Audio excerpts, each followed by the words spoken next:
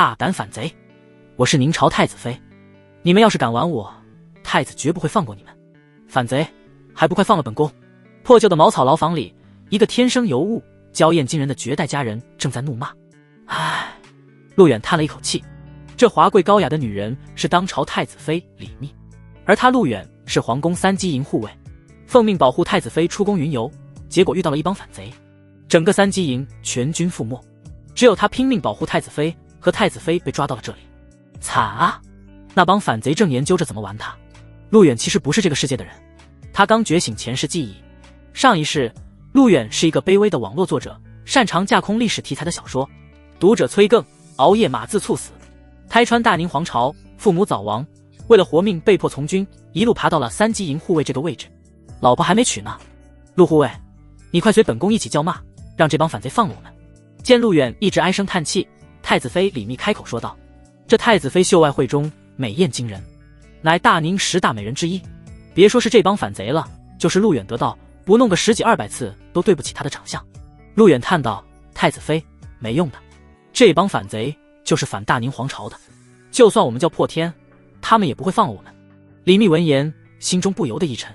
大宁皇朝开国100多年，如今是天官18年，各地灾害四起，民怨沸腾，再加上朝廷之内暗流汹涌，各大派系相互争斗，反贼现身，大限将至啊！唉，李密蜷腿屈坐在地上，不再叫骂了。他落到这帮反贼手上，结果已经可想而知了。陆远也不想死啊！突然，陆远脑海一亮，对啊，穿越不都是有系统吗？作为一个网络写手，他比谁都了解这个。统，陆远尝试地叫了一声：老统，统爹。没人回应，看来自己穿越是没有系统的。你大爷，什么好事儿都被那帮傻逼主角占完了，老贼，还我系统！人生短短数十载，可怜我陆远一世英名，今日就要死在这帮反贼手上。我他妈还没尝过女人什么味道呢。陆远一声长叹，前世就没有尝过，好不容易交了个女朋友，结果在会所点钟的时候点到了，妈的，还收了他的钱。听到陆远的话，李密突然间想起了自己这一生。他从小生活在富贵家庭，父亲是个征南大将军，后来嫁到了皇宫，被立为太子妃。如今，陆护卫，李密叫了陆远一声：太子妃，等会儿我会拼死护住你，你找个机会就逃命去吧。属下也就这点能耐了。陆远摇了摇头，一阵感慨。作为护卫，他理当护主；作为男人，他也绝不能让女人受辱。这话让李密一阵感动，逃是逃不掉了。他所求的就是不被别人玷污。李密说：陆护卫，与其让这帮反贼玷污了本宫，倒不如本宫让你尝尝女人的味道。卧槽！李密这话一出，陆远瞪大了眼睛。我滴妈！真假？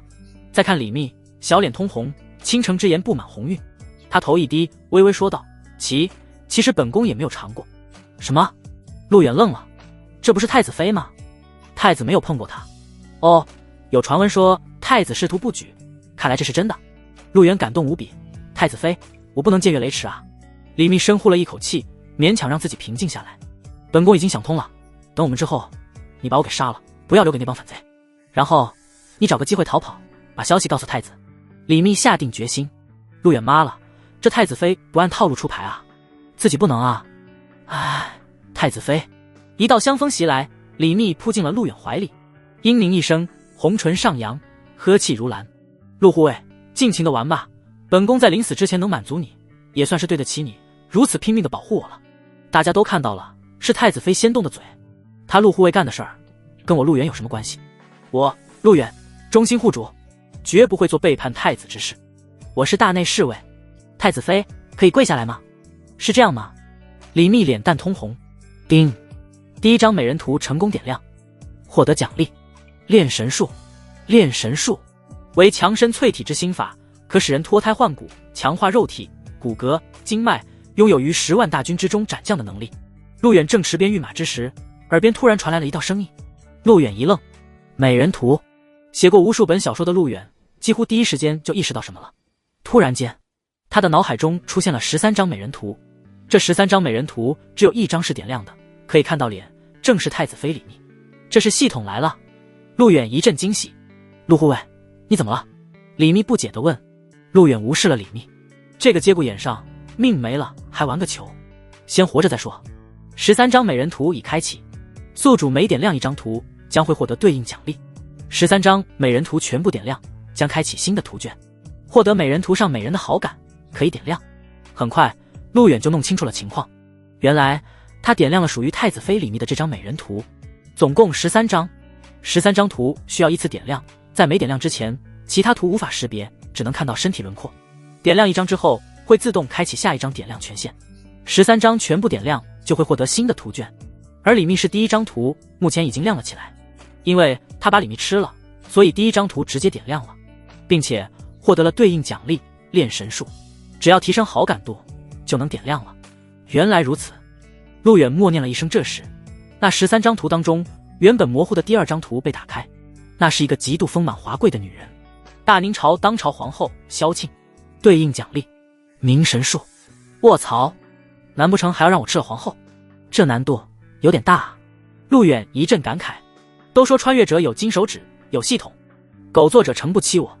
在陆远的13张图的右上角果然出现了一个炼神术的图标，陆远可以确定不用死了。当下选择修炼，叮，已开启自动修炼，可随时关闭。修炼炼神术一层中，顿时陆远能够听到自己的骨头传来咯吱吱的声音，肌肉、经脉、骨骼仿佛都在这一刻被加强。陆远拳头紧攥，陆护卫，你好像又……李密喘着气轻轻出声。陆远深呼了一口气，而且这系统还能自动修炼，都不需要自己动。陆远笑了，起身说道：太子妃，我们2个不用死了，今天我要带你杀出去，送你回宫。啊，陆护卫，你说的是真的吗？李密一阵惊喜。踏踏踏。就在这时，外面传来了一阵凌冽的脚步声，那帮反贼来了。陆远铁拳紧攥，李密躲在陆远身后，脚步声越来越响。这次抓了宁朝太子妃，赵王大喜之下要犒赏3军呢。这宁朝太子妃可是罕见的美人，咱们赵王做梦都想上呢。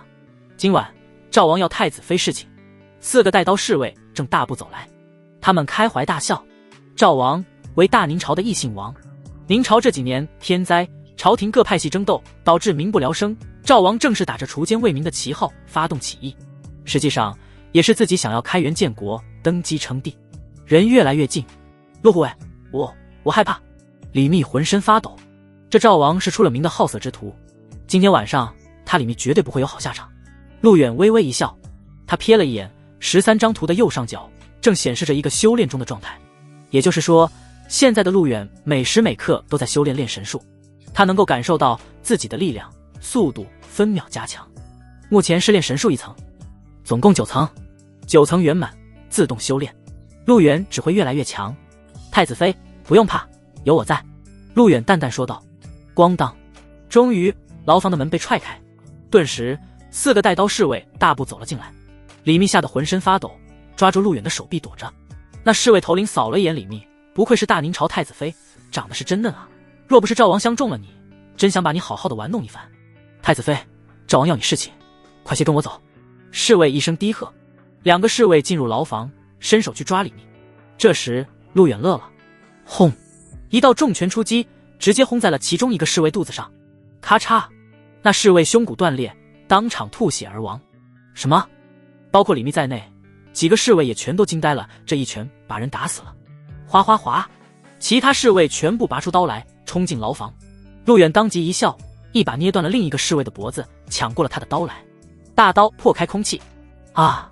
惨叫袭来，不稍片刻，4个侍卫全部被斩杀于此。李密激动坏了，他满脸花痴地看着陆远，这一连串的动作堪称行云流水，说不定他们今天真的能够逃出升天呢。不好，快来人，这小子杀了我们的人。随着里面的动静传来，外面几个人被吸引了过来，顿时又有10几号拿着长枪的小兵冲进牢房。陆远一把抓住了李密的手，太子妃，跟我来，我带你杀出去。陆远大刀挥出，劈翻了一个小兵，他的身体分秒都在加强。陆远不用担心实力的问题，他带着李密一人一刀，直直地杀出了牢房，来到了外面的营地里。赵王要攻打渭城，大军在渭城以西驻扎，大营内瞬间混乱起来，一道道喝声响起，宁朝太子妃逃跑了，快拿下他们！来人！一道道喊声响起，营地的士兵全部围了过来。陆远丝毫不惧，一人一刀，带着李密杀出重围。李密浑身激动，此刻看陆远的眼神都变了。他李密从未见过如此高大帅气的男人。一想起自己身为太子妃，刚刚于他跪下，就不由俏脸一红。报！启禀赵王，那宁朝太子妃和他的侍卫从大牢里杀了出来，目前正在营地大开杀戒。赵王的营帐内，一个士兵急匆匆地前来禀报。你说什么？一个3级营护卫还能杀出我的大营不成？传令赵辉将军，即刻给我将其斩杀。赵王赵胜开口吼道。传令赵辉将军。传令。营地内一路横杀，陆远眯着眼睛，手上的大刀还在滴血，李密身上都被血染红了。陆远将他护在身后，任凭千军万马也休想进他分毫。驾！有策马声响起，李密抬头喊道：陆护卫小心，他们的大将军出来了。陆远转过头，一名黑袍大将策马而来。这黑袍大将名叫赵辉，是赵王的堂弟，赵家军手下第一战将，曾将宁朝威武将军斩落于马下，赫赫有名的将军。那赵辉手握战刀，厉声喝道：小子，拿命来！陆远则丝毫也不着急，他淡淡一笑。在赵辉战马冲来的瞬间，陆远的刀直接甩了出去，只听扑哧一声，强大的力量贯穿盔甲，那赵辉直接掉落于马下。什么？赵将军被杀了？这怎么可能？他可是将军啊！大将被杀，其他小兵全部都镇住了，他们一个个瞪大眼睛，这可是赵家军的一员大将啊！太子妃，快上马！陆远斩杀了赵家军大将，此刻也不停留，一把拖住李密的屁股，把他送上了马。李密脸蛋红红，陆远翻身而上，也跳到了马背上，两人同骑一匹马，向着大营外冲了过去。驾！陆远吼道。马撞开了营地的门，绝尘而去，只留下一众小兵，一个个瞪大眼睛看着那赵辉的尸体。报告赵王，赵辉将军不足一合，便被那侍卫斩于马下。那侍卫带着太子妃已经冲出了营门。王帐内，小兵急忙前来禀告。文武百官闻言，全部都是虎躯一震。赵王赵胜更是猛地站了起来。你说什么？一个3级营的侍卫能斩我一员大将？不可能，这绝对不可能！追，给我追！此时陆远已经带着李密骑马冲出了赵王大营。陆远一路直奔魏城而去，只要到了魏城，他和李密基本是全身而退了。陆护卫，你好厉害，我们居然真的逃出来了！李密坐在马上，满脸兴奋地感受着呼啸的狂风，他开心地说道。陆远一笑，一手搂住了李密的柳腰。太子妃，放心，有我在，那帮反贼是不可能得逞的。李密低头一看，脸蛋通红，不过他并没有制止。两人刚刚已经发生了那种事情，搂一下又能怎样？驾！战马狂奔，不足1个小时的时间，陆远和李密就到了魏城城下。马停了下来，城墙上一个小兵开口喝道：城下何人？速报上名来！陆远喝道：我乃3级营护卫陆远，面前这位是当朝太子妃，还不快速打开城门，迎太子妃进城！什么？太子妃？我靠！太子妃不是被赵王抓了吗？这怎么可能？城上的小兵惊呼出声，他们都知道太子妃被赵王抓了，怎么可能会逃出来？那小兵喊道：太子妃，您稍后片刻，容我禀告陈将军。魏城府衙，几路将军正在府衙商讨战事。赵王谋反之际，宁朝朝廷迅速动员，皇上派中军大将陈英率领5万战士前来平反。可他们接到的消息是，太子妃落入了赵王手中。朝廷几次下达旨意，此刻陈英已经愁坏了。列位将军，赵王突然谋反，致使在外云游的太子妃未能及时回宫，以至于如今太子妃被抓，朝廷已经下达旨意，让我等迅速发兵救援。不知各位有何良策？陈英坐在帅案之后，他一身盔甲，威武不屈，在大宁朝，陈英的功劳可排得上前10。今年40岁的陈英，打过大大小小110余场战斗，破匈奴，杀蛮夷，可谓是功高盖世。但他还是第一次打这种仗，自家的太子妃在对方手上，这是一种奇耻大辱啊！事实上，在李密出宫云游之前，四方势力并没有揭竿而起，大宁朝还掌握着大片疆域。可突然间，随着各地义军四起，赵王跟着一同谋反李密，在紧急回宫途中遭遇赵王偷袭，这是宁朝之祸事啊！将军，赵王好色成性，以他的秉性，只怕而今太子妃已经被他给糟蹋了。末将提议，领兵1万，夜袭赵王大营，为太子妃报仇。一名将军站了起来，开口道：对，没错，杨将军所言极是，为太子妃报仇。各路将军纷纷怒喝：太子妃被侮辱，等同于大宁朝被侮辱，而大宁朝被侮辱，等同于他们这些将军被侮辱。如今战士们是群起激昂，是要为太子妃报仇雪恨。众将军喝道。陈英深吸了一口气，当然他也十分清楚，太子妃这一去必然改写了命运，即便他能活着回来，只怕也是一生与冷宫相伴。陈英猛地拍了一下帅案，将士们，赵王谋反，愧对先皇，我等是受国恩，当奋勇杀敌。如今太子妃被抓，我等七尺男儿岂能坐视不理？将士们，随我杀赵王，迎回太子妃。陈英振臂一呼，四方回应，杀赵王，迎回太子妃。报！突然一道紧急喊报声响起，一个小兵急匆匆地跑了进来，单膝跪地，双手抱拳，启禀大将军，守城将士来报，太子妃已到城门下，请求进城。轰轰轰！什么？太子妃在城门下？什么情况？那小兵的话音一落，在场的各大将军无不是猛地一震，齐齐瞪大眼睛。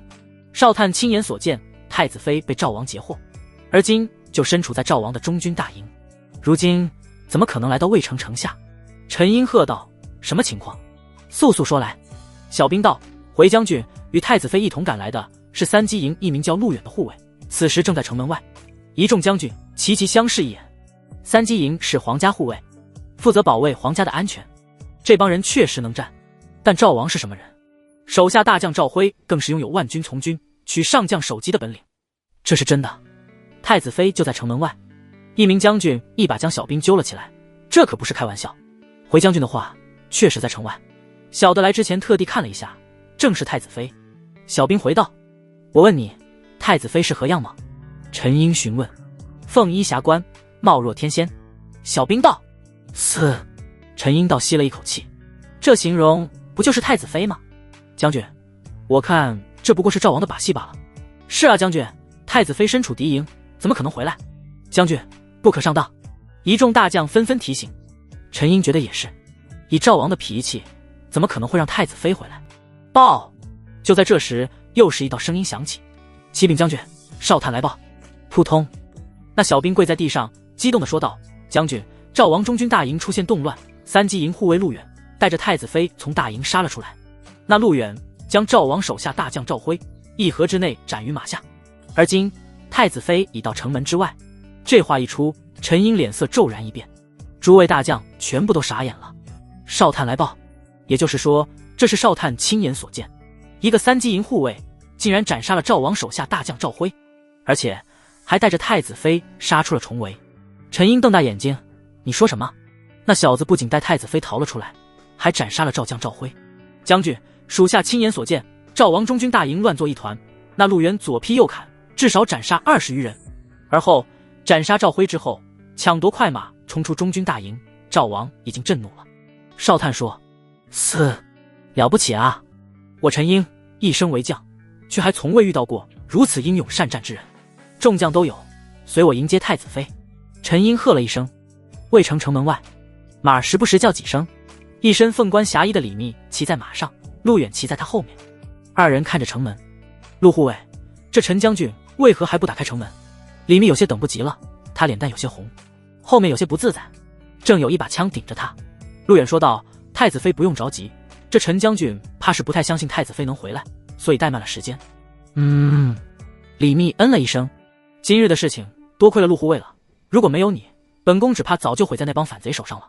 李密很清楚陆远立了大功，等回到宫中，我一定奏明皇上，为陆护卫升官进爵。李密正说着，此时渭城的城门缓缓打开，一身盔甲的大将军陈英带着手下众将士从城内走了出来。一众大将纷纷单膝跪地。陈英道：渭城守将陈英拜见太子妃，恭迎太子妃进城。说话间，陈英偷偷打量太子妃。陆护卫，你让我下来。李密轻声道。陆远和李密从马上下来。李密轻咳一声，一副皇家女人的气派。他缓缓走到陈英等人面前，开口道：陈将军快快请起，本宫受了那帮反贼埋伏，身陷敌营。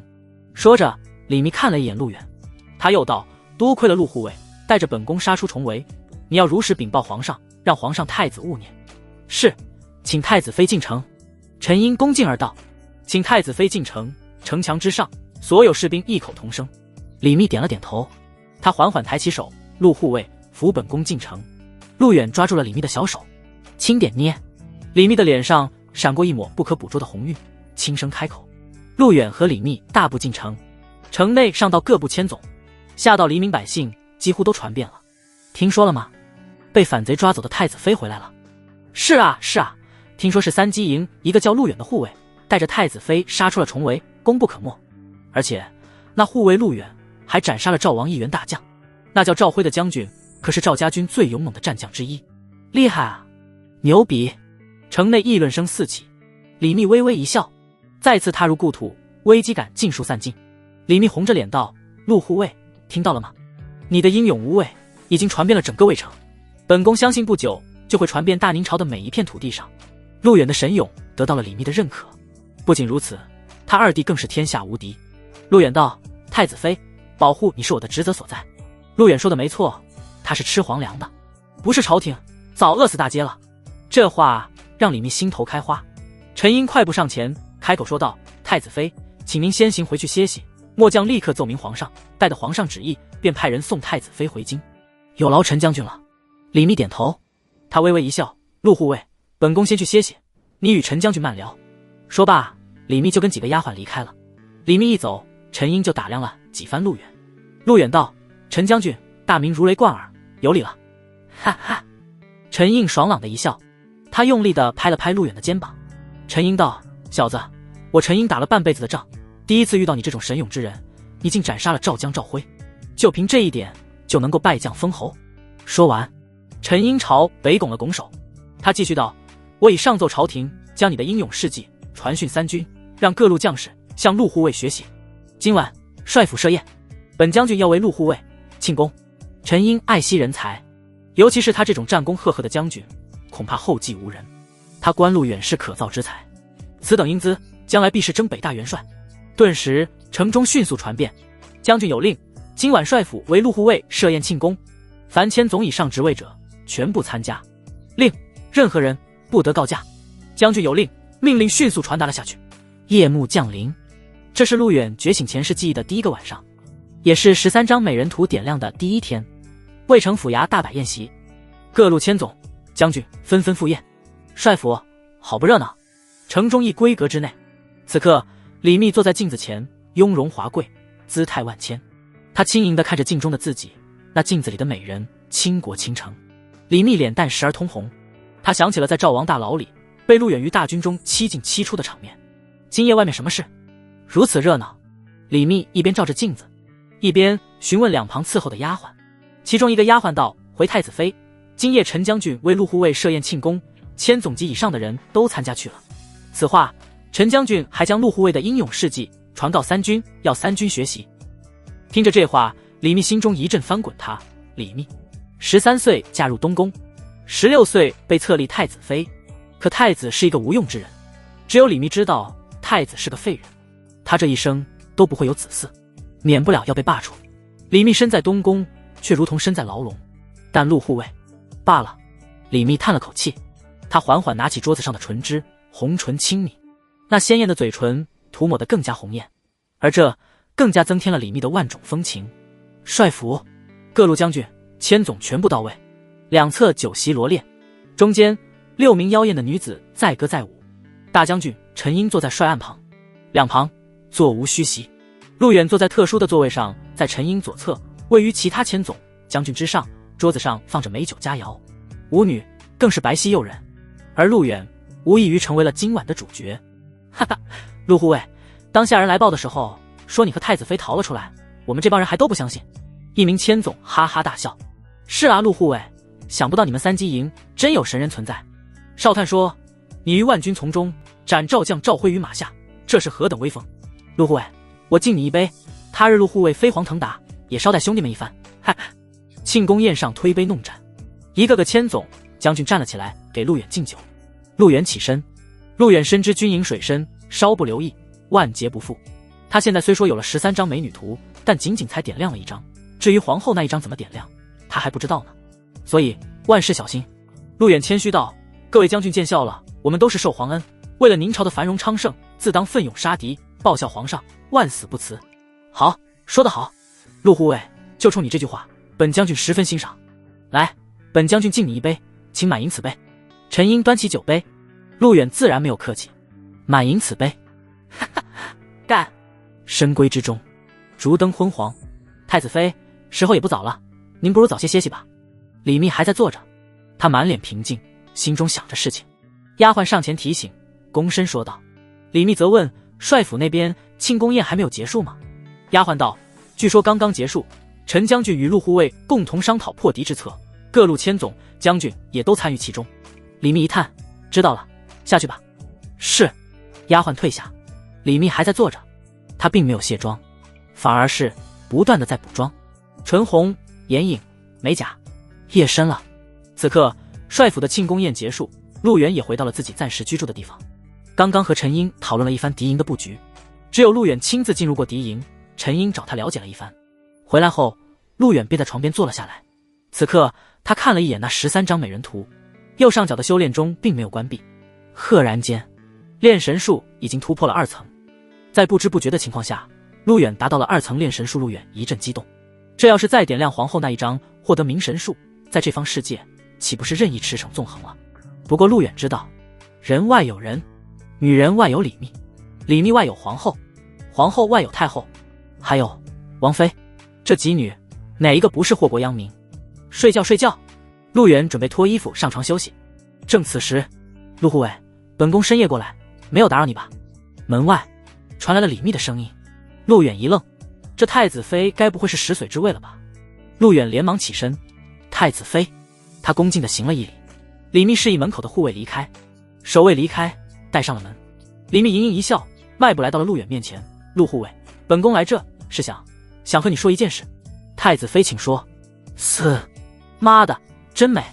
李密的脸蛋总是时不时红一下，他偷偷地瞧了陆远一眼，奇耻道，陆护卫，今日在赵王牢房发生的事情可不能说出去，不然的话，你我2人人头落地。陆远可不是傻子，搞了太子妃，这不得诛9族。陆远还以为什么大事呢。他恭敬道，太子妃请放心，这是关乎我们的生死，我是打死也不会说出去的。李密轻嗯一声。陆远见状，一把搂住了李密的腰。李密嘤咛一声，娇躯软在了陆远怀里。陆远在李密白皙的脖颈上闻了闻，真他妈香。陆远说道，太子妃，你可真是个小妖精。噗嗤，太子妃突然娇笑出来，随即又是满脸通红。今天在牢房，太子妃都流血了，一血陆远拿的。这时李密轻声问，还要跪下来吗？可以吗？陆远一阵激动，当然。李密一笑，随即他双腿一弯，跪在了陆远面前，并且扬起粉面，柔情似水，那双明晃的眼睛像是能够勾人一样。陆远道，太子妃，你好美，以后不准让任何人碰你，只有我陆远一个人，听到了吗？李密忽闪着大眼睛，好一会儿他轻嗯一声，本宫是你的。李密满脸春情，似有些羞涩，又似有些主动。太美了。陆远哪里忍得了这个，但还是强忍着道，太子妃，可以往前爬吗？陆远激动地问，是这样吗？李密眼睛眨了眨，往前爬了几下。太子妃，我的乖蜜儿。陆远，我的情郎，我的大秘密。次日，京师，一匹快马飞速赶往京城。皇宫，太极殿，吾皇万岁万岁万万岁！文武百官，一众大臣走上早朝，纷纷叩拜。此刻大殿之内罗列着大宁朝的所有重要官员，他们齐齐叩首。龙椅上坐着的大宁朝皇上宁正，宁正56岁，年号天官，在位18年。说他是个人君，他不是。在朝苛政，穷兵黩武，图耗国库，更是好色成性，后宫佳丽何止3000，说他是个暴君，他不是。在位期间修运河，废除殉葬制度，重用文官集团，算不上忠心之主，谈不上百废待兴，政绩可查。哈哈，各位爱卿，快快平身！想不到朕这么大年纪，还能够再得此人啊！宁正满脸笑容，众大臣一阵疑惑，纷纷不解。这时，太子宁琛站了出来，父皇龙颜大悦，定是有什么喜事，不如说与大家听听。众大臣附和。宁正笑道：“各位爱卿，好消息，天大的好消息啊！兵部驾部司呈上来一份快报，是大将军陈英从渭城紧急发往京师。昨日，我大宁朝出现了一位大将之才，朕甚是欣慰啊！”此刻，兵部尚书吕能站了出来，他恭敬作揖，转向了列位臣工，开口道：“列位大臣，这件事情还是由老臣代为皇上所说吧。今日一早，兵部收到陈英将军的密报，昨日被困反贼之中的太子妃已经逃了出来。这话一出，整个大殿顿时震惊无比，一个个大臣低声议论了起来。太子妃逃出来了？怎么可能？太子妃乃一介女子。太子宁琛激动了，他险些失态，惊呼道：“吕大人，此话当真？明儿他从反贼赵胜那里逃出来了。”兵部尚书吕能点了点头。有大臣询问：“吕大人，太子妃乃一介女子，怎会从赵胜那里逃出升天？这中间是否有什么差错？”“是吕大人，这是不可能的事情。自然，让李密逃出来，无异于是难如登天。”吕能则微微一笑。吕能道：“各位臣工，单凭太子妃一人断然不可能。可太子妃身边有3机营护卫路远，据哨探来报，3机营护卫路远舍身护主，带着太子妃从赵王大营一路杀出，杀敌20余人，并且斩杀了赵王手下大将赵辉。”什么？大殿内的文武百官齐齐一震。一个人单枪匹马，不，没有马，带着太子妃逃了出来，还斩杀了赵王大将。要知道，那赵辉可是赵家军核心大将。我的天，我大宁朝3机营藏龙卧虎，居然还有此人！那陆远竟然有如此能耐。如果是这样，这乃神兵盖世啊！万军从中取敌将首级，如同探囊取物一般，妙哉！惊呼声不断传来。太子宁琛则是一阵激动，宁朝还有这等人物。无论如何，他都要求父皇把这个人赏给自己。如得此人相助，他登基之后必然不敢有贼子犯上作乱。吕能道：“诸位说的不错，3机营路远，魏少探亲眼所见，他斩杀赵辉之后，抢夺快马，已经带着太子妃回到魏城。臣因快马加急，昨晚为陆护卫大设庆功宴，并将其骁勇传告3军，大大的鼓舞了将士们的士气。”吕能所说必然是经过确定的，要不然兵部也不敢妄自听信陈英的话，所以他是经过了周密调查。此言一出，一众大臣纷纷倒吸一口凉气，接着齐齐跪在了地上：“臣等恭贺皇上，得神人也，此将定能够为我天朝开疆拓土。”宁正笑了起来，他道：“众爱卿平身，这陈英在密报上为陆护卫请赏，以来鼓舞大军的士气。诸位说，朕应当如何去赏？”吕能道：“臣以为拜陆远为左将军，赏1000金，府邸1座。”臣附议，臣附议。众大臣纷纷开口。这时太子宁琛站了出来：“父皇，儿臣恳请父皇将陆远拜入东宫，儿臣定向陆将军学习。”看着宁琛，宁正满意的点点头。这皇上早晚是宁琛的，他这是想要发展自己的势力，得陆远此人便能制衡那些骄兵悍将。宁正道：“你旨。”传朕旨意，令陆远护送太子妃，即日启程返京。朕要拜他为太子府募兵，封左将军，赏1000金，府邸1座，让他回京领赏。皇上旨意。驾！一名传信兵手拿圣旨，骑马狂奔而去。快，打开城门！城门守将扬长而道：“听说了吗？皇上要重赏3机营路护卫呢。”“是啊，还说要拜他为太子府募兵。这小子岂不是和太子称兄道弟了？厉害啊！”城门小兵一个个羡慕不已。要是能住在东宫，死也值了。要知道，能见太子妃一面，少吃2顿饭都行。魏城城门楼，一大早，陈英就拉着陆远登上了城楼。魏城是赵王攻打大宁皇朝的第一站，守住了魏城，便等同于守住了宁朝大门。这赵王赵成是宁朝唯一的一位异姓王。赵王曾是宁正的铁杆兄弟，发誓要为宁正驻守江山。然而随着各地义军四起，赵王便趁虚而入，他的目的无异于是直达京师。秦王杀驾，陆护卫陆远和陈英走上城楼，身后跟着一些千总。陈英放眼万里，开口问道：“如今各地叛军四起，赵王趁势而入，这魏城便是国之大门。以陆护卫来看，当如何才能够击败赵王，守住这江山万里？”陈英是负责剿灭叛乱的，魏城即是第一关卡。对陈英来说，这一战非常重要。陆远能从赵王大营绝地而出，此子定然不容小觑。所以陈英想听听陆远的意见。陆远当下也不客气，开口回道：“陈将军，赵胜不过是徒有其名罢了。当年皇上念他守边疆有功，封他为王。这反贼不念皇恩，反倒是起兵倒戈，终不会长久。”唉，陈英一叹：“是啊，但这赵王手上的赵家军却也非同小可，他手握10万兵权，如今来势汹涌，不好对付。”陈英微微感慨：“我有一计，可助陈将军大破敌军，建功立业。”陆远开口说道：“当真？贤弟，快快说来。”陈英一阵激动：“闺阁之内，昨夜李密被陆远弄了半个晚上，直至今晨方才醒来。坐在镜子前，身后的丫鬟正在给李密梳妆。丫鬟忍不住夸赞道：“太子妃，您真的太美了，我伺候过很多主子，但从没见过您这么美的。”李密却并不开心，他满脑子都是昨晚的影子。李密这一生并不快乐，尤其是嫁到东宫以来。当初婚事是皇上的旨意，他并不敢违抗，但作为一个女人，李密也有自己的想法。陆远奋力保护她的英姿，让她已经上头了，或者说是沦陷。陆护卫去哪了？为何一大早不见他？李密并没有在意丫鬟的话，他对自己的美丽深感自信。回太子妃，今儿个一早，陈将军就拉着陆护卫去了城楼，商讨讨伐赵王的对策去了。据哨探来报，昨夜送往京城的密信已经到达，听说皇上和太子非常高兴呢。丫鬟笑道。李密微微一笑，不知道为什么，一会儿不见陆远，就觉得身上有蚂蚁在爬，痒得很。城门楼上，这里摆着一张桌子，陆远和陈印对坐，桌子上放着一壶茶。陆远作为一个拥有前世记忆的人，又是一个历史写手，他对历史实在是太过于了解了，深知历史上各大战役、兵法等等。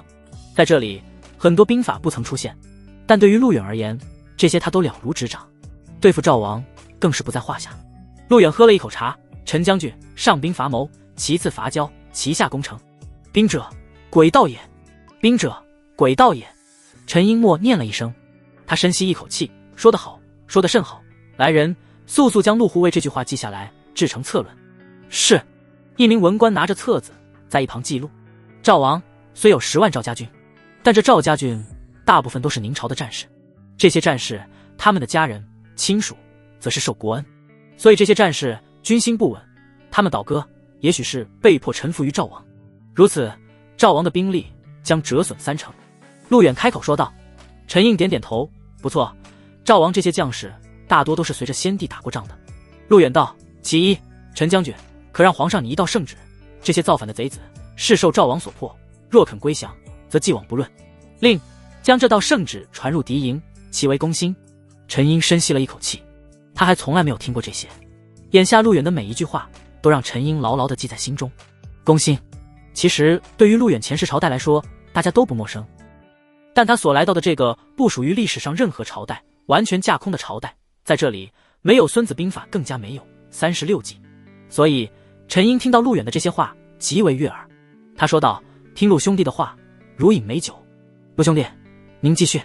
陆远道，攻心未上，其次伐交，可派使者出使赵营，并对赵王晓之以理，告诉他谋反厉害，若肯交出兵权，进京面圣，则可饶其性命，既往不咎。如此可不费一兵一卒。陈英震惊极了，他连连点头表示认可。陆远接着道，其下攻城，如以上2计军部奏效，陈将军可分3路兵马。第一路分兵孟良，与魏城形成犄角之势，可共同御敌。第二路藏于东侧山谷之中，但见赵兵攻城，可顺势杀出，截断其退路。第三路赵军攻城，营内必然空虚，战火一起，这一路人马可偷袭赵营，以攻其粮草为主，不可恋战。妙妙妙！听着陆远的话，陈英激动地站了起来，连说了几个妙字。一旁的千总们也都听得愣住了，这一道道计策令人热血沸腾。陈英笑道，陆兄弟，明朝有你这等人才，乃江山社稷之福，乃皇上之福。陆兄弟今日的计策，愚兄铭记在心。其实这些并不是什么高明的学问，在陆远的上一世，几乎10岁小朋友都知道。不过那也是因为有前人栽树，后人乘凉。陆远点点头。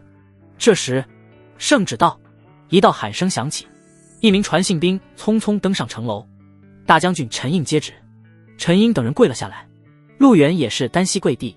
皇上圣旨，着陆护卫护送太子妃立刻回京，接受皇上召见，钦此。陈英接了旨意。当然以陆远这种人才，自然是要留在宫中效力的。陈英哈哈一笑，来人，立刻给太子妃备马车，1个时辰后护送太子妃回京。是，将军。陆兄弟请。陈英做了个请的手势。这陈英也算是一表人才，一员虎将，一心效力于朝廷。陈英的战功在朝中虽然比不上那些骄兵悍将，但其在于忠心耿耿。太子妃，太子妃，皇上的旨意到了。闺阁内，李密正在坐着，丫鬟开心地跑了进来。李密转过头，那丫鬟道，皇上旨意，责令陆护卫护送太子妃回京，进京面圣。皇上这是要为陆护卫升官加爵了呀。李密笑了，这一笑人就更美了。如果皇上肯为陆远升官加爵，那么陆远必然要留在朝中做事，以后也方便了他。但李密也背的是要回皇宫，今后再想见到陆远可就难了。不过为了陆远的大业着想，必须尽快回去。太好了，终于可以回宫了。中午，一辆銮驾已经在城中等候，陈英派了30护卫护送李密，2个陪同丫鬟陪着李密上了车，陈英则拉着陆远的手大队出城。陈英道：陆兄弟，你先行回京，等我打败赵军之后，你我兄弟2人在京城相会。陈英如同认识了一个知己啊，正如他所说，和陆远说话如饮美酒。陈将军就送到这里吧，他日我们京城见。陆远自然也不客气，拱了拱手。在朝中认识一名武将倒也不错，今后免不了会生什么事端，倘若陈英能够带兵来救，嘿嘿。陈老哥，在下告辞。好，来人，牵马。陈英道。一匹马牵了过来。陆远上了马，抱拳冲各位将军说：各位将军，小弟先行一步，等你们大败赵军，我们在京城相见。哈哈，恭送陆护卫。陆护卫，请驾。陆远追上了李密的轿辇，轿辇已经出城。陆远骑马走过，轿子上的李密拨开轿帘，微微一笑：陆护卫适才与陈将军说什么呢？这么开心？陆远回道：回太子妃，聊了一点小事儿。李密脸蛋微微一红，他眉目含情，又想起了昨天晚上自己跪着爬了好几圈。驾！李密合上轿帘，不知道为什么他又想了，难道这就是芳心期许吗？车队行进了30里，陆远骑在马上，带队走在前面，李密的轿子在中间，后面一队护卫护送。当行进到一处道上时，那随行的丫鬟于蝶轻声一笑：太子妃快看，好美的桃花林。李密放眼去看，不远处出现了一片桃林，如今是桃花鲜艳，美不胜收。陆护卫。陆远正在前面走着，李密却是叫了一声。陆远停了下来，示意队伍停止前进，以为是出了什么事。陆远骑马来到李密身边，开口问道：太子妃怎么了？李密红着脸蛋：那边有一片桃花林，很是漂亮，本宫想去瞧上一瞧，你陪同本宫过去吧。陆远转头看了一眼，虽说目前是在宁朝的疆域里，但各地叛军四起，怕也是不安全。正要拒绝，李密却突然忽闪了一下眼睛。好吧，谁让他这么听话呢？那行，就下来看看吧。陆远应道。好的。轿子停下，李密弯腰从轿子上下来，陆远伸手去扶，他一阵兴奋往桃林走去。陆远下令道：原地休息，我和太子妃去就回。是。众护卫应道。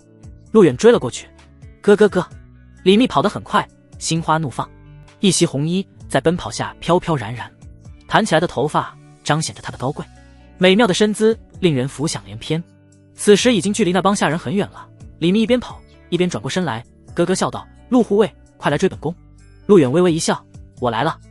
哈哈。李密跑得更快了，跑着跑着，李密就进入了桃花林。林中很美，桃花遍处。李密张开双臂，仰起头，闭上眼睛转了一圈，好美啊，这里真的像是世外桃源，真想永远的留在这里。李密的眼角落下几滴眼泪，他出身大将军之家，父亲战死，皇上将他许配给太子。大婚第一天，太子没有碰他，后来听丫鬟说太子对女人没有兴趣，他就知道自己将来肯定会和太子一起死，因为太子无嗣不能生，乃欺君之罪。太子妃。李密正陶醉着，突然一只手挽住了他的柳腰。李密睁开眼睛，脸上挂着无比灿烂的笑容，却又夹杂着一丝红晕，用面若桃花形容再不足为过。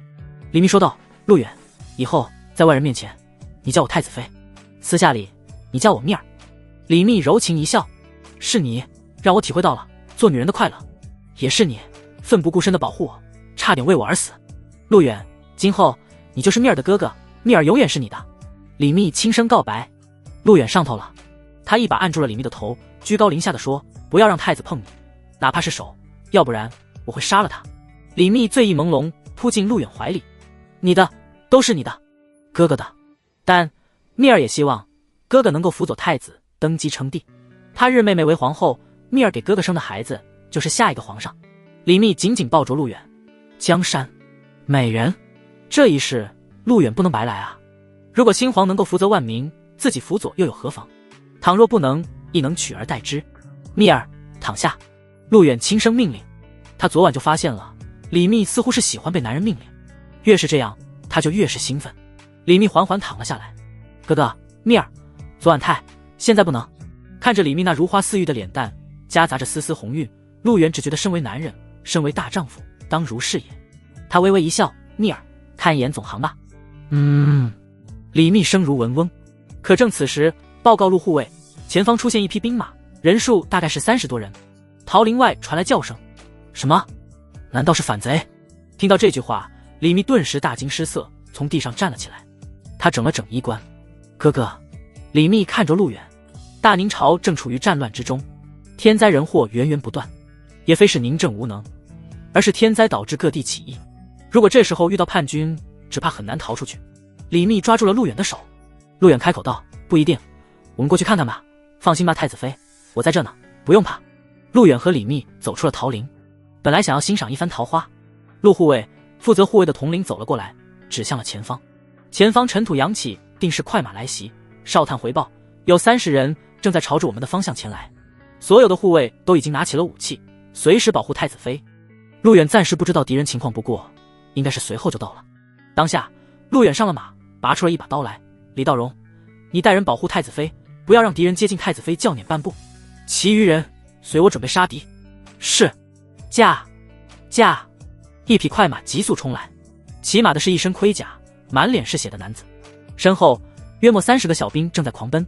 前方可是太子妃也。那男子一边纵马一边喊道，听着声音像是自己人。陆远手握大刀。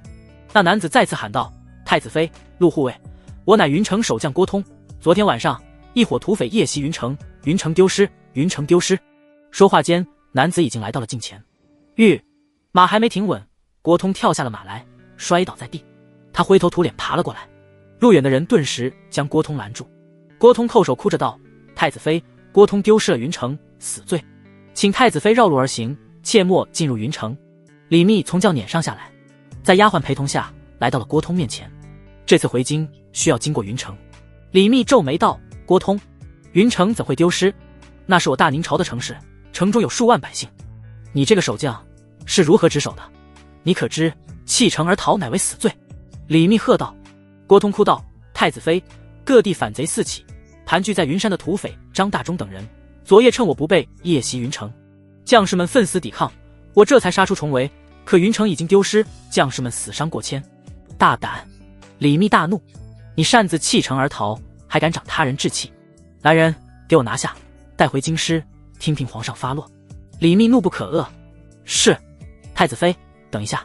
陆远见状拦住了李密。李密看向陆远，陆护卫，你有什么话要说吗？陆远点点头。护卫退下。陆远从马背上下来，将郭通扶了起来。郭将军，这帮土匪有多少人？现如今你手下还有多少人？你如实禀报给我。郭通喘着粗气，他身上有血，看得出受了伤。郭通双手抱拳，敢问可是斩杀赵军大将赵辉的陆护卫？皇上800里加急，各地驿站客馆都已经听说了，守城将军自然知道。云城不大，是一座小城，这里居住了3万多百姓，郭通弃城而逃，却为死罪。陆远回道，正是在下，回答我的问题。郭通跪了下来，原来是陆护卫，您的大名属下已经听说。回陆护卫的话，土匪共计3000余人，弓箭手800人，云城守军昨夜死伤1000人，现如今还剩下1000余人，他们正躲藏在远处的林中。属下听闻太子妃将要路过云城，特地带30人过来护送太子妃绕路而行。话毕，郭通磕了一个头，请太子妃禀告皇上，属下就算是战死，也要重新拿下云城。我已组织战士们于今夜发动袭击，哪怕是粉身碎骨，绝不负圣恩。郭通大声喊道。李密不知道如何是好，看向了陆远。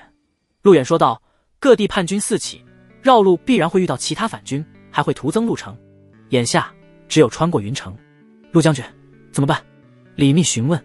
陆远想了想，开口道，郭通，从现在开始，你那1000人听我号令，我带你拿下云城，也算是功过相抵，可免死罪。郭通再次磕头，属下领命。陆远点头道，其他人立刻护送太子妃躲进桃林，等我杀了那帮土匪，我们再行出发。另外派飞骑进京，告诉皇上我们的处境。是。请太子妃上轿。太子妃。李密眼中满是不舍，他看着陆远，不得不上了轿。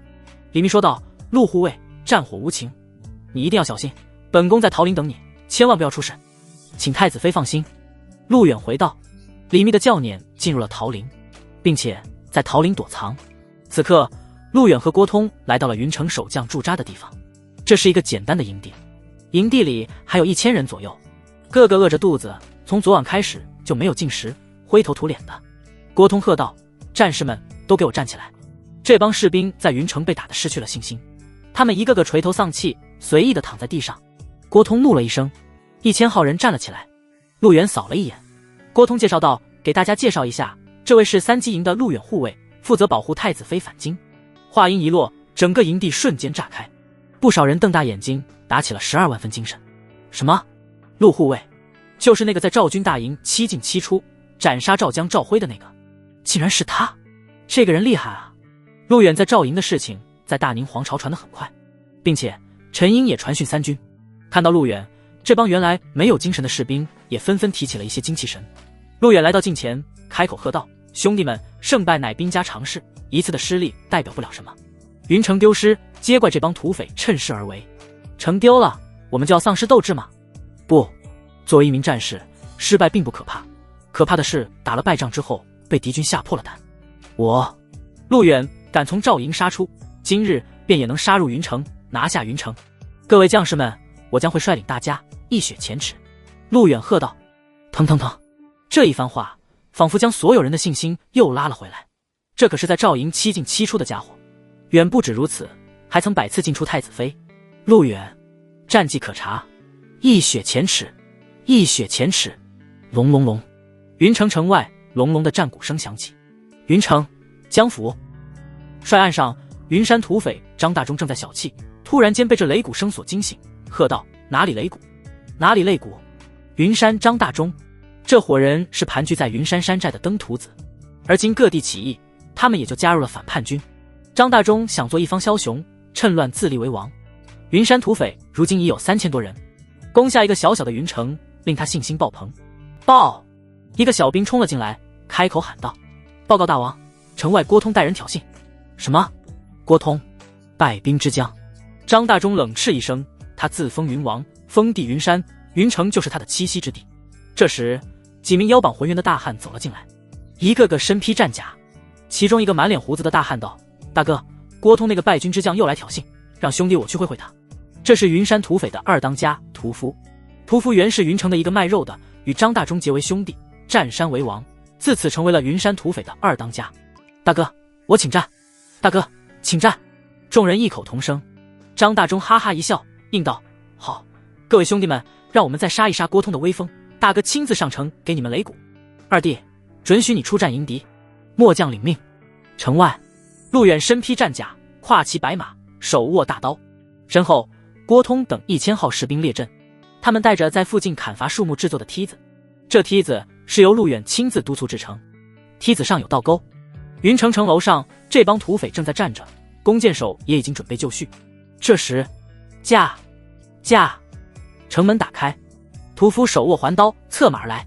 屠夫的马在城外停下，勒停战马，喝道：“阵前战将，报上姓名，本将军不斩无名之辈。”陆远满脸狠辣，一手抓着缰绳，一手握着大刀，淡淡说道：“宁朝3机营护卫陆远，来将何人？”爷爷屠夫，取你狗头！驾！屠夫策马奔来。咚咚咚，城墙上战鼓声响起。大当家张大忠、3当家李彪以及各位大将登上城楼。张大忠亲自擂鼓，喝道：“二弟，阵前斩将，快快取他首级！”屠夫一声冷笑，战马冲向陆远。陆远眼中寒芒四射，明晃大刀一转。此刻屠夫的环刀劈来，陆远歪头躲过，手中大刀扫过，鲜血喷出，一颗脑袋掉落在地，随之一具尸体从马上掉了下来。嗡！随着这一幕发生，城墙上下所有人都傻眼了。二当家不足一合，被斩于马下。轰轰轰！众人齐齐一震，张大忠等人瞪大眼睛，只觉得头皮一麻。这屠夫可是能征善战，力大无比，只一合被斩了，这怎么可能？2当家被杀了。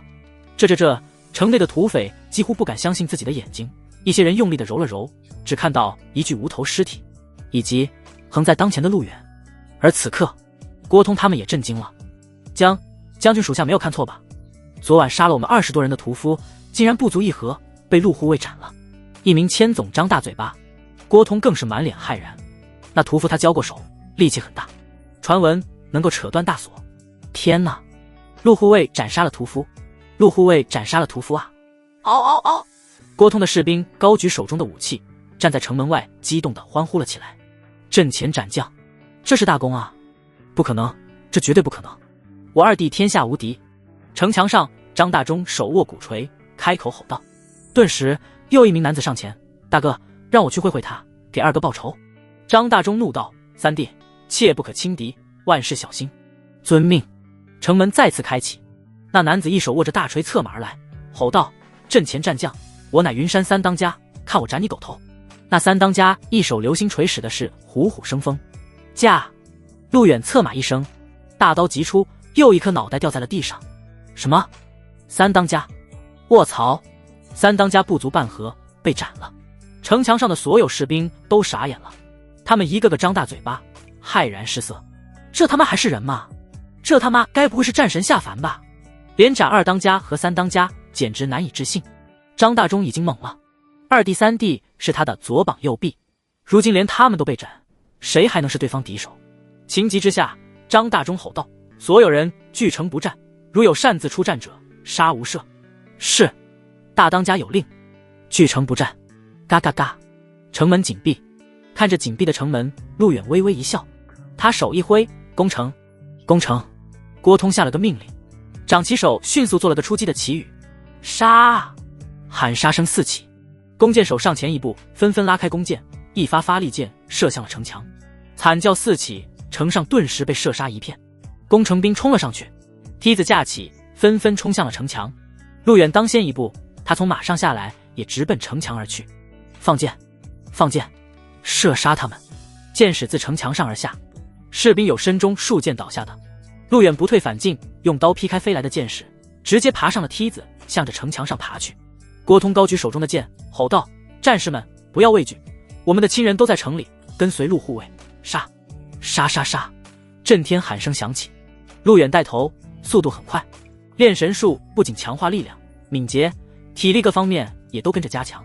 以陆远为首，身后的士兵纷纷跟上。他们要上来了，放箭，快放箭！张大忠慌了，不停地吼道。二当家和三当家接连被杀，这帮土匪的战意瞬间下降了一个点。如今陆远带头冲上，一时之间城墙上乱了。陆远没有任何犹豫，第一个踏上了城墙。给我杀！陆远喝了一声，噗嗤，大刀劈下这一刀，直接斩掉了张大忠的脑袋。张大忠张大嘴巴，满脸尽是惊恐之色。随着张大忠被杀，郭通等人登上了城墙。郭通吼道：“张大忠已死，其余人放下武器，可饶尔等性命，否则格杀勿论。”桃林深处，桃花相映。教撵在桃林隐藏，30个护卫守在左右。凤冠霞帔，天香国色的李密坐在桃林内。远处，擂鼓声、喊杀声，声声震天。正如风吹驼鼓山河动，电闪惊旗日月高。云城杀声四起，声声入耳。应该是陆护卫与敌军已经交手了吧？李密心中忧愁，他在担忧陆远。入宫这么多年，经历过各种各样的事情，再加上太子毫无男子气概，美人爱慕英雄，陆远拼死守护他的万千英姿，深深地烙印在李密脑海中。再加上两人在牢房相交，此为生死之交，这陆远让他体会到了快乐。丫鬟于蝶却是一笑：“太子妃勿虑，陆护卫英勇善战，曾在赵军大营7进7出，好似猛将下凡。小小云城自不在话下。”这话让李密俏脸红晕，何止在赵营7进7出，自己身上到现在还肿着呢。他微微感慨，只盼陆护卫能够拿下云城，这样我们就能够星夜回到京城，便不再受战火之罪了。报！太子妃，太子妃！正说着，护卫李道荣急匆匆地跑了进来，那家伙跑得叫一个激动，就跟见到了自己失散多年的亲爹一样。以为出了什么事，李密慌忙起身，开口问：“出了什么事情？是不是陆护卫他们？”李道荣激动道：“太子妃，陆护卫率领郭通等将在云城校阵，陆护卫1合之内连斩对方2员大将。”什么？李密一喜，此话当真？太子妃，当真。不仅如此，陆护卫率先登上城墙，斩杀土匪头目张大忠，夺了对方战旗。他已带领郭通等人拿下云城，马上就要迎太子妃进城了。恭贺太子妃！李道荣单膝跪地：“太好了！”丫鬟于蝶开心地说：“太子妃，陆护卫真乃勇猛过人，神将下凡。”李密重重地点点头，抓住了于蝶的双手：“勇猛过人，天神下凡。”想不到短短时间内，陆远就拿下了云城。这种战绩，怕是宁朝那些骄兵悍将也是达不到吧？太好了，太好了！我们终于可以回京了。其实，李密并不想回宫，回到宫中就要待在那边牢笼内。如果可能的话，他甚至愿意和陆远远走高飞，只是那样会耽搁陆远的仕途。以陆远之勇猛，他将来必然是一方霸王，他身上有王霸之气。正此时，又几人从桃林走了进来，为首的是郭通。郭通来到近前，单膝跪地，双手抱拳：“太子妃，奉陆护卫之命，迎太子妃回城。”李密开心无比，但稍加掩饰，看着郭通：“郭将军，你虽丢失云城，但也奋勇杀敌，在丢城之后又跟随陆护卫一路势如破竹夺回云城。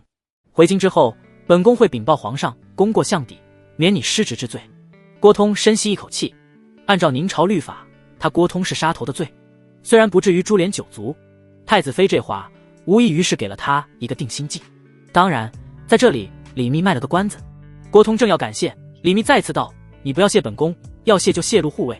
如不是陆护卫奋勇当先，云城夺不回来。”李密之所以这么说，就是要让郭通感激陆远。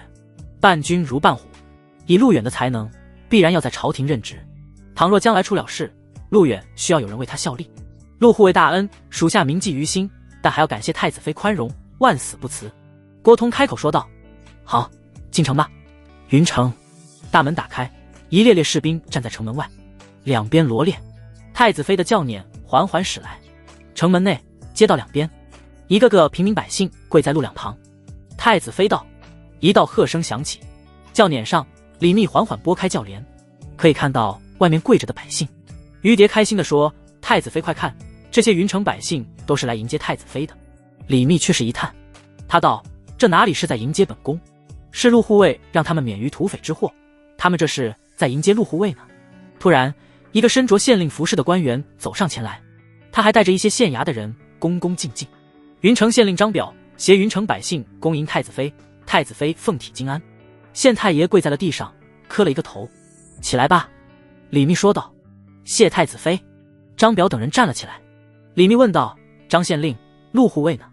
张表回道：“回太子妃，陆护卫到城上检查防御工事，下官先请太子妃回府衙稍作歇息，待明日一早再行启程。本宫累了也好。”李密合上轿帘，于蝶手一挥，队伍向着府衙走去。郭通的将军府先前被张大中霸占，恐脏了李密千金之躯，所以李密被暂时安歇在衙门，一路舟车劳顿，倒也是累了。过去后，于蝶便命人给李密打了洗澡水，而后亲自伺候李密洗澡。李密躺在木质浴缸之内，里面放着各种鲜艳的花瓣，千金玉体横陈在于蝶眼前。于蝶轻轻感慨：“太子妃，您的身体好生漂亮，又粉又嫩，令人爱不释手。”李密自然知道，但他这具身体只属于陆远。这才短时间不见，李密又微微想起陆护卫那刚猛的样子，那也是他人生中第一次迎接浓烈的爱，这种爱刻骨铭心。陆护卫还没回来吗？李密问。听说在城墙布防。于蝶回答。李密嗯了一声。蝶儿，本宫等下要穿那件白色的纱裙，你一会儿为本宫收拾一下。是，太子妃。日薄西山，天色快黑。陆远在云城巡视一周，从城墙上下来，守将郭通、县令张表等人跟随在两侧。一边走，郭通一边道：“我已上表皇上，将云城之事派快马送到京城。陆护卫今日之事，郭通铭记于心。”县令张表道：“陆护卫之勇猛，有目共睹。若非陆护卫斩将夺旗，我等都被那帮土匪囚禁了起来。张表等衙门的人是在监狱里放出来的，张大中将他们关了起来。你们二位客气了，时间不早了，先回府衙。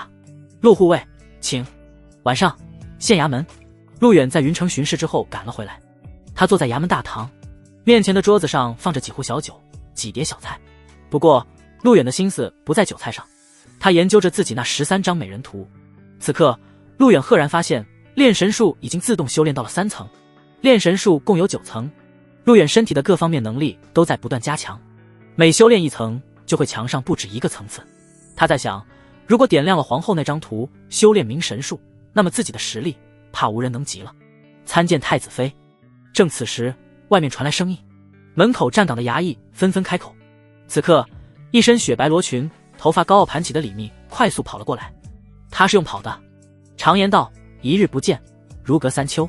李密刚刚沐浴完毕，身上散发着一股自带的体香，这香味间隔几米，便令门口的衙役欲罢不能。你们退下吧。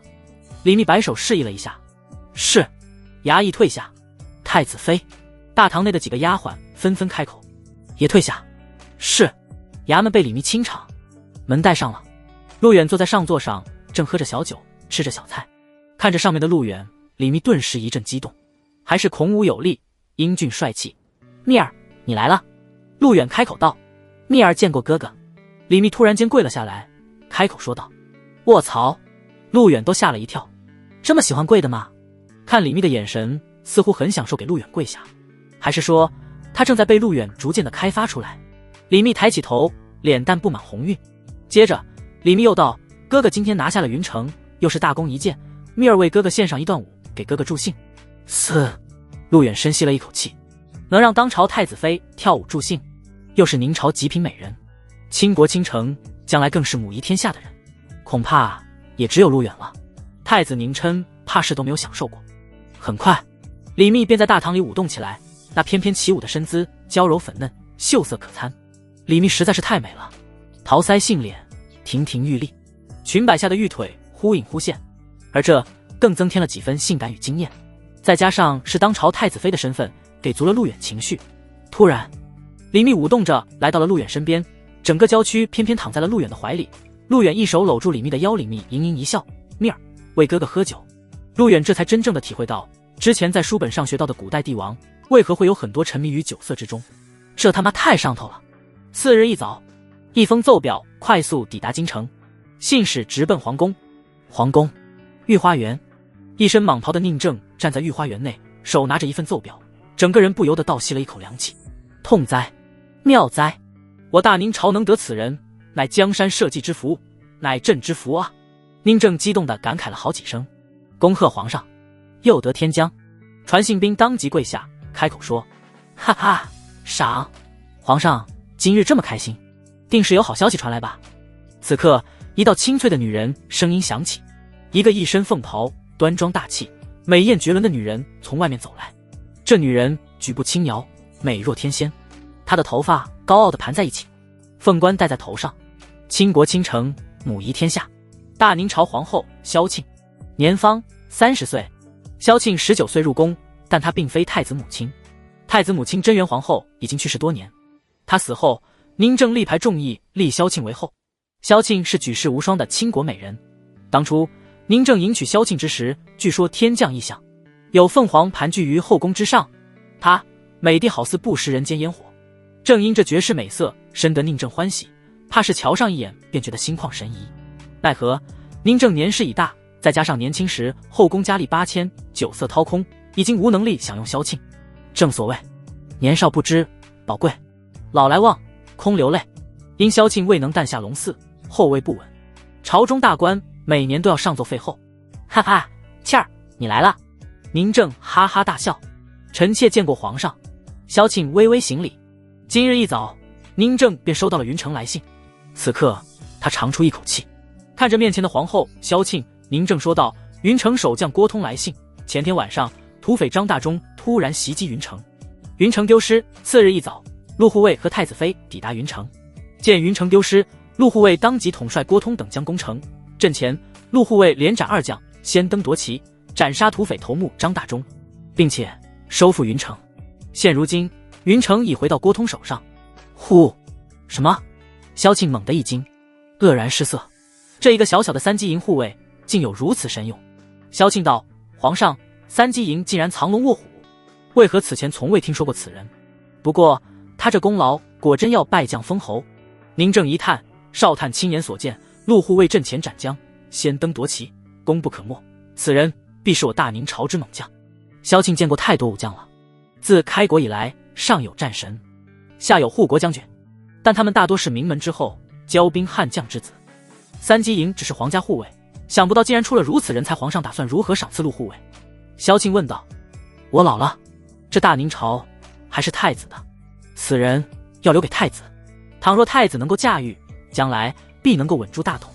宁正自知自己被酒色掏空，身体日渐虚弱，太子登基是早晚的事，只怕朝中政局不稳，再加上各地义军起义，路远必是太子之福。闻言，萧庆连忙说道：“臣妾替太子多谢皇上。”宁正点了点头，他微微一叹：“我本想交给太子一个太平盛世，奈何天灾人祸，民不聊生，各地起义，太子若无高人相助，朝中政局怕是不稳。启禀皇上，兵部尚书吕能求见。”这时，太监王振走了进来，开口道：“折他来见。”是。吕能，两朝元老，时任兵部尚书，一生为大宁朝效力，只可能吕能已老，怕不能辅佐太子。臣吕能拜见皇上。70岁的吕能跪在地上，磕了一个头。那吕能手中拿着一份奏章，拜见皇后。吕能，起来吧，你手上这是什么？宁正看到了吕能手上的奏章，吕能站了起来。萧庆则说道：“吕大人，可是要有重要的事情与皇上商议，需要本宫回避吗？后宫不得干政，这是祖宗留下的规矩。”吕能摇摇头，启禀皇上、皇后，此奏章为征召大将军陈英所奏，这奏章之上是陆护卫所言之兵法。什么兵法？宁正一阵惊讶。此兵法，陈将军觉得甚是妙哉，所以星夜着人做成策论，呈现于皇上。吕能说道：“快拿来朕看看。”宁正激动无比。兵法？大宁朝太缺兵法了。一直以来，各朝各代虽然出过不少大将，但大多将军只知征战，却不知策论。宁正接过奏表，打开看了起来，上面的话便是陆远和陈英主察时所论。当看着这些话，宁正不由得一阵激动。上兵伐谋，其次伐交，其下攻城。兵者，诡道也。兵者，诡道也。宁正不停地默念，此刻他的龙体竟然不由得颤抖了起来。上兵伐谋，其次伐交，其下攻城。兵者，诡道也。萧庆也是一声默念，他猛地抬起头来，这一刻明晃的眼睛里仿佛有光。当然，这话并不是陆远所言，而是他上一世古代历史名人所著。现在陆远不过是拿出来罢了。大宁朝不属于历史上任何一个朝代，且前朝经历不多，文明尚在发展当中。妙，妙啊！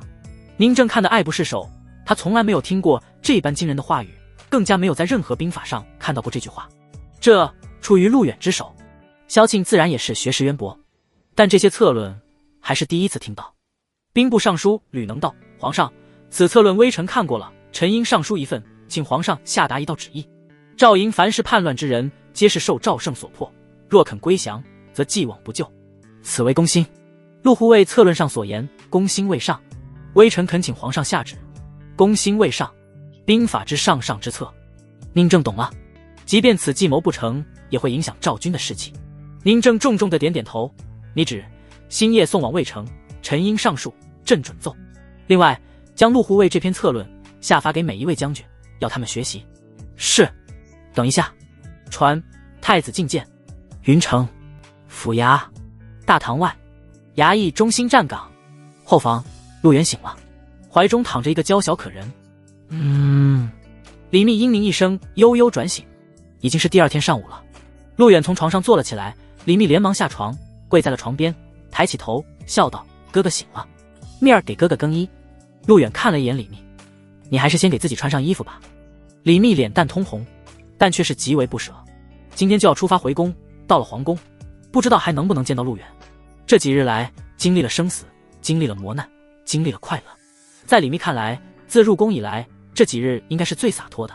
外面传来于蝶的声音：“于蝶说，太子妃，您起来了吗？时候不早了，我们该启程了。”就好。李密回道。说完，李密突然扑进了陆远怀里，他一副小鸟依人的样子。李密藏身陆远怀中，扬起粉面：“哥哥，蜜儿舍不得你，等回到皇宫，怕是想见哥哥一面都难了。”陆远微微一笑，一手捧着李密的脸：“放心，哥哥会去找你。”车队自云城出发，郭通、张表送行，一路浩浩荡荡，直奔京师。李密这一路上也很是开心。陆远骑在马上，在前面引路。李密时不时拨开轿帘，看一眼前面的陆远，含情脉脉，那眼神仿佛是在看爱人一样。于蝶自然有所察觉，这太子妃和陆护卫关系并不一般，所幸这一路再无任何变故，京师已再不远处。这天一早，皇宫勤政殿，宁正正在勤政殿批阅奏章，太监王振便走了进来，启禀皇上，少探来报，太子妃和陆护卫已距京城不足30里。宁正闻言大喜，天纵这才要回京了，传话让太子亲自出城迎接，为陆护卫牵马进城。宁正当即便下了一道旨意，他这么做无非是让太子与陆远交好，这也是为了太子日后登基，稳控朝政打下基础。朝廷内部党羽纷争，以太子的能力断然很难把控朝政，这个时候朝廷就需要制衡，彼此之间相互约束。圣上口谕让太子出城迎接陆护卫。东宫，王振宣读口谕，儿臣接旨。京城大门外，一列列队伍整齐有素，宁琛率领朝中一些官员站在城门外激动振奋。宁琛自然知道父皇这是要他接近陆护卫，为了以后得皇朝大业。此刻宁琛也非常想要见识一番这位天纵之才。整个京城上下几乎也传遍了，快看，太子和文武百官正在城外等候。听说了吗？据说是那位在赵营斩将的陆护卫回来了。靠，有如此殊荣，这个陆护卫必然要封王拜将了。太子亲自迎接，皇上这是极为看重他啊。大街小巷都是对此事的议论。陆远在赵营斩将，在云城平叛，连杀2将，此刻早已传遍整个京城。京城上上下下无人不知，无人不晓，而这更让朝中的一些势力感受到了一丝丝的威胁。明眼人一眼就能看出来，皇上是要让太子培养自己的人才。城外30里，马车缓缓前行，陆远一身盔甲，手握大刀，骑着白马走在队伍正前方。轿辇内，李密时不时拨开轿帘去看陆护卫，他叫了一声，陆远赶了过来。太子妃，这前面就是京城了吧？我们快到了。李密隐约有些欣喜。是，快到了。陆远回道。李密则挤出了一丝笑容，他轻声说，回到京城，皇上必然要召见陆护卫，今后陆护卫必然要升官加爵了。在外人面前，陆远自然不会僭越雷池。陆远道，等到了皇宫面圣再说。李密含情脉脉，一笑倾城，再笑倾国。驾！驾！李道荣策马奔来。说起这李道荣，是陈英麾下的一员千总。李道荣是李密家族的人，按照辈分算是李密的叔辈。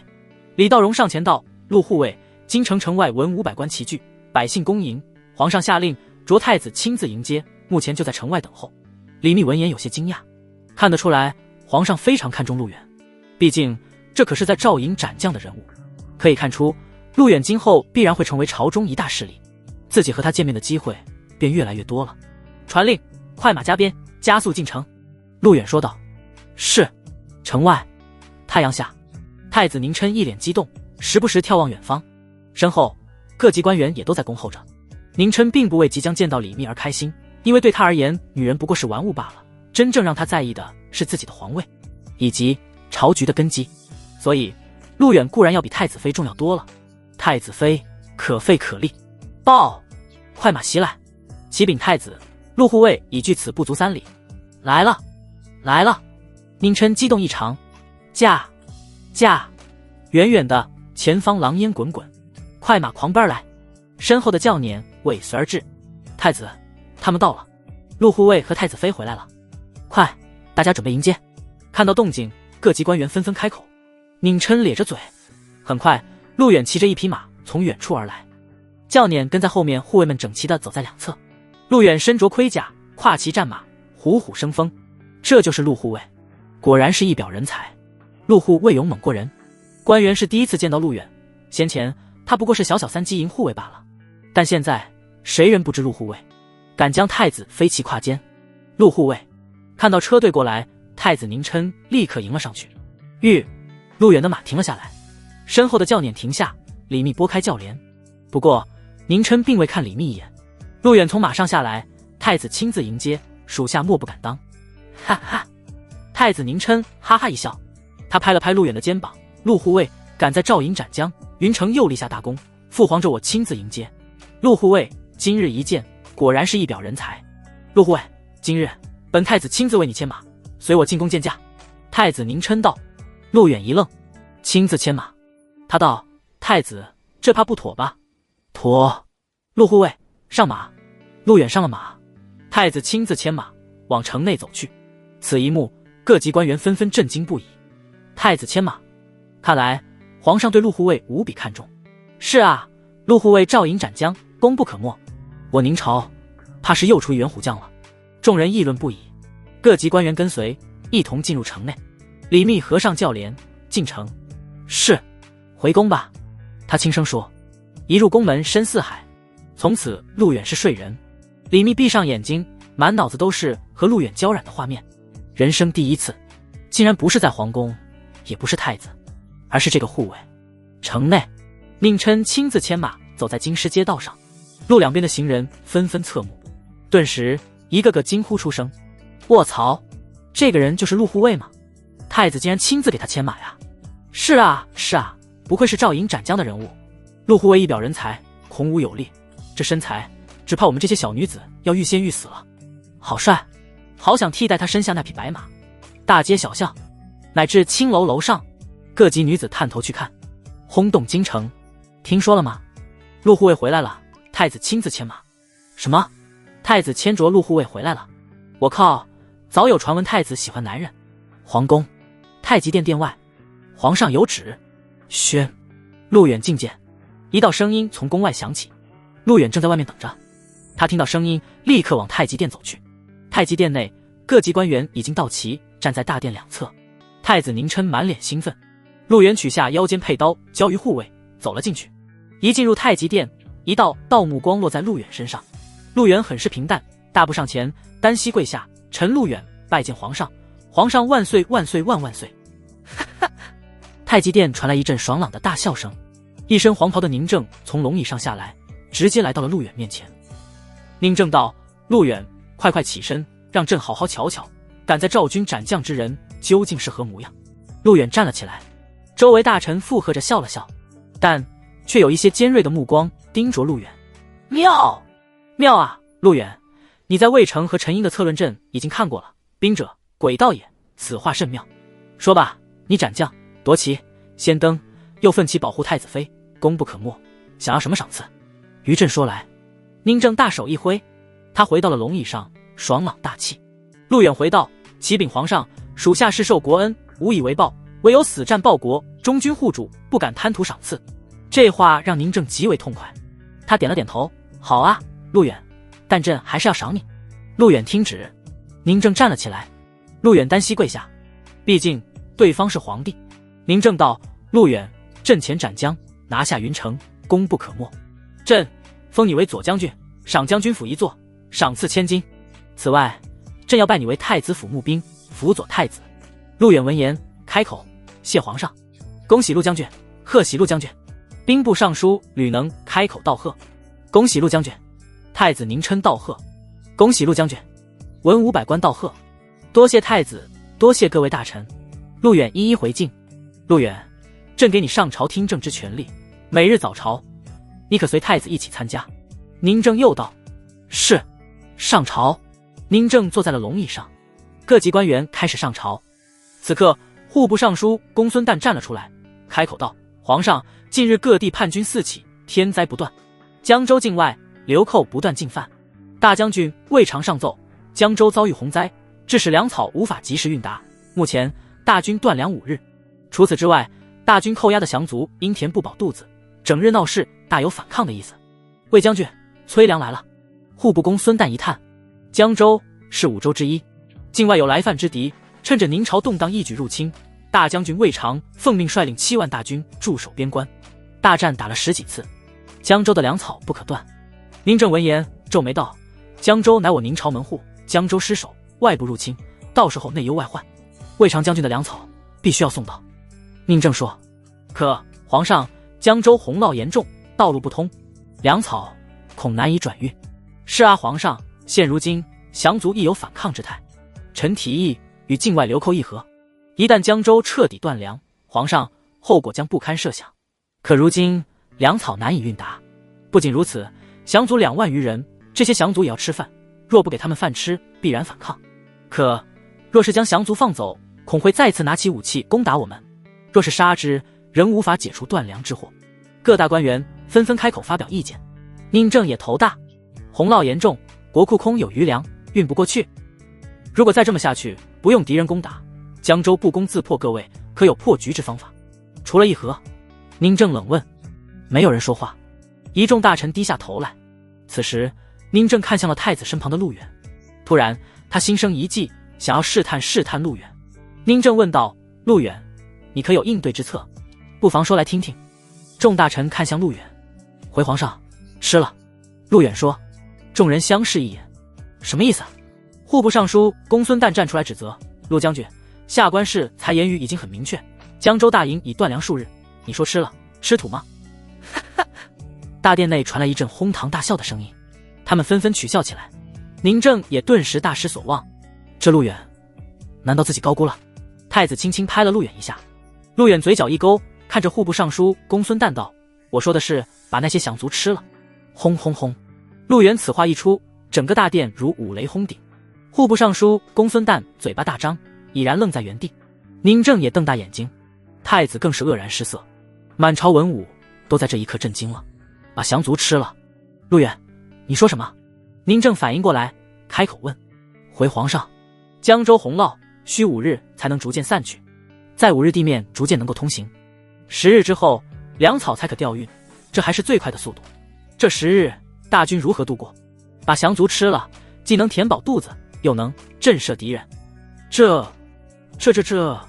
户部尚书公孙旦差点一口血喷出来。古往今来，听说过杀降的，没听说过吃酱的。公孙旦扑通一声跪在地上：皇上，陆将军此举有违人道，有损我天朝之形象，切不可。这他妈是人干的事儿吗？这特么是禽兽！你是在缠他们身子？皇上，皇上！文武百官纷纷跪下。陆远上前2步，他道：流寇非我境之民，非天朝百姓。古往今来，流寇每休养一段时间，便会进犯我朝，对敌人之仁义，便是对明朝百姓不负责。我江州子民数十万，每年死于流寇的何止万人？敢问各位大臣，流寇进犯我境，掠夺、强奸、烧杀我边境百姓，是否是有违天道？陆远一字一顿，字字珠玑，铿锵有力。太子宁琛激动了，霸气啊！吃了降卒，平生未见。公孙旦指着陆远：陆远，你大胆，吃人乃是无德。陆远笑了：公孙大人，可曾听说过一子而食？你说什么？公孙旦气得瞪大眼睛。皇上！陆远抱拳道：江州百姓身处边境，如今天灾不断，百姓又遭受流寇欺凌，家家户户断了粮。这些百姓要想活命，只有将死去的孩子与他人交换，相互而食。而我天朝为了保境安民，为了不让百姓一子而食，为了彻底除掉外患，吃了降卒，有何不可？所有人都骂了。吃降卒却不失为一个好办法，既能解决大军断绝粮草的问题，又能够让流寇感到恐惧，可谓是一举两得。只不过太过于残忍，究竟是什么样的人才能想出如此之毒计？你！一个个大臣指责陆远，这是人干的事儿吗？战火无情，流寇既然入境烧杀抢掠，吃了他们又有何妨？陆远泰然自若，在上一世弹丸岛国若胆敢再犯，必然要让他们亡国灭种，绝其苗裔，断其子嗣，毁其宗庙。皇上万万不可！公孙旦跪下来喊道。皇上，东宫。太子妃寝宫，漂泊多日的李密终于回到了自己的寝殿之内，上上下下都是自己熟悉的人。丫鬟于蝶满脸笑容站在李密身边，太子妃奔劳多日，终于是回到了宫中。李密微微一笑：蝶儿，往后你就在这东宫服侍本宫吧，不要回去了。这于蝶是魏城一户人家的女儿，这一路上李密倒也是用的习惯了。多谢太子妃，蝶儿定当好生服侍太子妃。于蝶跪了下来：起来吧。是。一边开口问：皇宫那边现在是什么情况？陆护卫可有去面见皇上？于蝶笑道：姐姐，听说太极殿热闹坏了。是吗？怎么说？皇上封了陆护卫为左将军，赏赐将军府一座。不过陆将军据说是公孙大人起了争执，一下朝皇上就召他去了勤政殿呢。于蝶解释。陆远封王拜将李密并不惊讶，不过他刚刚上朝就和公孙大人起了争执。李密不解，所谓何事啊？于蝶道：因为江州倭患，那边洪灾严重，听说是粮草运不过去，降卒暴乱。陆将军提议吃了降卒，让将士们填饱肚子。吃了降卒？李密惊讶无比，这在历朝历代都没有发生过，不过却也是解决粮草的一大方法。否则难不成等着倭寇打进来吗？李密问：皇上什么态度？于蝶道：听门口的那小太监说，皇上没有表态，文武百官反应很大，一致反对。一下朝，陆将军就被皇上召见了。李密闻言点了点头，他对陆远极为认可，因为如今局势，大宁朝要想保住，外患就必须消除，否则内忧外患一发不可收拾。对了，蝶儿，那小太监名为赵高，你今后莫要与他多言。李密提醒一句。是，太子妃。皇宫、勤政殿、御花园。此刻从勤政殿出来，陆远随宁正来到了御花园。适才在大殿之上，陆远的吃降引起了百官轰动。宁正紧急叫停，这一下朝便将陆远叫了过来。宁正深吸了一口气，可以看出他龙袍中的拳头紧攥那具龙体，倒也有几分战栗之色。一边走，宁正一边道：陆远，江州流寇入侵，洪涝严重，大军断粮多日，新的粮草无法及时运达，大营之内2万降卒，吃了降卒，可保我7万大军不受饥饿之苦。如此计谋，也就你陆远能够想到了。宁正激动无比，这个方法是目前唯一能解决江州大营断粮的事情，除此之外别无他法。唉，宁正一叹，只是此计虽好，未免太过毒辣了。陆远自然知道宁正顾虑什么。古往今来，江山如画，而这如画的江山，哪一个朝代不是建立在累累白骨之上？既是毒了点，但如果能够平定倭患，稳定军心，守卫边疆，即便是毒计，皇上也该考虑考虑。江州等不了这么久。陆远开口。宁正点了点头，他十分清楚必须由自己拿定主意。他转过身指着陆远，陆远，朕很欣赏你的才学，很欣赏你的能力，此计若成，便能解决心腹之患。可文武百官对你意见很大，尤其是公孙瓒这帮老人，怕是不会同意的。朝廷之上有3派，一为宁川士族、世家大族、四世三公；二为陇西勋贵，以骄兵悍将居多；三为皇亲国戚，多以藩王为首。这3派明争暗斗，朕的朝堂阴云密布啊！朕将你拜入东宫，便是让你辅佐太子。陆远，朕对你寄予厚望。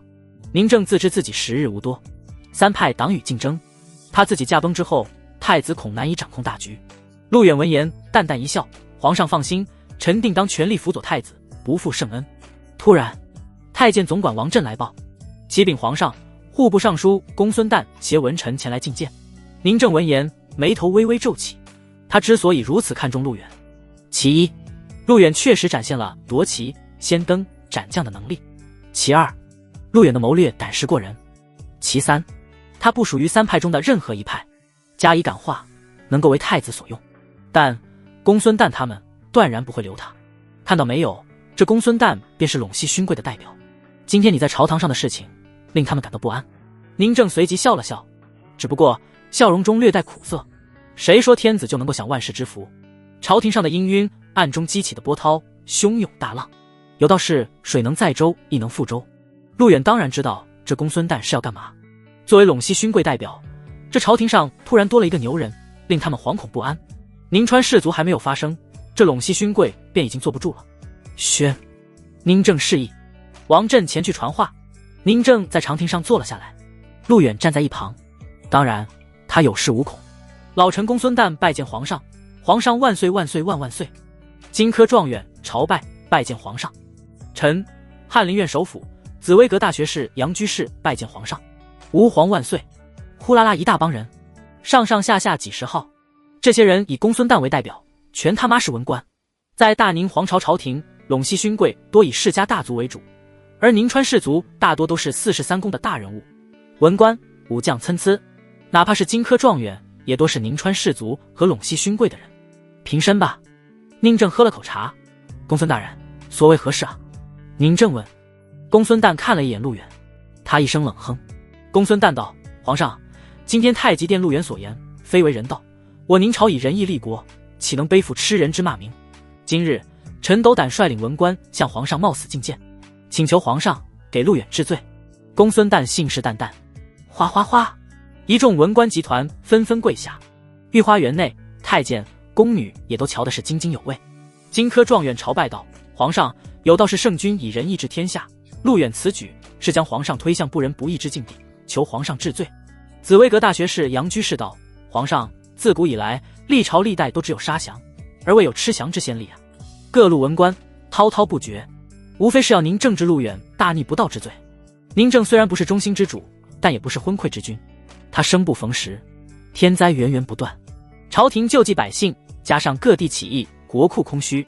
虽说宁正好色，但为君之道，玉女也是错吗？宁正倒是一笑，微微开口：“公孙大人，陆远计谋虽毒，但不失为好计策，罪不至于吧？”腾的一声，公孙旦站了起来，他指着陆远：“皇上，老臣在朝为官多年，深知治国安民之道，仁义立本为先。以老臣所见，这陆远也是徒有其名，不妨让老臣试他一试。他若无能，皇上便治他欺君之罪。”公孙旦等文官那是来者不善，他们早就准备好了。宁正倒是意外：“哦，公孙大人，你要如何试之？”公孙旦道：“他若有才，乃江山社稷之福，老臣自然以江山社稷试之，还望皇上允许。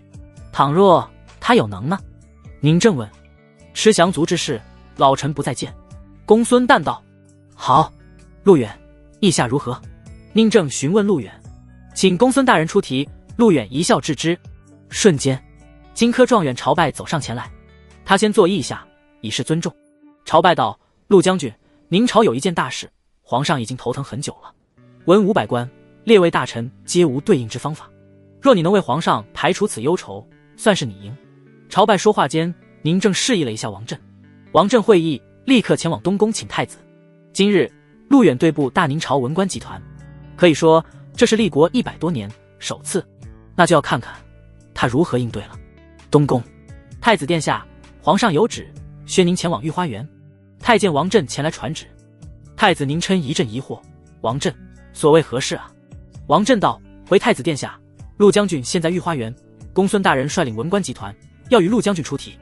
出题的是荆轲状元郎朝拜以及紫薇阁大学士等，这帮陇西勋贵。”宁琛眉头紧锁：“本殿下这就过去。”宁正认为今天御花园必有好戏，所以他叫太子过来也是要学习一二。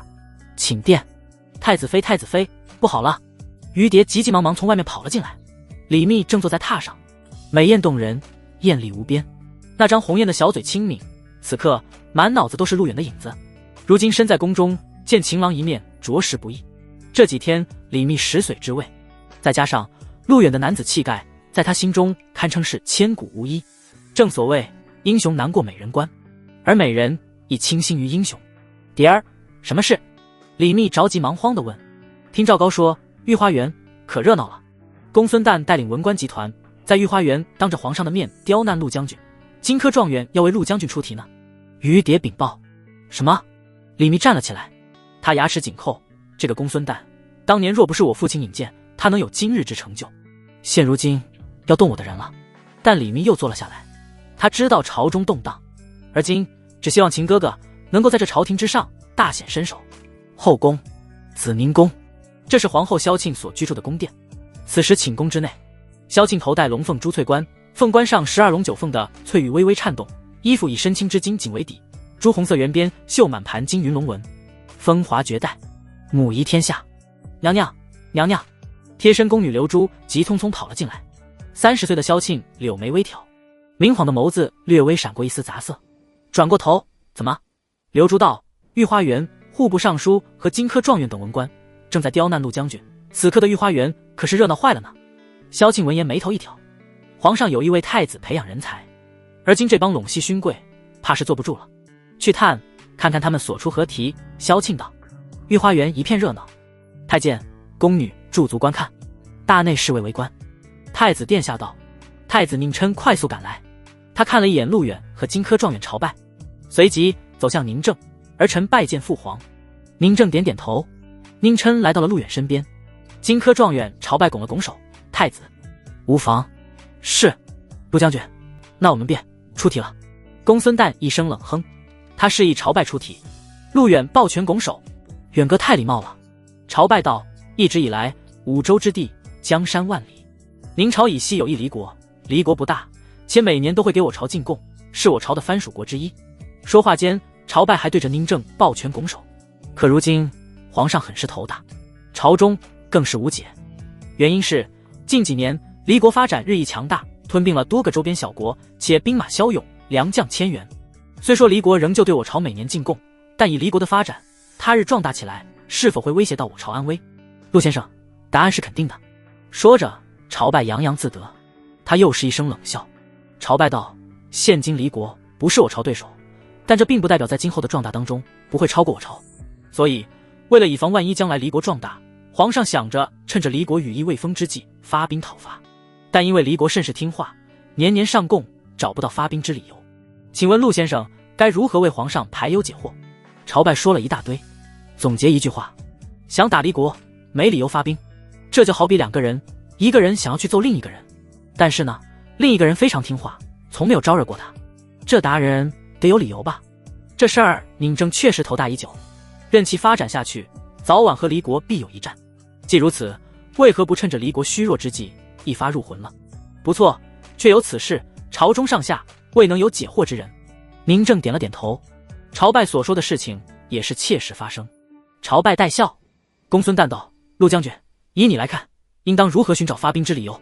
紫微阁大学士杨居士道：“陆将军，文武百官为这事商讨多次，皆是找不到合适之理由。若要发兵离国，必须有一个万全的理由。倘若没有理由，周边其他国家会怎么看待我们？”子曰：“名不正言不顺，名不正也要打，不破瓦剌，耻于坐此皇位。”陆将军，回答吧。陆将军，请解惑。陆将军，请吧。一众文官纷纷开口催促。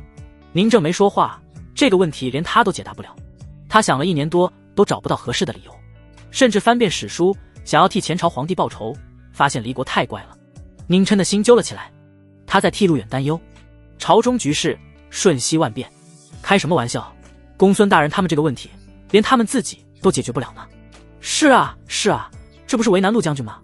这种事，皇上他们开会商讨无数次，根本就没结果。一些宫女、丫鬟和太监在低声议论，大家都很清楚，离国的事情不是1天2天了，离国发展得很快，照这么发展下去，必生刀兵，所以要趁其病，要其命。蝶儿可曾打听出来他们所出何题？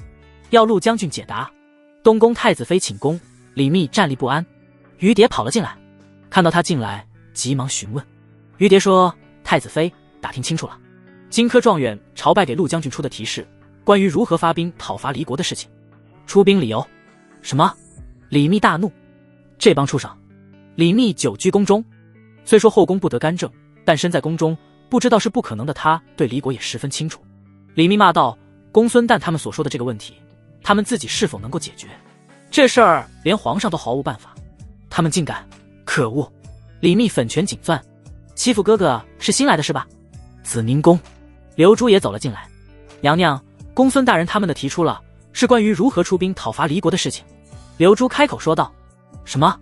萧庆一阵意外，这是一道没有答案的题。公孙旦他们，这是表明了要为难陆远呀。萧庆更加清楚不过了，根本就找不到任何讨伐离国的理由。看来这朝中局势比他想象中的还要紧张。奴婢觉得也是呢，陆大人怎么说也是皇上钦点的左将军，立过功劳的，公孙大人他们太过分了。刘珠道：“继续听，看看陆远如何解答。”是，哈哈，陆将军，你该不会回答不上来了吧？哈，陆将军，倘若你答不上来，皇上便要治你无道之罪。陆将军，回答吧。以公孙旦为主的文官集团不断地笑了出来，这个问题就连他们都解答不了。至于陆远，呵呵。而此刻的宁正龙袍下的拳头紧攥，如果文官集团发难，陆远答不上来，他迫于压力不得不处置陆远。朝政不稳，他宁正本想做中心支柱。公孙旦说话还算客气，陆将军，你只需要给皇上找一个理由，能够很好的发兵讨伐离国就行。朝拜道：“陆将军，想好怎么回答了吗？若是答不上来，则是欺君之罪。”哈哈，答不上来了吧？所有人都看着陆远，包括那些宫女、太监、侍卫，目光落在陆远身上，此刻都在想他应该如何作答，或者说果真答不上来。不过陆远却不卑不亢，他淡然自若，却是微微一笑。陆远头抬起，嘴角一勾，任命公孙大人为宁朝使者，派公孙大人携带布料、金银、食盐，为大宁朝出使离国，访问离国。陆远这话一出，文官们笑得更欢了。宁正也是头皮一紧，这个答案他早就想到过，但是没用。看来陆远的这个回答并不满意，一派胡言。公孙旦知道陆远答不上来，他一声冷喝：“老臣自情愿前往离国出使。”然后呢？你以为派使者过去便能找到发兵理由了吗？简直荒唐！紫微阁大学士道：“没错，皇上要的是发兵的理由。公孙大人出行去了之后能做什么？回来之后又能做什么？理由在哪？难不成告诉离国我要打你们了？众人沈笑。宁正闭上了眼睛，太子有些着急。可这时陆远眼神一厉，一字一顿，我的意思是说，公孙大人去了之后就不要再回来了，死在那。嗡！陆远这话一出，御花园瞬间安静，所有人包括那些宫女在内蓦然瞪大眼睛。宁正更是猛地抬起头，此刻仿佛意识到了什么。公孙诞懵了，荆轲状元朝拜愣了，紫薇阁大学士杨居士愕然了，在场的文官集团纷纷怔住了。什么意思？这是何意？让公孙诞死在离国？陆远，你这是什么意思啊？公孙大瞪大眼睛，开口质问陆远。公孙大人不是要为皇上排忧解难吗？刚好在下有一计，可使皇上找到发兵的理由。陆远大步走出，气势恢宏，他带着淡淡的笑容面向宁正。皇上，荆轲状元的这个问题，在下想来能够为皇上解决。说完，陆远看向公孙诞。第一，让公孙大人担当使者，带着些许金银和食盐出使离国，慰问离国。第二，公孙大人到了之后死在离国，不要再回来了。第三，皇上昭告天下，离国斩杀我宁朝使者，掠我金银，天道不容。今发兵讨伐离国，为宁使报仇。陆远一字一顿，轰轰轰！此话一出，全场震动。公孙诞更是惊得猛地后退了好几步，险些跌倒在了地上。所有人都傻眼了，文官集团一个个骇然当场。众人妈了，这……而这一刻的宁正却出奇的激动，他已经站了起来，几乎要哭了。原来如此，原来如此！宁正就像是如获至宝，突然间豁然开朗。他仰头望了一眼天空，1年多了，朕每日看到离国做大，却空无理由讨伐。今日听陆先生所言，如醍醐灌顶，茅塞顿开。原来朕只需一位使者的脑袋，便能够轻松找到讨伐之理由。朕得陆远，如得10万精兵，爽了！宁正是爽了，牵绊1年多的事情终于有了答案。那些宫女、太监、侍卫也都惊愕不已。我的天，还能这么干？让我们一个使者死在离国，然后我们就有了讨伐离国的理由。这种计策实在是太妙了。没错，我们损失的不过是一个使者和若干金银，但讨伐离国也可让离国如数赔偿。这乃是千古第一计谋啊！宫女、太监们低声不断，文官集团全部傻眼了。此刻他们一个个呆若木鸡，一颗人头解决了一个皇朝的祸端。不用说，宁正乐意而为。公孙大人，你可愿出使离国？宁正转过身看向公孙诞，开口询问了一句。他这句话便是借着陆远的坡敲打公孙诞。若公孙诞愿意，那他便死在离国；若他不愿意，便以违抗圣明，抄家杀头。公孙诞傻了，没想到去愚弄陆远，却愚弄到了自己头上，进退两难。此局无解，扑通一声，公孙诞跪了下来，磕头喊道：“皇上，老臣同意江州大营吃了降卒，陆将军之计乃千古无一。皇上，臣等同意。”众文官全部跪下。这一刻，谁也不敢再提了。公孙诞为陇西勋贵，宁正也不可能让他出使离国，否则陇西勋贵必生变故。但是下一下还是可以的。宁正开口：“行了，江州之事无需在意，令江州倭寇消除之后，准备商议讨伐离国之事。散了吧。”宁正背手离开。公孙诞抹了一把汗，浑身颤抖。他今日差点死在陆远手上，文官集团哪里还敢多看陆远一眼？一众人快速离开了御花园。哈哈，陆先生，妙哉妙哉，此计妙哉啊！看看这帮文官的脸色，那叫一个赏心悦目。公孙诞等人一走，宁琛哈哈大笑起来。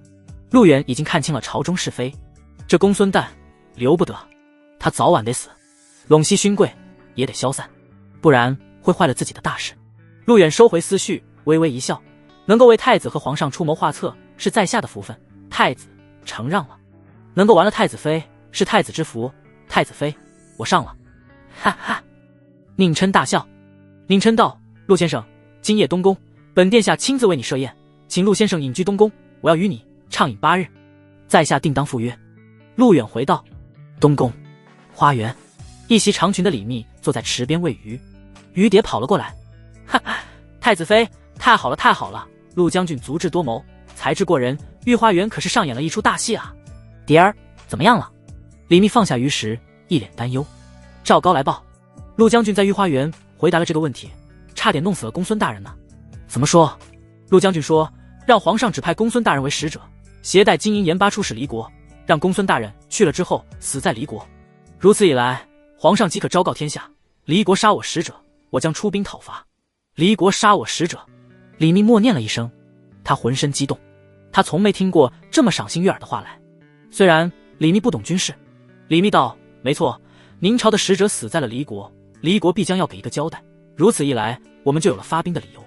蝶儿，太好了，陆将军实在是太聪明了，他好厉害。李密激动得快哭了。一日不见，如隔三秋。于蝶笑道：太子妃，听说今夜太子殿下要在东宫设宴，还说要和陆将军痛饮8天呢。真的？李密一阵激动。当然，太好了，又可以见到他了。紫宁宫，刘珠也带回来了这个消息。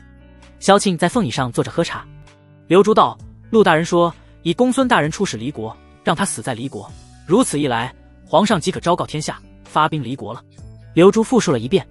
萧庆闻言一阵感慨，他放下手中的茶杯，喃喃说道：这陆远才智过人，将来必要为太子所用，只有他能够辅佐太子。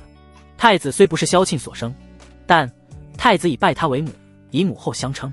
太子登基，他便是太后。有太子在，宁正不敢轻易考虑废后。看来找个时间，本宫要召见他。御花园，陆远负手离开。他积累了太多前世历史，这小小宁朝在陆远看来还不是手拿把捏，小小公孙瓒更是不在话下。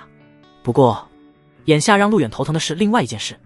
打开美人图，状态修炼中，炼神术3层，看来自动修炼也并没有想象中那么快。他在想，如果获得了明神术，这种心法有多可怕。大宁皇朝皇后萧庆，状态未点亮。应该如何点亮萧庆呢？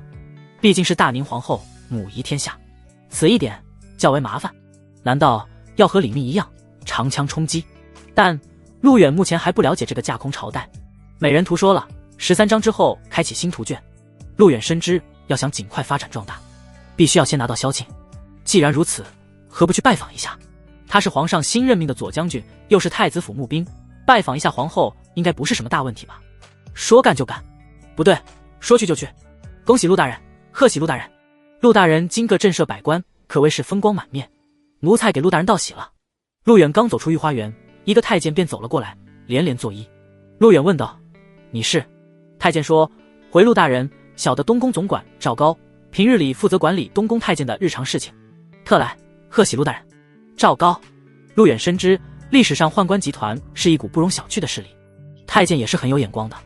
各方代表纷纷站队。赵高，东宫太监代表，回头去将军府领赏。陆远说道。既然是东宫的人，陆远自然要赏。要知道蜜儿宝宝还在东宫呢。谢陆大人。赵高道。紫宁宫。片刻，陆远站在紫宁宫大门外，豪华的宫殿极为壮硕，朱漆铜钉，鎏金鸾鸟纹粼粼波光，汉白玉阶雕刻的云纹浮雕，廊柱上赤金盘龙。皇后乃后宫之主，据说紫宁宫是宁正登基后改建，在紫宁宫后乃是后宫所在之处，里面养着8000多绝色美人，无论哪一个都有其独特的美丽。其中皇后萧庆最具艳丽，但皇上已老，长枪已倒。什么人？后宫重地，闲杂人等，勿入。陆远刚来到门外，门口的护卫立刻拦住。陆远微微一笑，在下是太子府募兵陆远，麻烦禀告一下皇后，就说陆远前来拜访。哈，你就是陆大人？侍卫眼睛都直了。几个当差的护卫来到陆远面前，他们细细打量。其中一个护卫道：陆大人，咱们同为护卫，为什么你就有如此大的能力，我们就没有啊？听说你在赵营斩将，又在云城土匪，太极殿如雷贯耳，适才又在御花园威慑百官，厉害。护卫竖起了一个大拇指。紫宁宫深处，长亭。昨个夜里皇上要臣妾侍寝，但不知为何却总坐不起来。一名贵妃跪在地上，倾国倾城的萧庆坐在亭内，正听贵妃汇报昨晚战况。宁正许久不近女色了，不是不喜欢，而是不能。昨晚因为宁正心情大好，要贵妃侍寝，结果搞不成，给贵妃弄得回去自己解决的。这是华贵妃。萧庆闻言淡然一笑，自打他进宫来，皇上就没有碰过他，有心无力。萧庆这个皇后全靠宁正，他无子无嗣，宁正一死，百官发动政变，太子废，皇后殉葬，这皇宫如履薄冰啊！娘娘，太子府募兵陆远，陆大人求见。这时，刘珠从外面走了进来，开口说。萧敬转过头，一阵惊讶，他倒想找个机会见见陆远，想不到对方竟然来了。萧敬说：“子宁恭见。”是。起驾。皇后起驾。周围的一众后宫佳丽纷纷跪下，恭送娘娘。萧敬一走，华贵妃的脸色便黑了下来，她粉拳紧攥，这后位早晚是我的。子宁宫。陆远被请了进去。皇后娘娘驾到。外面太监喊道。陆远闻言立刻起身。此刻一身霞光凤衣的萧庆走了进来，1.7米的身高，妖艳粉嫩，身上更散发着皇后之气，美艳似真大。陆远当即跪了下来，在下陆远拜见皇后娘娘，娘娘千岁千岁千千岁。萧庆淡淡一笑，开口说：“陆大人刚刚拜将，怎么就想起来本宫这里了？起来吧，给陆大人赐座。”谢皇后娘娘。陆远坐了下来，萧庆在后位上坐下。刘珠端来茶，萧庆一手端茶，玉指上的美甲红色亮眼，无比动人。陆远道：“皇后娘娘，在下拜入东宫，做了太子募兵，今天没有别的事，特来拜见一下皇后娘娘。”萧庆点了点头，放下茶杯，有心了。陆大人，你和陈英的那篇策论本宫看了，有句话本宫很是喜欢。萧庆说：“哪句？”陆远问：“上兵伐谋，其次伐交，其下攻城，你才智过人，将来定能堪大用。皇上拜你入东宫，亦是用心良苦。陆大人切莫辜负皇上的一片期望呀。”萧庆侃侃道：“谨记皇后娘娘的话，在下自当为太子，皇上鞠躬尽猝死而后已。”陆远起身，恭恭敬敬地行了一礼。萧庆很是满意，毕竟为了太子就是为了他自己，只要太子登基，他的后位就是稳的。一旦太子被废，他必然为皇上殉葬。萧庆说：“陆大人有空常来紫宁宫走走，本宫甚是喜欢研读兵法，对排兵布阵之事也甚是喜悦。”是。陆远说：“皇后娘娘，您该吃药了。”这时刘珠端着药走了过来，整个紫宁宫弥漫着一股浓烈的药味。陆远见状，关心地问道：“娘娘，您凤体这是怎么了？”萧庆一叹：“本宫近日心神不安，休息不好，身体略有憔悴，这宫中太医也治不了本宫的症状。”休息不好，心神不安，这不是月经不调吗？机会来了。陆远暗自一笑，起身道：“娘娘，在下略懂医术，敢问娘娘是否是月事不调？大胆，竟敢玷污娘娘千金玉体，给我拿下！”刘珠喝了一声，宫内侍卫瞬间进来，剑拔弩张。陆远胆子确实够大，娘娘那个是能说的吗？萧庆倒是惊讶极了，朝中能人很多，像陆远这么大胆，直接说他月事的没有一个。要知道皇上可是极为看重他的。退下。萧庆道：“侍卫退下。”萧庆并没有李密那种羞涩，反而问道：“陆大人，你怎么知道这些？就连那些太医都瞧不出来。”这事儿陆远懂了，那不就是宫寒引起的月事不调吗？只要稍加调理就能恢复。宫即是女人的命，在下略懂得一些，所以一眼便瞧了出来。陆远说：“那你能治吗？”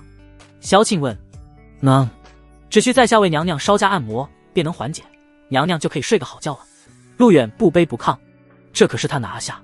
哦不，点亮萧庆的大计。刘珠怒了：“大胆！娘娘千金玉体，岂容你？”住口！萧庆呵斥了刘珠一句，刘珠随即耷拉着脑袋。萧庆最看重自己的美貌，近日来睡不好，吃不好，伴随着腹中隐约疼痛，这会引起女人衰老。宁正是否宠她，取决于她的颜值。再这样下去，萧庆都打算把那些太医处斩了。陆大人，你果真能治好？萧庆问。能。陆远很坚定，在下愿为娘娘诊治。陆远抱拳说：“如治不好，敢以欺君之罪处之。”陆远都这么说了，萧庆来了浓厚的兴趣。不就是按摩吗？倒是可以试试。想了想，萧庆道：“既然如此，本宫让你试试。”刘珠，让他们退下。是，娘娘。宫女、护卫全部退下，包括刘珠也退下了。整个紫宁宫就剩下陆远和萧庆。萧庆问道：“陆大人，怎么诊治？”陆远做了个请的手势，请娘娘躺在榻上，在下为娘娘舒筋活血，便可轻松调理身体。好，但若你敢对本宫图谋不轨，诛九族。萧庆提醒一句，在下万死不敢。萧庆躺在了床上，太美了，胸前像是压了2座大山。此刻萧庆有些不平静了，内中泛起了波澜，这可是第一次给男人碰自己的皮肤，而且还是一个小小的太子府募兵，自己可是万金之躯。萧庆闭上眼睛，娘娘，在下要开始了。陆远说，准。是。陆远深吸一口气，他的双手轻轻地按在了萧庆的手臂上，入手光滑细腻。不过陆远之所以这么大胆，是因为他有真气。帝师，真气傍身，只需要将真气输入萧庆体内，便可为他排忧解难。很快，一道气息注入。萧庆突然嗯了一声，他是情不自禁。出来之后，萧庆便是脸一红，他只感觉丝丝暖意入体，游走全身，继而身体开始滚烫起来，那是真气的作用。陆远催动真气一路往下，他的手并未逾越雷池，不断的输送真气，轻轻按摩。萧庆逐渐的上头了，目光迷离，喘气如兰。没多久，两条玉腿竟然摩擦起来。陆大人，本宫。萧庆轻叫一声，娘娘是否感觉到身体很是舒适，很是陶醉？陆远问。是。是否感觉到如登仙境？娘娘，是什么意思啊？本宫不知道。娘娘，这只是初步按摩，倘若推拿 SPA， 可让娘娘更加感受到了身心愉悦，畅快自然。陆远不断的输送真气，好半晌，陆远停了下来，收工。萧庆的袜子快要磨烂了。陆远说，娘娘，好了。萧庆睁开了眼睛，微喘道，出去。是。陆远走了出去。不知过了多久，萧庆便走了出来，他脸上的红晕尽数散去，却也是偷偷的瞥了陆远一眼。陆远说道，娘娘，今天晚上睡个好觉，时间不早了，在下告退了。萧庆回应，好，本宫倒要看看今晚是否能够安心入眠，倘若能，定赏你。多谢娘娘。从此宁宫出来，陆远挥汗如雨，不是紧张的，而是算了。打开13张美人图，找到萧庆这一张，大宁皇朝皇后萧庆，进度2%，居然上升了2%，看来还是要多加按摩才行。陆远刚出来，东宫的赵高就来了，启禀陆大人，太子让奴才请陆大人前往东宫，今晚太子殿下要与陆大人不醉不归。好。陆远应了一声。天快黑了，太子说是要为陆远设宴，陆远自然不会失约，跟随赵高一路来到东宫。赵高做了个请的手势，陆大人请。陆远走进了大殿，宁琛目前不在，只有几个丫鬟在张罗晚饭，酒菜。陆大人稍后，太子殿下正在沐浴更衣，稍后便到。赵高说，听说宁琛喜欢男人，对女人比较恶心。陆远走了进去，在座位上坐下，他等了一会儿，没过多久，外面传来声音，太子妃、几名太监、宫女恭恭敬敬退下。李密的声音是。下一刻，一袭大红色衣服的李密跑进了大殿，他是用跑的。陆远见状起身道，见过太子妃。李密看陆远的眼神都变了，就好像1年没见一样。太子妃。张罗酒菜的宫女说，你们也退下。李密手一挥，是。宫女退下。李密盈盈一笑，便快步朝陆远跑了过来，他旋即跪在了陆远面前，密儿见过哥哥。如此听话的太子妃，谁人不喜？陆远一只手捧住李密的脸，他拉开自己的长袍，密儿进来吧。李密钻了进去，长袍遮住了李密的身体。陆远坐好，外面完全看不到李密。古代的衣服就是好，花样很多，尤其是够宽松。哈哈，陆先生。大笑声传来，太子宁琛爽快地走进了大殿，长喝一声。听到这道声音，李密娇躯一颤，陆远将他按住。李密很乖，并没有动。陆远做事起身，陆先生快坐，无需多礼。太子宁琛先一步将陆远按住，陆远便应道，多谢太子殿下。宁琛道，无妨，你我2人无需多礼，今后在这朝廷之上，我还需要陆先生多多教我。陆先生，您在大殿之上吃祥论以及御花园的使者论已经传遍5湖4海，大江南北，百姓们直呼火阎王啊！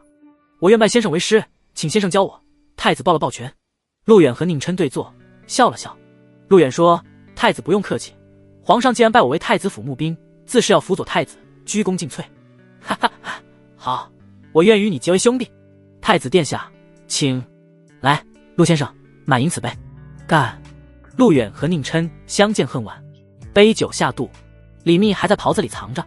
两人一番畅谈，宁琛便问，对了，陆先生，要不你我2人对弈一番？闲着也是闲着，让我看看先生之奇术。陆远一笑，回太子，在下棋艺不精，还是算了。密码的，想下棋找刘琦去吧。又一番对饮，宁琛喝高了，这一高就容易上头，这一上头人就麻。几个名舞女来到殿上，翩翩起舞起来。哈哈，陆大人，请干！啪，推杯弄盏，觥筹交错。袍内的李密也不闲着，小嘴像是抹了油一样。哈哈，痛快，刺激，过瘾！陆大人，干杯！啪，舞女、有曲、小调，整个大殿春情浮动，气氛迥然。不过宁琛很快就喝麻了，这酒量不行啊！几个宫女将宁琛扶住，太子爷，您喝多了，奴婢扶您回去休息吧。宁琛摇摇晃晃，本太子还能干。陆大人，来满盈此杯。见宁琛实在到凉，陆远示意一下，扶太子歇歇。陆远道：是，陆大人。宁琛被扶走了，陆远独自一人小酌2口，而后便与李密回了寝宫夜晚。持鞭御马，策马狂奔。驾！哥哥，密儿。次日一早，陆远在李密寝宫的御床上醒来，满床香艳，寝宫内香气四溢。睁开眼，李密一身红袍坐在镜子前，头发高傲的盘起，金簪玉翠装饰于头发之上。他红唇轻抿，涂抹着胭脂唇膏。哥哥醒了。见陆远醒来，李密桃脸通红。陆远从床上坐起，这才想起昨晚喝高了，但看到李密，陆远不由得心神一动。李密盈盈一笑走了过来，他的娇躯大半个靠在了陆远怀中。哥哥昨晚太劳累了，密儿便没有打扰你，今日早朝怕是要迟到了。宁正给了陆远上朝的权利，不过倒也不用这么紧张，如今太子对他也另有安排。太子昨夜去哪了？陆远询问。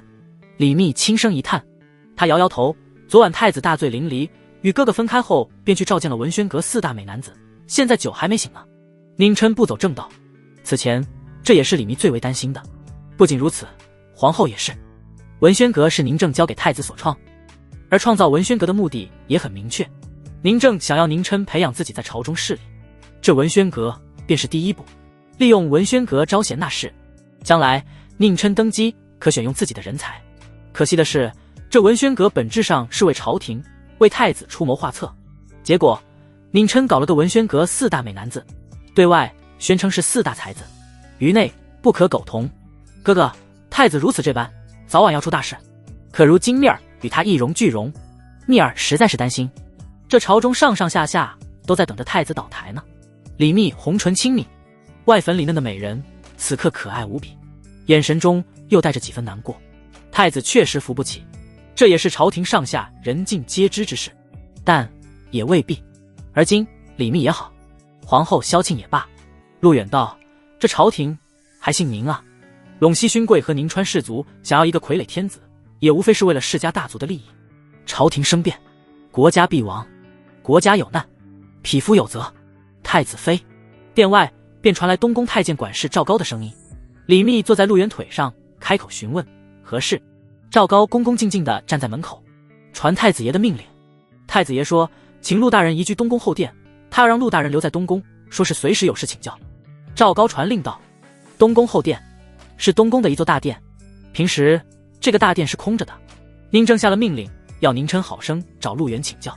宁琛不敢违抗，自然也为陆远安排了住处。知道了。李密回道。赵高在门外等待。李密看向陆远，哥哥，太子既然安排，你不如就留下吧。你住在东宫，密儿心里也能安逸一些。陆远点了点头，既然拜入太子府，自然不会多言。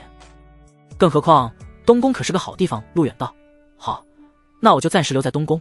李密一喜，如此一来，他见陆远也就方便多了。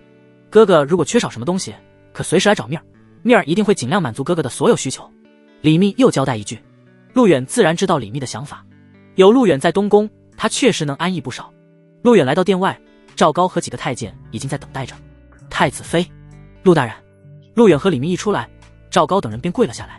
于这些太监面前，李密一如既往的高冷，一袭红袍，华贵妖艳。看着面前的赵高，李密道：赵高，你们要好生安置陆大人，他是皇上钦点的太子府募兵，将来要与太子共谋大事。怠慢了陆大人，本宫要你的脑袋。是，请太子妃放心，奴才们定然不敢懈怠。赵高诚惶诚恐。那便是。李密满意道：陆大人，请随奴才来。赵高起身，做了个请的手势。东宫后殿，名曰龙翔殿，有龙翔于天之深意。宁琛将陆远安排此处有2层意思，一是陆远得宁正器重，二则他想随时找陆远请教。奴婢参见陆大人。陆远随赵高走进后殿，院子里丫鬟奴才纷纷跪下叩首。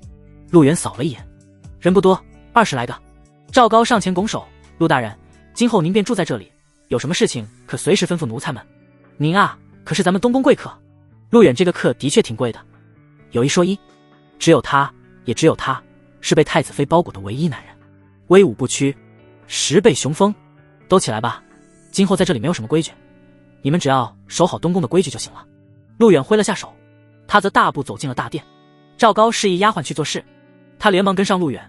陆大人，太子妃交代过了，切不可怠慢陆大人，若陆大人住得不习惯，可随时与奴才讲。陆远点点头，赵高是吧？是。在陆远的记忆中，叫赵高的可不是什么好玩意儿。不过这个朝代毕竟不属于历史上任何一个，在这里各种事情都有可能发生。刚好陆远有事要交给赵高，他微微坐下，赏给了赵高2两银子。赵高，刚好我有件事情要差你去做，这个你收好。银子。赵高一个激动，便立刻下跪。陆大人，这拿着。多谢陆大人。赵高开始磕头，请陆大人吩咐，只要奴才能办到，一定照办。在东宫，赵高掌管各路太监丫鬟，可以说他是宁琛身边的红人。这小子知宁琛太多事情了，东宫的太监大多也都惧怕他。赵高将银子收下，陆远也并未客气，你去帮我找一些芦荟过来，越多越好，我有大用。芦荟在明朝，芦荟是罕见的一种植物，在这里是通过航海传播而来，故而非常稀有。陆大人，您要这个做什么？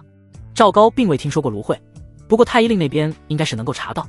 陆远自然大有妙用，这天然芦荟凝胶可以替代润滑油。陆远在想，最近萧庆休息不好，可利用凝脂再行为他按摩，并且提高萧庆的好感度，加快点亮。目前而言，陆远想要混得下去，自然要技艺傍身。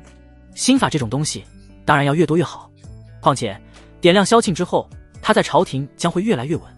有2点，如今陆远已经成了宁川士族陇西勋贵的眼中之钉，肉中之刺。萧庆、李密、宁琛这3人同样需要自保，陆远和萧庆之间可相互滋补，取阴补阳。你在宫内比我熟悉，应当是能找得到吧？陆远喝了口茶，淡淡的问道。奴才可向太医打听1、2，只是陆大人恐怕得花不少钱。宫内做事，任何事情都需要花钱，打点、收买等等。陆远点了点头。需要钱的话，你找太子妃去要，记住了，这件事情除了太子妃之外，不要让任何人知道。是，陆大人。赵高乐呵呵的离开。陆远在大殿里坐了下来，打开13张美女图。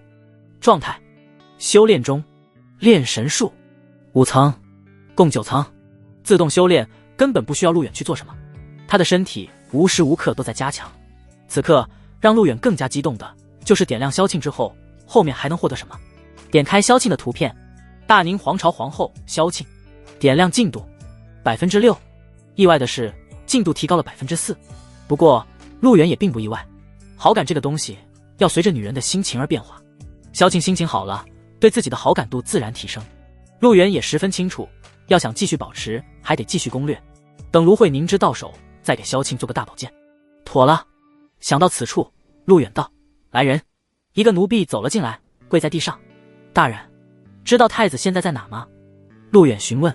作为东宫募兵，他需要时刻了解宁琛动向，一来好确定这个人都干了什么事。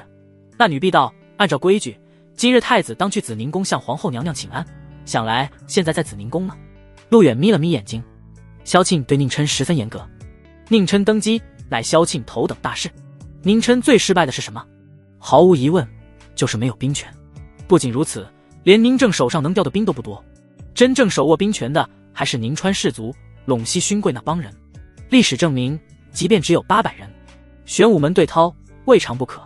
这样吧，你去一趟紫宁宫，帮我送给皇后娘娘一幅字。陆远冲那奴婢道。奴婢称是。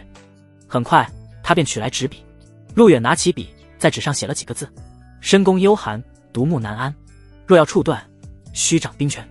去吧。是，大人。紫宁宫，萧庆坐于凤榻之上，几个丫鬟奴婢为其戴冠布衣，深宫内香艳无边，女人的体香飘然而来。流珠插着玉簪，娘娘，奴婢见您昨晚睡得很是香甜，好久没见您如此的休息了。是啊，萧庆感慨，自从朝廷生变，宁正身体一日不如一日。宁正死，太子若不能顺利继位，则他危矣。为此，萧庆很久没有睡好了。看着镜中的自己，萧庆嘴唇轻抿。昨天陆远的那套按摩倒是挺好的，想不到他居然还有这么两下子。刘珠笑道：“是啊，娘娘，如此的话，今日奴婢再请陆大人进宫，让他多为娘娘舒筋几次。一来，娘娘也能心安，这睡一觉便越发美丽了。”镜子里的萧庆倾国倾城，明眸朱唇，这具身体，这张小嘴，令人欲罢不能。可惜宁正已老，空流泪。外面传来声音：“皇后娘娘，今个是太子请安的日子，太子已经到了，在前殿等着呢。”就好。萧庆回道：“是，娘娘。”刘珠一边给萧庆整理妆容，一边轻笑：“听说昨晚太子与陆大人大醉淋漓，还以为会忘记给娘娘请安呢。”萧庆也知道宁琛昨晚与陆远的事，他微微道：“这陆远本宫很是看好，指望他不要让本宫失望。对了，刘珠，昨晚陆远和太子聊了什么？”萧庆问。刘珠一笑：“不知，倒是载歌载舞，太子酒后便离开了。陆大人目前移居龙翔殿居住。”萧庆点了点头。龙翔殿是个好地方。他略微松了口气，太子安排很是妥当。太子要想翻身，陆远或许能够帮他。行了，去见见太子吧。皇后娘娘驾到。东宫前殿，萧庆宛若那天上皓月，明眸朱唇，步履轻缓，绝美妖艳的身躯绝代风华。宁琛已经等候多时了，儿臣拜见母后。旋即，宁琛跪了下来。琛儿，起来吧。萧庆在刘珠的搀扶下款款来。他轻摇坐下。琛儿，本宫听说你昨晚与陆将军大醉一晚，不知你觉得陆远此人如何呀？宁琛站了起来，毕恭毕敬。宁琛生母已逝，这个太子之位是萧庆把他推举上来的。当初为了大位，宁琛拜了萧庆为母。宁琛道：“回母后的话，陆远这个人实为大才，不过儿臣还未来得及与他深交，故而暂不知其人品如何。”萧庆皱了皱眉，在他看来，宁琛还是玩世不恭。现如今皇上病情越来越厉害，时日无多了，可宁琛竟然还未感觉到威胁。琛儿，母后说了你很多遍了，如今你父皇身体抱恙，这东宫之位不到最后一刻都不能懈怠。陆王、献王他们可都在寻找时机呢。萧庆端起茶杯，耐心教导。宁琛却不以为然，他淡淡的说道：“母后您放心，就凭陆王和献王，他们还无法威胁到儿子这太子之位已定，儿臣自不将二人放在眼中。陆王是华贵妃所生，华贵妃在宫内也深受宁正宠爱，不过宁琛为嫡长子，这一轮大位还轮不到陆王。”宁琛的话让萧庆略微无奈，这个太子他太了解了。宁琛一直认为大位已定，却不知内中生变，只要宁正一死，朝廷暗起刀兵。相较于宁琛而言，陆王更有实力。萧庆再次提醒：“琛儿，你须知的是，陆王、献王他们私下里与宁川氏族陇西勋贵暗通，将来你父皇驾崩，你我母子便是对方案板上的鱼肉。”宁琛躬身道：“儿臣明白，请母后放心，应付他们，儿臣有的是办法。”宁琛自信，这一点毋庸置疑，但他的自信来源于哪里？萧庆不知，萧庆却极为担心，因为这是拿全族性命在赌。见宁琛这般态度，萧庆再次道：“你父皇将陆远送于你，你一定要收服其心。陆远是个大才，在这般处境，上天赐你陆远，乃是社稷之福，你要虚心请教。”是，母后。宁琛应道：“去吧，母后，儿臣谨记教诲，儿臣告退。”唉，宁琛退下，萧庆叹了口气。宁琛心性不熟，早晚必生祸事。直到现在，他还意识不到朝廷危机，即便是意识到了，他也是昂胸阔步，不值一提。照这么下去，整个萧家满门、东宫上下，只怕都要死于非命，亡于社稷。娘娘，太子妃前来请安。刘珠来报，在这后宫之中，萧庆自是后宫之主，宫内有规定，太子妃需3日前往紫宁宫汇报关于太子的衣食住行、身体情况，以此好让萧庆有所安排。萧庆正要见李密，便示意一下。不多时，一身罗裙的李密走进殿内。他一进来，大殿的美景仿佛得到改变，一道与众不同的绝色美景令周遭的太监口舌生津。李密虽不如萧庆成熟，但其千金玉体宛若稀世珍宝一般，白里透红的肌肤隐约可见般的能捏出水来。都说太子有福，可太子有福吗？密儿拜见母后。李密跪下。密儿。你来了，快上前来。萧庆招手。对于李密，萧庆还是很喜欢的。李密的父亲是中书省一官员，而李家多出武将，但又因太子缘故，李家遭受陇西勋贵、宁川士族打压，李家出身的武将皆不得重用，包括李密的哥哥。李密与太子、萧庆在同一阵营，一荣俱荣，一损俱损。萧庆抓着李密的手，密儿，太子方才刚走，你与母后说说，昨晚太子可曾与陆远聊过什么？李密自然不会隐瞒萧庆，毕竟他们都是为了能够生存下来。李密摇头，略显无奈。太子只知道一味喝酒，喝了个酩酊大醉，离开后又去见了文宣4大才子。什么？萧庆勃然大怒。文宣阁4大才子，那算哪门子才子？那分明就是4个美男子，其长相不亚于糖果不甜。萧庆比谁都清楚，宁正要他创建文宣阁，是为了培养自己的人才。这可好，那扶不上墙的东西，竟然搞了几个美男子。堂堂太子，成何体统？恬不知耻！太子如此这般，今后如何能够继承大统？倘若给皇上知道，必然勃然大怒。萧庆心中震颤，他是万万想不到，太子竟然这般不知深浅。确实，太子不知李密深浅，当然更不知道这朝廷深浅。宁正有意培养他，就是想要让太子掌权。如此这般，宁正怎会不怒？宁正是没机会了，他将希望寄托于太子，可太子无道。李密说：母后，臣妾真是担心，如今宁川士族、陇西勋贵日益猖狂，再加上各地藩王流民起义，倘若朝廷为人震慑，只怕大位不保。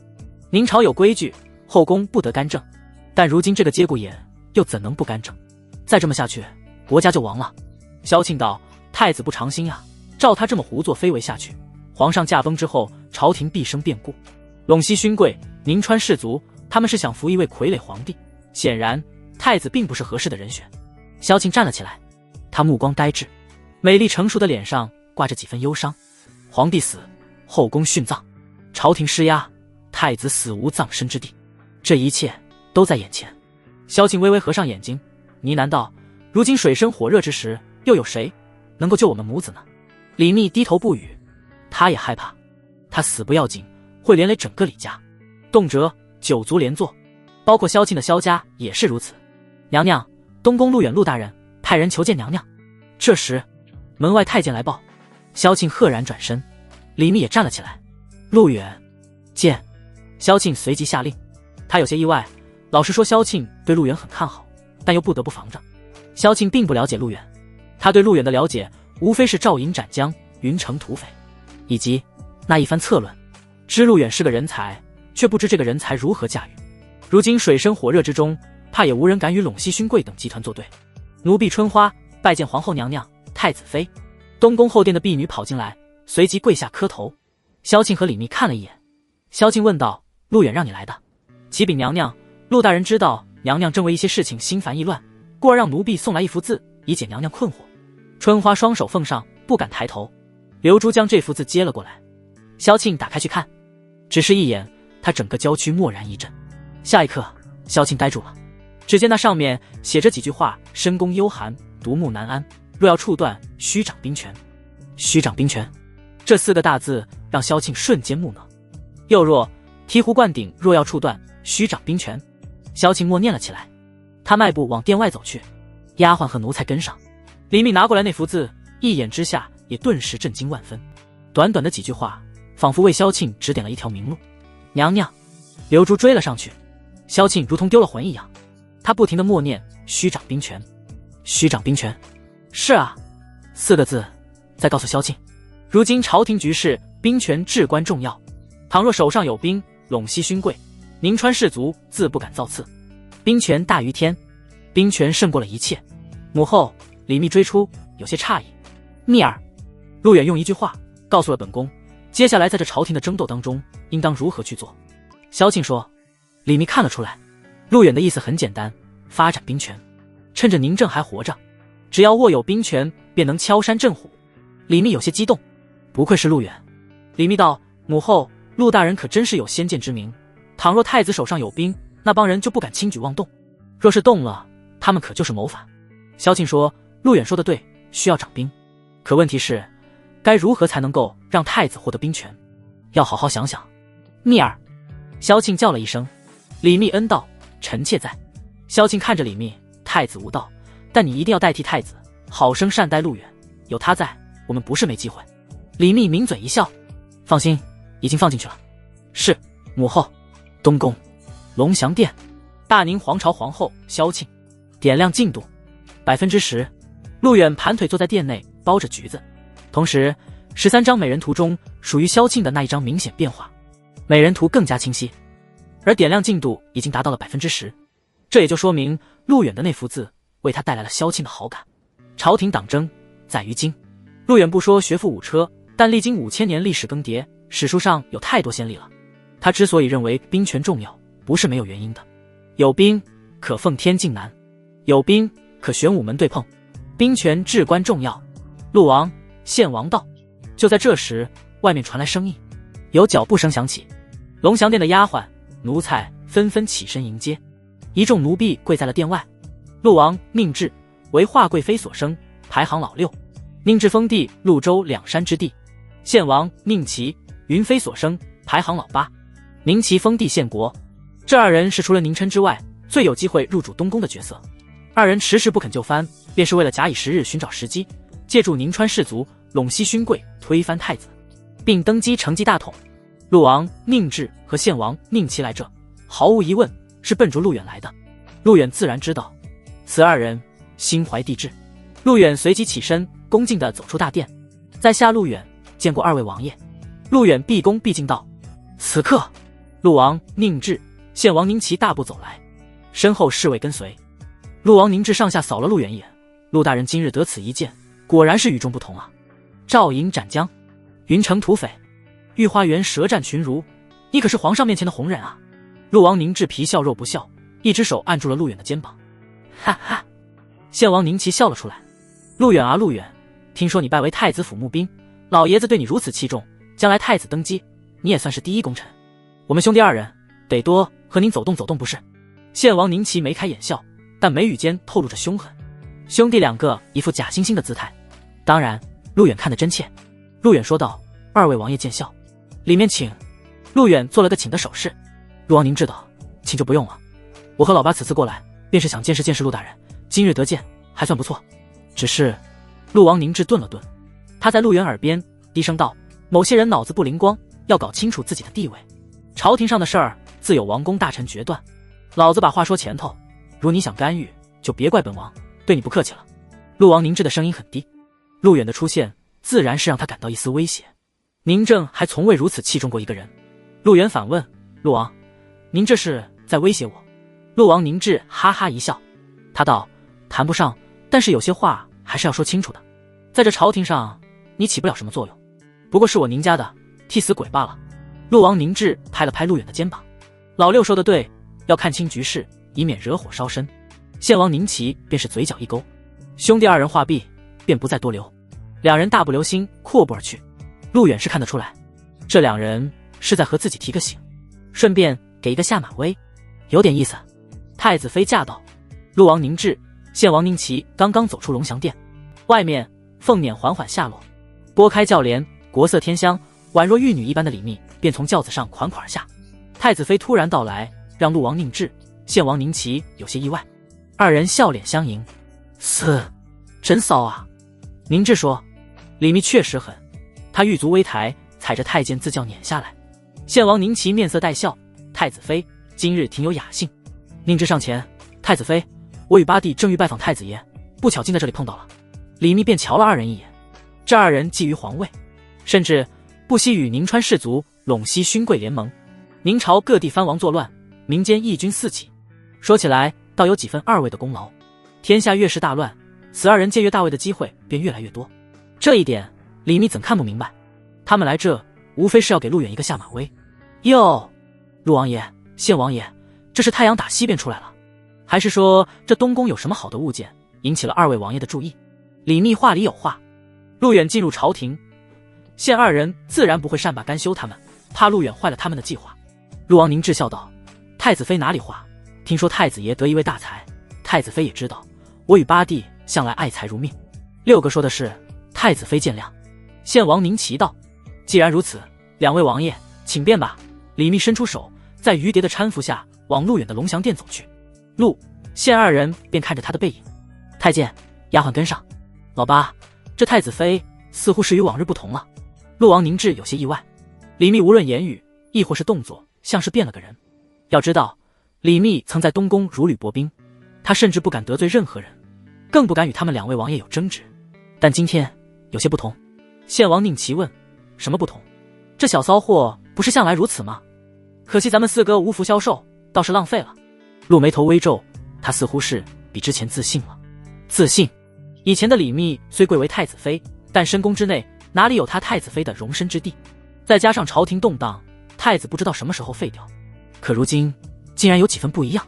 六哥，照你这么说，确实，这太子妃似乎真的比之前自信多了。他的自信是来自于哪里？难道是那个陆远？宁奇询问。不管来自于啊，总之这个陆远不能留，我们要想个办法除掉他，杀之而后快。宁志做了个抹脖子的手势。太子妃道：龙翔殿前院，李密款款来，其色鲜艳，其质饱满，其形性感，薄薄的红唇微微湿润。见过太子妃。你们都退下吧。李密挥了下手。是。下人退下。李密小跑来到殿内。此刻陆远正在坐着。李密一进来便微微一笑。陆远。陆远抬起头。太子妃，你怎么来了？李密扑哧笑了出来。看了下四下无人，李密随即上前跪在了陆远面前。密儿见过哥哥。陆远道：密儿，这是东宫，小心点。李密咯咯一笑。他起身来到陆远面前，而后跪坐了下来。李密拿起酒杯给陆远打起了酒。哥哥，密儿刚从紫宁宫回来，哥哥给母后的一句忠告，密儿也看到了，皇后娘娘那边也很是激动。虚掌兵权。哥哥一句话倒是说出了太子该做的反抗。哥哥，喝酒。李密双手端着酒递给陆远。李密满脸笑容。陆远接过酒杯，伸手抚了抚李密的脸蛋。太子掌兵没那么容易，朝廷上下可都看着呢。李密叹了口气，兵权虽好，可确实很难掌控。对了哥哥，刚刚密儿遇到了献王和陆王，他们是来干嘛？李密询问，一边伸手给陆远按摩了起来。陆远喝了口酒。献王和陆王不去封地，一直留在京城，目的不是很明确吗？他们在各地制造动乱，国一乱，他们就可以趁虚而入，夺得皇权了。这事李密也看得出来。他点点头。哥哥有所不知，这陆王和献王与宁川氏族、陇西勋贵走得很近，同流合污。陆远说，同流合污也得有这个资本。二位王爷只是被两大集团所利用，两大集团想要的是辅佐一位傀儡皇帝。傀儡皇帝？李密不解。陆远点头道，所谓傀儡皇帝，就是由他们架空皇权，而放眼皇上的子嗣当中，最合适的人选只有一个。李密问，谁啊？陆远道，华贵妃的二儿子，陆王宁志的弟弟幼子宁安。幼子宁安刚满2岁，陇西勋贵和宁川氏族不敢擅自夺权，所以立幼子架空皇权，时间一长，再逼迫小皇帝禅位。两大集团野心勃勃，只不过他们在等待时机。可恶的东西！可是二位王爷不会放过哥哥的，两大集团可能会利用他们除掉哥哥。李密眉头紧皱，他的眼神中流露出一抹凶巴巴的神采。以陆王、献王的脾气，定然不会放过陆远，说不定会找人刺杀，或者是找个机会在皇上面前参他一本，然后借助皇上的手杀了陆远。陆远自然看得出来，当即淡淡一笑：密儿说的对，这两个家伙过来，无非是要给我一个下马威。不过常言道来而不往非礼也，我这里也有一份大礼要送给他们。陆远一脸笃定。李密心中一喜，忙抓住陆远的手。他好奇地问，哥哥，什么礼？陆远拿起纸笔，这陆王和献王之间，陆王是老大，陆王心怀帝志，献王自认为自己能力不如陆王，但献王就不想当皇帝吗？非也。陆远写了一封信。李密在一旁碾墨。信写完，陆远又将书信用墨水划掉。李密不解，哥哥为什么要划掉？陆远并未回答，他将书信收了起来。密儿，找一个信得过的人，把这封信送到献王府，另外再以我的名义送给献王一些金银珠宝，当作讨好他的礼物，要风风光光的送过去。李密闻言一怔，他忽然想到了什么，哥哥，你这是想要挑拨献王和陆王之间的关系吗？陆远笑了。李密也笑了。他一挥手，李记，你进来。李密话音一落，顿时一名年轻帅气的卑贱男子从外面走来。这男子英俊潇洒，一身锐气。看到这名英俊男子，陆远有些意外。李密则歪在陆远怀中，他盈盈一笑，哥哥，蜜儿给你介绍一下，这位是我弟弟，他叫李绩。我弟弟是一名剑客，一直想当大将军，可惜的是，因两大集团的缘故，我李家人一直遭受打压。我弟弟做事，哥哥可以放心。陆远仔细打量李绩，从外表来看，确实有几分刚毅，是个苗子。李密道：“李绩，还不快见过陆大人？”李绩当即跪下，开口道：“李绩见过陆大人。”陆远松开了李密，李密一笑，而后站了起来。陆远来到了李绩面前，上下打量几眼：“哥哥，今后李绩就是哥哥的人了，有什么事情，哥哥都可以交给他去做。”李密说：“密儿，你这弟弟确实是个苗子，剑法如何？”陆远询问：“陆大人想要讨教一二吗？”李绩问。李密便训斥一声：“李绩不得无礼。”是。李绩再次磕了个头。陆远倒是不以为然，既然李绩提了出来，讨教一下又有何妨？当下，陆远笑道：“密儿，取我的剑来。”李密有些犹豫：“哥哥，你们真打呀？”李绩则抬起头看着陆远：“我需要知道你有多少本领，等一下，不要留情。”陆远伸出手，李密取了一把剑递给了陆远。李绩站了起来，他笑道：“早就听说陆大人云城土匪，照营斩将，如果能和陆大人交手，是我的荣幸。陆大人，请。”二人来到殿外，相对立。丫鬟、太监都被吸引了，快看，咱们大人要和太子妃的兄弟比剑呢！哇，真稀奇，这种事很少见呀。你们说是咱们大人厉害，还是太子妃的兄弟厉害？我赌咱们大人，他可是照营斩将的大人物。李密站在一旁，他也很好奇。李绩的剑法他是见到过的，可惜的是一身大才无施展之地。今日把李绩送给陆远，也是为了日后给陆远铺平道路，毕竟他与陆远一荣俱荣。李密提醒道：“今儿需手下留情，不得伤了陆大人。”李绩看向李密：“姐，我到底听谁的？陆大人要我全力以赴，你又让我手下留情。”李密可愁坏了：“不用客气，施展你的全力。”陆远提剑道：“是，陆大人，我不会手下留情的，我要击败你。”呵啊！皇后娘娘驾到。就在这时，外面传来声音，随着声音传来，院子里的丫鬟、奴才纷纷跪下。萧庆在几个宫女的陪同下走了进来，一些太监还抬着一些御酒、绸缎，身后跟着10几个宫女、奴才参见皇后。萧庆伸手打断了太监的话，他目光落在陆远和李绩身上。萧庆转过头：“赵高，陆远和李绩这是在做什么？”赵高回道：“启禀娘娘，太子妃的弟弟李绩正在和陆大人切磋剑法，二人小试身手。”萧庆道：“我听说李绩是一名剑客，其剑法深得一位高人真传，不要打扰他们。”萧庆下了一道命令：“是。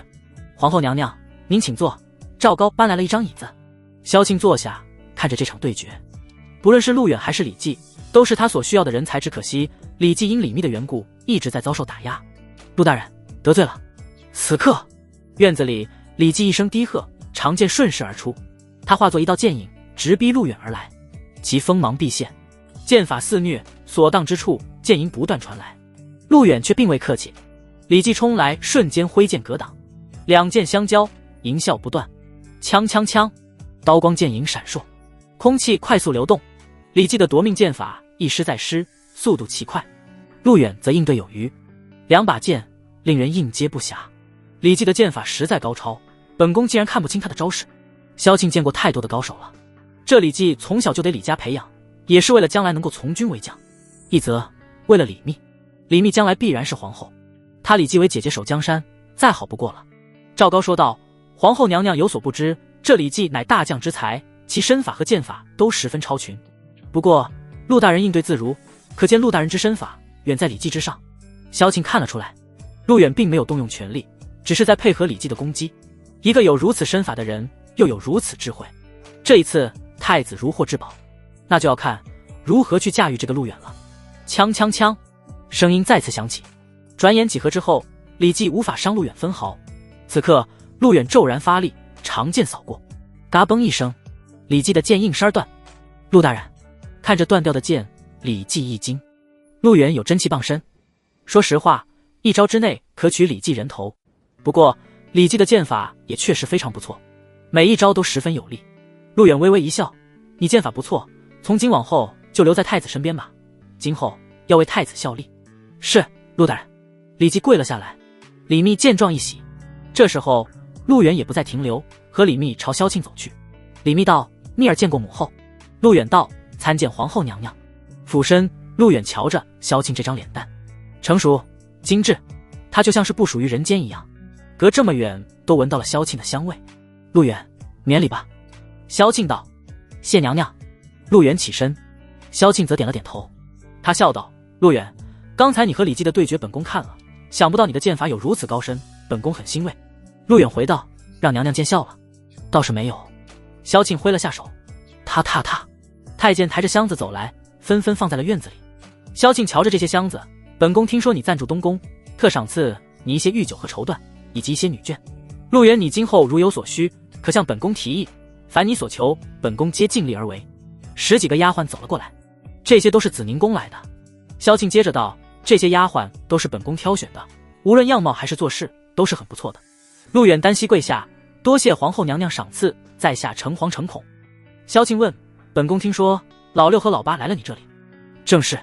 他们所谓何事？回娘娘，给在下一个下马威，威胁在下不要帮助太子。陆远并未隐瞒，他们倒是消息灵通。这两个蠢货，朝廷再怎么斗，也是他们宁家内部的事。这两个东西可好，要借助外人之手对付太子，你今后需加以小心。萧庆提醒。在下明白。既如此，本宫便不打扰你了。萧庆站了起来。萧庆又想起了什么。对了，陆远，本宫昨晚睡得很好，如果可以的话，你抽个时间再去紫宁宫一趟。在下谨记。陆远回道。皇后娘娘起驾。水嫩多汁的萧庆起驾回宫，李密则暗自兴奋。萧庆送来这么多婢女、御酒、绸缎和布匹，实为十分器重陆远。那也就说明，能得萧庆赏赐，陆远实实在在已经站在了皇后这边，而他也便是他与太子、皇后三人唯一手段。陆大人，皇后娘娘如此赏赐，切不可辜负娘娘的一片心意啊！有外人在场，李密高冷无比，他自是一副太子妃的姿态。当然，没有人比陆远更加清楚，萧庆送来婢女，难道不是来监控他的？也罢，如果陆远是萧庆这般处境，想来也会多留一个心眼。正所谓，人死鸟朝上，不死再晃晃。太子妃所言极是，在下定亲力辅佐太子。陆远回道。李密挥了下手，下人退下。他和陆远往大殿走去，李记跟上。方一进大殿，李密便轻飘飘地贴在陆远身上，香气四溢。哥哥觉得劲儿如何？李记当即单膝下跪，抱拳等待陆远发号施令。李家的族人，其仕途、命运与李密牢牢绑在一起，所以此人可用，甚至能堪大用。陆远坐了下来。李记，你剑法不错，是个当大将军的苗子。不过朝廷党争，水深火热，刀剑无眼，这段时间你先暂时留在我身边，随时听我差遣。李密给李记打眼色。李记抱拳道：陆大人，在下愿为陆大人赴汤蹈火，在所不辞。李密开心一笑，大半个身子躺在了陆远怀中。陆远一手搂着李密的柳腰，而后他将方才被划掉的书信交给李记。李记双手接过。陆远道：李记，刚刚皇后娘娘赏赐了一些金银珠宝，你从中挑选一些，连同这封书信送到献王府。陆远深刻知道，党派之争素来凶险万分，所谓党派，历朝历代都逃脱不掉，而他要做的便是立刻布局，力保太子的同时，也是为了自己夜夜笙歌。呸呸呸！我陆远一心为大宁皇朝，世受国恩，当以生死报国，马革裹尸。是，陆大人，我这就去办。李记站了起来。等等！陆远叫住了他。李记转过身。陆远道：你记住，出宫之后，队伍在京城绕上一圈，要让人知道我陆远给献王送礼来了。李记虽不明白意思，但也并未过问。李密说：劲儿，你要时刻谨记陆大人的话，不可有任何怠慢，否则的话，姐姐绝不饶你。是，姐姐。李记起身离开。李密也不敢多留，随即离去。京城大街，公子，快来玩啊！这里有喷泉哦。来嘛，公子。喧嚣的街道，两名长袍青年低头走过，他们来到了一家酒馆之外。这酒馆小六探头出来：到了吗？二位爷，公孙大人已经等候多时了。二位爷跟我来。青年才俊跟随小六走进酒馆，一路往下，便来到了后院一间隐蔽的房间里。此刻，户部尚书公孙旦陇西勋贵正坐在桌子旁，小酌两口。公孙大人，我和老八已经见过那陆远了，那小子有点狂啊。才俊青年大步走近，放声便道：陆王宁志，献王宁齐，老六和老八二人今日在此约见公孙旦，商议对策。二位王爷，快快请坐，公孙旦示意。小六退下，将门带上。妈了个巴子！宁志坐下，一巴掌拍在了桌子上。这个陆远心怀大志，断不能留。公孙大人必须想办法除之，以绝后患。宁志怒道。宁齐相对比较平静，他倒了杯酒，抹着自己的胡渣。公孙旦道：陆王息怒，此事断不能操之过急。二位王爷既然见了他，觉得此人才能如何？宁志骂道：依我看，他就是个蛋，一个跳梁小丑罢了。宁齐皱眉，但他照营斩将，云城土匪，先登夺旗，这可不是一个跳梁小丑能够做到的。再加上吃降论、使者论，说明此子有勇有谋。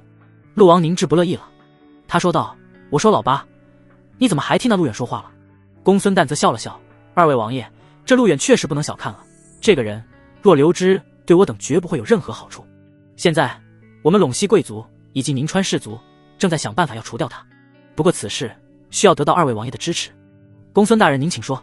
除掉陆远乃是我们共同之事，凡是我与老八所能为，我兄弟二人必然不会放过他。酒馆内阴谋冲天，酒馆外一队马车缓缓驶过。让一让，快让开！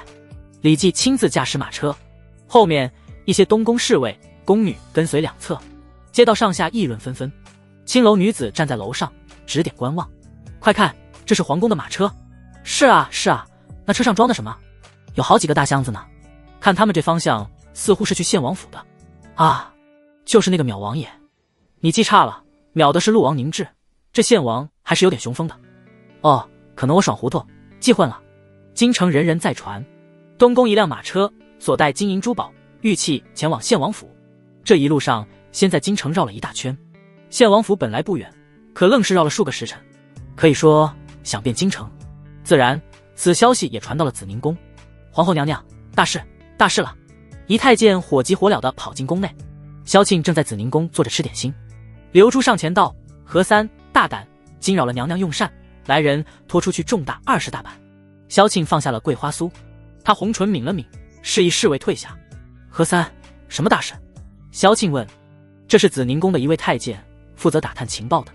何三跪爬了过去，娘娘饶恕，启禀娘娘，奴才刚刚得到消息，一辆马车自东宫出发，前往了献王府。什么？萧庆意外极了，东宫的马车去了献王府？开什么国际玩笑？萧庆问。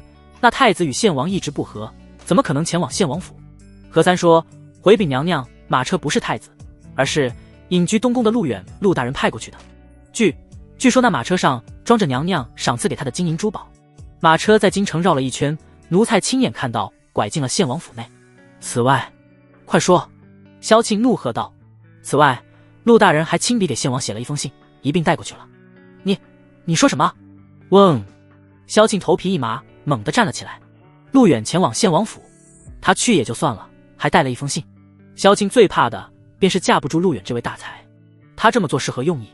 莫非是要帮助献王？顺从太子只是表面上的，萧庆便也很难镇定下来。要知道，他可是把所有希望都放在了陆远身上，一直以为能够借助陆远稳定朝中局势，保太子又宁朝。可他现在竟与献王暗通私信。娘娘，这陆大人好大的胆子，他竟然胆敢利用娘娘之赏赐向献王送礼。身旁的刘珠大怒不已，暗暗为萧庆皱眉。明眼人便瞬间看出陆远必有私心。萧庆没有回话，他成熟的脸上挂着不安与惶恐。自古以来，大才都是硬骨头，想要驾驭他们谈何容易？莫说太子无德，即便是一位有德的太子，怕也很难掌控。世间大才只有收服其心，才能为其效命。皇后娘娘，陆大人此举暗通献王，辜负了娘娘对他的一番期望。若娘娘点头，我愿取陆远首级呈于娘娘，一侍卫抱拳上前，为萧庆所打抱不平。娘娘，陆远这是叛变。没错，这个小人，他一边接受皇后娘娘恩惠，暗地里却与献王私通，此人该杀。紫宁宫内怒喝不断。启禀皇后娘娘，萧大人求见。正此时，一个太监走了进来。萧大人，萧庆胞弟。目前在朝廷翰林学府任职，其是一位不折不扣的儒雅之人，自幼饱读诗书。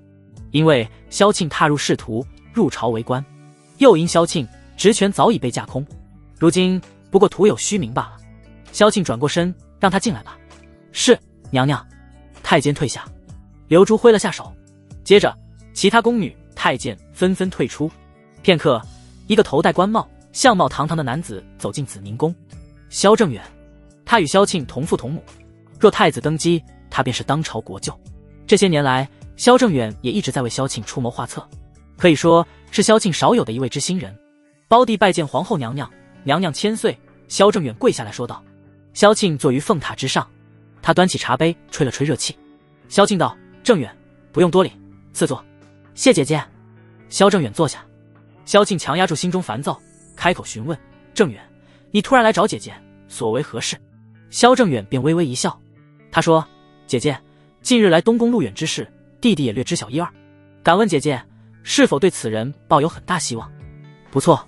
萧庆叹了口气，提到陆远又心生疑虑。萧庆放下茶杯，陆远是位大才，若能降服其心，对姐姐大有帮助。只是这世间大才往往难以驾驭。萧正远问：那姐姐可知道这陆远今日差人前往了献王府，还带去了一封书信？知道。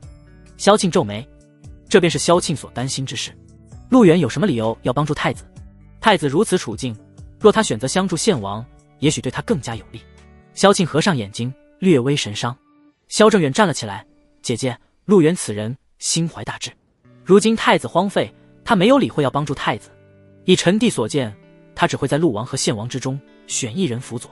萧正远此为实话，这也正是萧庆所担心之处。辅佐太子，树敌太多，若他助陆王或献王登基，则更加容易。对于陆远而言，辅佐谁都能够得到他所想要的：金钱、官职、美人。萧庆道：你接着说。萧正远点头：若陆远帮助太子，则为大才；若他相助献王，此人断然不可留。嘘，趁他羽翼未丰之际。萧正远做了个抹脖子的手势，等雄鹰展翅之时，若再想除，可悔之晚矣。萧庆呆呆地站了起来，他眼神略有涣散。起身后的萧庆在大殿内移动了几步，他在思考，他好不容易遇到一个能够帮助他的人，一位大才，如今这个局面，任谁也难以想到。不。萧庆轻吐一个字：他不信。萧正远起身道：姐姐，我近日得到一位剑客，只要您下令，可让陆远悄无声息地离开。不。萧庆骤然转过身，他盯着萧正远。萧庆手指指着萧正远：你不要再说，本宫不信。陆远书信献王，疑点太多。姐姐，都什么时候了？难道你想要毁在那陆远手上吗？萧正远继续提醒：如果陆远与献王私通，为何如此明目张胆，还要绕京城一圈？他这不是明摆着要让本宫知道吗？那陆远没有这么傻吧？第二，倘若陆远真的要背叛本宫，那么陆王才是他最好的选择。可他为何偏偏要去找献王？细细思考，萧庆觉得有些不妥之处。以陆远的聪慧，不该这样做。萧正远则反驳：姐姐，事到如今，你莫要自欺欺人。也许是陆远认为献王比陆王更加合适，趁现在不动手，假以时日，悔之晚矣。正远，你不要再劝，本宫意已决。陆远既然得本宫恩惠，他应该比谁都清楚自己究竟要站在谁那一边。萧庆推辞，在萧正远看来，这番话有点自欺欺人。他道：姐姐，来人，送客。萧大人，请。刘珠做了个请的手势，萧正远便是一叹，他微微行礼：姐姐，若想通了，可随时召见弟弟，弟弟告退。萧正远一走，萧庆便瘫坐在凤椅上，他柳眉暗伏，却是坐立不安。若是陆远背叛，那他将再无翻身之机。娘娘，让何三再探再报。若他陆远真的敢背叛本宫，本宫定斩不饶。是。朝廷党争本就是极阴极险，任何疏忽都将会让自己陷入危机之中，不仅仅是自己，整个萧家九族殆尽。萧庆从未像今天这般烦心过。陆远是敌人，亦或是朋友？可他为什么要这么做呢？陆远，萧庆默念一声。东宫龙翔殿，陆远坐于大殿之内，13张美人图打开。大宁皇朝皇后萧庆，点亮进度0%，陆远能够预见的。此次给献王送礼，萧庆必然察觉，而他也定然怀疑自己，以至于好感度瞬间清零。这也就意味着萧庆对他的看法正在改变。不过在陆远看来，这些都是意料之中，所以并不惊讶。如此这般，萧庆对他有好感才怪。陆大人，此时赵高自外面跑来，一进殿便跪在了地上，奴才见过陆大人。陆远则给赵高倒了一杯酒，他递给赵高，赵公公，我托付你的事办得如何了？赵高便是一笑。几个宫女走了进来，他们手上抱着一些移植的天然芦荟。陆大人，这些便是您要的芦荟，是奴才托了太医令的胡大人联系了一些航海的商人，从海外转运而来，请陆大人过目。赵高拿起一株递给陆远，陆远细细研究，芦荟在这个朝代是罕见之物，大多随远海贸易而来，其在太医令的医学范本上有过记录，名曰芦荟。陆远大眼一瞧，不错，就是这个，赵公公辛苦了。陆大人，哪里话，这是奴才应该做的。赵高笑道。陆远拿出了一块金子递给了赵高，赵高诚惶诚恐，他接过金子慌忙跪下，多谢陆大人，奴才愿为陆大人效犬马之劳，只要陆大人吩咐，奴才一定尽心照办。陆远满意的点点头，不得不说这赵高还是挺能干的。起来吧，谢大人。赵高带人退下，随后不久，陆远开始从芦荟当中提取天然芦荟凝脂，这玩意儿润滑效果极好，若是这些东西涂抹在萧庆、李密身上，那滑腻的感觉，不出1刻钟，芦荟凝脂提取完毕。陆远整整提取了2大瓶，这东西可是他的法宝所在。在上一世，润滑对一个女人来说，那简直就是算了。陆远小心翼翼地将芦荟凝脂收起，如今万事俱备，只欠东风了。报！门外声音响起，龙翔殿的一个侍卫跑了进来。那侍卫单膝跪下，抱拳道：“启禀陆大人，李记派人来报，已经将书信与金银珠宝送至献王府。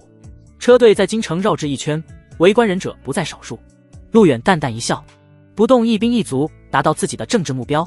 寻常时候没有狼烟的战场，也许才是最可怕的。他倒了杯酒，献王在不在府上？回陆大人，献王不在，但献王妃在府中，他让李记转告陆大人，待献王谢过陆大人。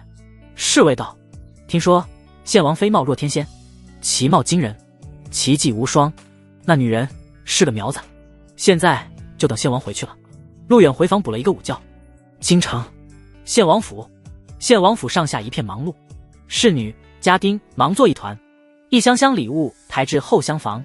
哎，你们几个小心点，那可是正儿八经的翡翠，小心点被摔破了。一名静态极严的妙龄女子站在院子里，她身披朱衣罗裙，头发高盘，淡粉色罗裙极尽艳丽。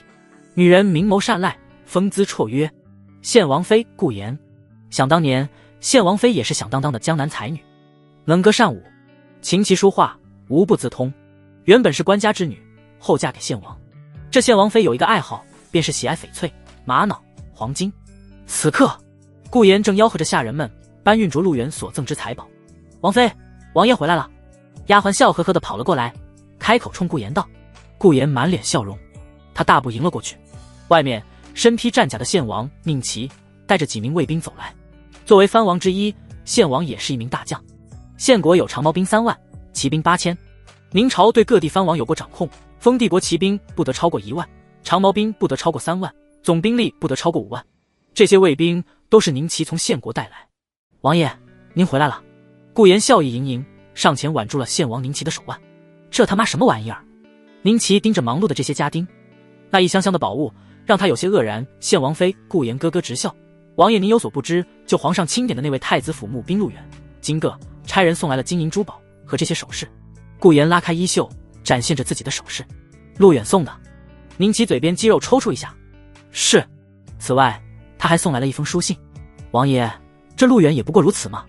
什么赵营斩将、云城土匪，依臣妾来看，他不过是想要拉拢王爷罢了。那太子何德何能啊？顾妍看得透彻。太子无德，陆远是想另寻明主，所以他才会送来这么多礼物。信？什么信？宁齐问。呈上来。顾妍招手示意，一名侍女双手端着一封信走了过来。宁齐犹豫片刻，伸手去拿。献王妃凑过去看，这信是什么门道？宁齐皱眉将信打开，只见这封信上面的字几乎全部被墨水涂抹，墨水覆盖的字看不出来写的什么，只有最后一句话没有被涂抹，那便是在下陆远叩拜献王。宁齐转过头盯着献王妃，这是你涂的？献王妃顾妍满脸疑惑，奇了怪了，我根本就没有打开，更加没有看过，可为何信会被涂上？宁齐有些愕然，他自是相信献王妃的，没有自己的命令，献王妃不敢私自去看这封信。那也就是说是陆远干的。那王八蛋什么意思？先是送来这么多金银珠宝，然后又是一封被涂抹掉的书信。王爷，该不会这是陆远的草稿吧？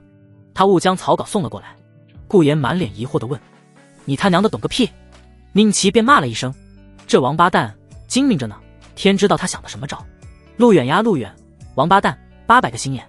宁奇怎么也想不明白这封信意欲何为，直到老八，六哥听说陆远给你送来了金银珠宝，还有一封信，真的假的？陆王凝滞闻讯而来，此刻宁奇心中咯噔了一下，他知道坏球了。献王宁奇便将书信藏于衣服之中，他能够意识到，若是给陆王凝滞看到，必然出事。老六，宁奇叫了一声，陆王凝滞大步而来，气势恢宏，腰佩长剑。献王妃顾言一笑：“老六来了。”宁滞扬长而道：“老八，什么情况？”本王刚一回府，便听说陆远给你送了金银珠宝，还有一封书信。这陆远的书信，可否让六哥看看？宁滞伸出手索要书信。说来也是，陆王与献王之间，陆王更有资格入主东宫。至于献王，再怎么也轮不到他。论排行，除了宁琛之外，宁滞在宁齐之上。论势力，陇西勋贵，陇西士族大多支持陆王，献王不过是辅佐罢了。这就好比陆远给小弟送了礼，却没有给老大送，这让陆王如何能够坐得住？宁齐露出笑容：“老六，这封信你不看也罢。陆远这个王八蛋，他是想尽一切办法要搞我们。”宁滞不依了：“老八这是何意？莫非这信上有不能让六哥看的东西？”一旁献王妃顾言道：“哎呀，王爷，不就是一封划掉的书信吗？你给老六看看又有什么关系？你给我住口！”宁齐喝了一声：“你就不应该收他陆远的东西。”顾言不敢应答。宁滞伸出手示意宁齐交出书信，万般无法。宁齐道：“六哥，这封信你看过之后要冷静。”话毕，书信呈上。老六宁滞将书信打开，仔细去看，但见那书信之上全是墨水划掉的痕迹，上面写的什么看不到，只有最后一句话是陆远叩首献王的话，信被抹掉了。老八，你他娘的什么意思？这信不该给老子看吗？宁滞合上信，皮笑肉不笑。宁齐深呼一口气，他盯着宁滞：“老六，这信我收到的时候就是这样，这不是我划掉的，这是陆远划掉的。”宁滞质问：“陆远划掉的？老八，你可真会说话呀，不想让我看大可不必。你这是什么意思？他娘的！”唰，宁滞一把拔出了腰间佩剑，抵向宁齐的脖子。宁齐见状大怒：“老六，你他妈什么意思？”献王妃顾言大惊失色，上前去拦：“我说六哥，你莫要冲动，这封信真的不是献王爷划掉的，我可以作证。”滚！宁滞吼了一声：“老八，老子平时待你不薄，若我登基，许你3江之地，可你他妈就是这样对我的，你居然暗中与陆远往来，须知道那陆远是何居心？莫非你也想跟我争夺皇位？”宁滞冷着脸询问，这话便将宁齐激怒。宁齐点了点宁滞的胸口，怒骂道：“老六，这他娘的是离间计，你看不出来？”宁滞吼道：“放你娘的屁！什么狗屁离间计？老八，分明是太子无能，陆远觉得扶不上来，所以想要扶你入主东宫，难道不是这样吗？”宁滞彻底怒了，他没想到老八看起来老老实实，背后却干起了这种买卖。他怒，宁齐也怒。宁齐一把抓住了宁滞的衣领：“睁开你的狗眼看看，陆远乃太子府募兵，他此举便是让你我2人相互误会，离间计你都玩不明白，你还当个狗屁的皇帝！”砰！妈的！住口！宁滞反手一拳轰在了宁齐脸上，见他不敢用，拳头还是可以的。顾言吓坏了：“六哥息怒啊！滚开！老八，老子今天跟你没完！”血！宁齐擦了一下嘴角，他的手指上沾染了血。随即宁齐目光一寒，他道：“老六，你玩真的？这么简单的离间计你都看不明白？你怀疑我？”砰！宁齐反手一拳落下，打在了宁滞脸上。兄弟2人随即动手，一时之间，献王府不少下人赶过来拉架。“我说2位王爷，您消消火，切勿动怒啊！2位王爷，快快停下，快快停下！”王爷，东宫龙翔殿，陆远斜躺在座位上，手中端着琉璃酒杯，内中的酒清香扑鼻，虽不及前世的酒烈，不过美酒配美人，还怪带劲嘞。大人，此为皇后娘娘赏赐之御酒，据说这酒甘甜浓醇，唇舌留香，奴婢光是闻着味道就要醉了呢。一婢女跪在地上，端着酒坛，这女孩晶莹剔透，玲珑乖巧，虽然不及李密华贵，不及萧庆有凤仪天下之态，但身材真好，模样甜美可人。这是子宁宫来的，萧庆所赏赐。你跟随皇后娘娘多久了？陆远问他。回大人，奴婢3岁入宫，自幼在子宁宫长大，今年18岁。婢女红着脸回道：你叫什么名字？碧落。谁言碧落无归处，一捧流光未克星。好名字。陆远赞叹。谢大人夸奖。张嘴。陆远一笑。碧落扬起脑袋，张开小嘴。陆远将酒杯端起，将酒水倒了进去。碧落喝了一口。陆远笑问：味道如何？碧落跪着低头：谢大人赏赐奴婢御酒，奴婢入宫这么多年，还从未尝过御酒的味道呢。这一杯全给你了，以后在我身边好好做事。陆远递了过去。谢大人，奴婢一定尽心尽力的服侍大人。碧落说。陆大人。门外李记便走了进来，一进来就单膝跪地抱拳道。陆远示意碧落退下。他笑问李记：事情办得如何了？李记道：启禀大人，在下按照大人吩咐，将金银玉翠绕成一圈，最后送至献王府。故而在下观察了之后方才回来。陆王与献王在王府内大打出手，二人争执不已，怕是起了疑心。闻言，陆远似笑非笑，目的达到了。自此之后，宁志即便与宁齐、华干割为玉帛，但二人心有嫌隙，定然相互猜忌。此举可谓是一举两得。陆远道：干得不错，你下去吧。是，大人。李记退了下去。下马威。呵呵，给谁的？东宫。太子妃寝宫。这离国进贡的流光玉罗翠倒是极为鲜艳，本宫对这等上等货色向来是有几分喜爱的。李密坐于镜子前，梳妆盘头，头戴流光玉罗翠，纤纤玉指轻轻抚动发簪。镜中的美人倒也有几分含苞待放，琼鼻鹰嘴，一身浅粉色朱衣，不失温雅。其举手投足之间流露着万种风情，秀色可餐啊。太子妃生得漂亮，如今是越发鲜艳的嘞。余蝶轻轻服侍，为李密戴上华冠，满脸笑容。李密很喜欢自己的身子，也许女孩子都有爱美之心，如今得陆远滋润，是越发有味道了。太子妃。东宫总长太监赵高走了进来，旋即跪下。李密自镜中瞧了一眼，他问道：赵公公，何事？赵高道：启禀太子妃，适才得到消息，陆王与献王二人在献王府大打出手，似乎是为了陆大人送礼的事。当真？李密一喜，他猛地转过身。老六和老八对干，亘古奇闻啊！要知道，这两兄弟向来关系要好，他们二人联手对付太子，到处给太子下套，如今竟也会手足相残。赵高点头，当真？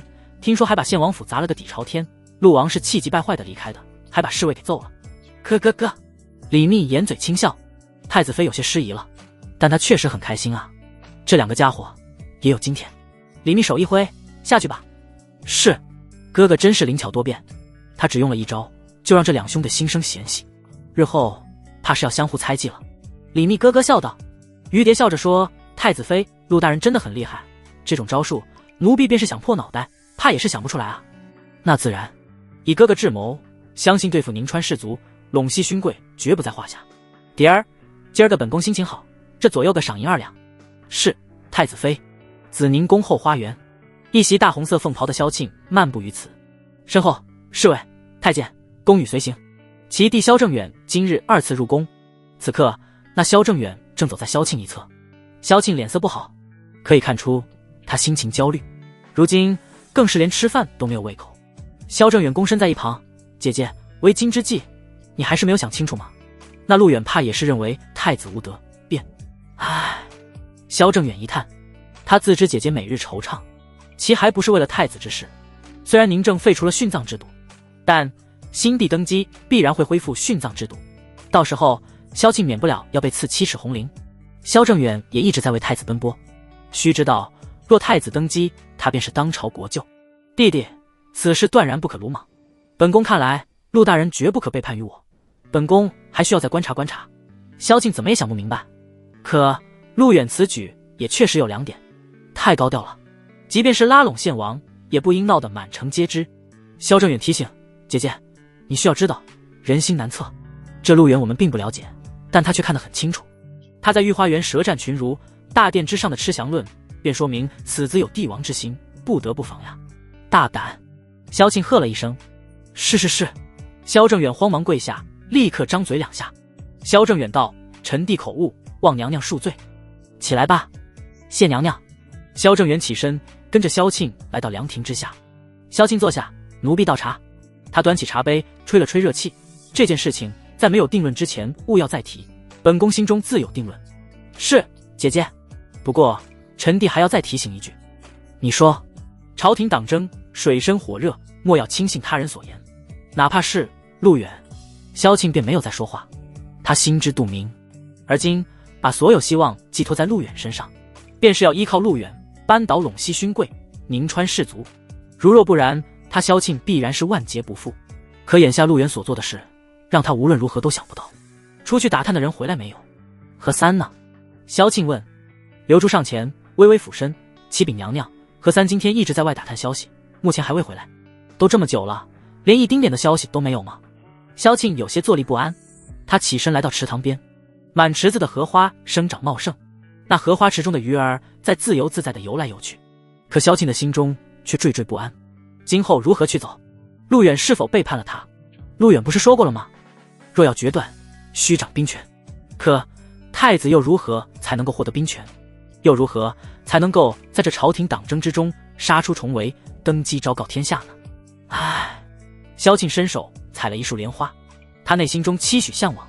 他有一个梦，虽然凤冠霞帔，但却从来没有享受过哪怕一天。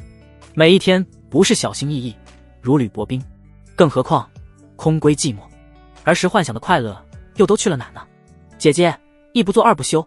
依臣弟来看，不如做了陆王和献王。萧正元小心上前做了个抹脖子的手势。萧庆柳眉紧蹙，他闻了闻荷花。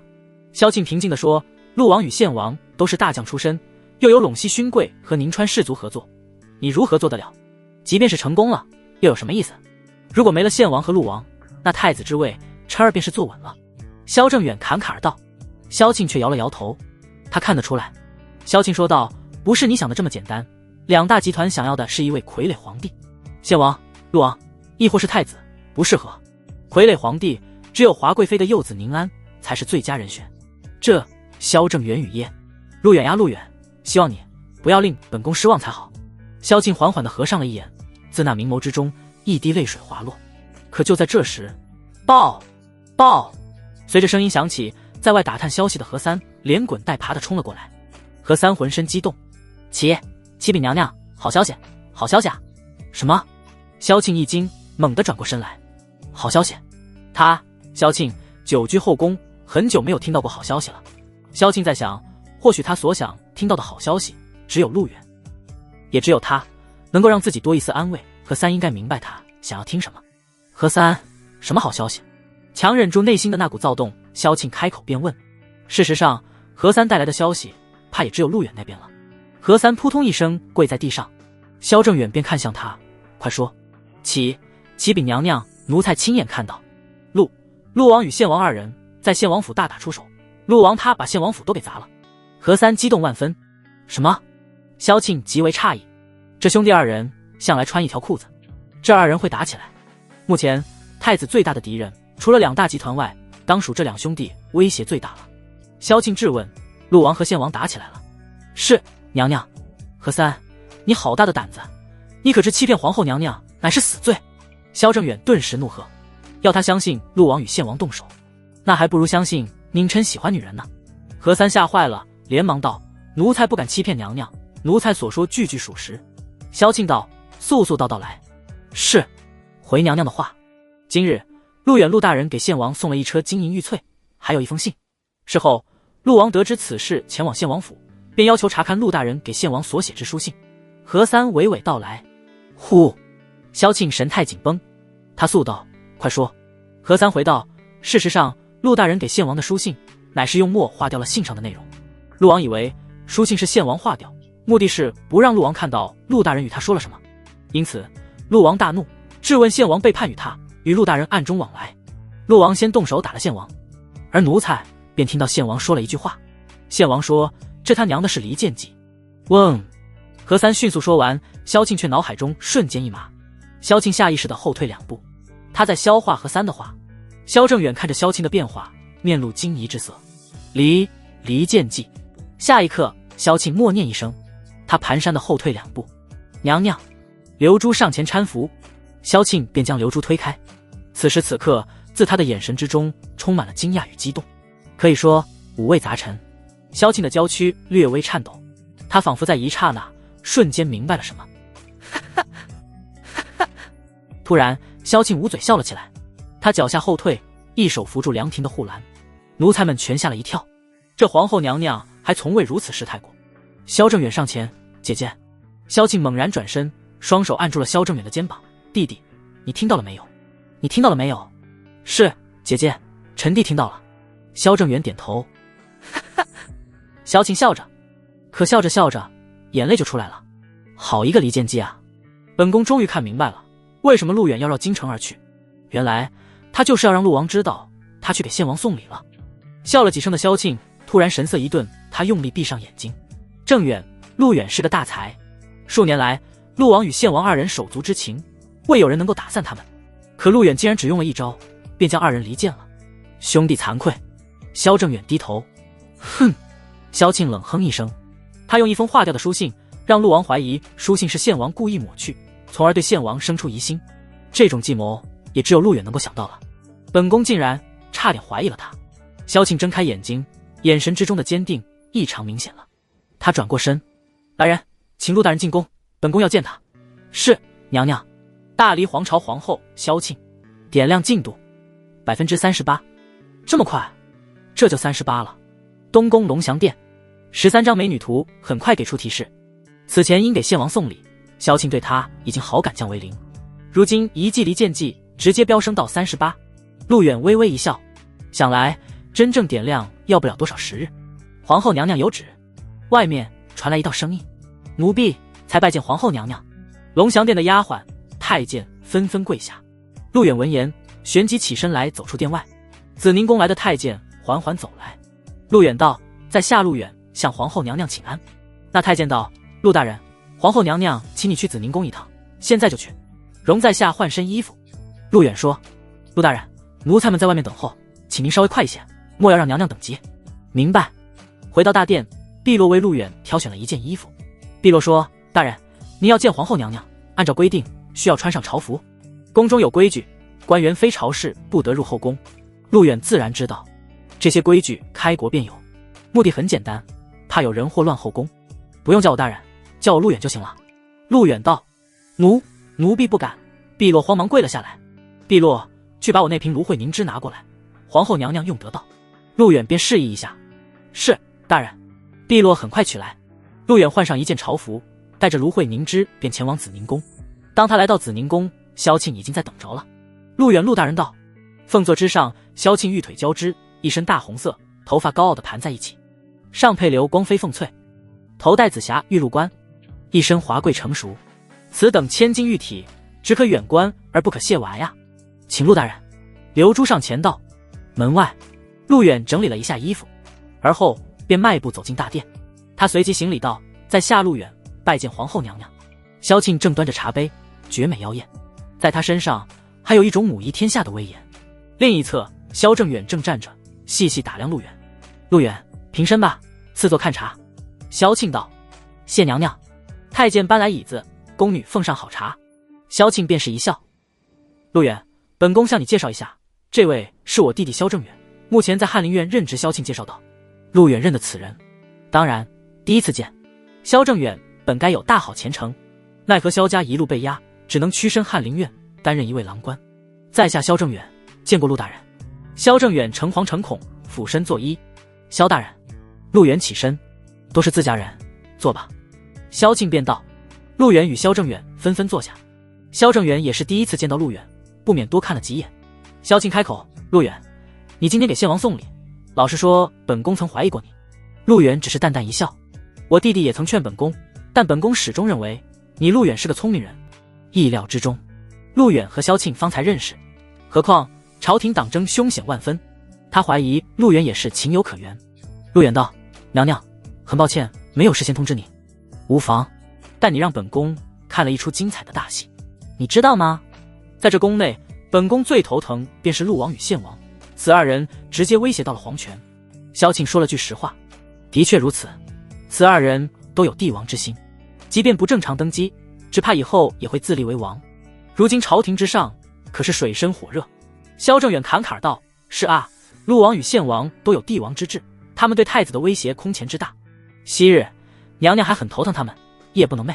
陆远笑而不语，他知道萧庆下一步要说什么。兵权，陆远曾提出兵权，萧庆必然追问。果不其然，你派人送的那幅字，本宫已经看了。你说若要处断，须掌兵权，本宫不知你所说的兵权应该如何掌控。萧庆略微茫然。陆远深知兵权一事不能操之过急，需要多多观察朝廷动向，但凡有机会可顺势而为。于是陆远便道：娘娘，兵权一事无需着急，本宫怎能不急？陆远，你要知道，宁川士族、陇西勋贵手握兵权，随时有可能秦王杀驾，甚至是废除太子。萧庆紧握茶杯，事实如此，他们可以逼宁正废了太子，这件事他已经谋划很久。陆远却道：秦王杀驾也需要理由，名不正则言不顺，兵权一事需要看朝廷的下一步动向，待时机成熟，在下自会帮助太子掌握兵权。陆大人既然这么说，想必已经是胸有成竹了，不知陆大人可否透露一二？萧正远询问。陆远喝了口茶，他只说了几个字：杯酒是兵权。萧正远与萧庆相视一眼，杯酒是兵权。萧庆纵然起身，却不知这是何意。他道：何为杯酒是兵权？先朝是否有先例？陆远只说：娘娘，现在不是时机，等时机成熟，在下自有定夺。陆远不说，萧庆也不再多问。他略微点头：好吧，既然你不愿多说，本宫也就不再多问。他看向萧正远：正远，本宫与陆远还有事情商讨，你先行回去吧。萧正远站了起来：臣弟告退。陆大人，来日定要来府上做客，我要与你不醉不归。多谢萧大人。陆远微笑道。萧正远走出紫宁宫，旋即刘珠上前将大门关上，而刘珠本人已经退了出去。整个寝宫之内只剩下陆远与萧庆。萧庆缓缓起身，玉体露出一抹香艳，他略微脸红，轻声道：陆远，上次你与本宫行的推拿之术效果很是不错，今天还需要再来一次吗？陆远道：当然，推气行宫是上上之法，在下这几日又寻得一秘方，可让娘娘卸下一身疲倦。那你随本宫来。萧庆走向寝宫，拨开纱帐，陆远随之很近，香气犹如那桂花一般弥漫在周围。凤床之上，安能不苟？娘娘可以躺下来吗？陆远问。这样吗？萧庆缓缓躺下，脸蛋随之一红。陆远拿出了芦荟凝脂。萧庆不解，这是什么？陆远解释道：这是在下委托太医令的官员随海外商船带来的天然芦荟，取其芯制成芦荟凝脂，此物涂抹在皮肤之上，有补水滋润肌肤之功效，娘娘是否要试试？需要接触肌肤？萧庆问。陆远点头。你知道本宫是谁吗？萧庆冷怒一声。知道。那你也敢？本宫可是皇上的女人，娘娘是否需要试试？陆远答非所问。你若敢僭越雷池，本宫定不饶你。开始吧。陆远缓缓拨开萧庆的衣服，芦荟凝脂均匀涂抹。嘶！萧庆倒吸一口凉气。娘娘，什么感觉？凉凉的，很滑。娘娘，在下要用手了。陆远说。好。陆远手法超群。萧庆闭目享受。过了一会儿，娘娘，什么感觉？不知道。娘娘，你这是怎么了？大胆，闭嘴。娘娘，是否需要加大力度？本宫不知道。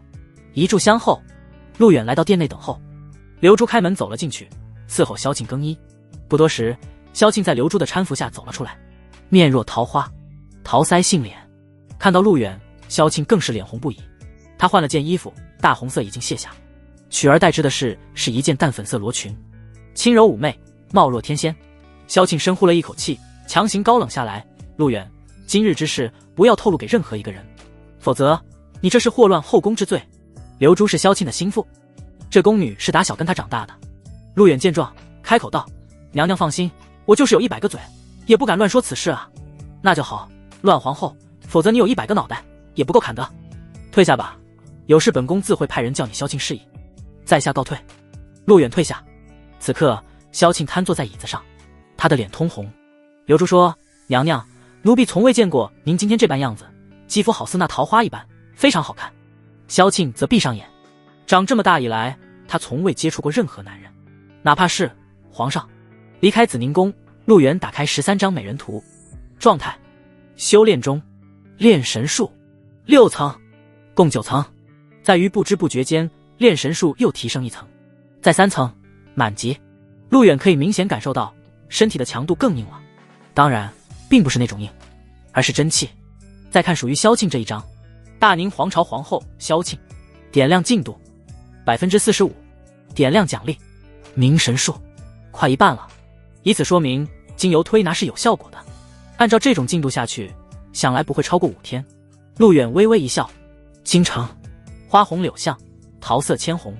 陆远出了宫，再踏入这条街道，却感慨万千。昔日他出身贫贱，母亲是杨府做事的丫鬟，父亲曾在3鸡营工作过，奈何父母亲早亡。陆远能长这么大也是奇迹。如今他觉醒前世记忆，获得13张美人图，官拜左将军，拜太子府募兵，又深得皇后重视。4锦前程，便让陆远想起了一个人来。我听说那陆远陆大人出身寒门，可如今却拜入太子府募兵，前途无量呀。是啊是啊，当日太子亲自为其牵马。放眼宁朝，又有几人？此刻的京城街道，时下多有议论。如今朝廷局势，黎民百姓又怎能不关心？各地义军四起，藩王作乱，每一个消息都关乎着他们的生死存亡。朝廷党争，明争暗斗，宁朝危机四伏。陆远突然，街道上一对男女走过，便被四下议论声所吸引。那青年一身布衣，脚下一顿，在他身旁便是一个女子。女子身着布裙，盘起的头发插着木簪，手中拿着一匹中等布料，正与男子齐并而行。可耳边的议论声让女子也略微竖起了耳朵。她并未有与之俱来的华贵，也没有李密那般的风度翩翩，相反，女子极为朴实无华，但粗略的布裙并无法完全遮盖她的美丽。1.7米的身高，布裙之内隐藏着一具惹火热辣的身体。姐许久未曾进京，他们所说的陆远，莫非就是他？男子倏然一顿，看向那女子，林夕，这是他的名字。而这名男子则是他同父同母的弟弟林鹤。林夕出身贫寒，他兄弟姐妹8个，饿死3个，病死3个，如今只剩下他与林鹤。陆远是林夕很久没有再听过的名字。当年陆远父母早亡，他与陆远相识于8岁那年。那个时候陆远没饭吃，林夕在李府做工，时常把自己的午饭送给陆远。他比陆远大5岁，也算是从小一起长大。16岁那年，陆远离开了，他说他要去京城打拼，这一去便是整个10年，杳无音讯。今日林夕随弟弟来京城筹备布料，刚一进城便听到了这个名字，不免有些触景生情。你听错了吧？或许他已经死了。赫儿，把东西带上，我们准备回府了。听到这个名字，林夕抿了抿嘴唇。10年了，陆远，他还会经常回想起他来。那个时候他们在一块很开心快乐，林夕就像个大姐姐，照顾他一段时间。陆远能活着，其实还要多亏了他。只是后来李府落寞之后，林夕与弟弟为了活下来，与京城外80里的富南郡王家签订了卖身协议。自此他与弟弟便在王家做事。陆远也曾回去过，却再也找不到他们了。唉，林鹤叹了口气，姐姐，这一别10年，好不容易听到陆远的消息，我们不打听打听吗？林鹤略微有些感慨，如今朝廷天灾，人祸不断，想要活着不饿死，真的太不容易了。他和陆远也算是从小长大，只是走了一条不同的路。林夕却没说话，但他也好久没听过这个名字了。王府还等着我们带布料回去，回去晚了，免不了又要挨打。林夕轻声说，他对生活早就充满了失望，为了不饿死，给王家签订卖身契，事情做不好就要被夫人打骂，直到现在他身上还有鞭子抽的伤痕。可林鹤有些不情愿，他想了想，便皱眉道，姐姐，你先回去，我在京城私下去打听一下，说不定他们说的陆远果真是他呢。鹤儿，你不要惹麻烦，林夕有些情急。姐你放心，如果是他，我一定要亲口问问他，为什么不回去找你。林鹤道。林夕拦不住他，便随他去了，而他自己则带着布料离开了京城。王家近日有喜客，着他买一些布料回去，回去晚了还是要挨打的。日月如落花流水，岁月如快马加鞭，不知不觉间10年了，他们也都长大了。可大人的世界哪里还有童年时的快乐？吃不上饭，没地方睡觉，处处遭受欺凌，想活着太难了。辗转，京城街道上，陆远来到了一家酒馆。热闹的酒馆内便是这人间烟火。这位爷，您几位？要吃点什么？本店鸡鸭鹅都有。店老板迎了过来，满脸笑容。陆远找个空位坐下，开口道：一只烧鸡，1壶烧酒。好嘞，这位爷，您稍等，烧鸡和酒马上就好。陆远坐着等一会儿。很快，烧鸡上桌，面前的烧鸡散发着浓烈的香味。陆远拿起筷子，看着面前的烧鸡。此刻，他又不知不觉间想起了那个女人。10年前，他16岁，那个时候并没有觉醒前世记忆。那个女人送他出了城。希儿姐姐，等我功成名就，在京城有一番作为，我会回来接你，跟我一起去过好日子。当时，陆远冲他道。他满脸笑容，冲他点了点头。他说：我在这等你回来。陆远到了京城，四处碰壁，最后遇到贵人，加入了3级营。后来他返乡去接灵犀，但听说他已经不在那了。陆远找了很久，但都没有找到他们姐弟。随后的一段时间，就再也没有听过他们的消息了。如今自己也算是功成名就，但昔日的人却已经不在了。吴大人在此用餐，闲杂人等立刻滚蛋。陆远陷入回忆之中。此刻一道怒喝声将他拉回现实。咣当一声，酒馆的门被踹开，20多名军爷大步而来。这一喝，酒馆的其他人纷纷起身夺眶而逃。陆远便是瞧了一眼，这些军爷冷傲无比，从他们的穿着上来看，像是前军的。几位爷，你们这……店老板惊慌失措，看得出来这帮家伙不是第一次了，每次来都要把客人全部赶跑。那为首的军爷一把揪起店老板，少废话，还不快把你这里最好的饭菜拿来招待我们吴大人？去，让你女儿过来陪酒，怠慢了吴大人要你的命。砰！那军爷一脚踹在店老板肚子上，店老板被踹翻在地，却不敢怠慢，他爬起来，是，吴大人，你们楼上请。店老板做了个请的手势。军爷当中走出来一名30多岁的男子，此名男子身着长袍，威风烈烈，其双手腹背深厚，那长袍乃用上等蚕丝所造。吴大人，请。吴大人，今日我等不醉不归啊！众军爷纷纷谦让。前军校尉一子吴毅，陆远认得此人，前军宁朝3军之一，校尉乃是陇西勋贵的人。吴毅是前军的一位千总，这个人有一个干爹，就是前军校尉，也就是说他是陇西勋贵的人。如今朝廷多半把控在2大集团手上，就连他们的手下也便不将王法放在眼里。陆远笑着摇了摇头，喝了口酒。店老板上来劝道：这位爷，今天小店已经没有其他食物了，实在是抱歉，您请回吧。陆远就是来吃饭的，让他回去自然不太可能。我一只烧鸡足矣。陆远说。可你若不走，这吴大人不会放过你的。店老板好言相劝。陆远眉头微皱，这吴大人不过是一个普通小将，这种人也敢在京城造次，由此可以看出您正是真的不行了。如今天下大乱，跳梁小丑全他妈跳出来了。陆远问：我问你，他们吃饭给钱吗？店老板一叹：哪里肯给钱，全部都是孝敬他们的，这伙人隔3差5的来一次，我都快坚持不下去了。报官了吗？陆远问。报官，他们就是官，光天化日之下，朗朗乾坤之中，知法犯法。陇西勋贵和宁川士族的手段太大了，这个事件难道真的没有王道了吗？陆远只顾着自己喝酒，但却并没有任何离开的意思。店老板大急，但这时那帮军爷看向了陆远，咔嚓，一柄大刀直接砍在了陆远面前桌子上。那手握大刀的军爷一声怒喝：滚！店老板吓得脸色惨白，陆远便是轻描淡写的抬起头来。他喝了一口酒：你是在和我说话吗？此话一出，众军爷意外极了，一帮人围了过来。那前军校尉的干儿子吴毅吴大人也便走来。在这京城，他们吃霸王餐习惯了，这么多年第一次遇见敢不听话的小子，口气挺大。你可知你面前这位是何人？前军校尉一子吴毅吴大人。那手握大刀的军爷盯着陆远，恨不得将他给一刀劈了。吴毅上前，他打量陆远几番。陆远说：我不管你是谁，不要打扰我喝酒。众军爷相视一眼，吴毅被气笑了，一脚踩在桌子上，好大的口气，不认识本千总？那么这把大刀你可认识？要不要本千总把你的脑袋给你剁下来？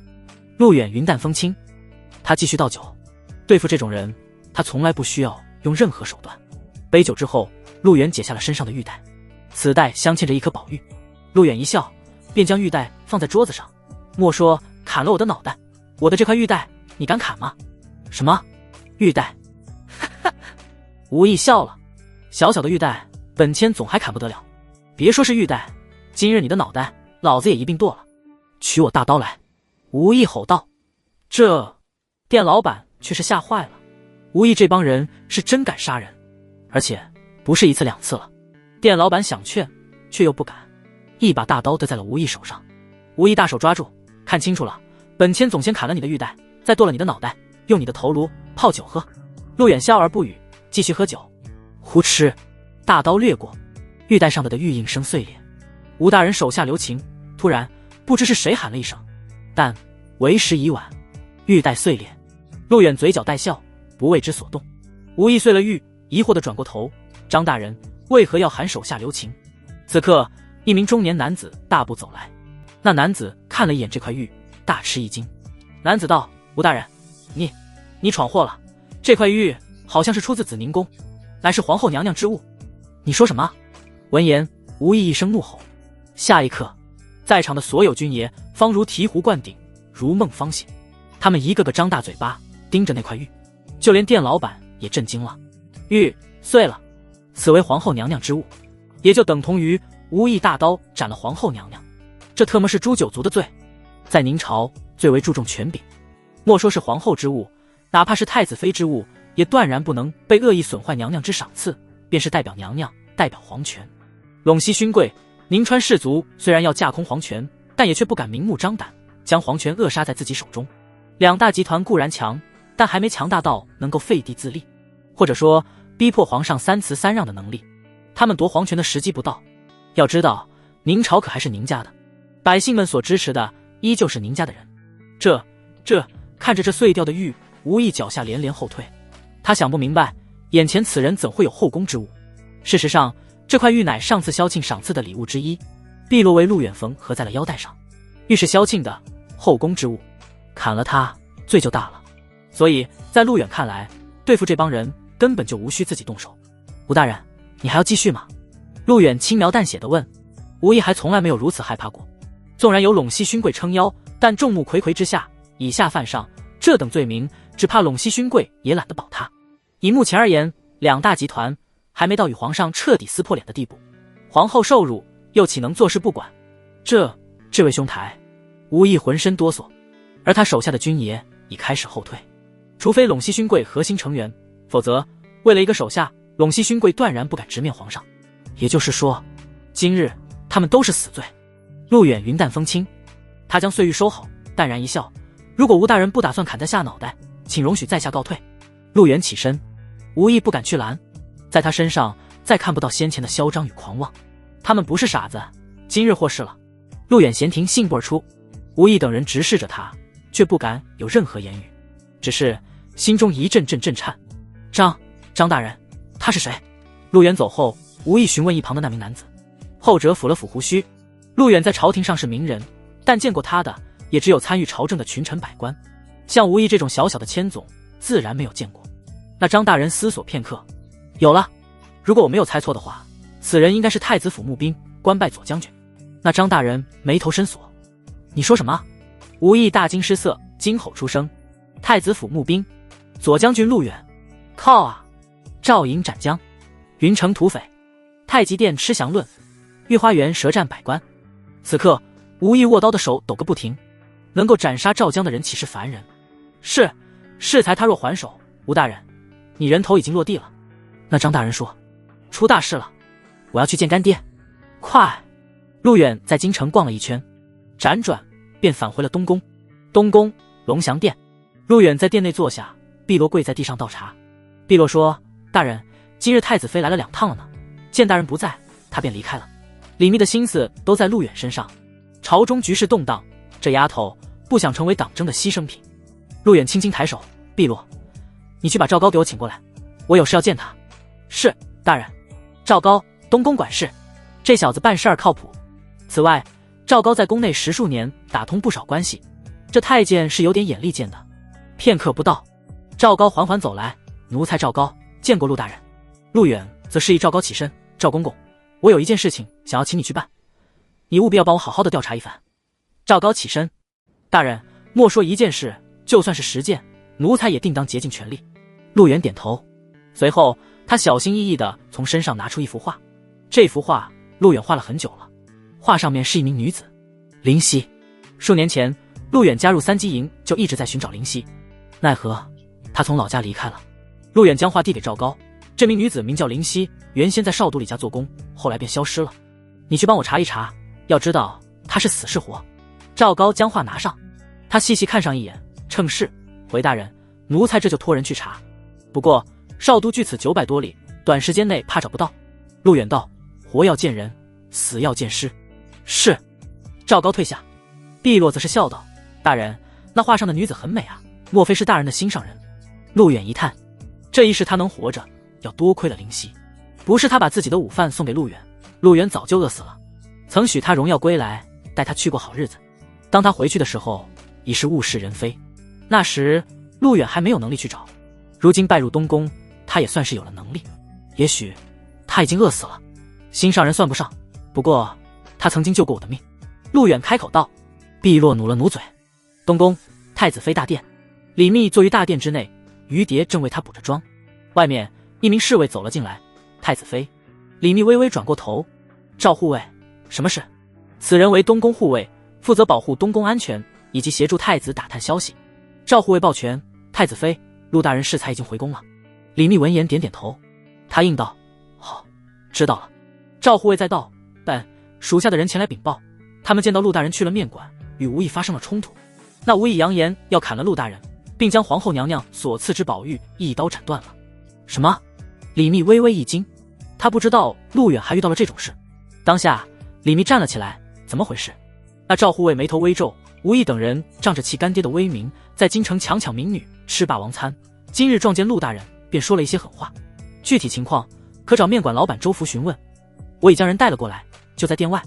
传太子妃传面馆老板周福。传周福。小的周福拜见太子妃，太子妃万福金安。不多时，那面馆老板周福颤抖地跪趴在地上。东宫一直有不少侍卫在京城暗动，这些侍卫是萧庆组建，人数虽然不多，但贵在神秘，甚至陇西勋贵等都不知道这支队伍存在。赵护卫便是其中之一。陆远和吴懿离开面馆后，赵护卫的人便将老板带进了宫来。李密冷喝：周福，今日在你的面馆发生了什么？你如实道来，否则本宫定然要你有来无回。周福浑身发抖，他哪里进过宫啊？只听说太子妃貌若天仙，此刻也不敢去看。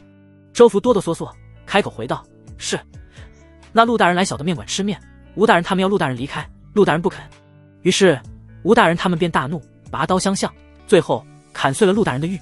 呼！闻言，李密深呼了一口气，他粉拳紧攥。李密怒道：吴懿仗着前军校尉，胆敢欺负到皇后娘娘头上，陇西贵族实在是欺人太甚。今日之事，倘若没有一个交代，本宫定然不会罢休。起驾去龙翔殿。是，太子妃。太子妃驾到。东宫龙翔殿，李密的轿子在门外停下，院内的宫女、太监纷纷跪下，参见太子妃，太子妃万福金安。退下。李密手一挥。是。李密大步走进殿内，或者说是用跑的。哥哥。一进门，李密便叫了一声：奴婢参见太子妃。碧落见状，当即跪下。李密挥了下手，碧落退下。陆远盘腿坐在桌前，李密屈腿在旁边跪了下来，怒气冲冲：哥哥今日受了委屈，为什么不告诉蜜儿？陇西勋贵骑到陆远头上，比欺负他李密还要让他愤怒。这帮人简直是无法无天，他们甚至敢将皇后娘娘的玉一刀两断。当然，陆远自然知道李密所谓何事。蜜儿，生什么气呢？陆远伸出一只手捧在了李密脸上。臣妾能不生气吗？李密满脸愤怒，他的眸子里全部都是火焰，冷哼一声：那前军校尉简直是欺人太甚，手下一个小小的千总便敢在哥哥面前撒野。蜜儿立刻去紫宁宫一趟，要将此事告诉母后，绝对不会放过这帮家伙。李密气急败坏。陆远给李密倒了杯茶。陆远说：凭那千总无意，还动不了我分毫。蜜儿要出这口气，但不需要这么冲动。这件事哥哥自有打算。哥哥，人都欺负到咱们头上来了。李密指着外面，他继续说：那前军校尉是什么东西？不就是仗着手上有3万兵吗？陆远道：可不仅仅只有3万兵，陇西勋贵、宁川士族都是他们的人，千亿发动全身。可是难道我们要忍气吞声？臣妾做不到。李密双臂抱怀，小嘴撅起，一副生气的样子。李密确实被气到了，一个小小的千总尚且敢挑衅，这是不将皇上放在眼里，不将皇后放在眼里。陆远则是一笑，朝廷党争自古以来都是尔虞我诈，所以要沉得住气，放长线才能钓大鱼。密儿要知道，小不忍儿乱大谋，小不忍乱大谋。李密咯咯笑了出来，他这才稍稍收敛了脾气。听陆远的意思，他还有招在等着呢。李密方才开心起来，他点点头，那我就听哥哥的，哥哥让我做什么我就做什么。陆远点头，李密却突然歪在陆远怀里，他俏脸带着一抹红晕，看在哥哥今天受了委屈的份上，要不要密儿补偿一下？可以跪着哦。李密在陆远耳边轻声呢喃，说着便跪趴在陆远面前，围着陆远爬了一圈，再扬起粉面，呵气如兰。陆大人，皇后娘娘有请。此刻门外传来一名太监的声音。陆远本打算开荤的，李密的裙子都脱了，听到话，李密慌忙将衣服穿上，一定是无意的事情传到了母后耳朵里，母后这才要见你的。李密对萧庆还是很了解的，萧庆一直在留意东宫之事，他这么做的目的也是为了保护太子，同时也是保护自己。陆远起身道，我去一趟紫宁宫，蜜儿你先回去吧。是，哥哥。紫宁宫后花园，萧庆在凉亭内坐着喂鱼，他刚刚得到消息，前军校尉义子吴毅与陆远起了冲突，那吴毅砍碎了他赏赐给陆远的玉，此事非同小可，如果不惩治吴毅，只怕皇权没落，若是惩治，又担心陇西勋贵那帮权臣。娘娘，陆大人到了。刘珠上前道。萧庆微微抬眼，陆远从外面走来，然看到陆远的一瞬间，萧庆的脸上闪过一抹红晕，他很快给压了下来。陆远上前道，拜见皇后娘娘。萧庆将鱼食盒放到桌子上，擦了擦手。陆远，听说你今天在京城与前军校尉义子吴毅起了冲突，这件事情本宫已经知道了。坐吧。萧庆示意。陆远在萧庆对面坐了下来，看了一眼周围。萧庆见状，抬了下手。刘珠道，所有人统统退下。众人退下。萧庆道，那吴毅将本宫赏赐你的上等宝玉给损坏了，这是欺君罔上，按律是死罪，甚至可株连9族，但考虑到他是陇西勋贵的人，本宫却又不敢妄自处断。萧庆很清楚，陇西勋贵和宁川士族牵一发而动全身，这一点毋庸置疑。陆远闻言开口道，娘娘还记得上一次我所说的那句话吗？什么话？萧庆问。兵权。陆远一字一顿。萧庆猛地抬起头来。陆远淡淡一笑，上次我说时机不到，但这一次时机到了。萧庆震惊万分，兀自站了起来，他一手按在桌子上，娇躯有些激动。时机到了，这小小的前军千总还能给太子带来兵权不成？萧庆深呼一口气，这一天他等得太久了。陆远，你说如何就是时机到了？萧庆开口问。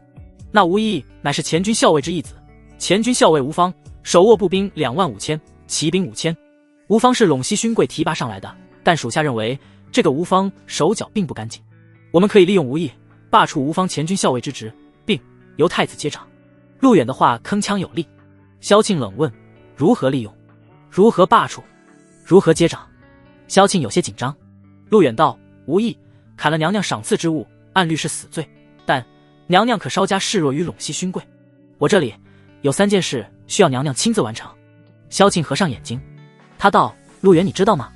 你的这些话对本宫而言极为的舒心，看你排兵布阵如饮美酒，你说本宫照做就是，让进去吧，进去更舒心。不是舒畅。陆远点了点头。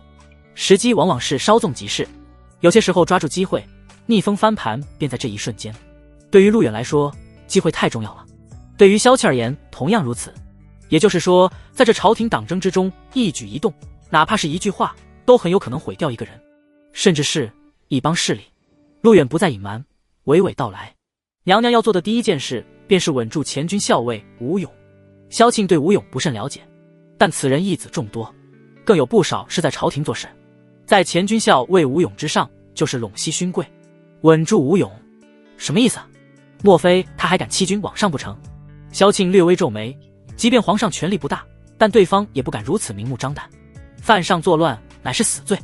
陆远解释道，吴勇之子吴毅按律当斩，这件事吴毅定然要告知吴勇，吴勇知道以后会请陇西勋贵保他，此事一旦牵扯陇西勋贵，皇上不太好办，所以为今之计娘娘需要稳住吴勇。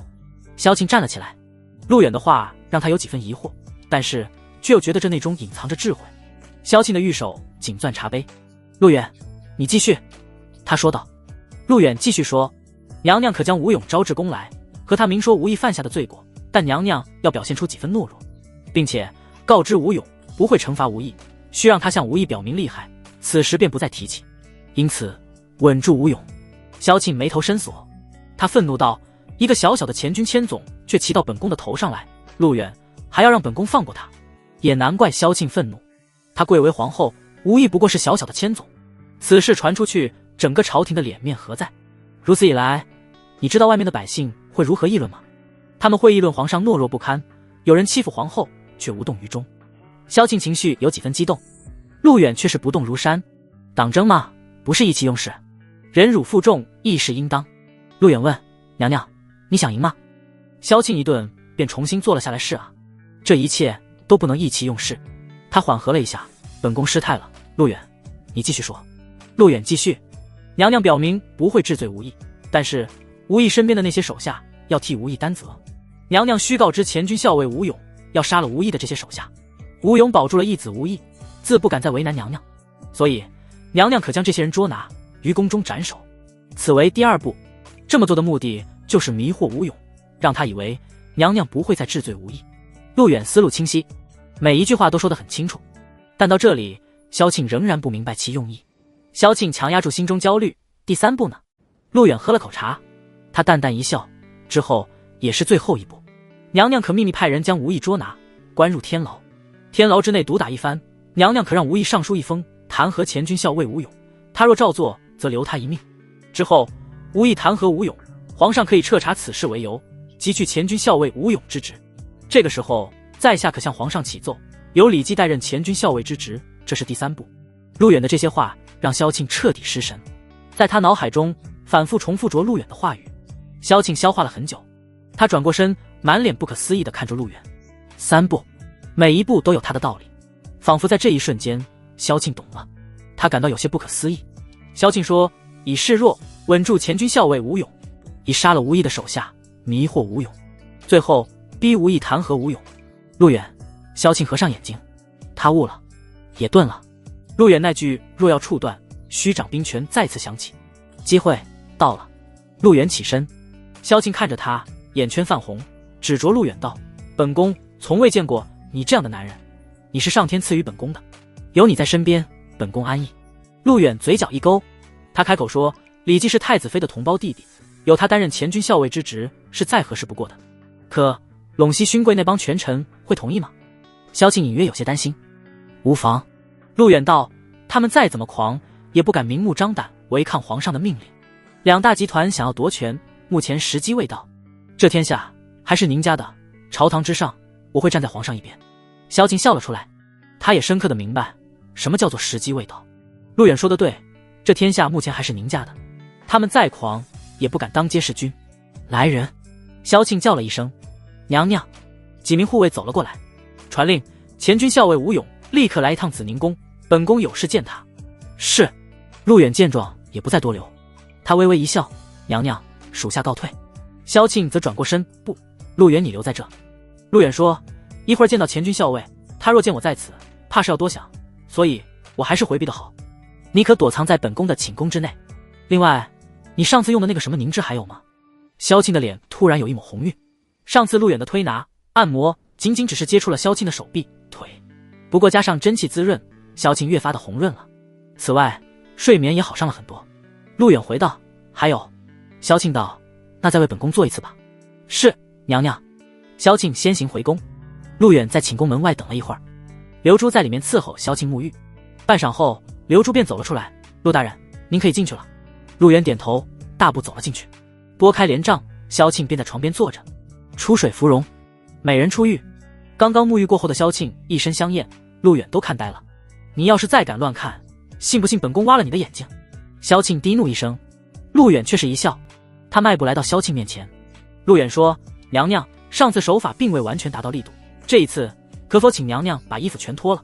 萧庆脸一红，放肆，陆远，你胆子越来越大了。娘娘息怒，这也是为了娘娘的凤体着想。陆远道，这件事不准告诉任何人。萧庆说：当然。萧庆顿了顿，而后他站了起来，缓缓褪下身上的轻纱，那绝美的玉体横陈在陆远面前。真大啊！珠帘纱帐，玉体鲜嫩，母仪天下的萧庆全身透露着粉色，好一番美景啊！你说什么？你将皇后娘娘玉给砍了？前军，大帐之内，一身披战甲的男子坐在帅案旁，底下跪着一帮人，其一便是其义子吴毅，前军校尉吴勇，他是陇西勋贵世家大族提拔上来的。吴勇手握3万大军，一直以来只听从陇西勋贵当朝左丞的调令。吴勇义子众多，其中吴毅便是其中之一。适才吴毅突然返回，并直言犯了大事。那吴毅跪在地上，浑身颤抖：义父，义父救我性命！儿子真不知道那玉是皇后娘娘所赐。那人乃是左将军陆远，拜太子府募兵。吴毅惊慌失措，要知道即便宁正权力多数被架空，但杀他一个小小的吴毅还是很有可能的。陇西勋贵也犯不着为了吴毅而提前暴露自己要对抗朝廷的计划。吴勇闻言眉头紧锁，看着地上的义子，吴勇道：老子跟你说了多少遍了，要你做事小心谨慎一些，你知不知道若是追究起来，你这是砍头的罪过。儿子知道，求义父大人救我。吴毅已经哭了。吴勇沉思良久，虽然吴毅犯了错，但皇上也不至于陇西勋贵撕破脸，这种事可好可坏。吴勇说道：你是我吴勇的儿子，皇后就算知道此事，也断然不敢不给我面子。我们陇西贵族可不是那么好杀的，义父都是那个陆远，他可真该死啊，不然的话会坏了贵族大事。吴毅愤怒说道：陆远自然有列为大人处置，只是现在得想个办法堵住皇后的嘴，我倒要看看一个小小的后宫之首敢不敢定我这个罪。他若敢，陇西贵族必不会放过他。吴勇冷声道：皇后自己已经是自身难保，他敢与贵族作对吗？吴毅问：等新帝登基，重启殉葬制度，皇后是要去殉葬的，无妨，为父在这里，看他如何去做。吴勇倒也不着急，朝廷风向在这里，萧庆无依无靠，单凭一个皇后的位置也想压得住陇西贵族，只怕有些异想天开了。而此时外面便传来一道声音：吴将军，在下是紫宁宫侍卫，皇后娘娘请吴大人去一趟紫宁宫。几名侍卫走了进来，抱拳道：什么？吴毅等人起身，这就来了。吴勇舔了舔嘴唇，他起身道：几位，不知皇后娘娘找我所为何事？那侍卫说：娘娘并未说，还是请吴大人随在下走一趟吧。吴毅猛地抬起头：义父小心有诈，不能去。可吴勇却并不这么认为，谅他皇后有100个胆子，一个没有实权的女人，他没有理由应对自己。更何况若他死在紫宁宫，那么陇西贵族绝对会废后，华贵妃便是最好的人选，妻子宁安是当之无愧的幼弟。吴勇手一抬：义儿，你们去通知公孙大人，告知他为父的去向，为父便去一趟东宫，去便来。是，父亲。请吧，几位。陆远，本宫。东宫紫宁宫。陆远按摩的手法很是独特。寝宫之内可听到萧庆隐约低吟，一炷香后，外面刘珠在帘外说道：娘娘，吴勇吴将军到了。听到此话，萧庆连忙起身，他深呼一口气，看了一眼陆远：今天就到这吧。陆远拿来毛巾为萧庆擦拭干净。萧庆悉悉索索穿上衣服，又换作那副高冷的模样。他看了一眼陆远：你在这里等着，我去见见那个吴勇。娘娘你要记住，要向他示弱，激发出吴勇的狂妄，要他以为你并不敢如何他。陆远提醒：明白。萧庆拨开纱帐走了出去。陆远躺在了萧庆的床上，他枕着双臂打开了13张美人图。大宁皇朝皇后萧庆，点亮进度 75%， 快了，再有一次基本上就可以搞定了。陆远看着自己的手，有些回味无穷，手感是真好。上一世写小说猝死了，这一世定然不能白活，血染江山如画，名将争天下。他的目标可不仅仅是萧庆，而是这整片天下。宫内，萧庆玉腿交织在一起，缓缓自凤椅上坐下。婢女端上了一杯茶。萧庆打开杯盖，微微开口：传吴勇吴将军。传吴将军。门外，一身战甲，腰佩长剑的吴勇大步走来。侍卫道：吴将军，请卸甲。吴勇神色一顿，按照朝廷规定，战时状态的将军可带甲出入皇宫，以防止有敌人渗透。这侍卫有些愕然。罢了，让吴将军带甲进来吧。萧庆便道：“是，娘娘。”吴将军，请。侍卫做了个请的手势。吴勇迈步走近，他便瞧了一眼萧庆。萧庆脸蛋还有些通红，身体不是很自在。之所以夹着双腿，是因为吴勇抱拳道：“前军校尉吴勇拜见皇后娘娘。”萧庆则抬起头：“吴将军，见了本宫，为何不跪？”吴勇道：“回娘娘，恕在下甲胄在身。”萧庆心中冷怒，但脸上却笑了出来。这吴勇向来目中无人，不将皇亲国戚放在眼里。陇西勋贵，宁川士族有哪一个不是如此？萧庆谨记着陆远的话，他示意一下，给吴将军赐座吧。是。一张椅子搬了过来，吴勇坐下。萧庆便是一笑，微微弯腰放下茶杯：“吴将军，本宫召你过来，想必你已经知道什么原因了。”吴勇已经知道了，他不是傻子，自然清楚。只是吴勇说：“回禀娘娘，末将不知。”你果真不知？果真不知。萧庆看得出来，吴勇这番话是完全没有把他放在眼里。不过如此正好，陆远的计划便是要示弱吴勇。见此，萧庆道：“今日你的义子无意将本宫赏赐给陆大人的宝玉砍断，这是以下犯上，按律当斩。”吴勇闻言反而询问：“请问娘娘，那陆远为何要将皇后娘娘所赏赐之物随意拿出，并置于危险之处？以末将来看，陆远该当问罪。”萧庆气笑了：“是非颠倒，倒打一耙，如此倒是陆远的过错了。不过按照陆远所说，今日是为了稳住吴勇，自然这番话倒也算不上什么了。吴将军，是非曲直，倒不用本宫细说了吧？相信将军一目了然。我们直接说正事吧。”萧庆知道吴勇很清楚，吴勇知道萧庆知道他很清楚，但本末倒置，倒打一耙也是为政之道。这是一场博弈，他萧庆也断不敢撕破脸皮。陇西勋贵，宁川士族可都在虎视眈眈。吴勇神色冷淡：“娘娘，吴意虽说以下犯上，但他并不知那块玉是皇后娘娘的。所谓无知者无罪，但他的行为举动令本宫脸上蒙羞，若是不加以惩治，我这皇后的脸面何在？”萧庆反问。吴勇皱眉，他一声冷笑：“娘娘若要惩治无意，那么恳请娘娘连那陆远一并惩治。”萧庆却又是笑了，小小的前军校尉却敢带甲见他，又说出如此狂妄之语。换作以前，萧庆不会忍气吞声，但今日不同了。正如陆远所言，小不忍则乱大谋。本宫很是器重吴将军，念无意是吴将军之义子，本宫可饶他这一次，不予追究。萧庆缓缓而道。吴勇抱拳起身：“多谢娘娘，末将告退。”话毕，吴勇转身便走。萧庆低头了，有他这句话就够了。大胆吴勇，娘娘没让你走，你胆敢走！侍卫拔剑而出，指向了吴勇。吴勇脚下一顿，他眉头轻拂，刹那吴勇的手按在了腰间佩剑上。吴勇道：“娘娘，莫非要强留末将？”萧庆起身示意侍卫退下，侍卫收回剑。萧庆从凤椅上走下：“吴将军，本宫的话还未说完。无意本宫可以放过，但有几个人本宫定然不能饶恕，那就是吴意的那几名手下。今日本宫给吴将军这个面子，可不对吴意追究，但那几个人请吴将军交于本宫。”萧庆开口。吴勇有些意外，他一下子不太明白萧庆的意思，既然放了吴意，却要杀吴意的人。吴勇转过身：“娘娘既然给了末将这个面子，这话又是何意？”萧庆则淡然一笑：“这件事京城人尽皆知，本宫身为皇后娘娘，自然要找回脸面。吴将军的脸面本宫已经给了，倘若吴将军不肯交出这几人，那么本宫也会为了这个脸面上报皇上，到时候皇上会怎么说？吴将军见好就收。”吴勇顿了顿，萧庆的话确实让他有些为难，毕竟是皇后，不能逼得太急。陇西勋贵，宁川士族还不到收网的时候，此时与皇上决裂，时机不够成熟。倘若吴勇执意要保吴意的手下，萧庆定然不会罢休，因为他需要找回面子。他已经答应放了吴意，至于那些手下，吴勇其实并不太在乎，只是需要好好想想。吴将军，皇后娘娘给足了你面子，你可不要不识好歹。如果吴意的手下不能接受惩罚，那么娘娘的脸面何在？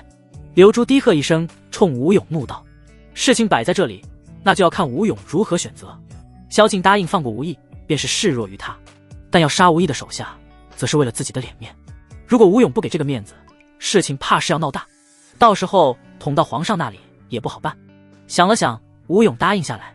即便答应，他依旧是态度冷冽。吴勇头也不回道：“那就依娘娘所言，但娘娘要记住，脸面可不能当饭吃。末将告退。”吴勇大步走出。这紫宁宫他想来就来，想走就走，狂妄，放肆！吴勇走后，萧庆浑身发抖，他的粉拳死死地攥在一起，奇耻大辱！身为皇后，在一个前军校尉眼中却被这般对待。萧庆用力地闭上眼睛，他怒，他愤，可这口气却还要强行咽下去。党争就是党争，一时之快，得不到天下。娘娘，您消消气。刘珠上前说：“来人，立刻前往前军大营，将那几人拿下，斩首。”萧庆怒道：“是，娘娘。”陆远从连帐后走了出来，萧庆坐在那，娇躯微颤，呼吸上下起伏，胸口耸动之下，看得出他有多愤怒。这对本宫而言是一种奇耻大辱。萧庆知道陆远出来了，头也没回道：“朝廷党争，忍辱负重才是常态。这吴勇已经是半个死人了，只要娘娘按照我说的去做，明日早朝他会失去所有，哪怕是陇西勋贵也保不住他。”陆远淡淡说道。萧庆深呼一口气，他问道：“下一步如何去做？”陆远则看向刘珠：“刘珠小姐，你派人去将太子妃的弟弟李绩请过来，以皇后娘娘的名誉。”是。刘珠应了一声。陆远在紫宁宫坐下，萧庆不再说话，仍在缓和自己的情绪，但他相信只要陆远动手，那吴勇活不过2天。手段就是手段，那就要看谁的更加高明了。娘娘，太子妃与李绩到了。不久，刘珠走了进来，李密和李绩二人也缓缓走近。李密旋即跪下来道：“臣妾见过母后。”李绩拜见皇后娘娘，娘娘千岁。萧庆点了点头：“密儿，起来吧。”谢母后。李密站了起来，便是瞧了一眼陆远。萧庆又道：“李绩，陆大人有事要你去做，你起来吧。”谢娘娘。李绩起身。萧庆说：“陆远，人到了。”陆远迈步来到李绩面前，缓缓开口：“李绩，2个时辰后，你将前军校尉吴勇的义子吴毅秘密逮捕，关押到宫外左将军府。记住了，这件事情不要让任何人知道，要做到神不知鬼不觉。”李绩闻言抱拳道：“是，大人。”陆远示意一下，李绩随即离开。陆远看向李密：“太子妃，劳烦您去见一下太子，明日早朝需要让他与我做好配合。这3万兵权能否握在我们手上，就看明天了。”李密立刻动身。事实上，他们协助太子登基的计划已经开始形成了，兵权便是这第一位。娘娘对李绩这个人如何评价？陆远坐在紫宁宫内询问萧庆，他是李密的亲弟弟，在朝廷上需要更多的人来斡旋。萧庆点头，听说李绩是一名剑客，我先前提议皇上拜他为将，但被陇西勋贵给阻止了。陆远眯了眯眼睛，明日我会向皇上提议，由李绩代替吴勇接管前军校尉一职，只要拿到这3万兵权，我们就迈开了这第一步。可本宫隐约担忧，这2大集团有这么顺利吗？萧庆微微叹道：“前军大营，无意焦急等待。吴勇此去紫宁宫有几分凶险，倘若萧庆一时冲动，是完全可以杀了吴勇的。”将军回来了。将军。一身战甲的吴勇走进大营，手下纷纷迎来，吴毅则是一阵激动，旋即上前：“义父，此去紫宁宫如何？皇后那个骚货跟你说了什么？”吴勇深知自己只保住了吴毅的命，至于那几名手下，怕是要被杀鸡儆猴了。但是这是最好的结果了。里面说，吴勇道：“来到前军大帐。”吴毅上前给吴勇倒酒。吴勇喝了一口酒，开口道：“义儿，皇后娘娘答应为父，对你的事情不予追究。”闻言，吴毅松了一口气，哈哈笑道：“义父，孩子就说了，这皇后娘娘忌惮义父，早早晚晚要让她成为义父胯下的女人。”吴毅目光阴冷，舔了舔嘴唇。吴勇道：“但是你的那些手下怕是保不住。”为何？吴毅不解。我们2大集团尚且不是时机，这时不能与皇上闹得太大。皇后作为后宫之主，受了如此侮辱，如不让她杀1-2个人，她面子上也挂不住。所以我们只能各退一步。皇后肯放了你，但必须要杀你的那几位手下。吴勇回道：“于你而言，这是最好的结果。事情一旦闹到皇上那里，怕也不好收场。要知道，这朝廷还是您家的。”吴毅闻言神色一顿，但他无话可说，自己能保住1条命已经足够了。至于那些手下，也是无关紧要，只是咽不下这口气啊。吴毅骂了一句：“骚货！早晚有一天，老子要让他怀上我的隆重。”话毕，大帐之外出现了几道身影。吴将军，我等奉皇后娘娘之命，特来拿人。吴勇不可阻拦，只得放人。当天下午，紫宁宫宫外跪了整整1排，10几名小兵被五花大绑，跪在殿外。娘娘，吴毅的那些手下已经带来，是否立刻问斩？刘珠走进来询问。斩。是。皇后娘娘有令，立斩。斩首。咔嚓，咕噜噜，十几颗脑袋滚落在地。京城大街，一家酒馆内，3、5人群围坐着喝酒，为首的依旧是吴毅。妈的！他一脚踩在凳子上，怒骂了一声。身旁一名白衣男子敬酒道：“吴千总，刚刚得到消息，你的那些手下已经在紫宁宫被斩首。”是啊，这皇后娘娘动作还挺快，丝毫未曾留情啊。话说吴千总也是陇西贵族的人，这皇后可是不给半点薄面。众人七嘴八舌。他娘的！吴毅一把将碗摔在地上，砸了个稀碎。吴毅怒骂道：“杀老子的人是吧？总有一天，老子要让那个骚货求生不得，求死不能。”嘘，吴千总小声点，小心隔墙有耳。有人提醒：“小声个屁，老子就是要说，你们知道吗？只要皇上一死，陇西贵族、宁川贵族以及陆王、献王就要联手除掉太子。到了那时，他们会辅佐幼帝宁安继位，完全架空朝政。待到时机成熟，便要让幼帝禅位，改朝换代。”吴毅冷怒出声，众人吓得脸色发白。吴千总，话可不能说出来啊！是啊，吴千总，怕什么？这您证明为皇帝，实为傀儡，手上连兵权都没有，拿什么跟我们斗？各位，他日改朝换代，老子当了大官，定然不会亏待大家。来，干杯！吴毅高举酒杯，哈哈，吴千总，干！夜色如墨，京城街道空无一人。朝廷有规定，天黑之后宵禁，寻常的百姓不敢出门。此刻，吴毅喝多了，摇摇晃晃地往府上走去。他平时没有多少爱好，喝酒、女人，但今晚迎接吴毅的是一道鬼魅的身影。是何人？可知老子是前军校尉之义子吴毅。吴毅站在巷子里，正在撒尿。他摇摇晃晃，目光之下，一道黑色的身影正缓缓走来。吴毅条件反射去拔刀，发现佩剑不在。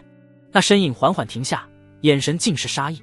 他嘴角一勾，淡淡回道：“在下太子妃同胞兄弟李绩。”什么？李绩？就是那位剑客。你要做什么？吴毅一惊，酒一下子醒了3分。带你去个地方。去哪？唰，破空袭来。李绩已经动手。夜晚，东宫，太子妃寝宫。嘎吱嘎吱，再好的床也经不起这么晃。外面，于蝶站在帘帐之后，听着里面李密的哼哼声。陆大人，太子妃，李绩派人来禀告，吴毅已经被带到了左将军府。他问大人是否要过去一趟。不多时，陆远穿戴整齐从帘帐后出来，其次是小脸通红的李密，满脸细汗。陆远冲于蝶说道：“让赵高去一趟紫宁宫，通知皇后娘娘。另外，你去把太子找回来，要他不要误了明早的朝会。”是，哥哥，密儿随你一同前去。李密微微一笑。左将军府，这是陆远的府邸，先前宁正所赏赐。不过，陆远一直住在东宫，左将军府并未开张。当天夜里，陆远和李密来到了左将军府。此刻，李绩带人正在外面守着。姐姐，陆大人，吴毅在地牢里关着。李绩开口道。李密一声冷哼，他本就对吴毅的造次愤怒无比，今日这吴毅落在他的手上，其结局是可以预见的。李绩，带路。李密道。是。陆大人，请。李绩做了个请的手势。陆远与李密走进左将军府。李密挽着陆远的手臂，其手臂在李密身前摩擦。不一会儿，李密已经小脸通红，时不时看陆远一眼。左将军府有一处地牢，地牢入口位于后院，入口处有数名侍卫把守。李绩手一抬，打开。是。地牢开启，内中一股怪异的臭味扑面而来。李密忍不住皱了皱眉，里面便传来一道道喊声：“放我出去！你们这帮蠢货，我义父乃前军校尉吴勇，快放了我！”陆远和李密一路下了台阶。地牢之内阴森寒凉，潮气令人不安。此刻吴毅手脚被铁链锁住，他整个人被关在牢内，正疯狂喊叫。地牢中也有数名侍卫守着。陆大人到。太子妃到。随着声音响起，吴毅猛地转过头来。陆远与李密缓缓而来，看到二人，吴毅浑身一震。李密上前怒道：“吴毅，见到本宫还不跪下！”吴毅怎么也没想到，自己竟然栽在了太子妃手上，这娘们儿不像好人啊！太子妃，你因何抓我？吴毅开口问道。陆远，好一个陆大人！话锋一转，吴毅双拳紧攥，看陆远的眼神充满杀意，牙关紧咬。李密这回倒是不生气了，他掩嘴便是咯咯笑出声来。李密说：“吴毅啊，你一个小小的前军千总，倒也敢在皇族面前放肆，你眼里可还有皇上？吴懿神态紧绷，太子妃，我是前军校尉吴勇的义子，我劝你立刻放了我，否则你还敢威胁本宫？来人，给我打！李密眉头一紧，李绩正要动手，陆远将其拦下，他示意一下吴懿。陆远说道：吴懿，你今天之所以会在这里，那是因为你义父吴勇放弃了你，你还不明白吗？你什么意思啊？吴懿一怔，损坏皇后娘娘宝玉，以下犯上，你这是死罪。你果真以为吴勇能够保得住你？陇西勋贵和宁川士族虽说权力很大，但他们时机不到，所以犯不着为了你一个吴懿而彻底得罪于皇上。在吴懿眼中，陇西权贵是当之无愧，明朝早早晚晚皇权是要被架空的，但他不知道的是，所谓的架空皇权也需要一步一步来。目前的陇西权贵还没有达到真正架空皇权的目的。陆远这么一说，便是让吴懿怔了怔。陆远问他：你认为因为你一个小小的吴懿，陇西权贵会毁掉他们几十年朝廷布局吗？这种情况下，陇西勋贵不杀了你，你都要谢天谢地了。吴懿呆愣当场，他开始思索陆远的话，自己冒犯了皇后，以下犯上。陇西勋贵如果救他，必然要与皇上争执，皇后被冒犯，皇上又岂能罢休？而今陇西勋贵想要夺权，不是时机，他们需要的是一个傀儡皇帝。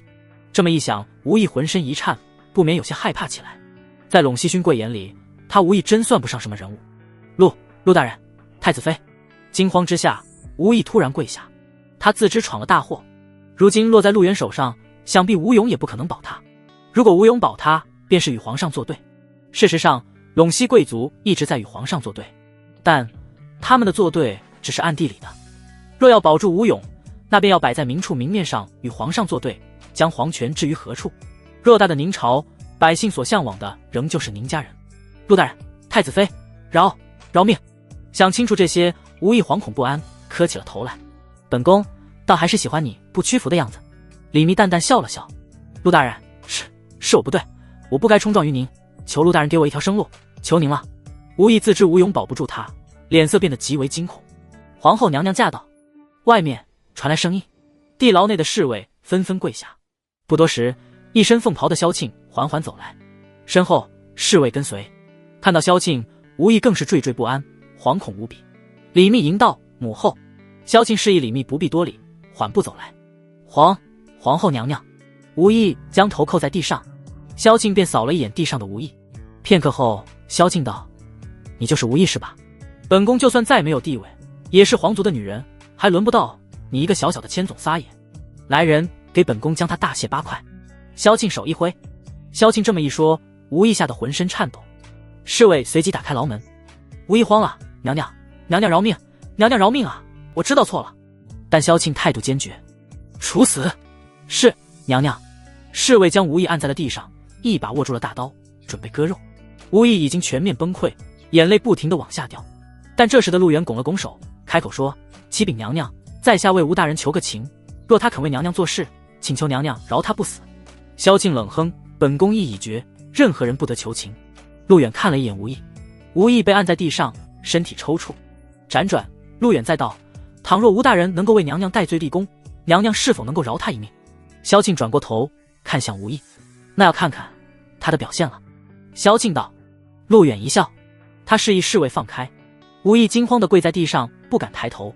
陆远蹲了下来，开口道：吴大人，我替你给皇后娘娘求了情，若你肯为娘娘做事，娘娘可既往不咎。机会就这一次，不知道你要不要？陆远询问。吴懿回道：要，请陆大人明示。陆远道：今天晚上吴大人可亲笔一封，弹劾奏报前军校尉吴勇欺君谋反之罪。若你肯写，我可请求娘娘饶你一命。吴大人，这是你最后的机会。陆远拍了拍吴懿的脸。此时的吴懿也终于明白，他终究是成了朝廷党争的一颗棋子。陆远之才，赵营斩将，云城土匪，御花园舌战群儒。这个人第一次让吴懿感到可怕。朝廷局势从这一刻开始已经改变了。回禀陆大人，我愿写。吴懿将头扣在了地上。陆远起身，李绩给他准备纸笔，写好后送到紫宁宫。李绩回道：陆大人。深夜，陆远、李密、萧庆从将军府出来门外的轿车已等候多时。陆远交代一句，弹劾书信送到之后，由娘娘亲手交给皇上，于明日早朝让皇上提出此事，剩下的交给我就行了。萧庆有几分激动，这是太子掌握兵权最关键的一次，如果成功，3万兵权在手，对于太子来说是一次机会。萧庆不敢怠慢，上车道：“你放心，本宫会亲自去皇上那里一趟。陆远，明日早朝，一切便拜托你了。”是。陆远应道。萧庆上了车轿，返回皇宫。陆远也没有多留，和李密同乘轿辇往东宫赶去。轿辇内，李密坐在陆远怀中，陆远上下其手：“哥哥，如果皇上任命劲儿担任前军校尉，之后我们又当做些什么？那帮权臣绝对不会允许这种事情发生的。”李密还隐约有些担忧。陆远一声冷笑，手上蓦然用力，嘶！李密倒吸一口凉气，疼。陆远松开手，微微笑道：“观大局者，眼观六路，耳听八方。密儿，你需要再次派人去见太子，明日早朝他断然不得缺席。”是。密儿回宫便派蝶儿过去。紫宁宫，萧庆并未睡下，他一直在等无意的举报书信。刘珠换上新的灯油，走过来开口说：“娘娘，时候不早了，当心凤体，您还是去休息吧。”可萧庆哪里有什么睡意？即便是陆远这次计划，其实还是有风险的，一旦失败，后果不堪设想，这让他如何能安睡？李绩还未到吗？萧庆询问。已经派人去宫外等着了。娘娘您放心吧，陆大人足智多谋，明日早朝定然能够翻手为云，覆手为雨。刘珠微笑。萧庆便是一叹，他起身说：“本宫不是担心这些，而是担心如此一来，便明面上与世家大族站在了对立面，今后可能会加快他们谋权篡位。可娘娘不是还有陆大人吗？”刘珠说：“但愿吧。”萧庆一声哀叹。启禀皇后娘娘，李继是未到。这时外面太监前来传话。萧庆闻言顿时一阵激动，立刻说：“快传进来。”很快，一身侍卫打扮的李绩走了进来。在下李绩拜见皇后娘娘。李绩单膝跪地。李绩如何了？萧庆询问。在下亲自盯着，无意手写一书，用于弹劾举报吴勇的书信，请娘娘过目。李绩双手将书信呈上。萧庆接了过来，打开便看，上面的每一句话，每一个字，他都看得极为认真。片刻后，萧庆起身道：“干得不错，李绩，明日你等陆远的消息。来人，备轿，本宫要去见皇上。”是，娘娘。东宫太子妃大殿里，陆远坐在原属于李密的宝座上，李密屈腿跪在地上，藏于陆远袍中。不多时，于蝶走了进来。陆大人，太子妃，皇后娘娘派人通知，她已经去见皇上了。于蝶开口说。听到这句话，李密从陆远袍中出来，他用手指捏了下嘴唇。陆远放下手上的书简：“太子现在在哪？”于蝶回道：“回大人，太子在文轩阁喝酒，奴婢去了好几趟，但都被太子给轰出来了。”李密起身，略微有些愤怒：“再去，明确告诉太子，今晚勿要饮酒误事，明日早朝必须到场。”是，太子妃，奴婢这就去。于蝶转身退下。李密眉头紧蹙，他怕太子误事。陆远倒是看穿了宁琛，他一心只知道吃喝玩乐。陆远说：“明天早上，我怕太子误事，所以我们要提前做好准备。”李密背齿紧扣：“我们在这里为了他忙前忙后，他倒好，自己只知道吃喝玩乐，什么也不在乎。”陆远并未多说，只是叮嘱一声：“这样吧，密儿，你派人去萧大人府上一趟，请皇后的弟弟萧正远萧大人来东宫一趟，我与他有事要说。”是，哥哥，臣妾这就安排。李密道。是夜，京城大街依旧安静无比。萧府大门外传来了敲门声，萧正远正在挑灯看书，丫鬟前来禀报：“大人，东宫派人来了，说是陆远陆大人请您去一趟，有要事相商。”陆大人，萧正远有些意外。是。萧正远闻言直起身子，他与陆远只见过一面，但是陆远是皇后的人，他是皇后的弟弟，也就是说他们都在为了同一件事情而努力，那便是太子登基。快拿我衣服来，让人备车。安静的皇宫，一辆马车黑夜中进入东宫，表面上一切无常，可实际上这个皇宫却是阴云密布。与此同时，尚书府也迎来了一位客人，户部尚书公孙旦急忙起床，在大殿就坐。身披战甲的吴勇出现在了大殿内。公孙大人。吴勇上前抱拳说道。公孙旦示意一下，此二人席地而坐。公孙旦道：“吴将军深夜前往，必然是有大事发生吧？快说，什么事？”吴勇深吸一口气：“公孙大人，我的义子吴毅今日做了一件事，与陆远发生争执，一刀斩断了皇后娘娘的宝玉。本来这事儿皇后约见了我，杀了吴懿的手下，饶了吴懿一命。但今天晚上，我的人前来报信，吴懿失踪了，并未回府。吴勇简单叙述情况。公孙旦闻言眉头深锁，失踪了？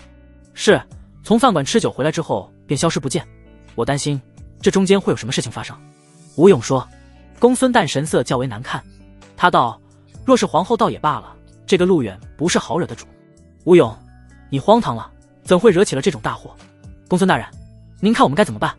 吴勇问。这陆远必然不会善罢甘休，看明日早朝皇上是否会提起。我等相机行事。翌日，陆远与李密一同醒来，李密不着一物，玉体浑圆天成。可这一早倒也是得了个不好的消息。太子妃，陆大人，太子昨个喝多了，怕是要耽误了今日的早朝。于蝶恭恭敬敬地走进寝宫，一纱之隔，里面风光毕现。陆远倒是早有预料，李密却是极为动怒。他从凤榻上下来，太子真的误事，昨晚一再与他强调切莫饮酒，结果还是喝多了，烂泥扶不上墙的东西。李密骂人的话都出来了，陆远却没有多说，张开双臂。李密自己衣服还没穿，忙着给陆远穿衣。陆远开口说：好在我昨晚见了萧正远，否则的话，今天早朝真的要被太子给误事了。无妨，只要他活着就好。李密却隐约有些担心。迟了一会儿，李密说道：哥哥，今日早朝，两大集团和陆王、献王定然针对于你，密尔怕身在朝廷之中，无权无势，想要走得长远，罢了罢了。李密相信有陆远在，一切都不成问题。讨厌，海摸，上朝了。早上，太极殿外，文武权臣已经在此等候。陆王宁志，献王宁齐，兵部尚书吕能，户部尚书公孙旦，前军校尉吴勇，金科状元朝拜，翰林院首辅杨居士等，两大集团数十位大臣全部聚集在殿外。除了左丞、右丞之外，各级官员已经到齐。陆远缓缓而来，他一出现，便立刻引起两大集团的注意。前军校尉吴勇一把按住了佩剑，公孙旦上去拦住，淡淡道：早朝不宜生出事端，我等今日在朝会上见机行事。日前，在两大士族眼里，陆远已经是眼中钉、肉中刺，那一道道目光像是要把他吃了。吕大人，陆远微微一笑，冲兵部尚书吕能拱了拱手。这是两朝元老，老实说，他还是比较心系宁家天下的。吕能不是两大氏族的人，也因其在朝中根深蒂固，故而两大氏族不敢太过分。吕能已老，见陆远上前，吕能回礼道：陆将军。陆远也算是给吕能打了声招呼，但眼下一幕便令两大集团愤怒无比。这陆远莫非是要拉拢吕大人？此人断不可留，嚣张跋扈的东西，早晚有一天亲手灭了他。流言传来，当然陆远自不在意。另一处，陆王宁志、献王宁齐也便盯了陆远一眼。陆王宁志道：好小子，刚来朝廷，便给你我兄弟来了一个下马威，用离间之计，简直不自量力。宁志和宁齐打了一架，不过二人毕竟合作多年，也很快明白陆远使了一招离间计。这陆远的离间计看似作用不大，可实际上已经在二人心中埋下了一颗种子。宁志便不会再如以往信任宁齐，而宁齐也因为宁志动手打了他，便不可能再信任宁志。宁志这边按压着心中怒火，偏偏陆远却是一笑，来到了宁齐面前：在下陆远见过献王爷。陆远这么一作揖，旁边的宁志愣了，他才是宁齐的老大，这老大你不敬礼，反而给小弟鞠了一躬。陆远，你好大的胆子！陆王宁志一声低喝：小子，你他娘的最好不要耍手段，否则的话，我兄弟二人可不是这么好对付的。宁齐手指点了点陆远的胸口，陆远笑了笑：献王爷，你的回信在下已经收到，请献王放心，在下定当全力辅佐献王爷。陆远说：在下告退。陆远话不多说，但句句都让宁志满脸疑惑。他看了看陆远，又看了看宁齐。宁志问道：老八，他什么意思？你何时回信于他了？宁齐怒道：这他娘的还是离间计，你看不出来？宁志深吸了一口气，可他竟一时分辨不出了。陆大人。这时陆远面前来了一个人，萧庆的弟弟萧正远。萧正远在翰林院任职，虽说没有实权，但因为是皇后的兄弟，在朝廷之中也算是个人物。陆远昨晚见了萧正远，不然太子今天误事。陆远道：太子昨晚喝多了，今日朝会之上，你我二人须同仇敌忾，否则便会前功尽弃。萧正远点头，请陆大人放心，下官自知如何去做。陆远便不再多言。皇上有旨，百官觐见。宣百官觐见。太极殿台阶之上，太监王振吆喝一声，所有百官站好，齐齐往大殿走去。大殿之上，一身黄龙袍的宁正坐于龙椅之上，在龙椅一旁则摆放着一张临时宝座。此刻玉凤环珠，倾国倾城的萧庆便坐于那宝座之上，头戴三叉飞凤簪，鎏金宝翠，美艳无边。百官齐齐跪下，吾皇万岁万岁万万岁，皇后娘娘千岁千岁千千岁，声震九霄。咳咳，宁正咳嗽了几声，在龙椅上抬手而道：众爱卿平身。百官起身，宁正便是扫了一眼，陆远站在百官之中，一身朝服，官员两侧罗列。宁正道：近日大将军陈英上报，渭城大捷，赵王叛军后撤50里，朕已经下令陈将军即刻追击，一举消灭赵王。宁正近日心神不宁，气色不好。陆远看了一眼，从宁正的气色上来看，他应该是肺癌，或者说肺结核。无论是哪一种病，都是不治之症，即便放在陆远前世的年代，也很难治愈。皇上皇恩浩荡，赵王等叛军背叛朝廷，万死不得饶恕。陈将军大败叛军，可喜可贺。户部公孙旦上前，缓缓开口，其他官员也都立刻附和。宁正便是点了点头。随后宁正又道：说得好，朕要赏赐陈英将军，就由礼部代劳，着人前往渭城，代为朕犒赏渭城守军。臣遵旨。礼部官员站了出来。好。宁正扫了一眼众人而后，他继续开口：不过昨天晚上朕得密信一封，有人向朕举报，这朝廷之中有人犯上作乱，有谋反之嫌疑。今日百官要论一论此事。此话一出，百官面面相觑。萧正远看向陆远，陆远目色平淡，萧正远则笑了笑。昨天晚上萧庆连夜面见宁正，吴懿的书信已经交了上去。前军千总吴懿上奏弹劾前军校尉吴勇中饱私囊，意图谋反。今日吴勇可在？宁正神色一顿，旋即一封书信被他丢到大殿上。轰轰轰，太极殿炸开了锅来。什么？吴懿弹劾吴勇？这吴懿不是吴将军的义子吗？这是怎么回事？两大集团大多知道吴勇义子众多，其中吴懿便是之一，但这位义子怎么可能举报义父？吴勇瞬间惊慌下来。若说面对萧庆时他狂妄嚣张，可这是大殿，是朝会，朝廷除了两大集团外，还有一些是忠心宁正的大臣。目前宁正仍然掌握着生杀大权。吴勇立刻跪下，高声喊道：皇上冤枉，这是有人陷害我。刷刷刷，不少官员跪了下来。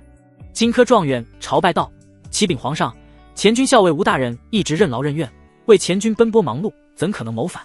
翰林院首辅杨居士跪下道：皇上，定然有小人冤枉陷害吴将军，请皇上一定要彻查此事。皇上开恩，吴将军断然不敢谋反。皇上，皇上！在场官员跪了2/3，满朝文武皆是为吴勇求情。宁正眉头皱了皱，百官逼迫他不好办事。萧庆道：各位大臣，无疑是吴勇的义子，义子告发义父，这件事情非同小可，非一两句话就能说得清的。萧庆的话回荡在大殿之上，但此时户部尚书公孙旦便站了出来，盯着萧庆道：敢问娘娘，吴勇中饱私囊，意图谋反，可有证据？左丞、右丞不在朝廷，在这皇宫之内，公孙旦是两大集团的核心成员之一。一是公孙旦是左丞的女婿，而左丞手握几十万大军，当朝又曾是宁川氏族4世3公的名门望族，其中代表以大将军梁公为首，但其在边境带兵，并不在朝内。公孙旦在质问萧庆：公孙大人，吴懿的这封书信便是证据。萧庆开口说：哈哈。公孙旦却笑了起来，他丝毫没有将萧庆的话放在眼里。走上大殿中央，公孙旦转过身：娘娘此话怕惹人非议。昨天晚上吴懿失踪，这书信会不会是有些心术不正之人严刑逼供，逼迫吴懿为之？萧庆大怒：你！皇后娘娘！公孙旦打断了萧庆的话：微臣以为吴懿失踪之事需要大理寺审查，有人意图通过吴懿以达到自己不可告人的目的。话毕，公孙旦跪下：启禀皇上，老臣恳求皇上下一道旨意，彻查吴懿失踪之事。此话一出，百官下跪，恳求皇上彻查吴懿失踪之事，恳求皇上彻查此事。情况发生改变，公孙旦岔开了话题，他带领文武大臣直接略过吴勇被告发的事，反而要求宁正彻查吴懿失踪一事。先前萧庆还掌握着朝会的主动权，想要以此让宁正下令彻查吴勇，但现在情况有变，主动权被公孙旦所掌握。皇上，无意乃前军千总，其掌握着前军机密，若他落在心术不正之人之手，怕要泄露我三军秘密。老臣以为抓了无意的人，定然是与叛军同流合污的。公孙瓒言辞凿凿，却每一句话都说到正题上。陆王、献王眯着眼睛看着这大殿上的一幕，萧庆紧握宝座扶手，他没想到这公孙瓒反应如此之快，请皇上下令由大理寺调查无意失踪之事。突然，百官再次磕头。宁正坐在龙椅上，一言不发。面对这种压迫，他显得极为被动。公孙瓒却是一声冷笑，对于这件事，他掌握着主动。萧庆的目光落在了陆远身上，此时此刻，他只希望陆远打破僵局，否则事情就要顺着公孙瓒的思路发展。萧庆别无他法。皇上，终于，陆远缓缓走出，大步而来。百官看向陆远，一道道犀利的眼神。陆远面无表情。宁正道：“陆远，你有什么话要说？”陆远点头，启禀皇上，臣有话要说。见陆远开口，萧庆松了口气，但他也是神色紧绷，怕陆远掌握不了大局。宁正手一抬：“陆远，你说。”皇上，公孙瓒上前打断，请皇上先下旨，由大理寺彻查无意失踪一事。公孙瓒声音洪亮：“请皇上下旨。”荆轲状元朝拜再次磕头：“请皇上下旨。”翰林院首辅杨居士磕头。大殿之内2/3的大臣再次磕头。众臣逼迫。宁正一阵为难，事情不清不楚，不明不白。此刻，萧正远站了出来，侃侃而道：“公孙大人，无意失踪之事，等朝会结束下旨不迟。不知公孙大人为何如此急切？”萧大人，无意被叛军所抓，朝廷危在旦夕，作为大臣，岂能袖手旁观？公孙瓒反问：“公孙大人口口声声无意被叛军所抓，莫非有叛军渗入到京城之内？还是说，公孙大人想要借故隐藏什么？”萧正远言辞犀利：“萧大人！”公孙瓒大怒：“皇上，萧大人所言乃不君不臣，如今流寇四起，叛军作祟，不得不查。”公孙瓒喝道：“那也要等陆大人把话说完。”萧正远说。两人一番争论，倒也是给了宁正机会。宁正示意道：“公孙大人，你先起来，容陆远把话说完，朕在下旨不迟。”宁正这么说，公孙瓒不敢再次逼迫，他站了起来，不过却提醒了陆远一句：“陆大人最好要实话实说，若敢以下犯上，法理不容。”陆远无视了公孙瓒，他迈步上前，淡淡一笑：“皇上，无意昨天以下犯上，大刀斩断了皇后娘娘的宝玉，现已被皇后娘娘正法。而这封密信是从无意的府上寻得，可以看出无意是打算揭发吴勇，只是还未来得及。”陆远话音落下，所有人为之一震。公孙瓒怒道：“陆远，你一派胡言！”公孙大人，这一次陆远打断了公孙瓒的话，低喝一声：“什么？”公孙瓒一惊，愕然地看着陆远。陆远却眼神一厉，他道：“公孙大人，朝会之上公然逼迫皇上，莫非你要带领文武百官逼宫不成？”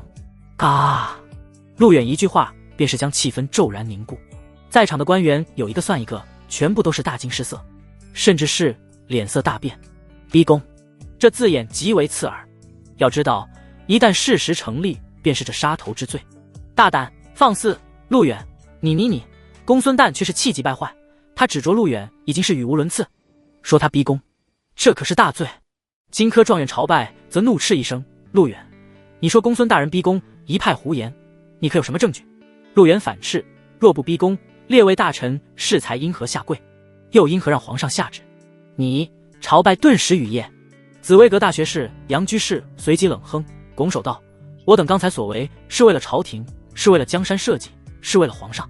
千总无意失踪，只怕被反贼利用，我等冒死进言，怎就成了逼宫了？”杨居士冷笑反问。这话一出，在场官员无不松了一口气。主动权，这一点很重要。谁在朝会上掌握主动权，那么谁便是言之有理。这一点众所周知，而大家亦然是心知肚明。陆远所为就是要掌握主动权，这杨居士又怎会不知？哈哈，陆远，杨大人问你话呢，你倒是说话啊！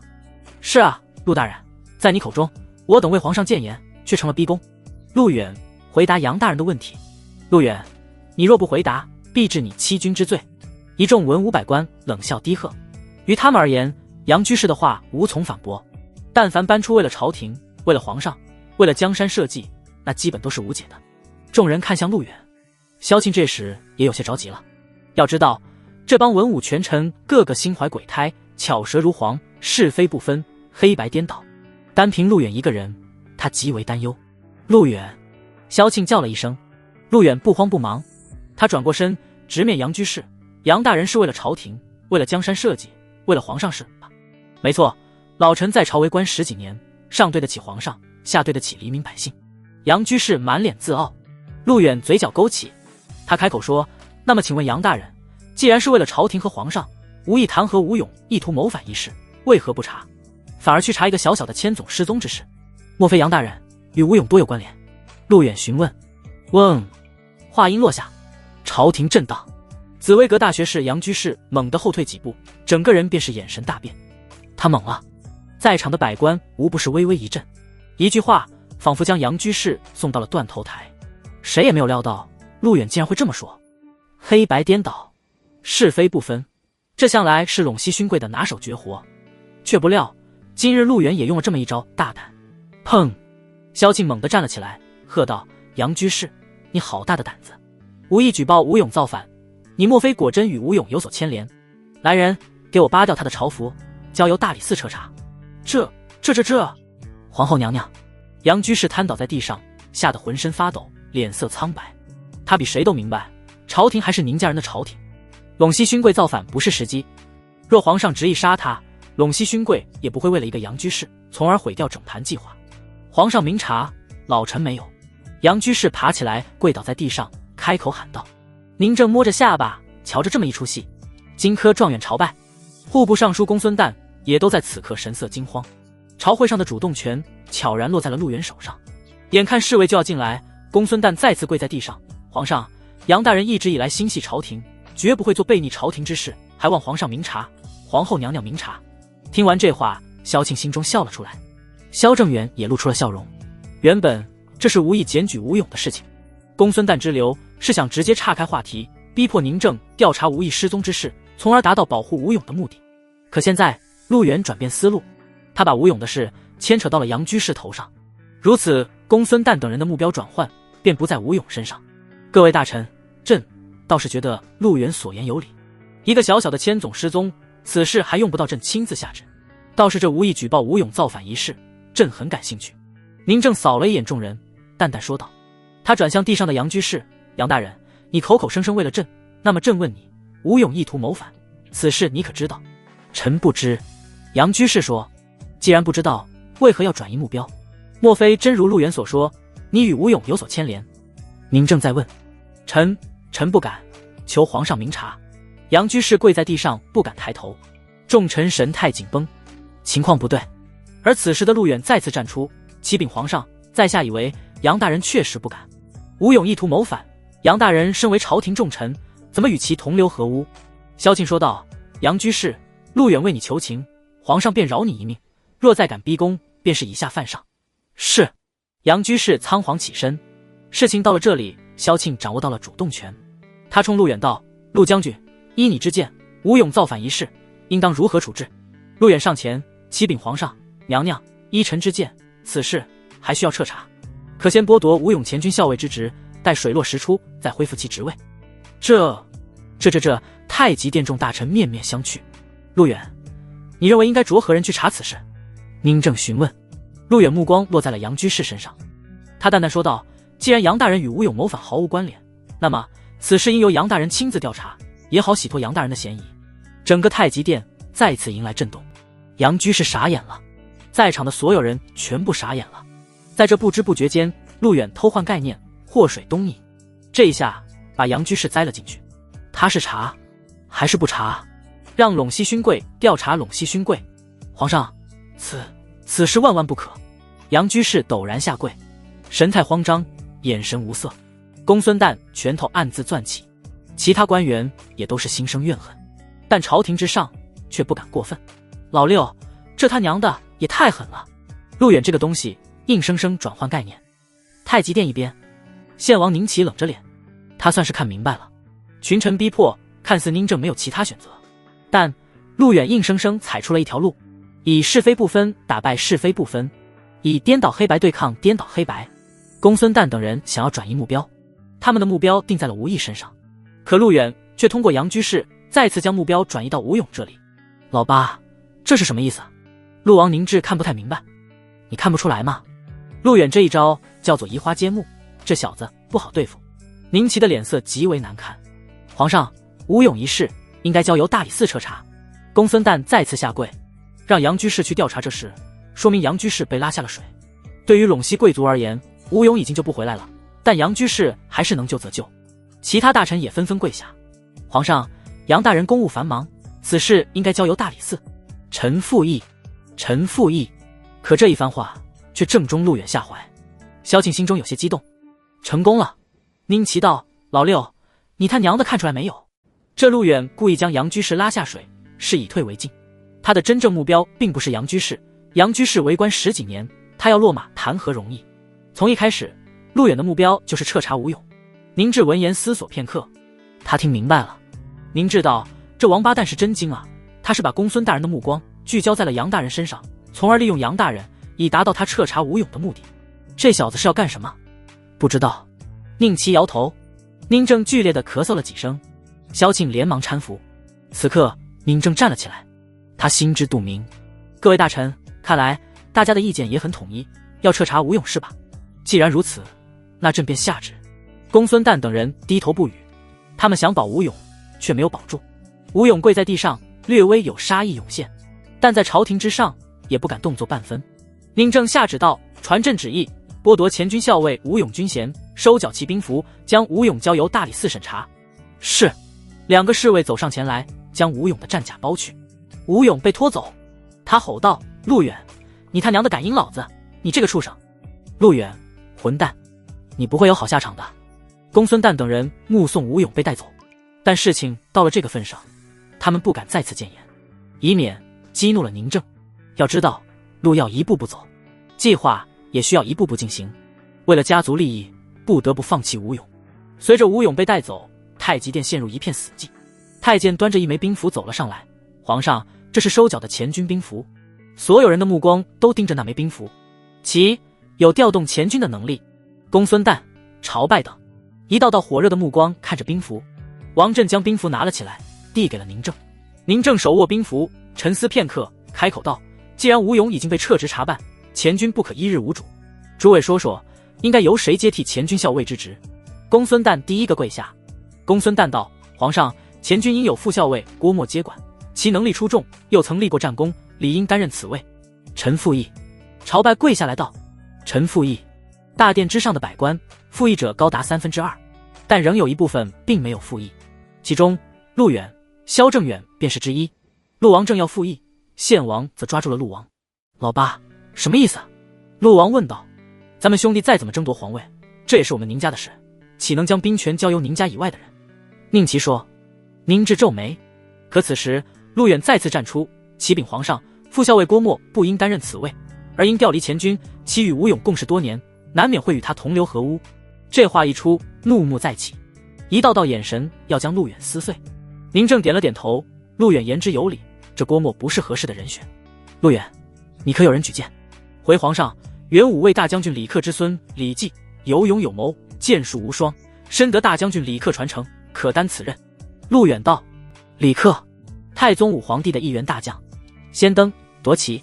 如今李克的家族已然落寞，虽然李密入主东宫，但一直遭受2大集团打压。如今陆远提起李克之孙，又是引得朝廷一片哗然。皇上，万万不可。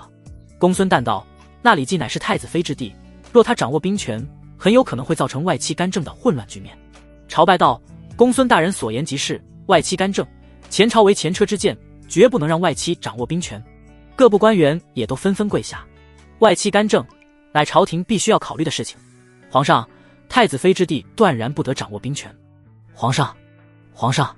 喊声四起。宁正眉头紧锁。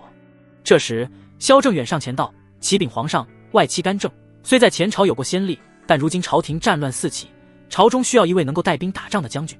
前将军李克先登夺旗，其孙李绩深得将军真传，可担任此位。至于外戚干政，皇上大可不必忧虑，等战事稍息，皇上可收缴其兵权。萧正远，你一个小小的翰林院学士，朝廷之上岂容你大放厥词？一名红衣官员怒喝道。朝会之上各有言论，武大人岂能不知？萧正远反问。你那红衣官员愤怒无比：“陆王、献王，你二人倒是说一句话啊！”公孙瓒看向宁志、宁齐二人，宁志正要开口，宁齐率先打断：“启禀父皇，儿臣以为李绩可担当此任。”宁志低声怒斥道：“老八，你疯了！这陆远可是我们的敌人。”宁齐说：“少废话，要想活命，就听我的。”宁志不解。这时候，陆远再次开口：“皇上，前军校尉一职不是看人脉，看的是实力和威望。太宗武皇帝手下大将李克百战百胜，其孙李绩自幼研读兵法，剑法超群，再加上李克将军之威望，此人能担当此任。”公孙瓒之流全部瞠目结舌。给李绩担任前军校尉，等同于太子直接掌兵。太子若有兵，两大集团又怎能如此顺利？此前，宁正也一直想要心腹拿到兵权，只是苦于无人相助。如今陆远提及，也算是正中宁正下怀。李绩确实是一个难得的武将之才。宁正若有所思，这话将公孙瓒之流惊得浑身是汗。一旦李绩掌兵，又有谁能够制衡太子党？虽说只有3万，但兵权这个东西，一旦拥有，10万、20万只是时间的问题。皇上，李绩切不可掌兵权呀！皇上，如果让李绩掌兵，老臣便撞死在这大殿之上，请皇上三思。太极殿风声再起，一个个文武权臣纷纷跪下。京城布政司武大人更是直言要撞死。萧庆的粉拳攥了起来。宁正在此时再一次感受到了压力。那武大人赫然起身，指着太极殿的柱子：“外戚掌兵，先朝已有先例，如果皇上执意如此，老臣便以死明志。”这武大人浑身发抖，势必与宁正死磕到底。宁正表情流露出了愤怒之色，萧庆同样如此，但宁正却很为难，他需要的是有人站出来支持他。这武大人在朝中人脉众多，又是世家大族，每一次逼迫，宁正都想杀了他。武大人，你过分了！萧庆柳眉轻挑，见宁正为难，便开口制止。这武大人便是来了兴致，他怒道：“皇上，自古以来后宫不得干政，今日皇上干了2件大事，一是让皇后娘娘干政，二是让外戚掌兵。这2件事，无论是哪一件，今后必然会对朝廷、会对百姓造成不可逆转之伤害。老臣唯有死谏到底。”威胁，宁正感受到了极度的威胁。一直以来，这些贵族便仗着宁正不敢撕破脸，故而一次次威胁他，也是他们拿捏了宁正，每一次都能成功。公孙瓒借势而起：“启禀皇上，武大人一心为朝廷设计，他所言不无道理。外戚掌兵对朝廷影响之深。”紫薇阁大学士杨居士道：“请皇上三思，否则我等老臣皆是撞死在这大殿之上。”宁正的拳头已经攥得很紧了。贵族造势，一次次逼宫，今日太极殿他们逼了2次，百官欺压，可这股怒火宁正却发泄不出。此时陆远再次站了出来：“既然武大人一心寻死，想要当一个清正廉明之官，死谏到底。皇上，武大人冲撞圣驾，以下犯上，着包去官衣，杖大30，贬为庶民。”陆远突然开口，话音一落，整个太极殿瞬间鸦雀无声，近乎所有官员默然一呆。众官员再次麻木，其他人忌惮2大集团的势力，可陆远却始终没有表现出任何恐慌。这句话也让那武大人浑身一抖，整个人大汗淋漓。众臣全部傻眼了。以下犯上是不是事实？是。冲撞圣驾有没有发生？有。但放在之前的宁正是绝对不敢有所行动，也是给惯出来的臭毛病。谁也没想到的是，陆远竟然不顾2大集团颜面，当朝说出这么一番话来。陆远这话刚落，萧正远便立刻附议：“皇上，武大人以下犯上是事实，逼迫皇上是事实，按照大宁律法，应贬为庶民。皇上，圣驾颜面，代表整个朝廷，代表所有百姓，龙颜之威，不得冒犯。”萧正远拱手跪下，侃侃而道。太极殿一片肃静，公孙瓒张大嘴巴，愕然失措。那武大人更是目光打结，眼神中露出一抹惧色。他看了看宁正，2大集团一直在试探宁正的底线，而宁正的底线也一再降低，这也就造成了逼宫时常发生。可不曾想，今天的逼宫是需要付出代价的。陆大人、萧大人所言极是，武大人，你当朝冒犯皇上，以下犯上，皇上若是不惩治你，你只会变本加厉。萧庆借此机会低喝一句，眼神中透露着锋芒。宁正藏于身后的双手在抖，陆远是他重掌权力的最佳人选，今天这个机会也是打压2大集团的最好机会。事情发生到这里，任谁也没有想到。老八，陆远这小子是在做什么？陆王宁志表情冷淡，看不出来门门道道。宁齐冷着脸，他道：和刚才一样，借武大人，从而完成他让李继接掌前军校尉的目标。这帮陇西贵族，怕又是上了他的当了。宁志恍然大悟，这陆远是真精啊！两兄弟看向朝中，陆远深知宁正需要的就是一次机会，如今机会给他了。陆远加大声音：皇上，武大人如果不惩治，今后朝廷之上任何一个人都敢冒犯皇上，龙威何在？请皇上即刻下旨，将武大人贬为庶民，由萧正远萧大人接替武大人之职。此刻，陆远看着宁正，机会给你了，那就要看你自己能不能把握住了。宁正有些激动，可以说这种机会并不多，两大集团没有做好心理准备。如今左右丞又不在，所有官员全部面如呆色，那武大人更是浑身发抖，让他撞死不太可能，他比较惜命。来人！终于，宁正吼了一声，手一挥，午休以下犯上，触怒了朕，重打20大板，贬为庶民，即刻离京。哗哗哗！宁正旨意下达，一众官员再次跪下。公孙瓒道：请皇上息怒，武大人并非有意而为，念在武大人常年为朝廷奔波的份上，饶了武大人这一次。皇上息怒啊！皇上！众人再次求情。宁齐神色一顿，低声道：这帮东西又上当了。宁之看了看众人，又看了看陆远。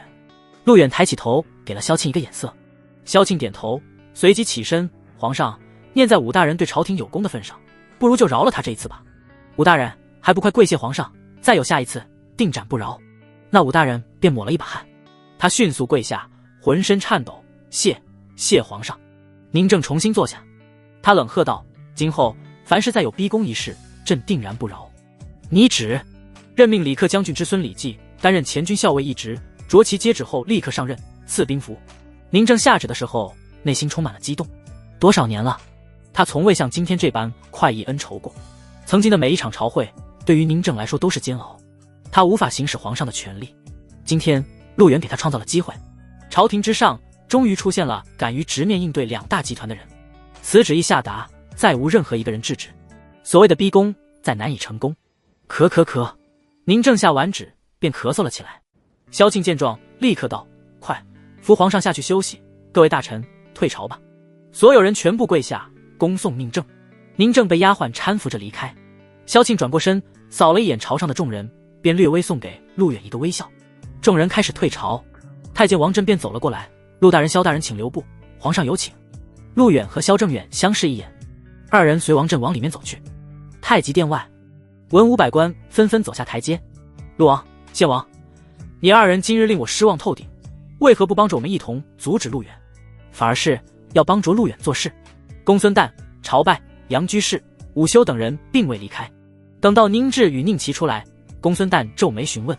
陆王宁志道：老子正打算出来，但是老八他献王宁齐打断了宁志。他盯着公孙瓒怒道：公孙大人，你他妈脑子被狗吃了！陆远给你下了2个套，你还非要往里面跳。晁拜问陆王爷这是什么意思？什么意思啊？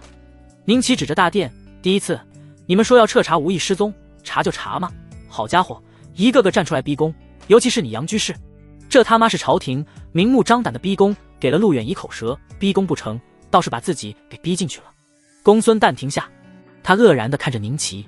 此时公孙瓒方才明白是自己中计了。这个陆远，他第一次以杨大人为借口，故意将我们的目标引向杨大人，从而忽略了吴勇的事。第二次他又以武大人为突破口，达到了让李继接管前军的目的。公孙瓒说：明白了。妈的，现在明白已经晚了，一个个蠢货，我看你们逼宫是上瘾了，每一次出了事情第一时间就是逼宫，却不知你们这样做正好给了陆远对付你们的把柄，还有脸提什么老子不帮着你们？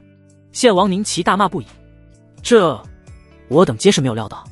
午休、杨居士、晁拜等纷纷开口：你们不是没有料到，而是逼宫养成了习惯，以为只要一逼宫皇上就会听你们的，还他妈撞死在大殿上。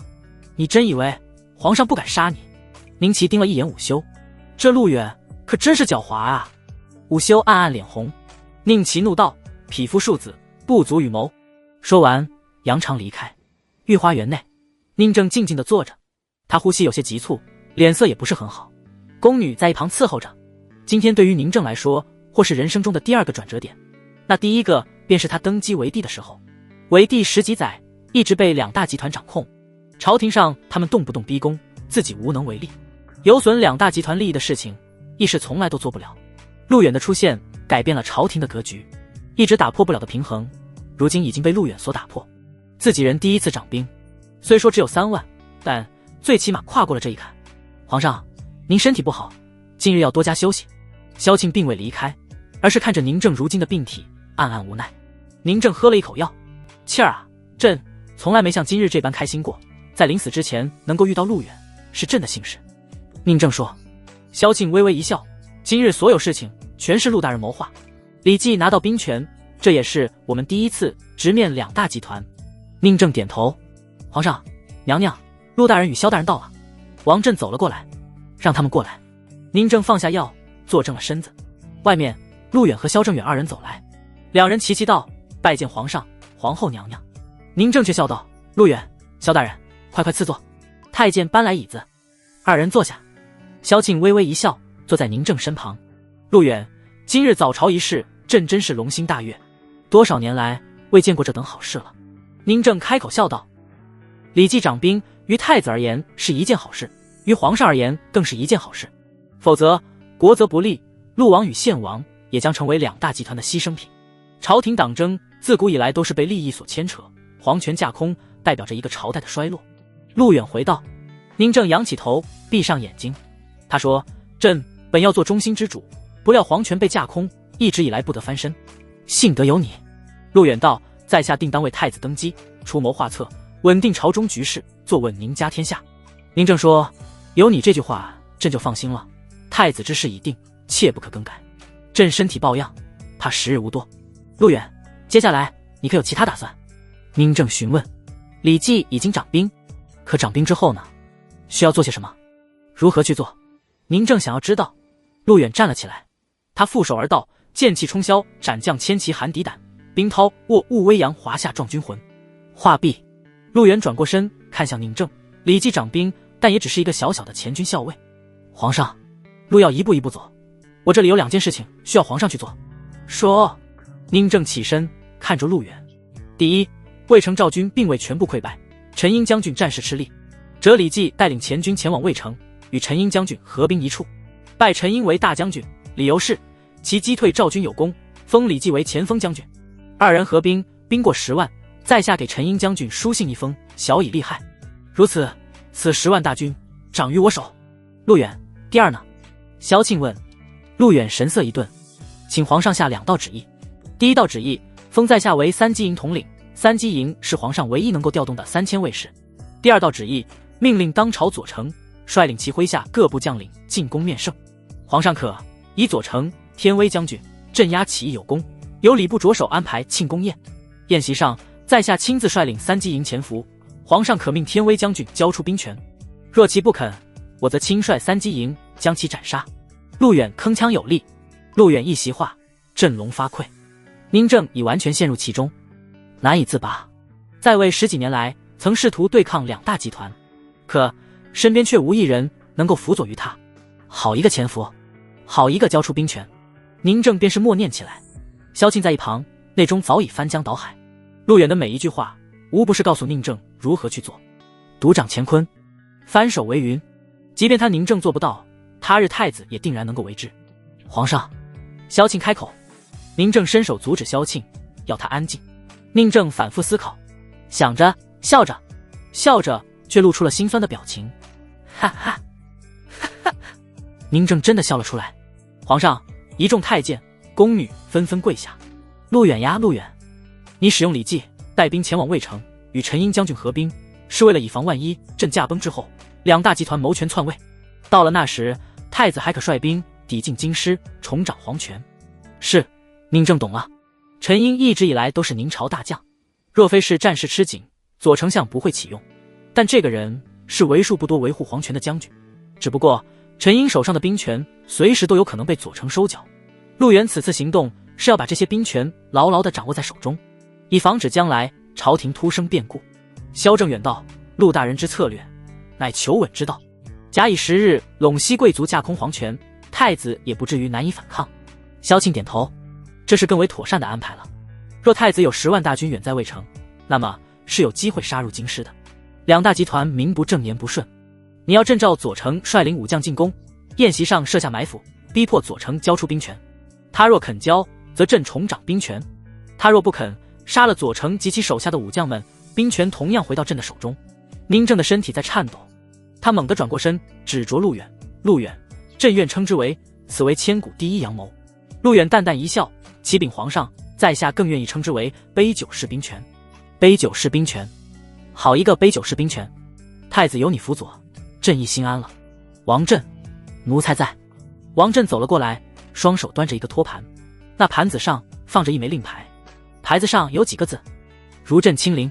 宁正一把抓住令牌，看向陆远：“陆远，这是行政令，带上它便如同朕亲临，你大可放开手脚去做。记住，陇西贵族、宁川士族，他们不会放过你。这枚令牌能够省去你很多麻烦。”陆远当即单膝跪下，谢皇上。宁正将牌子递给陆远，陆远双手接过。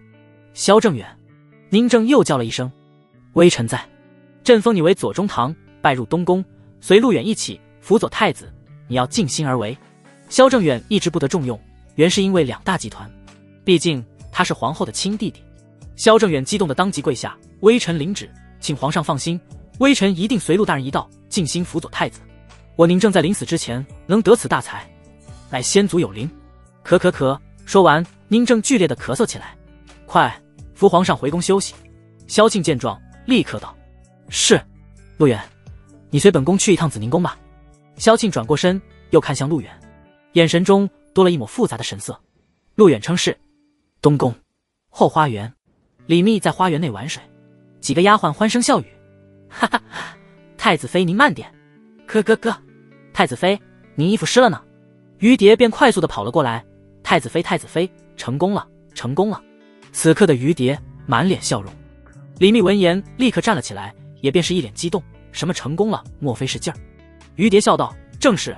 太子妃您是不知道，听太极殿的王总管说，今个陆大人太极殿舌辩百官，与萧大人共同联手，封李继将军为前军校尉，即刻上任呢。”李密娇躯一震：“成功了？李继当了前军校尉，手上有兵了？3万人，这可是3万兵卒，其中包括骑兵、长矛兵。要知道，作为大将的后代，李家被打压的太多了。太好了，爷爷泉下有知，定然能够欣慰了。不愧是哥哥，他居然真的成功了。”李密有些手足无措，内心的那种激动无以言表。今后手上有兵，在这朝廷之上便能越发站稳。于蝶笑道：“除此之外，刚刚一下朝，皇上便在御花园接见了陆大人。目前陆大人已经前往了紫宁宫皇后娘娘那，这再好不过了。蝶儿，快更衣，等陆大人回来，本宫要亲自前往龙翔殿。”李密有些迫不及待，想想那些事儿，不由又是脸蛋一红。从御花园到紫宁宫的路上，陆远与萧庆共乘一匹马车，坐于凤辇之内，沿途的宫女、太监都是惊讶万分。听说是陆大人与皇后娘娘同坐？是啊，陆大人可是唯一一个与娘娘共乘的人。听说陆大人今天早上那可是大放异彩。陆远坐着，与萧庆距离很近，他能闻到萧庆身上的芳香。事实上，萧庆也有些不自在，不知为何，陆远身上的气息令他有些意乱情迷。此时的陆远打开了13张美人图，修炼中，炼神术7层，大宁皇朝皇后萧庆，点亮进度92%。这么快？陆远有些意外。炼神术7层他并不惊讶，因为自动修炼，身体一直在强化。但萧庆的好感却突飞猛进，92，是否意味着自己可再进一步了？要不试试？陆远想了想，瞥了一眼身旁的萧庆，接着陆远的手缓缓抬起，便是抚摸在了萧庆的大腿上。萧庆一颤，低头看了一眼，只是眼神中略微闪过复杂的神色，萧庆却并未说话，也未阻止。难道真成了？陆远想着，随即将手更进一步，拨开萧庆的凤袍，直接探入其中，手上轻轻一握，萧庆喉咙里不自主地发出一道细微的声音，声音极其轻，若非陆远离得近，几乎听不到。萧庆没有动，他未阻止。片刻后，陆远再看萧庆，他已经闭上眼睛。娘娘，陆远轻声叫了一声，他微微笑着。萧庆脸眸微闭，似是缓和一会儿之后，萧庆睁开眼：“陆远，皇上对你极为器重，行政令都给了你，今后你不可让皇上失望。”陆远不说心系天下，但如今的宁朝百姓过得并不好，因为朝廷党争，两大集团让黎民百姓无法安居乐业，陆远不是在帮太子，他也是在为了自己。当然，宁正对他有恩，他自然竭尽全力辅佐太子登基，肃清寰宇，威震天下。娘娘放心，我自有打算。陆远道：好。萧庆应道。陆远上下其手，肆意把玩。子宁公到了，轿辇缓缓落下。萧庆睁开眼，一把按住了陆远的手，快拿出来，被人看到不好。陆远一笑，萧庆整理仪表，除去脸上红晕。刘珠上前搀扶，一路来到子宁宫大殿。萧庆缓缓坐下，陆远走了进来，赐座。萧庆道：陆远坐下。萧庆端起茶杯，轻轻抿了一口。陆远，萧正远是本宫的亲弟弟，同父同母，此人你可信任？陆远要在朝中做事，少不了帮手，其中萧正远是萧庆最信任的人。萧大人一表人才，今日在朝会上表现很好，我与他相见恨晚。陆远淡淡说道：你与皇上说的话，本宫尚且有一些疑虑，陆远可否为本宫解惑？萧庆再次问。皇后娘娘请讲。陆远示意道。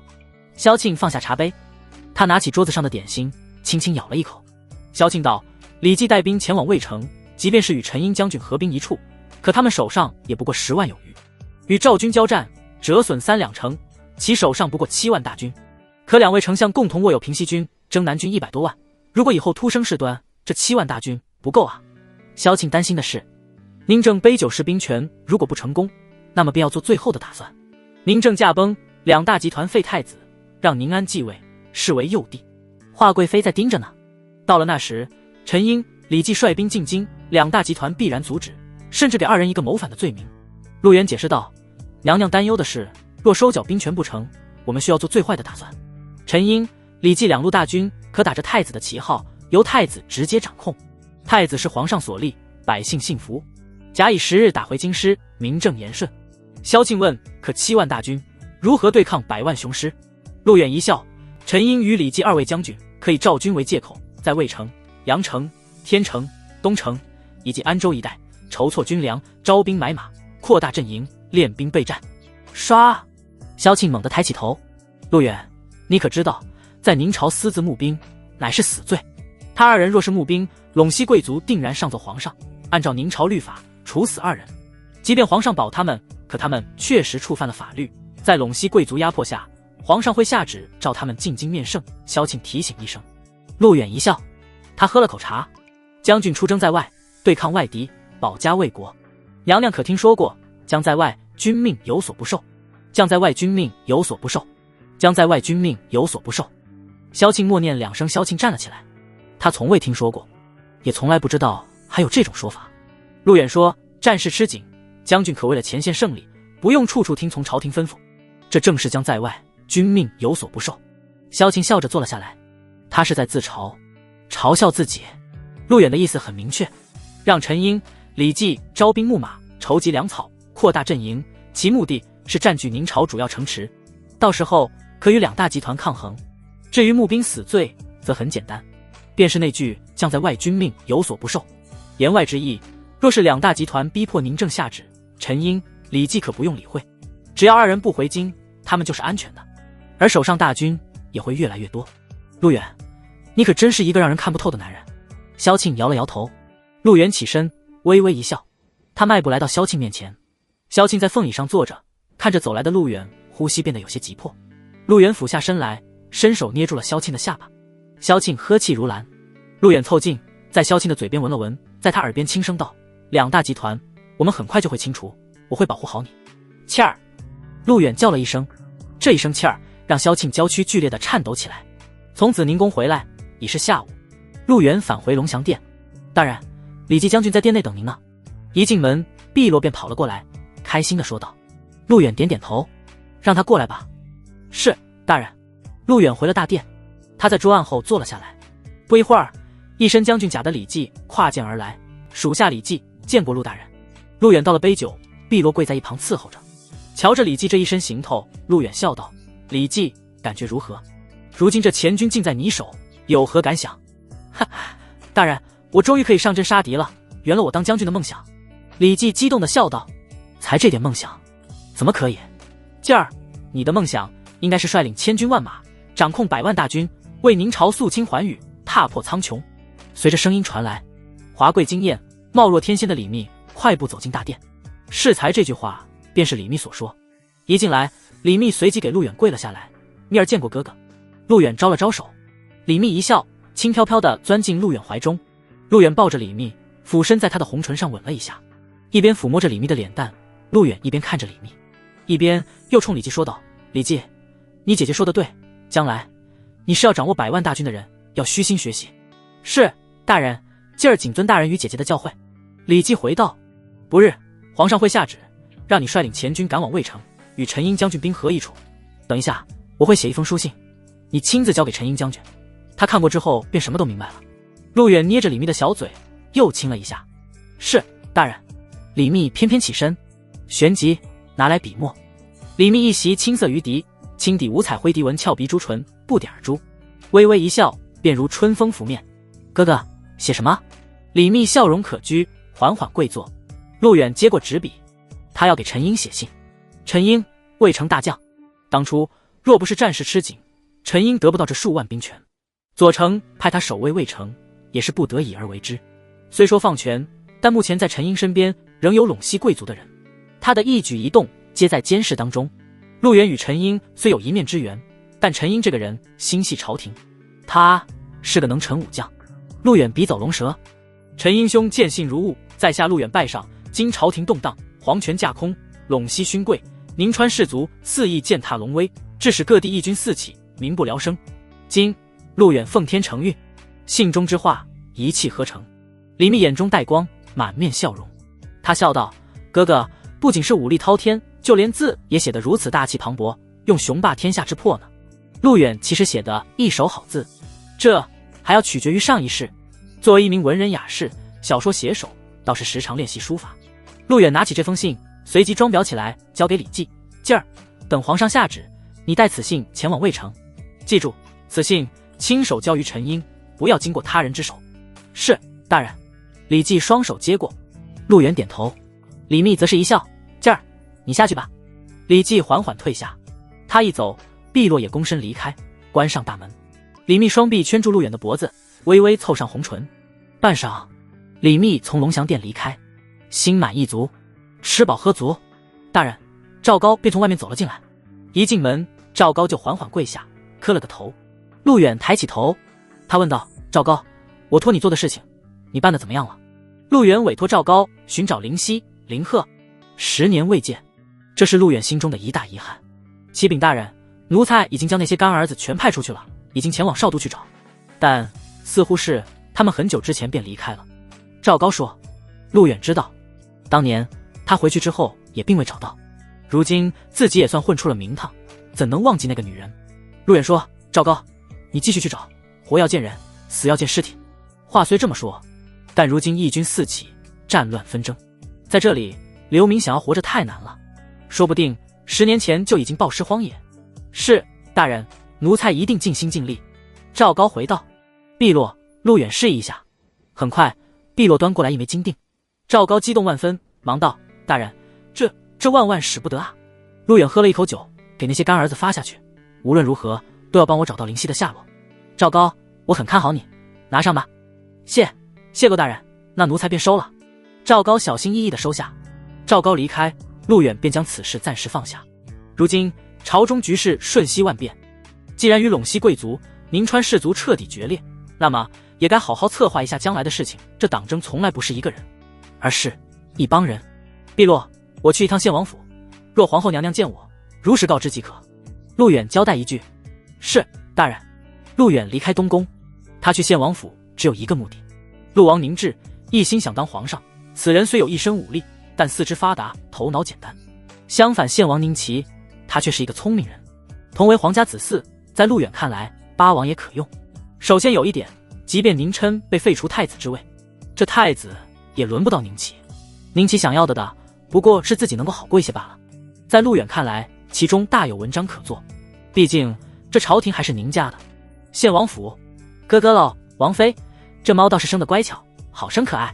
甜美的笑声传来，王府一些丫鬟围在一名绝色女子身边，那女子怀中抱着一只猫。顾言，有道是京城名女千千万，不如王府找顾言。顾炎出身县国贵族，嫁入王府之后，便随宁齐来到京城。她曾是闻名县国的一代奇女子，能弹琴，会跳舞。顾炎有一个爱好，那便是爱美。他爱美是独特的，不仅是自己美，就连身边的丫鬟也要美，包括花花草草，甚至饲养的宠物。这爱美便要有首饰装饰，所以他对于首饰更情有独钟。这个猫倒是无忧无虑，自由自在，可不知这人世间哪有那么多的岁月静好。顾炎一叹，玉手撸着猫。宁齐在做什么？顾炎清楚。皇位之争素来凶残，不知道哪天功亏一篑。王妃，听说今日朝廷可热闹嘞？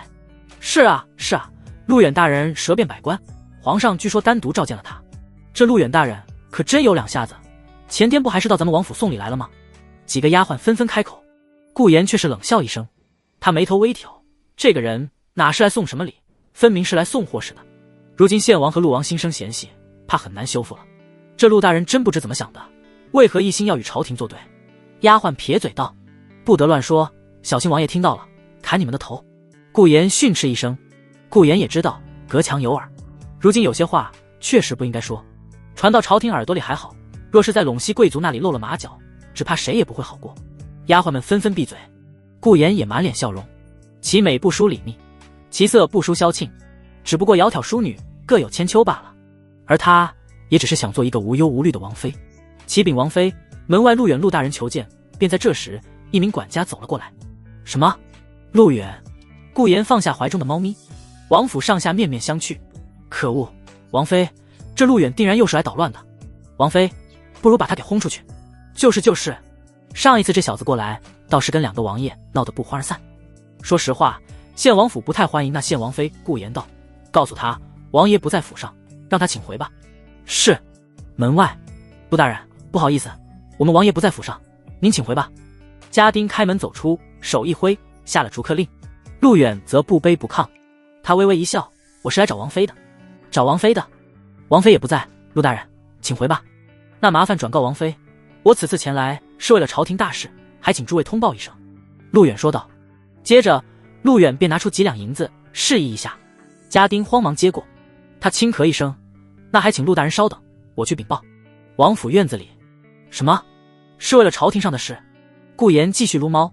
说实话，他倒是不愿意见陆远，以免又落人于口舌。不过辗转一想，倒又想看看他要做什么。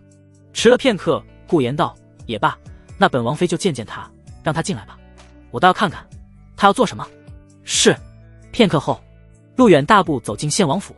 院子里的女眷指指点点，纷纷议论，他就是陆远，那个照影斩将夺旗先登的陆大人。哇哦，还蛮好看的嘛，孔武有力。陆远的名声如雷贯耳，尤其是太子亲自牵马，更是人尽皆知。其在朝廷之上，更是赢得了皇上信任。陆远缓步走进王府，直接来到大殿之内。此刻，献王妃顾炎坐于王座之上，怀中抱着猫，一只手不停地抚摸着。王妃有些高冷，其眼神多有不屑。在下陆远，见过献王妃。陆远恭恭敬敬。哼！顾炎冷哼一声，眉头一锁。他道：好一个陆远，上一次本王妃便上了你的当，今日前来，你又想耍什么花招？陆远抬起头看向顾炎。王妃姿态翩翩，雍容华贵，身上金银玉簪更是衬托着其美艳与华贵。献王有福了。王妃，此话怎讲？陆远问。你借故给献王送礼，暗中挑拨献王与陆王的兄弟之情，若是传到皇上那里，可是死罪。顾炎冷哼。陆远却摇了摇头，他侃侃道：王妃，殊不知在下此举正是要救献王的命。什么？救献王的命？顾炎被气笑了。他一笑是真的好看，琼鼻鹰嘴，端庄秀丽。陆大人竟敢在王府口出狂言，敢对王妃不敬，休怪我等无礼。王府侍卫将要拔剑，低喝。陆远不为之所动。顾炎伸手示意侍卫把剑收起来，他一边撸猫一边笑道：本王妃不知道陆大人何出此言呢？请问陆大人，献王犯了什么罪，需要你来救命？在顾炎看来，献王所做的事情都不过是为自己谋取利益，如今朝廷内忧外患，也正是时机，可他却不知其中深浅。当然，除非他用手指。陆远正视道：身为皇族之子，勾结陇西勋贵、宁川士族，意在扰乱朝廷政治，陷入党争风波。若太子继位，献王必死；若太子罢黜，献王同样必死。此两点毋庸置疑。胡闹！顾炎瞬间起身，他怒喝一声：“陆远，你说这话可有什么证据？”陆远看着顾炎，天下人自有公断，容在下说一句：如太子罢黜，陆王宁志果真继位，那么献王真的能够得到他想要的吗？顾炎回道：祖上有训文，后宫不得干政，所以本王妃不与你谈论这些。陆大人，还是说一些我听得懂的吧。陆远笑了笑，顾炎自然不敢妄论朝政。那么王妃可曾想过，陇西勋贵与宁川士族，他们想要的是什么？一个傀儡皇帝。显然，陆王与献王不是合适的人选，所以有陇西勋贵与宁川士族在，即便太子罢黜，也轮不到陆王，甚至是献王。顾炎便是一怔，他盯向陆远：你什么意思？陆远回道：在下的意思是说，只有太子继位，才可保献国不灭。陇西勋贵与宁川士族意在控制朝廷，既然控制朝廷，陆王与献王就是他们的威胁。假以时日，太子真的出了事，陆王与献王只有……陆远眼神一厉，做了个抹脖子的手势，此举将顾炎吓了一跳。怀中的猫感受到主人不安，仓皇逃窜。顾炎说道：本王妃会信你的话，不管王妃信与不信，但是王妃需要知道，傀儡只能是一个无用之人。纵观皇上的子嗣当中，最无用的便是华贵妃幼子宁安，所以刚才在下说我是来救献王的命的。陆远表情平淡，未有任何波动。这番话让顾炎站了起来，他眼神有些反常，倒也是思索了片刻。陇西与宁川二族，他们一直以来都在把控朝政，陆王想要当皇帝，认为太子是最大的敌人，殊不知陇西与宁川士族才是最可怕的。想起这些，顾炎隐约有些后怕起来。傀儡者需要能够轻松掌控，而能轻松掌控之人，不就是幼子宁安吗？见顾炎不语，陆远再次说道：王妃可以好好想想，陇西与宁川二族愿意放权吗？本身二王与之联手就不是明智之举，朝廷共同的敌人应当是这两个世家大族，皇子之中应一致对外。正所谓鹬蚌相争，渔翁得利。顾炎重新坐下，不得不思考着陆远的每一句话。朝廷最大的敌人是两大氏族，在此之前，皇子不应纷争。见自己目的已经达到，陆远不再多留，缓缓退下，只留下沉思不语的顾炎。虽说后宫不得干政，但献王妃审时度势，那就要看看他在献王这里能发挥到多大价值了。走出献王府，街道上便有一架自皇宫而来的车轿，车轿缓缓落下，一名侍卫随即向前抱拳说道：陆大人，皇后娘娘有请，请您前往紫宁宫。后宫，宁正专属之处，但如今的宁正已再无能力，各个美人玉妃独有空房，令人遗憾。但今日后宫之乱是肉眼可以察觉的，各大公主之中，丫鬟奴才四下打点，不少消息皆是从后宫传来。紫宁宫玉凤盘珠，几名宫女站于长廊之上，耐心等候。陆大人到。车轿落下，随太监喊了一声，宫女慌忙迎上前来。刘珠上前搀扶：陆大人，您可算是来了，娘娘已经等了很久了。这不刚从紫宁宫回去，陆远屁股还没捂热呢。但一路陆远也多有察觉，后宫情况不对。下了马车，陆远淡淡询问刘珠：后宫这是怎么了？我看上上下下似乎都在打点，甚至隐约有哭泣声。刘珠便是叹了口气，他做了个请的手势：陆大人，请，皇后娘娘在宫中等您，事情怕是有些突然了。陆远道：细说。刘珠说道：皇上今日召见陆大人之后，病情愈发厉害，咳嗽不止，吐了几次血。太医令来了不少御医，说皇上时日不多了。后宫那些娘娘皇妃都在焦虑害怕，上下打点着呢。陆远不懂医术，宁正要么是肺癌，要么就是肺结核，但无论哪一种都是必死的病。适才皇上下了一道旨意，恢复了殉葬制度，宫内未育有皇子的都要殉葬，所以那些妃子们都在害怕，哭声一片。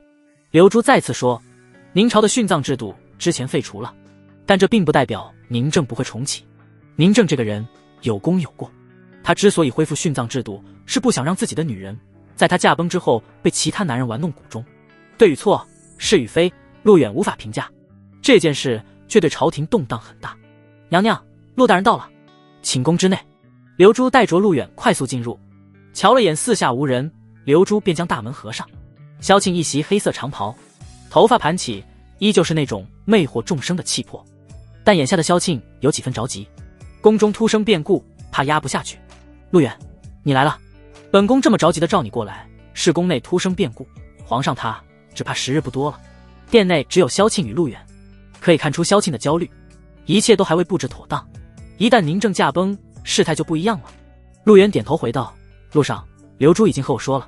萧庆眼泪几乎掉了下来，可本宫担心的是殉葬制度恢复，一旦皇上驾崩，朝廷必然动荡，到时候陆王、献王趁机作乱，宁川、陇西两大氏族罢黜太子，这一切就全都毁了。萧庆情绪有些激动，他原以为宁正还能再撑上一些时日，只要还活着，他便还有机会。萧庆张开双臂，左丞天威将军、三军大元帅，手握100万大军；右丞手上虽无兵权，但其门生故吏遍布朝野，各路将军、十方大将都在其掌控之中。二者联手100多万大军，太子死100次都不够。萧庆瘫坐在凤椅上，他确实是慌了。虽然李绩已经任命前军校尉，但这点人根本就不够，他们差太多了。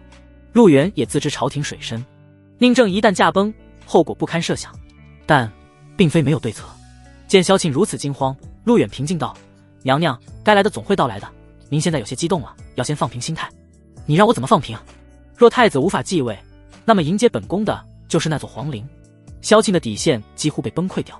陆远见状，旋即上前一步，他一把抬起萧庆的下巴。萧庆微微一顿，呵气如兰，他明晃的眸子注意着陆远。陆远的手一路向下，轻轻握住。我说过了，有我在，一切都不是问题。陆远在萧庆耳边道。陆远。萧庆坐立不安，娇躯有些颤抖。陆远则一把将萧庆拉在怀中。萧庆嘤咛一声，脑海中一片空白。旋即，陆远坐在了专属于萧庆的座位上。萧庆趴在陆远怀里，他双腿屈起坐于地上，上半身在陆远怀中趴着。萧庆一动不动。陆远轻抚萧庆眉心，给其安慰。抚摸很久，萧庆便逐渐平静下来。陆远问：皇上下旨了吗？萧庆顿了顿，扬起粉面，注视着陆远。他回道：皇上已经下旨，任命你为三机营统帅，统领整个三机营，旨意已经下达。三机营有3000卫士，如今都归你调遣。好，陆远回应。他微微俯身，居高临下的看着萧庆。萧庆便也扬起粉面，与陆远深情凝望。陆远轻抚萧庆嘴角、嘴唇，看着他，陆远一字一顿地说：皇上还能撑一些时日，太子登基一事，我自有决断。现在需要娘娘好好配合我。陆远，萧庆轻声呢喃：本宫。娘娘，陆远轻声道：你应该说庆儿。庆儿。萧庆彻底倒下。陆远将萧庆揽腰抱起，踏入皇后寝宫。陆远，本宫不可以。娘娘，忘记我的话了。陆远，庆儿不可以。叫我什么？庆儿不知道。好好想想。夫君。丁。第2张美人图成功点亮，获得奖励：明神术。明之术法，神之力量，可操控傀儡，掌控神力。系统声音响起，原属于萧庆的美人图点亮。明神术获取，是否自动修炼明神术？丁。自动修炼中。明神术1层。陆远深呼一口气。明神，顾名思义，操控傀儡，好比巫蛊之术，能够驱使意念明之术法，可将将死之人彻底操控，成为一具行尸走肉。这道术法来得很是及时，也就是说，即便宁正将死，陆远也可用明神术，再让他活上一段时间进行掌控。有点意思。陆远，萧庆轻声呢喃。萧庆拱了几下，陆远无视了他。你拱啥？随之第3张美人图缓缓出现身影。陆远仔细一看，那上面是一个抚琴的奇女子，珠罗玉白，静态极颜，美妙绝然。大宁皇朝献国王妃顾妍。点亮进度0%。点亮奖励：神体术。顾妍呀。陆远倒是有些意外，笑了笑，陆远便关掉系统。子宁宫正宫。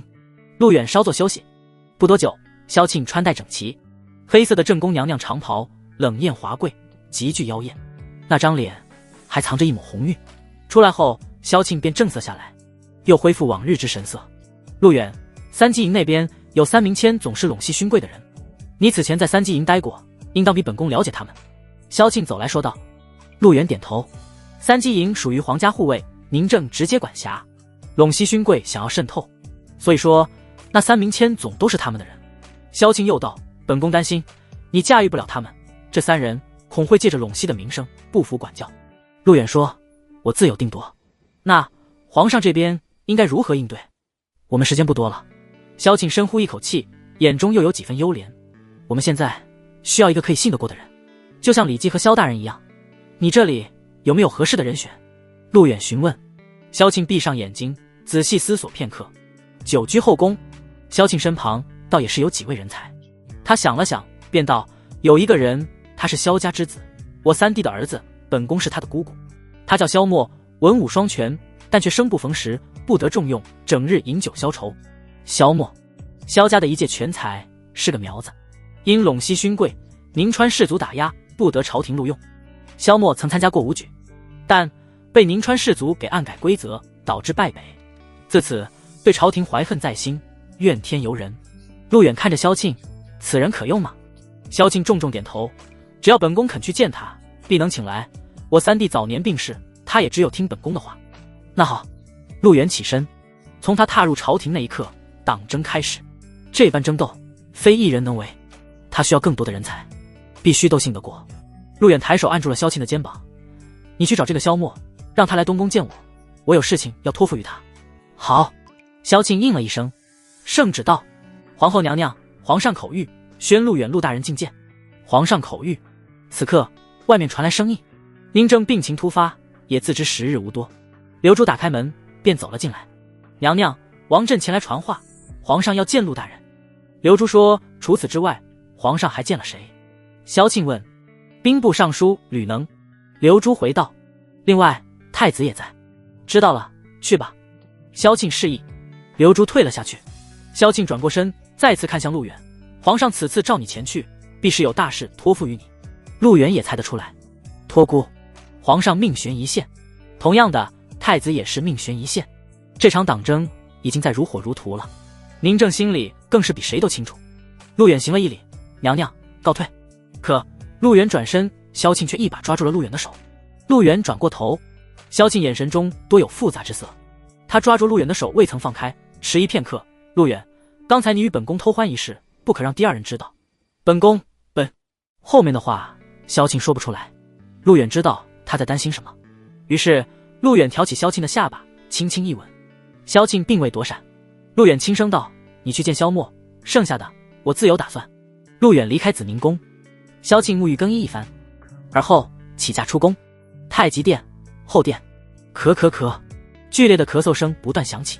宁正半躺在床上，咳嗽不止。父皇。宁琛跪在床前，眼泪纵横。身后太医令各大御医跪着，他们时时刻刻关注着宁正的变化。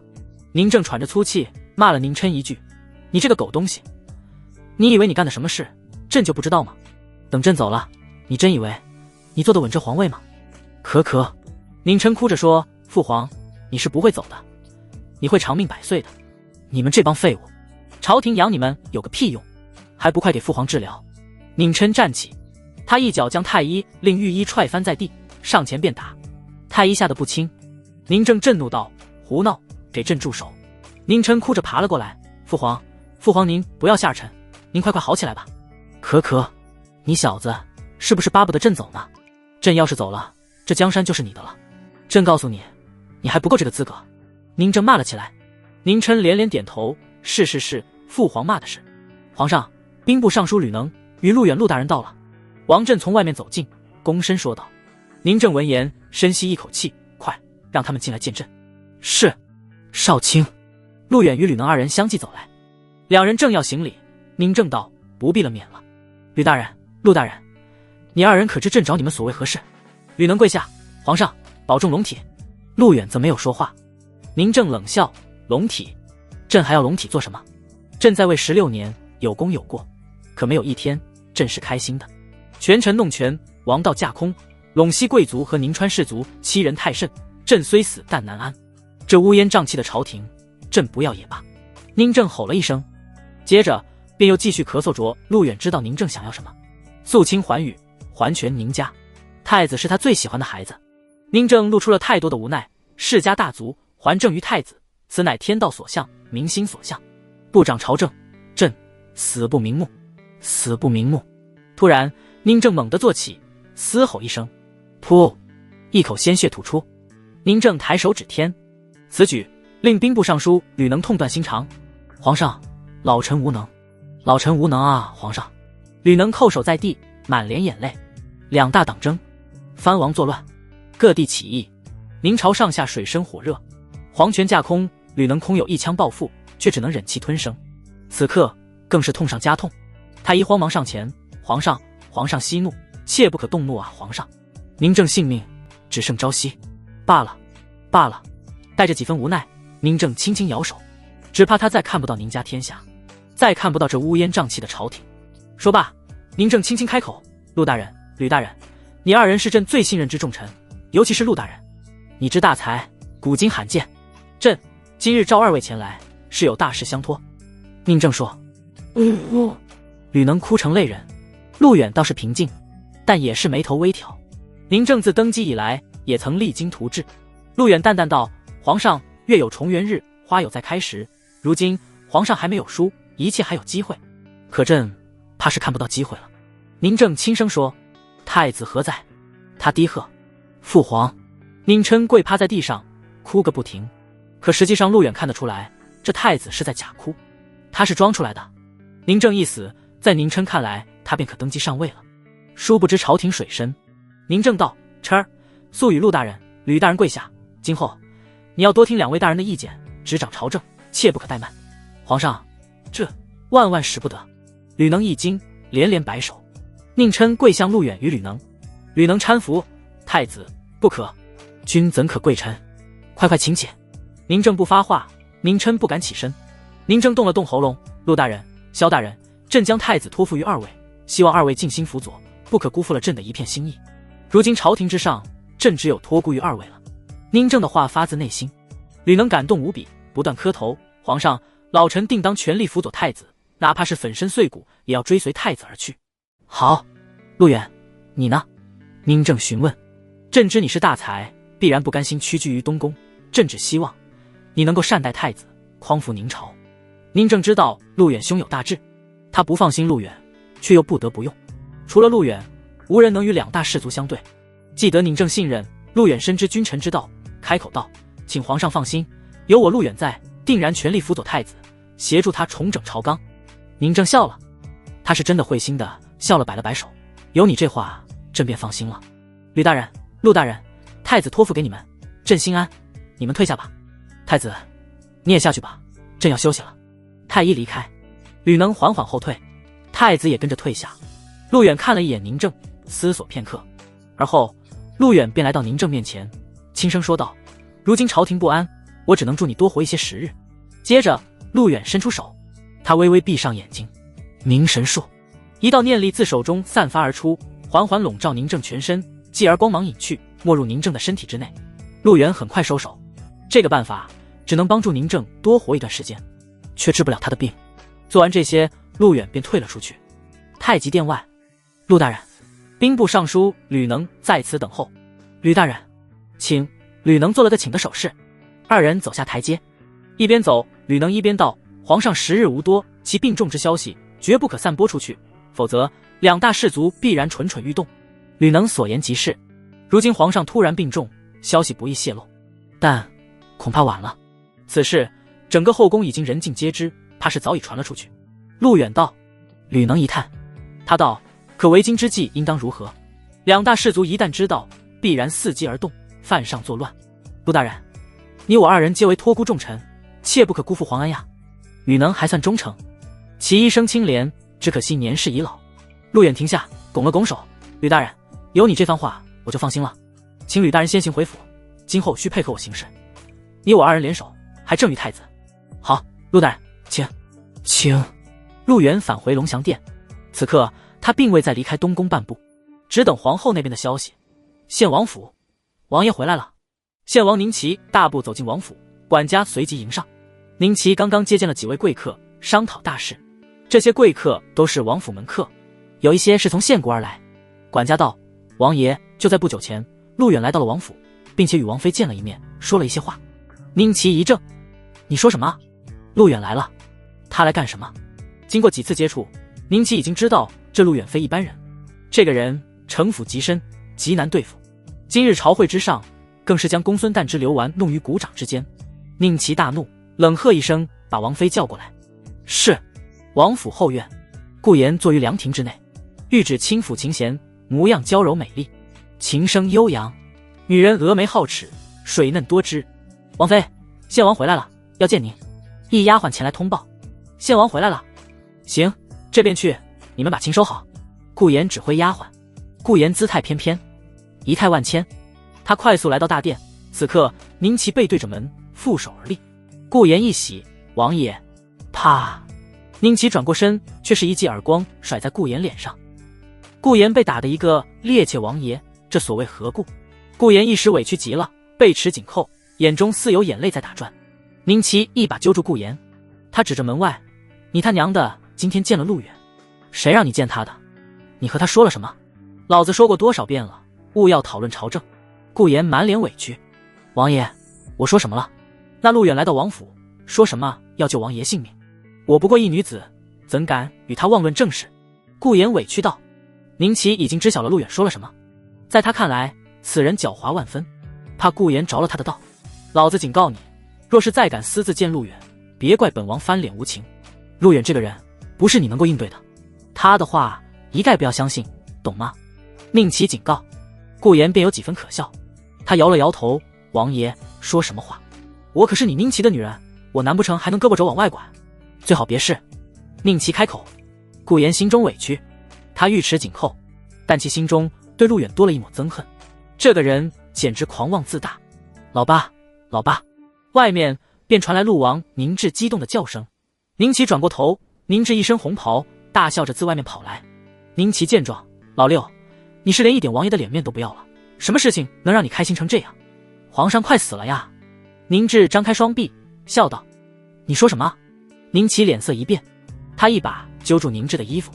宁琪冷道：“六哥，你可不要妄议，皇上驾崩，这可不是儿戏，这他妈是天大的事儿。”宁志大概是开心坏了，宁正一死，他便可实施自己的计划。宁志笑道：“现在后宫传遍了，皇上病情突然，目前已经卧床，现在整个宫内人尽皆知。”顾妍吓得脸色一白，慌忙去关门。弟妹无需惊慌。宁志笑着说：“消息可靠吗？”宁琪低声问：“非常可靠，老爸，我们要当皇帝了。我们当了皇帝，天下一人一半，我们兄弟二人分而治之。”宁志有些激动。宁琪反驳：“老六，你当这是小孩子过家家？皇帝是你说当就当的。”宁志却是愣住了。“你什么意思？”他问。宁琪指着门外，他另一只手拍了拍宁志。宁琪质问：“我们当皇帝，陇西勋贵，宁川士族会同意吗？你真以为皇上驾崩，于你我兄弟而言是好事？”宁知道，我们兄弟与两大氏族联手，那是之前说好的。说好的？人家信你的鬼话。你当了皇帝，会不会清算两大氏族？他们敢让你当吗？再者说，即便太子被废，轮得到我们吗？宁琪开口：“你什么意思？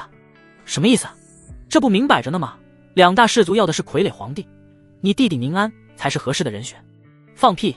宁安才2岁，这他妈才是关键，好不好？宁琪冷着脸。这话让宁志微微一呆，他似乎明白了宁琪的意思。傀儡皇帝吗？那肯定是幼帝啊。宁志想想有些后怕，压低声音：“老八，这可如何是好？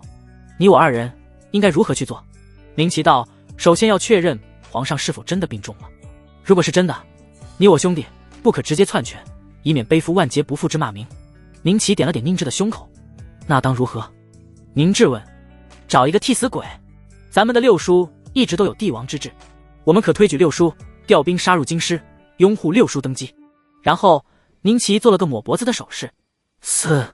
宁志深吸了一口气，他愕然道：“推举六叔杀入京城，老八，这是一步险棋，六叔会干嘛？而我们这么做的目的何在？”宁琪说：“你懂个锤子！你我二人手上的兵不多，需要借助六叔，骂名由他来背负。你我二人可坐收渔翁之利。那六叔即便答应发兵，又当以何为理由呢？”清君侧。宁琪一字一顿。宁琪猛然抬起头。宁琪再道：“陆远，是夜，月黑风高，京城街道安静无比。因明朝有宵禁，大街小巷大门紧闭。一辆马车在街道上缓缓行驶，马车由献王府出来，直奔皇宫。那轿子里坐着的人，便是献王宁琪。他深夜进宫，是为了确定宁正是否已经病重。站住，小子，再敢跑，老子们打断你的狗腿！给老子站住！”突然，黑夜中传来一道喝声。一名消瘦的身影踉跄而来，险些撞在宁奇的马车上，被宁奇的护卫一把拦下。而那身影身后则是几名追捕的衙役，这些衙役挎着长刀。宁奇的护卫顿时上前：“献王在此，何事惊扰献王大驾？”原来是献王。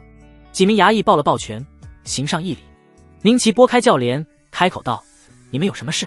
其中一名衙役指向那踉跄身影，身影是一名男子，蓬头垢面，面黄肌瘦，他正在狼吞虎咽地吃着食物，被护卫拿下。衙役道：“启禀献王，此人名叫林鹤，他夜晚闯入民宅行窃，我等正在抓捕逃犯，望献王准许。”宁奇闻言便示意了一下：“谢献王，带走。”衙役挥了下手，几人迅速上前，将那狼吞虎咽的男子抓获归案。“放开我！放开我！”林鹤拼命挣扎：“我是来京城找人的，你们不能抓我！”献王大驾继续起驾回宫。此时东宫灯火正明，东宫龙翔殿内，陆远盘腿而坐，身旁太子妃李密一袭白色长裙，跪坐在一边，给陆远倒了杯酒。一边倒酒，李密一边道：“据赵高说，文宣阁昨日于太子引荐了一名方士，说是能够寻仙问药，炼制不死之丹。要臣妾看，太子已经快要入魔了。”李密叹了口气。陆远喝了口酒，长生丹。李密点头：“是啊，哥哥，整日里与那帮美男子饮酒作乐。不仅如此，近日太子又得一极品，说是一名男子带着他的正妻来到了东宫，三人一起在宫中行欢。”陆远皱了皱眉，李密却是一笑，便歪在陆远怀中。李密仰起头，红着脸：“哥哥，时间不早了，是否可以临幸面儿？”“面儿，张嘴。”陆远道。李密张开红唇。陆远拿起酒壶，将酒水尽数倒在李密嘴上，酒水往外溢出，以至于李密的衣服被打湿。咕噜，酒水咽下，李密跪在地上前倾身体，忽闪一对明眸：“哥哥，这个动作对吗？皇后娘娘驾到。”突然外面传来声音，李密便是一慌，顺势起身，脚步声传来，很快萧庆带着一些侍卫丫鬟出现在龙翔殿外。“密儿见过母后。”李密行上一礼。陆远已经起身。陆远道：“皇后娘娘。”萧庆却扫了一眼李密，见他面色红晕，眉如新月。此刻萧庆心中已然察觉，自己刚被陆远破了身，这三更半夜的，只怕李密也早已。萧庆心中一顿，他大步上前，在大殿正座上缓缓坐下，身后长裙托起，由宫女伺候左右。萧庆说道：“免礼吧。”“谢母后。”李密站了起来。萧庆示意一下。“是。”刘珠转过身，手一挥，侍卫、宫女纷纷退出大殿，整个殿内只剩下陆远、萧庆、李密三人。陆远转过身，开口询问：“娘娘，事情办得怎么样？”“人，本宫给你带来了。”“传萧默。”“传萧默。”话音落下，一名孔武有力的青年自殿外而来。那青年皮肤黝黑，身材倒是有几分高大，臂膀坚实，可看出是习武之人。一进来，青年旋即跪下磕头：“萧默拜见皇后娘娘、太子妃。”陆远瞧了一眼，李密则细细研究。萧庆说道：“萧默见过陆大人。”“萧默见过陆大人。”萧默道：“陆远，这便是本宫的侄子萧默，曾经参加过武举，只可惜败在了宁川氏族的人手上。本宫的这位侄子可以信任。”萧庆介绍道：“萧家不算大贵，因前朝有外戚乱政之先例，故而在本朝外戚受到打压，即便身为皇后族人，也很难得到重用。”陆远看了片刻，便道：“萧默，起来吧。”“谢大人。”萧默站了起来。既然是萧家之人，陆远也就不再多说。陆远盘腿坐于大殿上，看着面前的萧默：“萧默，朝廷旨意已经下达，我为三机营最高统领。今日起，我任命你为三机营副统领。明日一早，你前往三机营入职。三机营上上下下皆由你一手统领，明白吗？”萧默闻言，当即单膝跪下。作为萧家之人，自幼便有梦想。当年萧默参加武举，也想在朝廷大展身手，奈何两大氏族压迫，迫于无奈，每日纸醉金迷。现在机会摆在眼前，萧庆把情况都和他说了。如今正是萧家人联合起来的时候，否则一荣俱荣，一损俱损。若皇后倒台，萧家怎能不被清算？萧默正色道：“请大人放心，我一定不负重托，明日一早便前往三机营上任。”陆远点了点头：“记住我的话，三机营内有3位千总，此3人全是两大氏族的人，你到了之后，可直接绕过千总，提领大营3000兵马，随后尽快布置自己人担任千总一职。”“是，大人。”萧默领命离开。萧庆抿了抿嘴唇，这3位千总可不好应对。此刻的萧庆隐约有些担忧。萧庆说：“陆远，左营、右营、中营3位千总性格冷傲，本宫担心萧默应对不了他们。朝廷就是这样，当一个掌握到绝对王权，会将所有人事若草芥蝼蚁。”萧庆的担忧不无道理。3位千总各自提领1000护卫，萧默想要拿下他们，确实有些难度。不过陆远却并未在意。萧庆又坐了一会儿，随后便回宫去了。次日一大早，朝廷旨意下达，折前军校尉李绩率领前军3万余人前往渭城与陈英合兵一处，共同抵抗赵王叛乱。此旨意下达，即便2大氏族不满，却也暂时无法阻拦。哥哥，旨意到了。李密如同一片飘落的雪花一般，一身雪白，飘然来至龙翔殿，给陆远带了一个消息。陆远在案台旁坐着，李密一进来便瞬间钻进陆远怀中，咯咯一笑，今儿今早出发，立刻前往渭城。2大氏族虽然很是愤怒，但却无可奈何。陆远微微一笑，李绩这么一早，也算是给太子掌握到了一次机会，即便将来朝廷出了事，不至于无处藏身，假以时日，便可杀入京师。当然，这只是退路。说着，李绩跨剑而来，出现在大殿之上，单膝跪地道：“大人，圣旨到了，即刻启程，我来向大人与太子妃道别。”陆远怀中抱着李密，他一手端着酒杯，眼神之中带着一抹厉色。李密笑道：“今儿到了渭城之后，切记要小心行事，要与陈英将军好生相处，不得误了朝廷大事。”李绩点头。陆远坐直身子：“李绩，你记住，到达渭城之后，你与陈英便不再受朝廷管辖，暗自浮动，发展兵权，在当地筹措粮草，与赵军对峙当中，不得恋战，不得将赵军击溃，以此为契机，招兵买马，等待我的下一道命令。”是。李绩应道。另外，不得践踏百姓，要以仁义为本，责令手下兵卒约法3章： 1. 不得擅自杀人； 2. 不得强迫民女； 3. 不得横征暴敛，鱼肉百姓。此3章违反任何一章，无论大小职位，无论士兵还是将军，一律斩首示众。是。陆远倒了一杯酒，他端起酒杯递给李绩。陆远再次道：“李绩，喝了这碗酒，你即刻前往渭城，记住，动作要快，沿途不得耽搁。”李绩双手接过酒碗，仰头一饮而尽。他擦了下嘴：“大人请放心，李绩定不辱使命，也请大人带我照顾好姐姐。末将这边告辞。”李绩放下碗，起身离开大殿。李密多有感慨，自己这位弟弟如今也要独当一面了。李密仰起头笑道：“哥哥，今儿此次前往渭城，不知道何时能够再见，也许下次再见，朝中局势已经变化了。”陆远抚摸着李密的头发：“密儿啊，这朝中局势瞬息万变，每一天都在变化，那就要看看谁的计谋更胜一筹了。”说话间，陆远俯下身来，吻在了李密的小嘴上。李密双臂圈住陆远的脖子。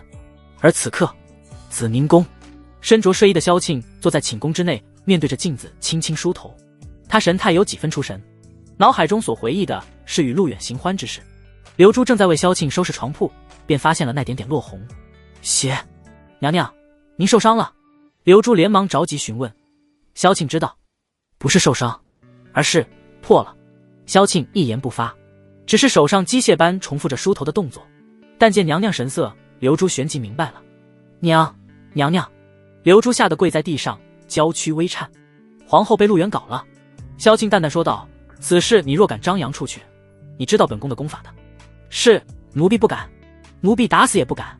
刘珠浑身发抖，她随萧庆进宫已经有些年头了。当初刘珠只是萧庆的陪嫁，这些年来她也深知萧庆独守空房，其他贵妃或多或少与宁正行过欢。萧庆进宫之后，宁正已经不行了，纵然多般宠爱，却也只能望梅止渴。后宫那边动静是越来越大，那些嫔妃都在做些什么？萧庆轻声询问。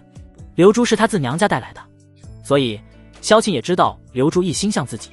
刘珠道：“皇上龙体欠安，嫔妃们都在哭泣，尤其是皇上突然重启殉葬，他们都不想死。”是啊，没有人愿意去死，哪怕是后宫这些女人。殉葬是宁正废除的，同时也是宁正重启的。他不知原因，但他知道宁正想要带走一些东西。朝廷旨意应当是下达了吧？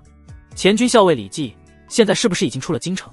萧庆看着镜中的自己，从昨天与陆远之后，皮肤越发粉嫩了，整个人的气色、精神也都好了很多。今天朝廷应该有大事发生。刘珠说道：“奴婢现在便派人去打探一下，一会儿再向娘娘禀报。”去吧。是。刘珠退下，萧庆更了一下衣服，一袭大红色的红袍，琴手峨眉，水目清华，爽心悦目于外，高贵冷艳，倾国倾城。连萧庆自己都没想到，在床上他竟然会如此耐满。走出宫门，萧庆来到院子里缓缓坐下，他有些忧心，一忧家国天下，二忧自己的未来。就在昨晚，萧庆发现了太子妃的秘密。太子无德无道，这一点毋庸置疑。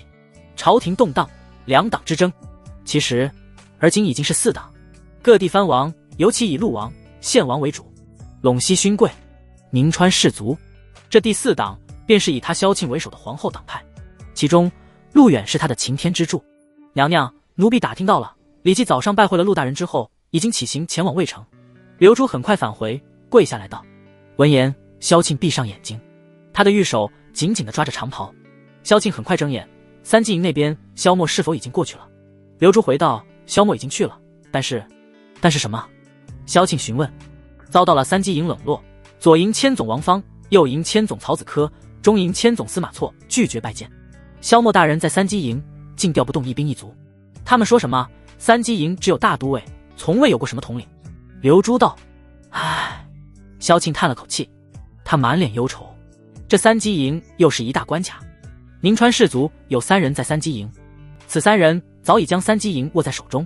三季营名义上归皇上调遣，如今名存实亡，而今皇上又卧床不起，朝廷旨意难以达到预期的目的。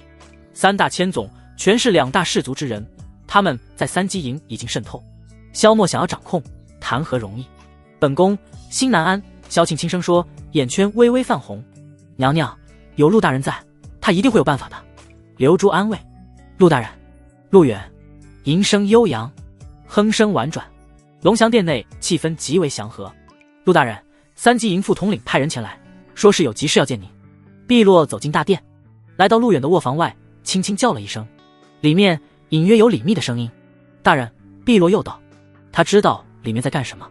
来龙翔殿这些日子，陆远对他不错，所以碧落的心安了一些，他也愿意一直在这里做事，最起码远离了紫宁宫的是是非非。不一会儿，陆远从里面走出，又一会儿，太子妃李密红着脸，似是有些意犹未尽。太子妃。碧落低头，你叫碧落是吧？紫宁宫来的，有些事情你应该比本宫更加清楚，做好自己该做的事，陆大人自然亏待不了你。李密话里有话。碧落应道，是，太子妃放心，奴婢知道该怎么做。李密点点头。大殿上，陆远坐下，一名带刀侍卫走了进来，看到陆远立刻单膝跪地，属下三季营左营护卫刘刀见过陆大人。陆远示意其起身。刘护卫，三季营现在什么情况？启禀陆大人，萧统领前往三季营入职，遭到3位千总冷落，三季营内竟调不动一兵一卒，而对方口出狂言，说什么三季营从未有过统领，让他哪凉快到哪去。刘刀说，这3位千总现在何处？陆远问。在左营大殿喝酒，而没有3位千总的令牌，三季营护卫们不敢轻举妄动。陆远预料到的，2大士族总得做点什么。萧默想要完全掌控三季营，还需要一把火，至于这把火怎么烧，其实很简单。陆远回道，刘护卫，你先行回去，我这边亲自前往三季营。是，大人。碧落，取我的盔甲来。碧落将盔甲拿来。陆远准备去一趟三季营。这时李密接过盔甲，亲自为陆远穿上。碧落在一旁站着。李密道，2大士族还是不肯罢休，要彻底掌控三季营，陆大人一定要加以小心。盔甲一一穿上。陆远一手佩剑。碧落笑道，太子妃亲自为大人更衣，大人此去三季营更加有劲了呢。李密扑哧笑了出来。陆远说道，碧落，你的嘴巴挺甜，一会儿让太子妃赏赏你。谢大人。谢太子妃。碧落跪了下来。行了，起来吧，你今后好好做事，在外莫要多舌，本宫自当少不了你的赏赐。李密一边给陆远整理盔甲，一边道，谢太子妃，今后奴婢可帮助大人与太子妃行龙凤之好，让大人不用费力气。碧落道，你倒是挺会说话，知道替你家大人分忧，那下次就让你在一旁伺候着。李密笑了笑，是，太子妃。此刻陆远一把抓起剑柄，让侍卫牵我的马来。陆远开口说道。院子里，陆远自大殿而出，一身盔甲，轩盖如云，左配短刀，右配长剑。侍卫从马鞍中牵出一匹战马。陆远正要上去，皇后娘娘赏赐。陆大人。突然声音传来。陆远停止上马的动作，刘珠带着紫宁宫一帮人微笑着从外面走来。龙翔殿一众人缓缓跪下，李密站在一旁开口询问母后有什么赏赐。刘珠微微一笑，皇后娘娘旨意，陆大人近日为国操劳，特赐良马一匹，这匹马可是日行千里的良驹。刘珠拍了拍手，一匹棕色的宝马被牵了过来，马匹肌肉线条丰满，精神抖擞，战意四射。陆远见状，迈步来到马旁，查看了一下马嘴，这的确是不可多得的良驹。陆大人，这匹马是娘娘从藩邦进贡的御用品挑选而出，整个宁朝只有这么一匹。刘珠满脸笑容。陆远道：确实是一匹好马，但是不如娘娘本人。陆远纵马而上。陆大人，娘娘交代过，要让陆大人为这匹马取一个名字，奴婢也好回去复命。刘珠又说，既然是一匹良驹，可日行千里。陆远想了想，既然他日行千里，那就叫他孝风，苍宗怒啸吞残日，疾风追迎扫八荒。孝风，好名字。驾！陆远驾马而出，直奔三鸡营。陆大人收下了吗？紫宁宫后花园，池塘边，萧庆蹲在那里，用手拨动着清澈的池水。太监、宫女在一旁候着，带刀侍卫一动不动。刘珠走上前，是的，陆大人谢过皇后娘娘赏赐，并说这匹马乃千里良驹，便叫他孝风。孝风。萧庆默念一声。陆大人说苍宗怒啸吞残日，疾风追迎扫八荒，所以就叫他孝风。刘珠回道。闻言，萧庆缓缓站了起来，便是心中一抖，开口道：苍宗怒啸吞残日，疾风追迎扫八荒。萧庆笑了出来，只是笑容有些牵强，他竟为了这匹马做了一首诗。是的，娘娘，看得出来陆大人十分喜欢娘娘。刘珠笑着道。萧庆也能感受到，自陆远入宫，这一切都在变化，尤其是与两大氏族的争斗。他此去三鸡营了吗？萧庆微微出声，转头询问。是，陆大人离开东宫，前往了三鸡营。你去的时候，太子妃是否在呢？萧庆又问。在。果然。萧庆略微一叹，李密也被他给。萧庆有些黯然，也许他还跨不过这道坎儿吧。刘珠说道：娘娘，您刚刚破身，还是需要多多休息，奴婢扶您回去休息吧。萧庆摇了摇头，本宫在这等三鸡营的消息。皇宫之内，一人一马从承天道走过，一众路过的宫女太监无不是议论纷纷。快看那位将军，他便是陆远吧？没错，是他，近日在宫中可是风光无限。据说他以前不过是三鸡营一个小小的护卫。陆远牵着孝风走出皇宫，随后纵马而上，一路直奔三鸡营。三鸡营大门外，萧默已经早早等待。陆远骑着孝风缓缓来到近前。陆大人。萧默迎了上去，身旁带着三鸡营的几名护卫。陆远骑在马上，眉头微挑，那三位千总在哪？左营大堂。萧默回道。陆远不再犹豫，骑马缓缓进入大营。三鸡营总共有3个营，左营、右营、中营，每一个营各1000人，由一位千总率领。一直以来，三鸡营都是由千总直接与皇上对接，现在跳出来一个统领统一管辖，3大千总不愿放权，也是陆远意料之中。来到大营内，各路护卫看着陆远，却无人敢上前搭话。左营大堂，此刻3名千总坐于帅案旁，举杯弄盏，好不快活。皇上突然搞了一个什么统领，想要我等交出权力，我等皆是不认。什么狗屁统领？皇上自己自身难保，还想过问三鸡营的事情？左营千总王方大手一挥，哈哈大笑，他手中举着酒杯。兄弟们，我等倒要看看这个所谓的统领能有多大的能耐。右营曹子科，中营司马错，3人共同举杯，哈哈，管他干什么，老子们继续喝，来干杯。这时一名副手从营外走来，开口道：我说3位千总，快别喝了，皇上亲自任命的大统领陆远陆大人到了，还不快去迎接。那副手试图去拉左营千总王方。我去你妈的！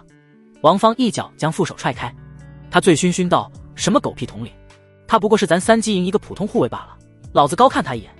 副手大急：千总啊，那可是皇上任命的，快随我起来吧，他马上到营门了。不去，老子不去。王峰将副手推开。王方，既然是皇上任命的，咱们要问一问是哪个皇上，谁家的皇上，你们说是不是？右营曹子科笑道：对，曹千总说的是，那小子既然走马上任，不如咱们就拜会，看看他能有多大的能耐。中营司马错喝了口酒，两人话落，王方放下酒杯，他喝了不少，摇晃着道：那就去拜会。哈哈，好。右营曹子科起身，那就拜会一下，老子倒要看看，他也敢在我三鸡营撒野。中营司马错一把抓起了佩剑，走。左营王方大手一挥，三人醉醺醺地走出店外。他们确实喝得不少，有些神志不清。三鸡营内，陆远骑着一匹棕马缓缓走来，萧默等人跟在两旁。很快，在王方几人目光下，陆远来到了他们面前。陆远骑在马上，便瞧着这三名千总。王方走路踉跄几下，指着陆远骂道：“陆远，你是何等人？你不过是三鸡营一个护卫而已，也敢在老子面前造次？”王方质问：“说的没错，陆远，你好大的官威啊！”右营曹子科冷声：“来到三鸡营就要下马行步，这便是我等的规矩。”中营司马错道。陆远扫了三人一眼，身处大营，喝得酩酊大醉。他眉头略微皱起，质问王方：“王方，副统领调兵集合，你等为何不听从副统领调命？”副统领？狗屁的副统领，老子只认我！胡吃！王方话音未落，陆远长剑出鞘，瞬间抹了王方的脖子。什么？只此一刻，司马错、曹子科大醉方醒，两人身子一颤，面露恐惧之色。王方的脑袋滚落在地，大营内的护卫也个个虎躯一震，任谁也没想到陆远就这么斩杀了王方。司马错、曹子科酒醒，大胆陆远！唰，二人齐齐后退两步，拔出了腰间佩剑，这剑直抵陆远。同时，萧默等人佩剑出鞘，指向司马错、曹子科。两人已经满头大汗，如临大敌。身为宁川士族一手提拔，却从未今日，这陆远竟然瞬间斩杀王方。情况复杂多变，陆远骑着笑风，满脸冷淡：“我乃皇上亲自任命之三鸡营统领，从现在开始，三鸡营上下听我号令，如有不从，立斩不饶。”陆远放声一喝，话毕，大营之中，所有护卫齐齐单膝跪下。护卫的声音冲云而起，拜见大统领。什么？你们大胆！没有我等千总命令，尔等怎敢？司马错急不可耐，这些护卫一直都由千总提领，众护卫不予理睬。陆远盯了一眼司马错、曹子科，来人，属下在。萧默抱拳上前，司马错、曹子科当值之间饮酒致醉，违抗统领军令，给我即刻拿下，于教场斩首。是，大统领。萧默大手一挥，护卫上前。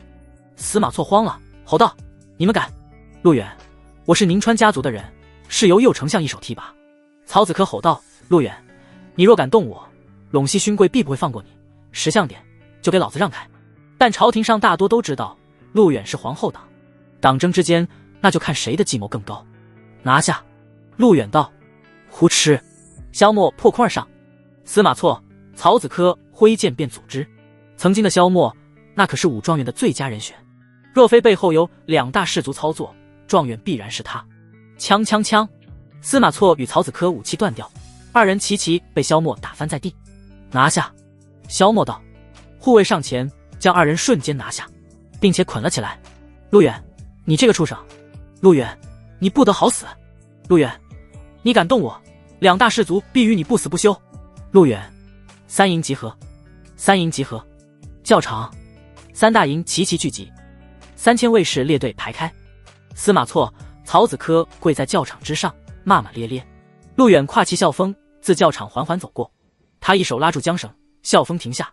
陆远道：“三鸡营的兄弟们，我奉皇上旨意接管三鸡营，从今日起，所有人放下心中负担，你们只有一个目的，那便是保护皇族成员。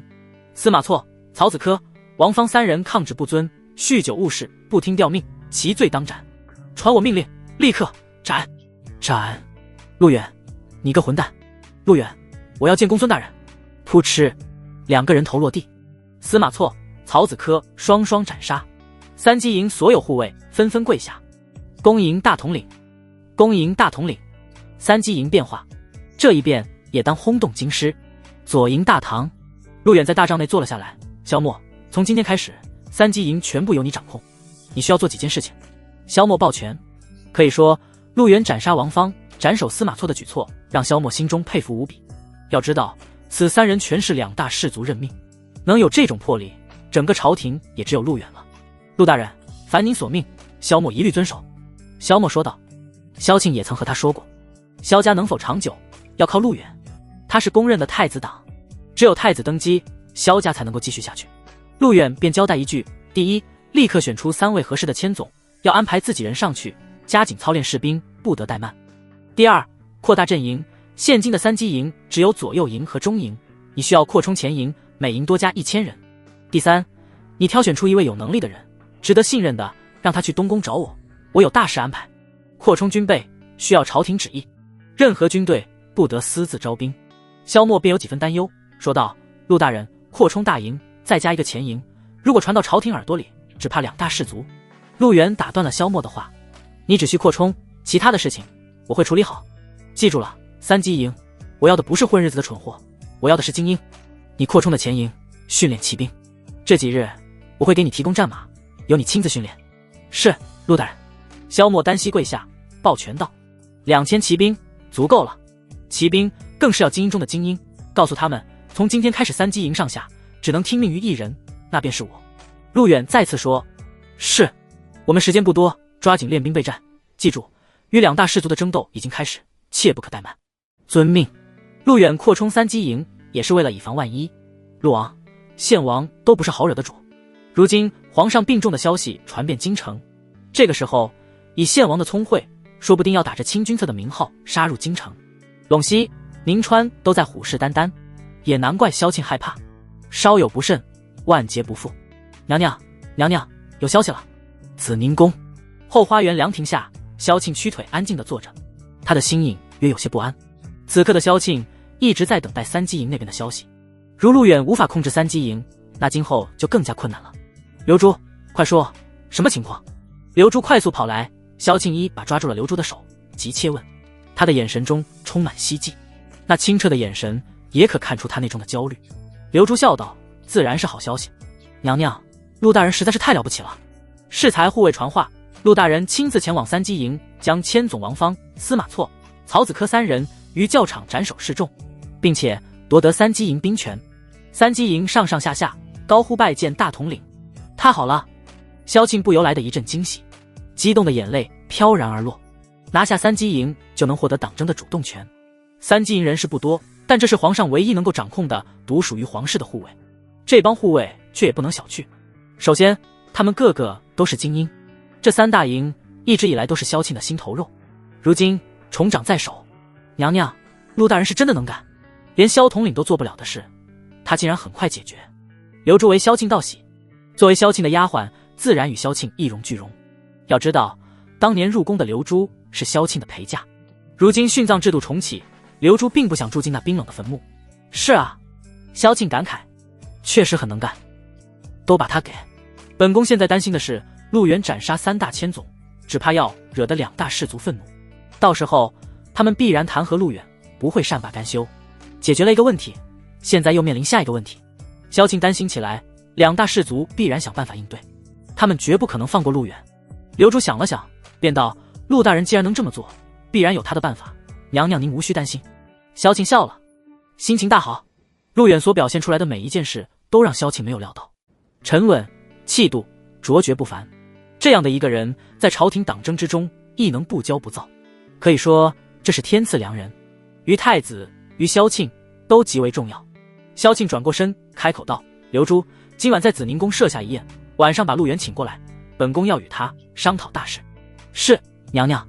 京城大街，车水马龙，吆喝声、叫卖声，公子，公子，快来玩，好吗？陆远骑着校风行走在街道上，青楼楼上的女子抛出手绢，不断招手。陆远未曾理会，打开13张美人图，修炼中，炼神术，9层，明神术，3层，点亮，大宁皇朝太子妃李密，点亮，大宁皇朝皇后萧庆，大宁皇朝献国王妃顾妍，点亮进度0%，点亮奖励神体术。陆远有些头大，这顾妍乃献王之王妃，想要得到顾妍的好感度，只怕没那么容易。李密和萧庆很容易，那是因为他是为太子党，现如今顾妍是在他对立面，想要点亮拿奖励，只怕有些棘手。正看着，一辆华贵的马车从街道驶来，献王妃驾到，闲杂人等快快闪开，快闪！驾！前方侍卫骑马怒喝，街道上的百姓迅速两边躲避。那马车从献王府出发，看这情况是要出城。轿车内坐着献王妃顾妍与2位丫鬟，让开，统统让开！护卫还在怒喝，人全部让开，唯恐惹是生非。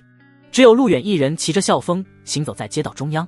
那侍卫冲上前来，开口喝道：“让你让开，你没有听到吗？”陆远倒是来了兴致，一手攥着缰绳，淡淡道：“你是在跟我说话吗？大胆！你是何人？献王妃在此，胆敢口出狂言！”那侍卫一把拔出了佩剑，直抵陆远。砰！一道劲气冲来，不见陆远有动作，却见那侍卫从马上倒飞出去，重重地砸在了地上。陆远只是挥出一掌，炼神术的真气波动，护卫口吐鲜血，倒地尖叫。什么？献王妃的护卫惊呼一声，全部涌上前来。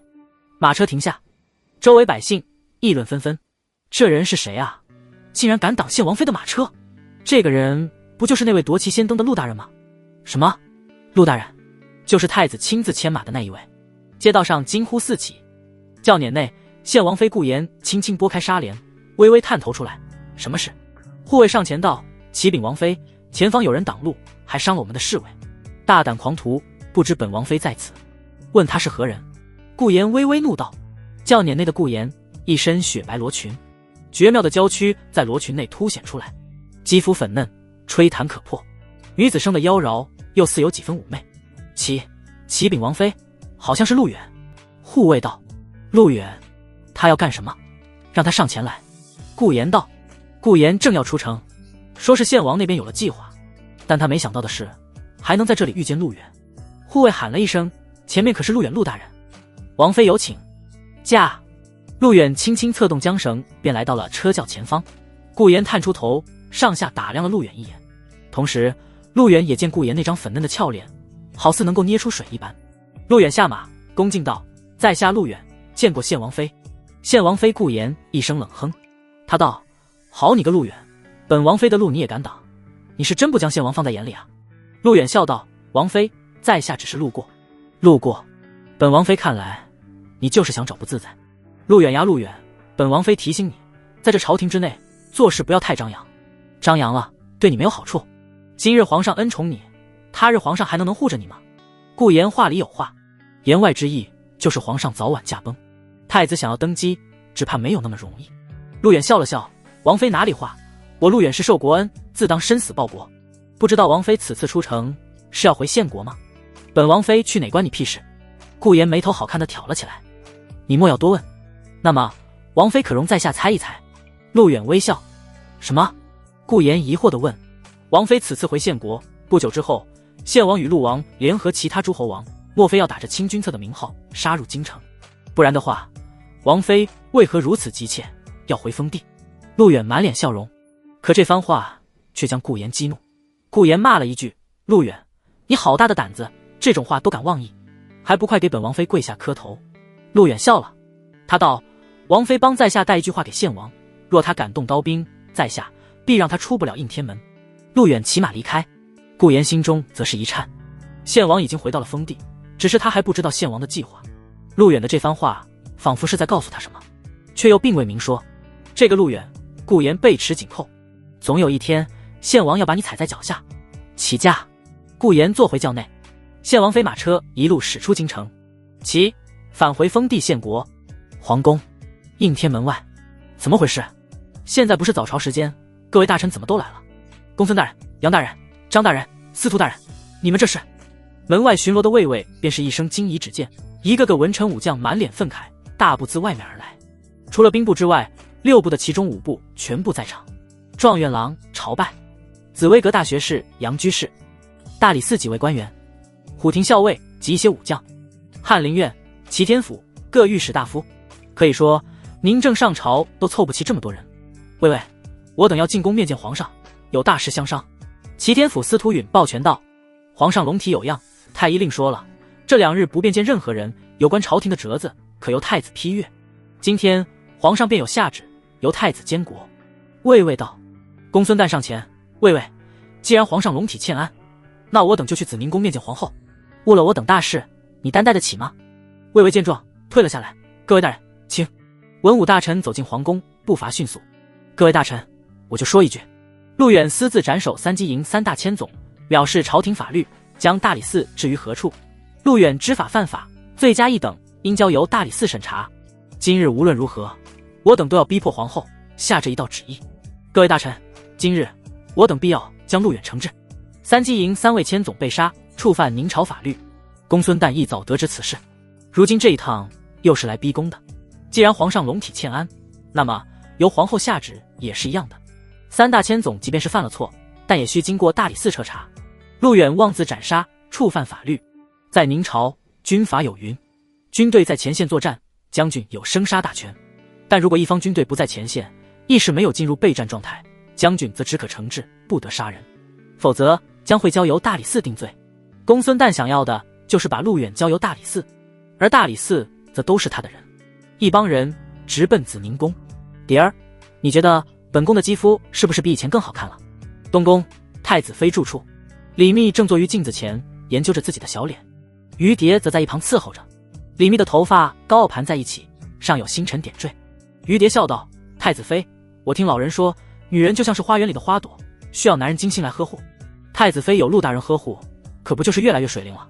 李密笑道：你呀，和龙翔殿的那个碧落一样，嘴巴是越发的甜了。于蝶回道：太子妃，蝶儿说的是实话。李密点点头，不过最近蝶儿也要好好打扮一下，你生得漂亮，乃日本宫满足不了陆大人，还需要你来服侍。于蝶闻言脸蛋一红，轻声应道：是，太子妃。太子妃，赵高求见。门外一丫鬟进来道：让他进来。李密不太喜欢赵高，但他在朝廷确实人脉很广，据说和皇上身边的王振关系莫逆。赵高缓缓走近，旋即跪下道：奴才参见太子妃。太子妃，紫宁宫有大事发生。于蝶转过身，眼神一厉：何事？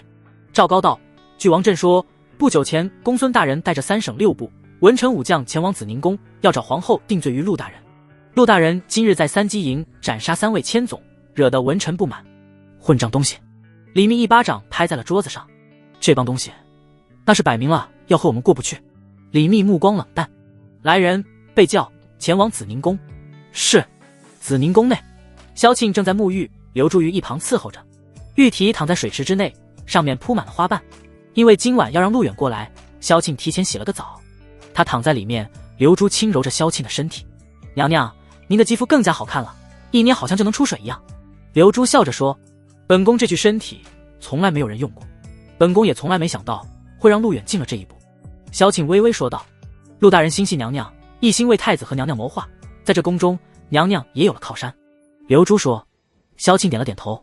外面一丫鬟说道：启禀娘娘，公孙大人带着3省6部文武百官觐见，说是找娘娘有大事相商。听到这句话，萧庆便坐了起来。他自然知道这些人来做什么，无非是逼自己处置陆远，让他们暂时等候。萧庆道：是。刘珠，你从后门出去，通知陆大人，带他立刻来本宫这里，越快越好。萧庆交代一声。刘珠点点头，起身示意一下几个宫女：你们好生服侍娘娘。说罢，刘珠于后门离开。这边，陆远氏才回到龙翔殿，准备下一步的计划。献王和陆王离开京城，无外乎是觉得皇上不行了，想要打着清君侧的旗号杀入京师。这一点，陆远不得不防。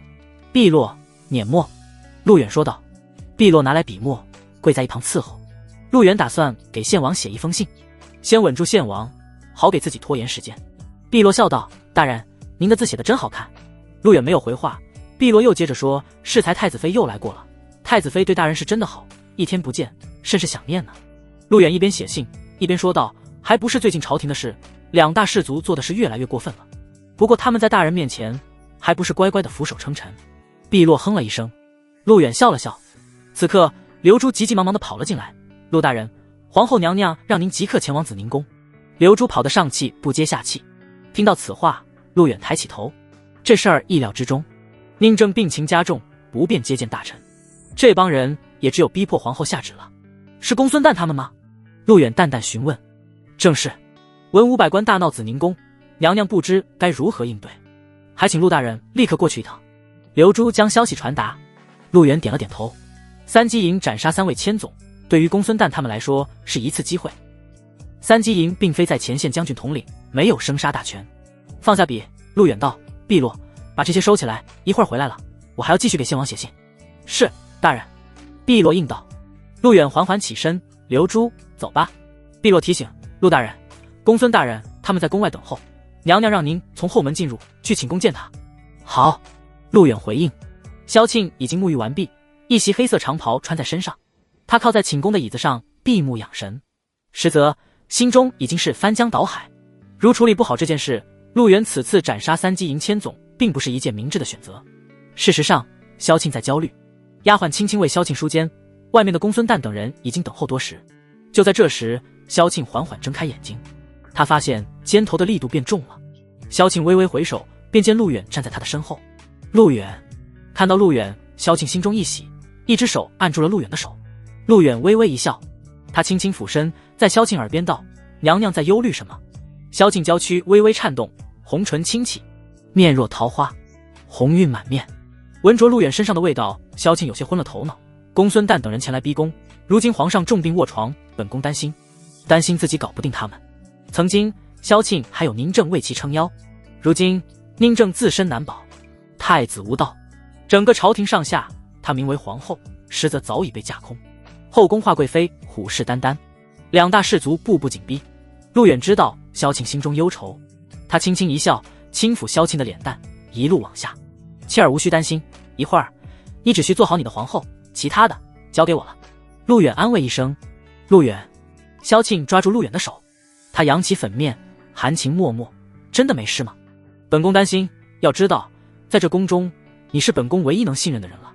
陆远一笑，他俯下身，在萧庆的小嘴上蜻蜓点水一般紧抓萧庆的手。陆远回道：我自有打算。那好。见陆远这么说，萧庆放下心来，他站了起来，而后道：那本宫就去会一会他们。不过陆远你要随本宫一起，本宫一个人怕不是他们的对手。陆远点头，无论何时何地，我都会在娘娘身边。萧庆却扑哧笑了出来，他说：你呀，最会油嘴滑舌，放眼整个朝廷，也就你陆远敢爬到皇后床上了。我们走吧。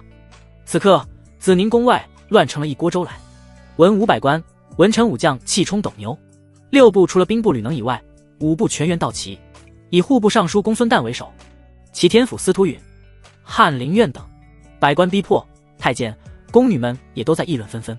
皇后娘娘还没有出来吗？我们已经等候几个时辰了。各位大人，娘娘尚在歇息，请各位大人稍后。一时之间，百官微怒，数个时辰的等待也消磨了心气儿。户部尚书公孙瓒以陇西为代表，齐天府司徒云以宁川士族为代表，6部官员全在其列。此刻有怒火涌起。公孙瓒道：各位大人，记住了，我等今日的目的便是治罪于陆远，无论如何都要逼迫皇后下旨，将陆远交由大理寺。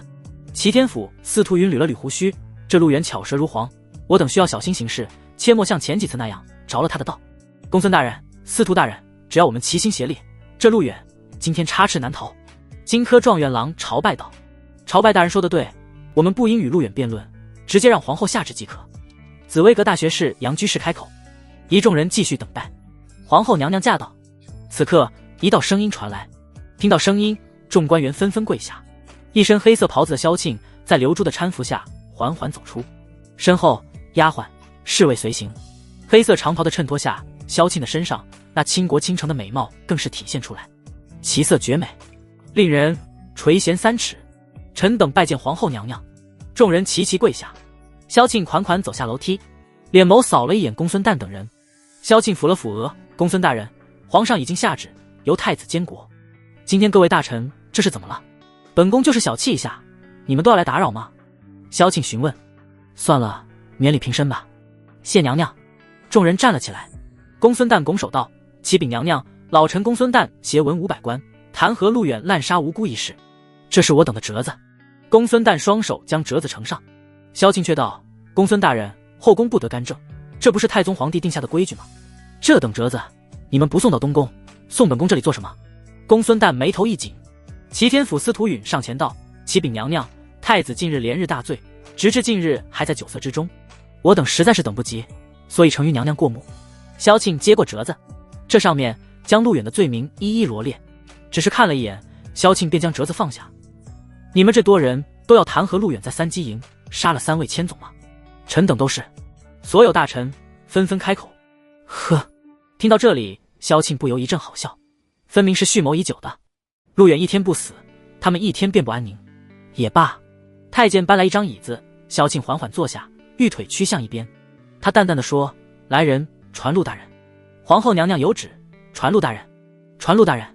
随着声音不断响起，此刻陆远缓缓走来，而看到陆远，公孙瓒等人面露杀意，一个个咬牙切齿，恨不得就地将其正法。陆远闲庭信步上前，陆远随即跪下道：“陆远拜见皇后娘娘。”萧庆眼神一厉，淡淡询问：“陆远，百官弹劾你在三鸡营擅自斩首3位千总，可有此事？”陆远抬起头，不卑不亢，回娘娘：“确有此事。”大胆！萧庆一声怒喝，他旋即站了起来，手一挥：“来人！陆远擅自杀害朝廷武将，则立刻剥去官职，交由大理寺审查。”他，护卫上前。公孙瓒等人见状，面露笑容，几人相视一眼。公孙大人，看来皇后娘娘也是惧怕我等逼宫。宁川氏族武修武大人轻声笑道。这武修心中畅快，想起上次被陆远朝会针对，就是一股怒火。武大人出自宁川氏族，父亲是一名武将，而他在朝中是由公孙瓒提拔。如今皇上不在，皇后想要和我等作对，也得看看他有没有这个资格。杨居士轻声道：“杨大人所言极是，太子又是这个样，皇后娘娘想要保全自身，犯不着为了一个陆远而得罪我等。事实正如他们而言，如果太子能够担当重任，皇后也能好过一些。偏偏这太子无能，以眼下局势来看，皇后必然舍弃陆远，与两大氏族交好，否则对他没有任何好处。好你个陆远，你也有今天！”公孙瓒一声冷哼，目光更是凶狠无比，尤其是看到护卫上前，更是暗自窃喜。一众文臣武将无不是在暗中得意。可这时陆远又开口了：“启禀娘娘，有旨意。”陆远说道。这话一出，公孙瓒等人无不是一愣，一众大臣相视一眼。萧敬问道：“旨意？谁的旨意？”公孙大人怒道：“陆远，你身为朝廷命官，知法犯法，现在皇后娘娘秉公执法，你却还有什么旨意？你陆远蒙蔽皇上，以下犯上，此乃大罪也。娘娘勿要与他饶舌，先将他下入大牢，交于大理寺审查。”公孙瓒怕中间生变，他这番话亦是在提醒萧庆将其下狱。陆远笑了笑，这个时候他从怀中拿出了一枚令牌。陆远起身便将令牌亮了出来，呈现于公孙瓒等人面前。陆远一字一顿道：“我有皇上旨意，如朕亲临。”那令牌上有4个大字。随着令牌亮出，在场的文武百官无不是齐齐一震，公孙瓒等人更是目光一呆，眼神骇然。他们看着令牌，一时愕然失色。陆远再次开口：“各位大臣，见到皇上还不跪下，你们是想造反吗？”“什么？造反？”所有大臣全部大吃一惊，纷纷跪了下来，包括侍卫、宫女、太监也全部跪下。臣等拜见皇上。所有大臣跪下。公孙瓒怎么也想不到，这小子手上有皇上谕令。陆远拿着令牌转过身：“娘娘，此谕令乃皇上所赐，谕令在身，三鸡营3位千总违抗圣令，以下犯上，已被斩首。”说罢，陆远转身看向公孙瓒：“公孙大人，莫非皇上斩杀3个小小的千总，还需要你公孙瓒同意吗？还是说这朝廷是你们陇西勋贵与宁川氏族说了算？回答我！”陆远骤然一吼，这一吼倒是吓得公孙瓒一颤。公孙瓒不敢多言。陆远冷笑道：“赐子逼宫，公孙瓒，你这是想造反？”“老臣不敢。”公孙瓒磕头回道：“不敢？我看你胆子大着呢。要不这样，这皇位你来做。”陆远反问。陆远带着谕令，他所说的话都是代表宁政，所以这话让公孙瓒满头大汗。其他官员更是吓得脸色苍白。造反2个字可不是乱说的，要知道流言可畏。臣等不敢，请皇上明察。所有官员全部叩头，一个个如临大敌。在紫宁宫妄议造反的事情传出去，2大氏族必遭百姓唾骂，这并不是他们所想看到的。陆远冷笑道：“诸位的确是不敢，今日之事就当尔等没有来过紫宁宫，退下吧。”陆远低喝道：“臣等告退。”所有人起身，慌不择路地往外面走去。公孙瓒更是不敢停留，稍有不慎，陆远是可以杀他的，毕竟他手握谕令。公孙大人，怎么回事？他怎么会有皇上谕令？一出紫宁宫大门，一众官员便擦了把冷汗。众人围着公孙瓒，公孙瓒今日吓得不轻，开口道：“莫要多言，即刻回去。陆远有谕令在手，随时可以找个理由杀了我等，切记不得再妄议三鸡营的事情。”“是，公孙大人。”随文武大臣离开，萧庆返回了紫宁宫。他缓缓坐下，长出了一口气。这时陆远走了进来。刘珠见状，即刻示意道：“都退下吧。”是。各宫女、侍卫纷纷退下。刘珠微微冲陆远行了一礼，而后关上了紫宁宫寝宫大门。陆远迈步来到萧庆面前，可突然间，萧庆猛然起身，双臂用力地圈住陆远的脖子，他的指甲几乎快要扣进了陆远的肉里。香气袭来，萧庆用力地闭着眼睛，两行清泪落下。陆远，本宫快要吓死了，你要拿不出皇上的谕令，本宫真的要将你打入大理寺。萧庆道。陆远自然知道萧庆别无他选。陆远说道：“没有谕令，我也绝不会如此鲁莽行事，娘娘放心。”萧庆破涕为笑，他松开陆远，含着眼泪笑道：“陆远，如果本宫真的把你打入大理寺，你会怪本宫吗？”陆远回道：“娘娘在这宫内如履薄冰，当务之急就是让太子尽快登基，即便我真的被打入大理寺，娘娘也是无奈之举。”萧庆擦了擦眼泪，他转过身：“是啊，你能这么理解，本宫真的很开心。”说着，萧庆便深吸一口气，他往前走了2步，又突然转身：“陆远，皇上时日不多，在这皇宫之内，只有你能够走进本宫的心里以及身体里。你对本宫有什么要求吗？但凡你要求，本宫无所不从。”萧庆轻声说。真的？陆远询问。本宫绝不食言。萧庆回道。陆远想了想：“娘娘，以后没人的时候，可以给我跪下吗？”陆远询问。萧庆心中一颤，他便用力闭上眼睛，但不知为何，却有一种突破伦理的刺激感。只是终究碍不下面子。本宫让御膳房准备了一些膳食，今晚你与本宫好好的喝一杯吧。萧庆岔开话题，他还是想保持其皇后的风度。陆远自然没有为难，应允下来。陆远在紫宁宫待到晚上，宫女端上来一些菜肴以及一些御酒。为了避免有人说闲话，刘珠将下人支开，他自己亲自伺候在左右。这是本宫命护卫们猎杀的大雁，陆大人，你尝尝。萧庆拿着筷子坐于陆远对面，他微微一笑，一笑倾城，在笑倾国。绝色容颜激荡着陆远的内心。陆远也不再客气，拿起筷子吃了起来。刘珠道：“好酒。”萧庆端起酒杯：“本宫已经许久未饮过酒了，今晚就陪陆大人开怀畅饮，这是宫内御酒。陆大人要是喜欢，回头本宫让刘珠再送几坛过去。”陆远和萧庆碰了一杯，他道：“娘娘气虚疲弱，少喝一些。”萧庆笑笑，一手挡住，轻抿一口杯中酒，一口裂喉。萧庆轻咳2声。这酒其实度数并不高，与陆远前世的白酒相比，差得远了。一杯酒下肚，萧庆已泛起红晕，面如桃花，秀色可餐。这个时间，李姬应该已经抵达渭城了吧？陆大人可否收到回信？他与陈英将军那边一切是否顺利？萧庆也比较关心渭城的事，毕竟那可是太子将来的重中之重。陆远喝了口酒：“我已经让李记给陈英将军带了封信，信到之后，陈英将军会回信于我。渭城来回需要几日，所以娘娘不用担心，一切都在计划当中。”萧庆点头，他轻轻一笑：“那便好。对了，陆大人，三季营那边你是如何安排的？眼下皇上的时日真的不多了。”陆远吃了口咽肉，他道：“三季营的事我倒是不担心，我所担心的是献王与陆王2人会有所行动。献王妃和陆王妃已经返回了封地，此2人可能会趁着机会带兵杀入京师。”萧庆便是一惊，猛地抬起头来，他知道2人心怀帝志，但没想到敢这么快造反。萧庆惊问：“消息属实吗？陆王和献王造反，可有什么理由？百姓也未必服他。”清君侧。陆远眯了眯眼睛，再次喝了起来。清君侧？谁？陆远一笑：“正是我。”萧庆深吸一口气，这在他看来情况大了。放下酒杯，萧庆道：“如果是真的，你该如何应对？”陆远想也没想，开口说：“攘外必先安内。我想献王也许会懂得这个道理。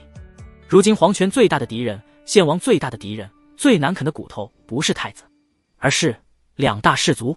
我准备给献王书信一封，派人送往献国，待时机成熟，我会亲自前往献国一趟，对献王小以利害。”陆远打算先稳住献王，即便稳不住，也要拖延10日。陆远接着道：“眼下要解决的最大问题是左城与右城的兵权，这件事马虎不得。”萧庆也清楚，皇权相争那是皇帝家的内事，2大氏族是卫外。萧庆看着陆远：“好一个攘外必先安内，陆远，太子的事情就全部托付于你了，本宫再敬你一杯。”萧庆把所有希望全部寄托于陆远身上，而今陆远所做的一切也都是为东宫谋福利。只是可惜的是，太子他……娘娘，您别喝了。陆远看着萧庆的脸蛋，开口道：“不，本宫要喝。太子他一无是处，本宫不想保他。可若是不保他，本宫自身难保。陆远，你……”萧庆话里有话，太子不保，萧庆必死无疑。站在朝廷的利益上，太子不适合登基，皇位最合适的人选是献王。但献王如果登基，萧庆下场可以预见。陆远道：“娘娘，请。”萧庆端着酒杯，仰头一饮而尽。2杯酒下肚，脸蛋更加红润，桃腮杏脸，妙不可言。刘珠在一旁倒酒：“娘娘您不胜酒力，还是不要再喝了。”萧庆则无视了刘珠。自本宫入宫以来，在宫内一直都小心翼翼，从不敢有任何马虎。这么多年过去了，本宫一直都是一个人。虽身为后宫之主，可本宫不想就这么死去。萧庆大概是喝多了，说完这句话，又喝了一杯。陆远见状，开口道：“娘娘，有我在，您不会死的。”萧庆擦了下嘴：“从你出现的那一刻，本宫就知道这一切还会改变的。陆远，陆大人，本宫谢谢你，谢谢你为太子所做的一切，谢谢你为本宫所做的一切。本宫……”陡然间，萧庆缓缓起身，香肩一抖，自此身上的长袍缓缓落下，掉在地上，一具玉体呈现，美妙无边。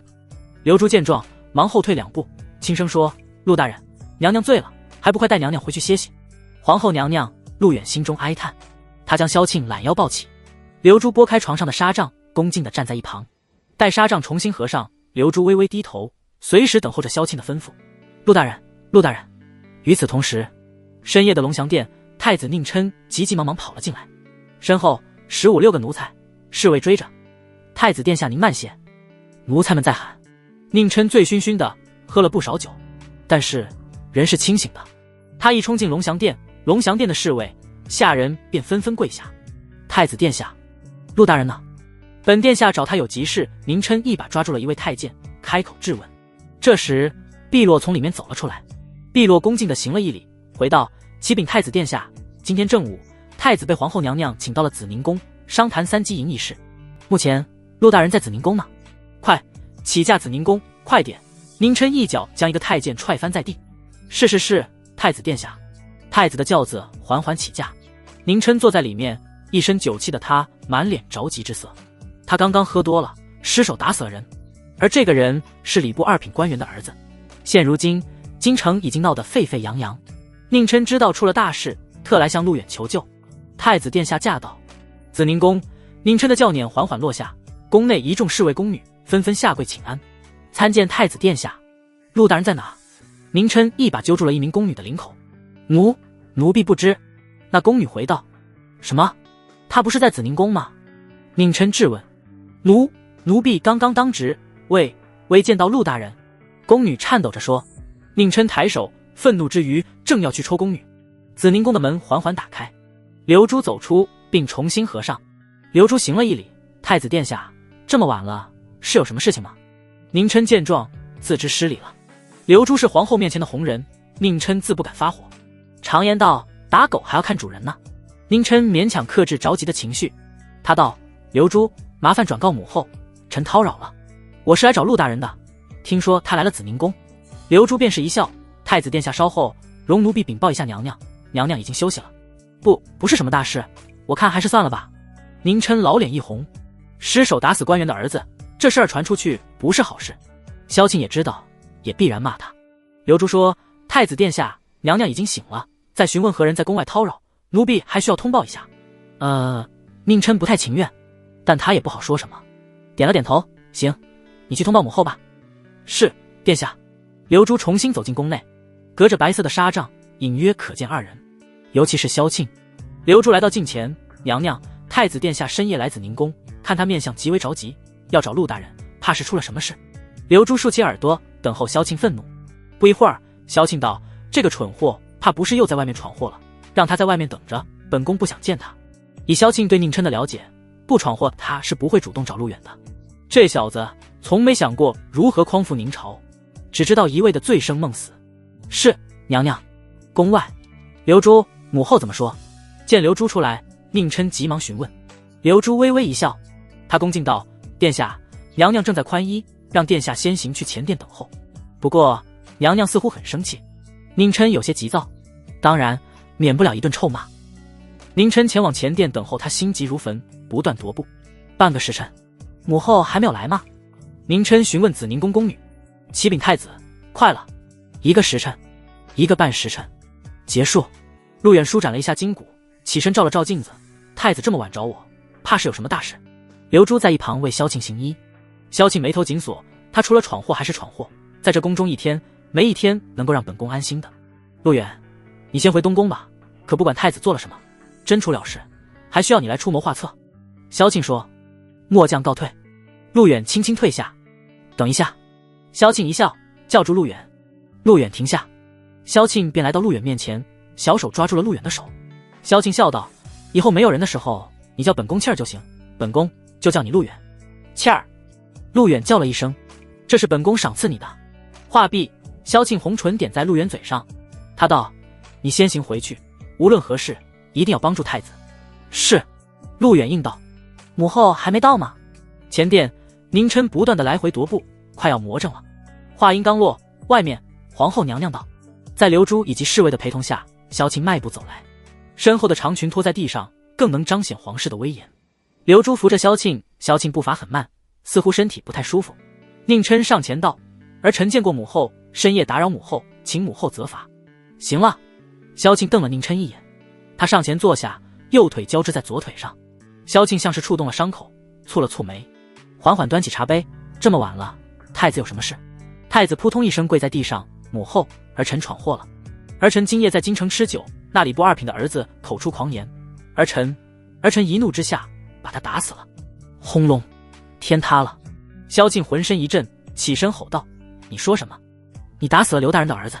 母后，儿臣醉酒过失，不是有意的。母后，陆大人一定有办法救儿臣的。宁琛不敢抬头，萧庆吓得浑身一抖，一手扶住额头，跌坐在椅子上。那礼部刘大人乃是朝廷命官，天子犯法与庶民同罪，太子当众打死人，这不是小事。一旦传出京城，四方皆知，将来太子如何给天下人交代？这还不算，因为此事便给了2大氏族罢黜太子的理由。混账东西！萧庆指着宁琛骂了一声，他抬脚上前，一脚踹在宁琛身上，却又因身体一痛踉跄倒地。刘珠急忙扶住，轻声说，娘娘，您刚刚行完大礼，身子不便，你要气死我！萧庆指着太子，愤怒无比。且不说那刘大人是出了名的护犊子，这件事文臣武将必然上奏朝廷，罢黜你的太子之位。宁琛啊宁琛，你长不长脑子？你这么一来，便是给了2大氏族废太子另立的借口。别说是陆大人了，你父皇也救不了你。萧庆差点一口气上不来，头脑眩晕，再次坐下。宁琛崩溃了，他头扣在地上，哭着道，母后，儿臣知错了，求母后救我，求母后救我。如此一来，儿臣太子之位不保。萧庆缓和几下，你也知太子之位不保，现在说这些晚了，母后还有机会。陆大人才智过人，他一定有办法救我的。宁琛哭着道。呵。萧庆自嘲地笑了笑，他是真的累了，如果能够逃离牢笼，他是真的不希望待在紫宁宫，而是想做一个普普通通的女人。只可惜他逃脱不开。罢了，现在说什么都晚了。陆远先前去了3机营，这个时候应当已经回宫了。宁琛，你给我记住，无论陆大人要你做什么，你一切照做，才能保全自己，明白吗？萧庆盯了宁琛一眼。是，母后。宁琛回应。还不快去！萧庆喝了一声。儿臣这边过去，快起驾！宁琛慌不择路。萧庆合上眼睛，他的粉拳又一次攥在了一起。这一次是天大的事情，太子不可为君，否则天下必大乱。这是映入萧庆脑海当中唯一的一个念头。可太子不为君，他必死无疑。此刻，龙翔殿，陆远已经从紫宁宫返回。碧罗道，大人，您回来了。不久前太子来过了，看样子很是着急，奴婢告诉他您去了紫宁宫。陆远点头，我知道了，你先下去吧。陆远说道。是。陆远在大殿坐了下来，实则是在等太子。不久，宁琛到了。陆大人救我，陆大人救我啊！人未到，生先至。宁琛几乎是用跑的，冲进大殿，便趴在了陆远的案桌上。殿下。一旁的碧落行礼。宁琛愣了愣，适才稍稍收敛，轻咳一声，无需多礼。碧落跪在一旁，给宁琛倒茶。陆远开口道，太子殿下出了什么事了？陆远能猜到事情不小，但具体什么事他还不知道。宁琛闯祸实在是太常见了。陆大人，我把礼部刘大人的儿子给打死了。这礼部刘大人可是2品官员，这……宁琛不敢隐瞒。陆远却是眉头一紧。正常来说，打死官员的儿子，如果宁正掌权，力保太子，是可以把宁琛给保下的。毕竟当年刘启不是没有干过，但如今的宁正哪里还有能力保下宁琛？陆远说：“太子，你杀了刘大人的儿子，做事怎么这么莽撞？你就不考虑后果吗？”宁琛道：“行了，陆大人，本太子是让你出谋划策的，不是听你在这里数落的。母后已经骂过我了，你快说这件事情应该怎么办？”陆远才智过人，孔武有力，英明无比，那在宁琛眼里简直就是天神下凡，也难怪皇后、太子妃都沦陷了。在他看来，陆远必然有办法。陆远喝了口酒，当时的情况怎么样？太子需如实和我说明一下，我好弄清其中之缘由，不得隐瞒。宁琛便坐在地上。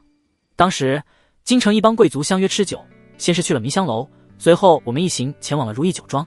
本殿下喝多了，他们那帮士族的人也都喝了不少，这刘大人的儿子便上前与我敬酒，然后口出狂言。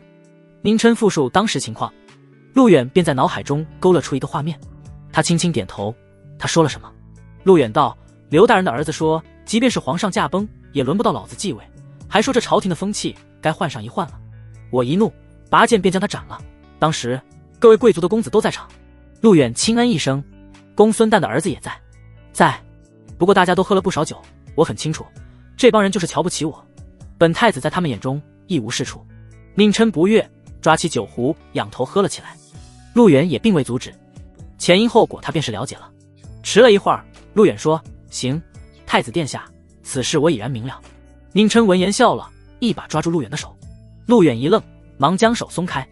你小子不正常啊！陆大人，我就知道你有办法，快说，我应该怎么做？否则明日必然无法收场。宁琛也没在意陆远的手，或者说陆远不是宁琛的菜。宁琛所喜欢的男人要有鸡哥的风度，那一个个都是鼎鼎美男子，而陆远比较偏向于硬汉形象，尤其是修炼了炼神术之后，扩大矛盾，转移目标，拉其他人下水。太子你记住，明日见了皇上，你就一个字：咬。陆远说：咬。宁琛说道：陆大人，本太子又不是狗，咬谁啊？陆远笑了笑：我所说的咬，并不是让你真的去咬，但你要咬定2个字：造反。造反。宁琛一愣，比起咬，2大士族比你更会，明日你只需要这样做。陆远在宁琛耳边轻声说了几句，宁琛紧皱的眉头舒展开来，最后变成了笑容。他笑着站了起来，指着陆远：不愧是陆大人，此计够毒。好，明天我一定按你说的去做。宁琛大笑着离开。此刻他觉得龙翔殿的太监都是帅气的。翌日清晨，他来到后院，打开了13张美人图。炼神术已经修炼到最高层9层，明神术还在继续修炼中。最让陆远苦恼的是顾妍，这个想要点亮，只怕并没有那么容易。要知道，她可是献王的女人，敌对女人，怎么可能点亮？不过陆远并不信邪，也不是没有机会。陆远在后院稍作停留，太子妃驾到。一大早，清新脱俗的李密便赶了过来，他带着余蝶，示意身旁的随从退下来到后院。李密满脸笑容，仪态万端，晚风流转，好一个香艳可人。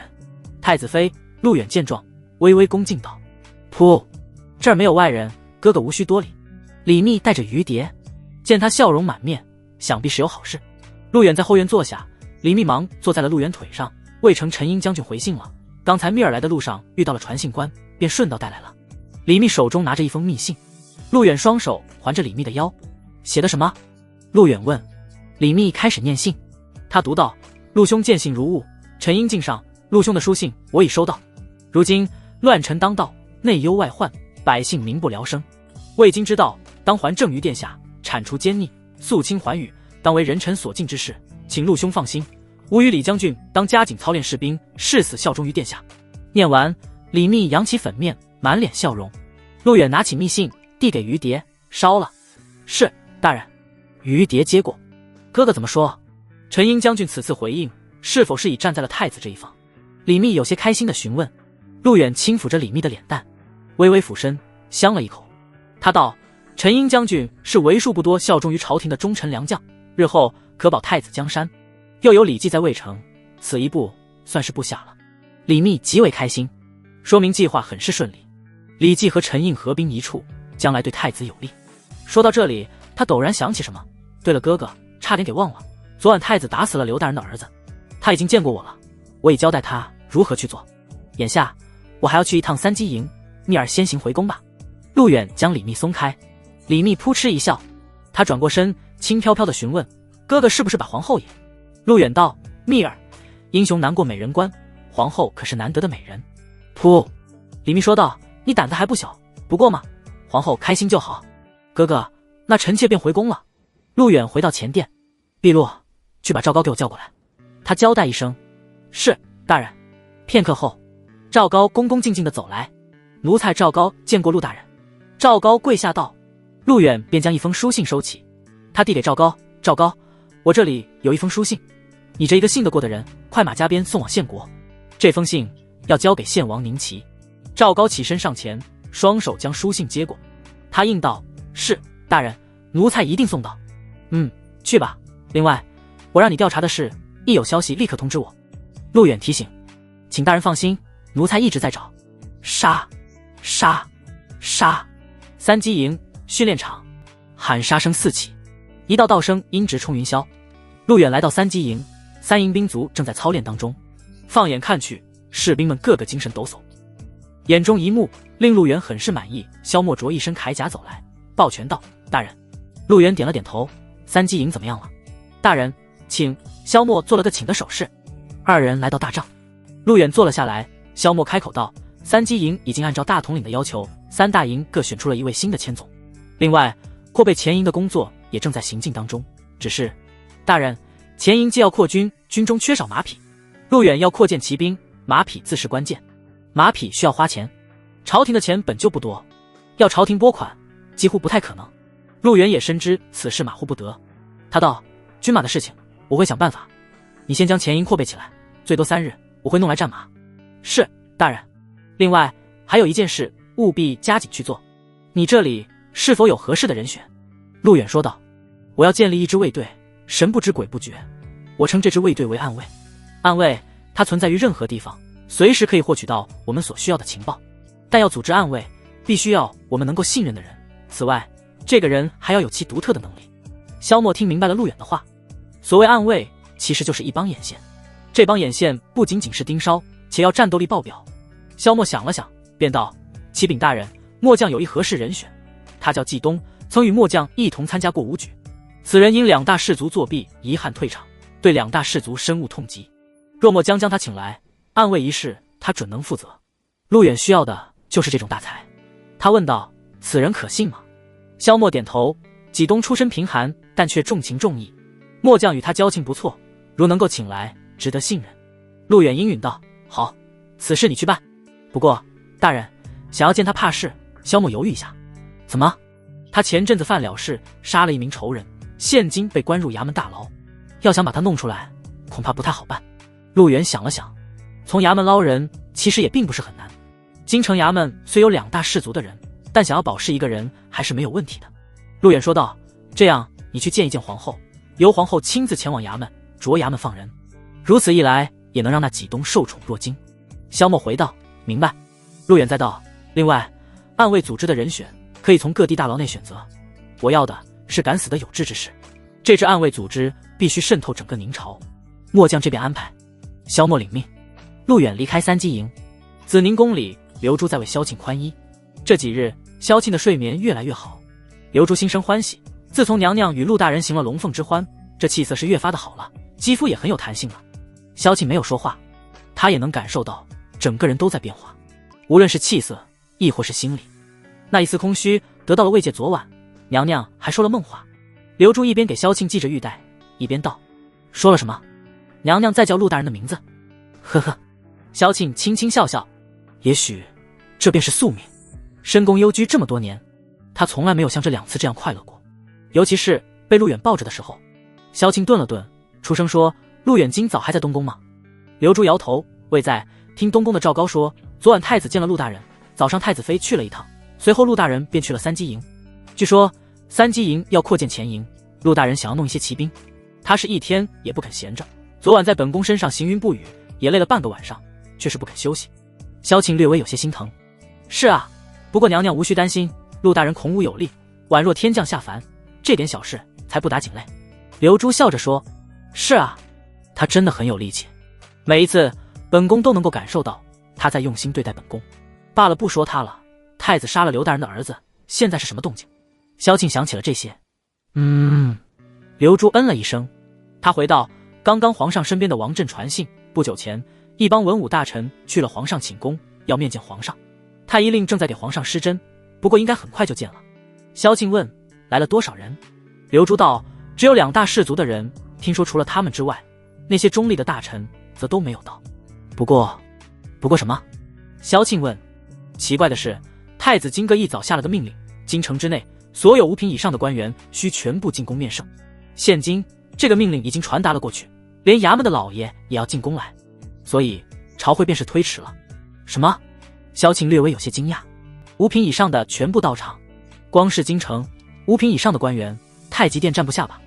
萧庆不解，太子要做什么？刘珠回道，8成又是陆大人的主意，今日朝会不在太极殿，而是在太极殿外。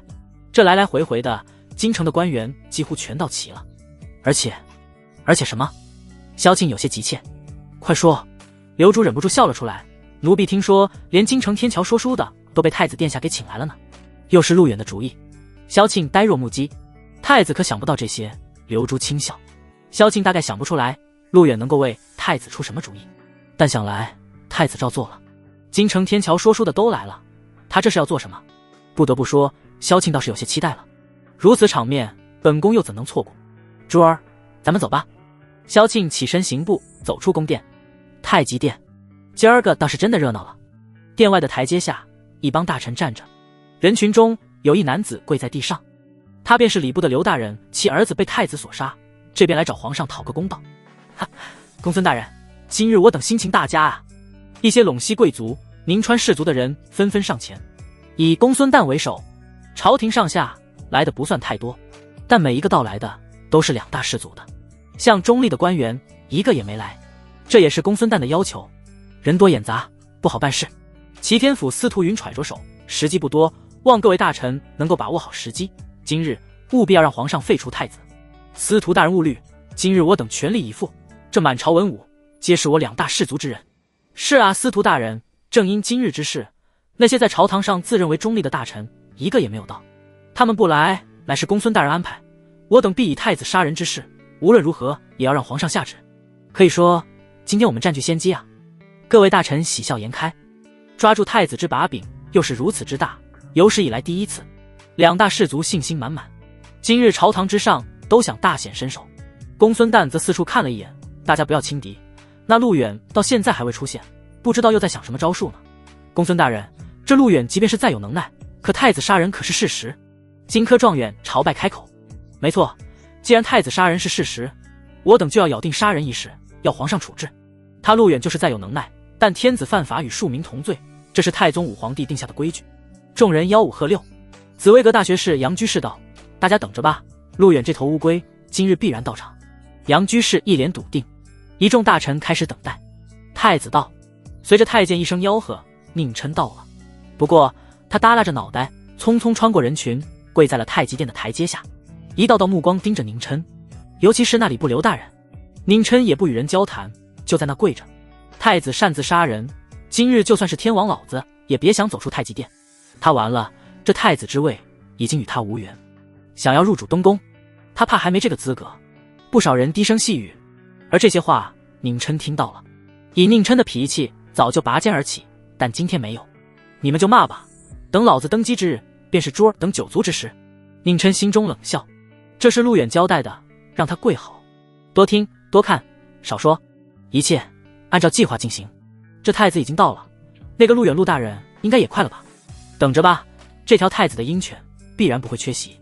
议论声再次响起。时间悄然而过，萧正远来了，萧默来了，还有官员陆陆续续走来，但唯独不见陆远。那个陆远还没来，他这是什么意思？太子如此大事，难道他不敢进殿面圣？果然，这陆远乃一介匹夫，如今太子出事，他巴不得要讨好我等了。流言四起。宁琛眉头紧锁，一声冷哼，陆远今天是不会来的。今日之事全凭他宁琛一人应对，越来越多的人自神武门进入。布政司、御马监、翰林院的各位大学士，以及文轩阁4大美男子，人群窜动，众人傻眼了，朝拜扫了一圈。公孙大人，这情况不对啊，我等没有叫这么多人过来，为何就连御马监的人都来了？朝拜愣住了，齐天府司徒允瞪大眼睛，杨居士、武修等人也都一个个满脸疑。众人相视一眼，快看，司徒大人，那不是京城天桥说书的吗？他怎么也来了？有官员眼皮一紧，惊愕道：青楼的也来了？谁干的？这成何体统？是谁把青楼的人也叫进了宫来？公孙旦这一刻懵了，他一把拉开了2个人，大步朝对面走了过去。闪开！公孙旦喝道。一护卫上前阻拦：公孙大人，请回去等候，皇上马上出来。护卫道：这是青楼的，还有天桥说书的，谁让他们进的宫？这成何体统？公孙旦指着那帮人。护卫道：在下奉命行事，公孙大人请回去。护卫做了个请的手势。公孙旦大怒，狠狠地扫了一眼，但也无可奈何。一众大臣围住了公孙旦。公孙大人，这是怎么回事？今日为何来了这么多人？众人不解，但公孙旦有一种不祥的预感，不知为何，总觉得今天情况不对。他皱了皱眉，不管太子今天耍什么花招，各位都记住，太子杀了刘大人的儿子。是。好，我等倒要看看那陆远要耍什么花招。皇后娘娘驾到。一众人正说着，紫宁宫的轿辇已经抵达。众官员见状纷纷跪下，无数人下跪磕头拜见皇后娘娘。一身大红色红袍的萧庆头戴飞凤冠，他自轿辇上下来看了一眼这些人。萧庆轻笑道：今日这么热闹，这么一大伙人来了太极殿。王振，萧庆叫了一声：奴才在。皇上到了吗？回娘娘，皇上正在更衣。随后便道。王振回道。萧庆轻轻点头，他脸眸浮动，便是盯了一眼公孙旦。公孙旦察觉到了萧庆的眼神，所有官员起身等候着宁正到来。记住了，咬死太子，杀了刘大人的儿子，不管对方出什么招，都要一口咬定。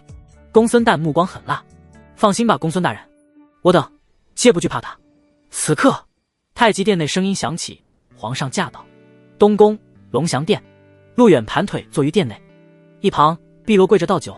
大人，奴婢不太明白，今日太极殿可热闹了，大人为何不去帮助太子？碧落听闻太极殿那边据说青楼的人都来了，这一幕怕是有大事发生。现今太极殿是什么情况？陆远喝了口酒，笑着问。碧落努了努嘴，刚刚奴婢碰见了赵高，他与王振关系很好，据他所说，太极殿外人满为患，2大士族以公孙旦为首，要让皇上罢黜太子。陆远便是笑了笑，他放下酒杯，伸手捏住了碧落的小嘴。紫宁宫出来的宫女又是萧庆亲自挑选，碧落其实很好看，皮肤犹若冰凝一般。丫鬟杏脸一红，大人，她有些拘谨，轻声呼唤。陆远看着碧落的眼睛，一只手在她的脸上抚摸，轻声道：以后宫内的事情多听多看，少与其他人说，尤其是东宫的事。碧落点头：是，大人，奴婢谨记。陆远松开碧落：今日之事，我不便出面。公孙旦不知道我想做什么，那就让他与太子斗上一斗。太子的事，皇上必然要有个交代，否则堵不住天下人的嘴。但是若想扳倒太子，想要不付出代价，想也别想。碧落笑道：大人，您真是足智多谋，难怪太子妃和皇后娘娘都如此喜欢你。陆远笑笑。太极殿外，一身龙袍的宁正缓缓走出，他气色不好，太监将龙椅抬了出来。萧庆缓缓走上台阶，在宁正身旁站着。朕没有看错吧？今日这是怎么回事？朕没有下令，怎么我看衙门的人也来了？公孙旦，什么原因？宁正坐了下来，开口询问。但不等公孙旦说话，礼部刘大人磕头喊道：皇上，皇上，请为微臣做主。太子他昨天晚上杀了微臣的儿子。什么？腾的一声，宁正从龙椅上坐了起来，他一股气没上来，捂着胸口剧烈的咳嗽着。皇上，萧庆搀扶。宁正吼道：怎么回事？速速与朕到来。公孙旦道：启禀皇上，昨晚刘大人之子与太子吃酒，不知何故被太子一剑刺死。我等今日前来弹劾太子滥杀无辜，有违人道，此等秉性，将来将江山交付与他，恐有违先祖意愿，故老臣恳请罢黜太子。公孙旦跪下，其他人纷纷下跪，请皇上罢黜太子。臣附议，臣附议。宁正眼神呆滞，他看向跪在台下的宁琛，太子杀人，还杀了官员的儿子，这不是找死吗？宁正吼道：“宁琛，站起来，怎么回事？”宁琛深吸一口气，他是吓坏了，但昨晚陆远已经教过他。宁琛站起，开口道：“父皇，儿臣承认，儿臣杀了刘大人的儿子，儿臣甘愿交出太子之位。”什么？宁正呆滞当场。但这时宁琛转过身，他扫了一眼台下的2大士族。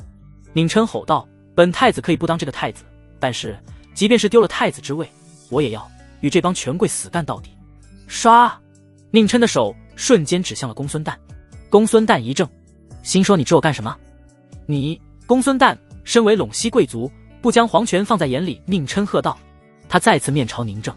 宁琛跪下道：“父皇，公孙瓒的之子公孙礼招募宾客8000，其府上私自训练军队，私藏军马、刀剑、弓弩。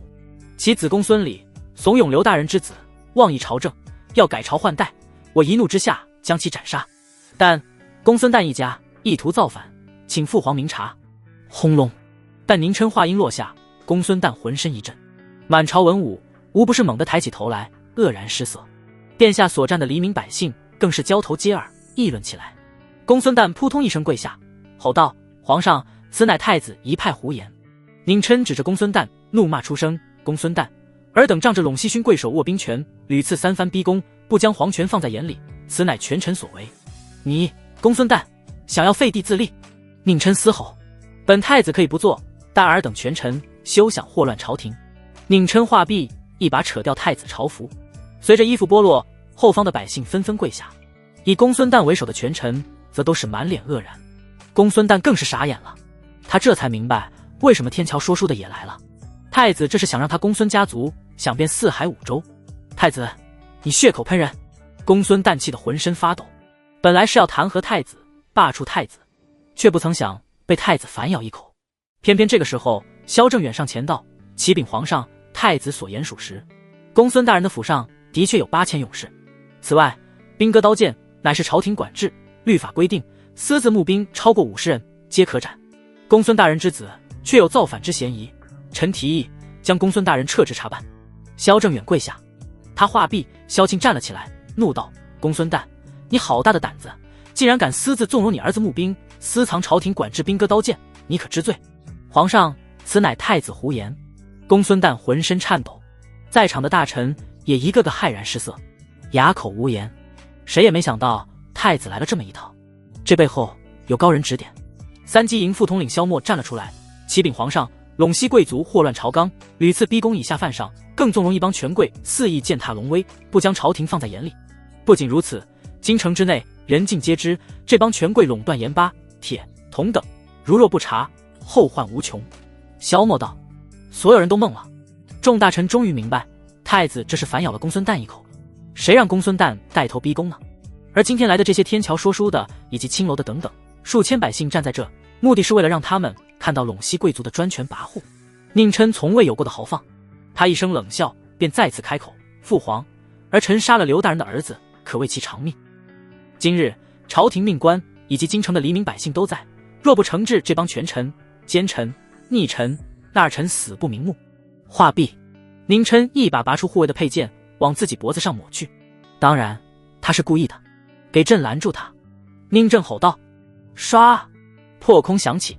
萧默作为当年武举的状元人选，瞬间挡住了宁琛的剑。在场的百姓们全都惊呆了，这太子是个性情中人。太子被拦下，但宁正的怒火已经彻底被激起。扬言罢黜太子的众官员，此刻手心捏出了汗来。原以为能借着此事罢黜太子，谁料想引火烧身，以至于让公孙瓒半只脚踏了进去。2大士族纵然有万般神通，可今日在太极殿外的还是京城的黎民百姓，一旦将皇权架空，百姓不认，此后2大士族将会陷入危机当中。这一点他们还是很清楚的。来人！龙椅的宁正龙体发抖，那是给气的。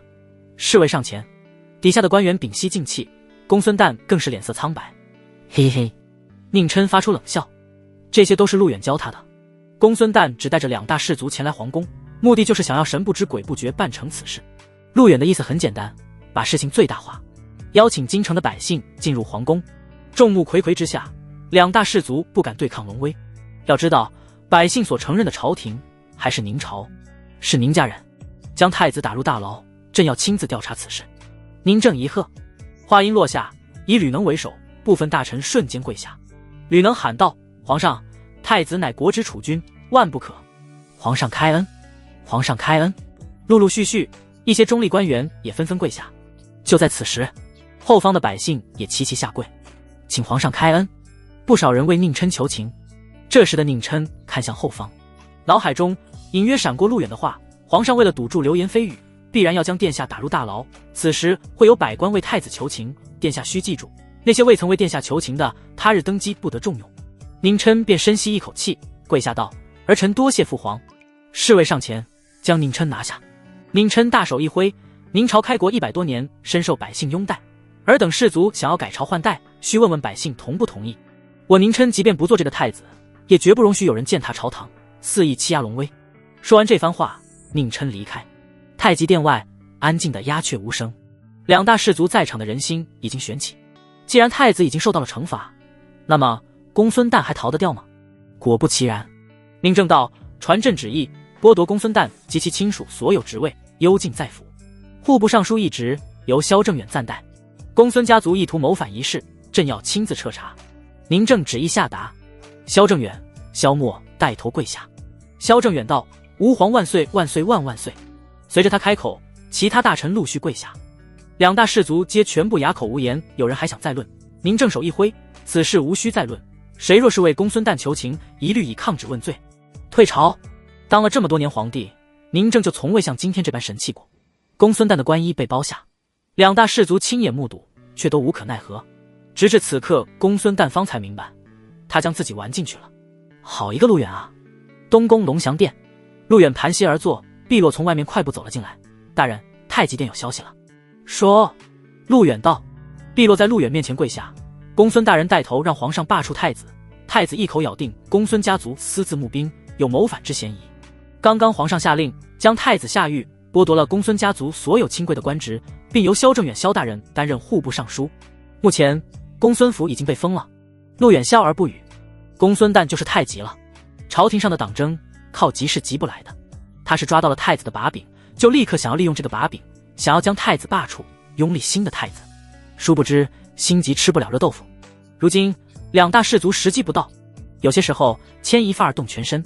陆远开口道：公孙瓒这是急着要向主人摇尾巴，却不知人心险恶，吃了这碗饭就得办事儿啊。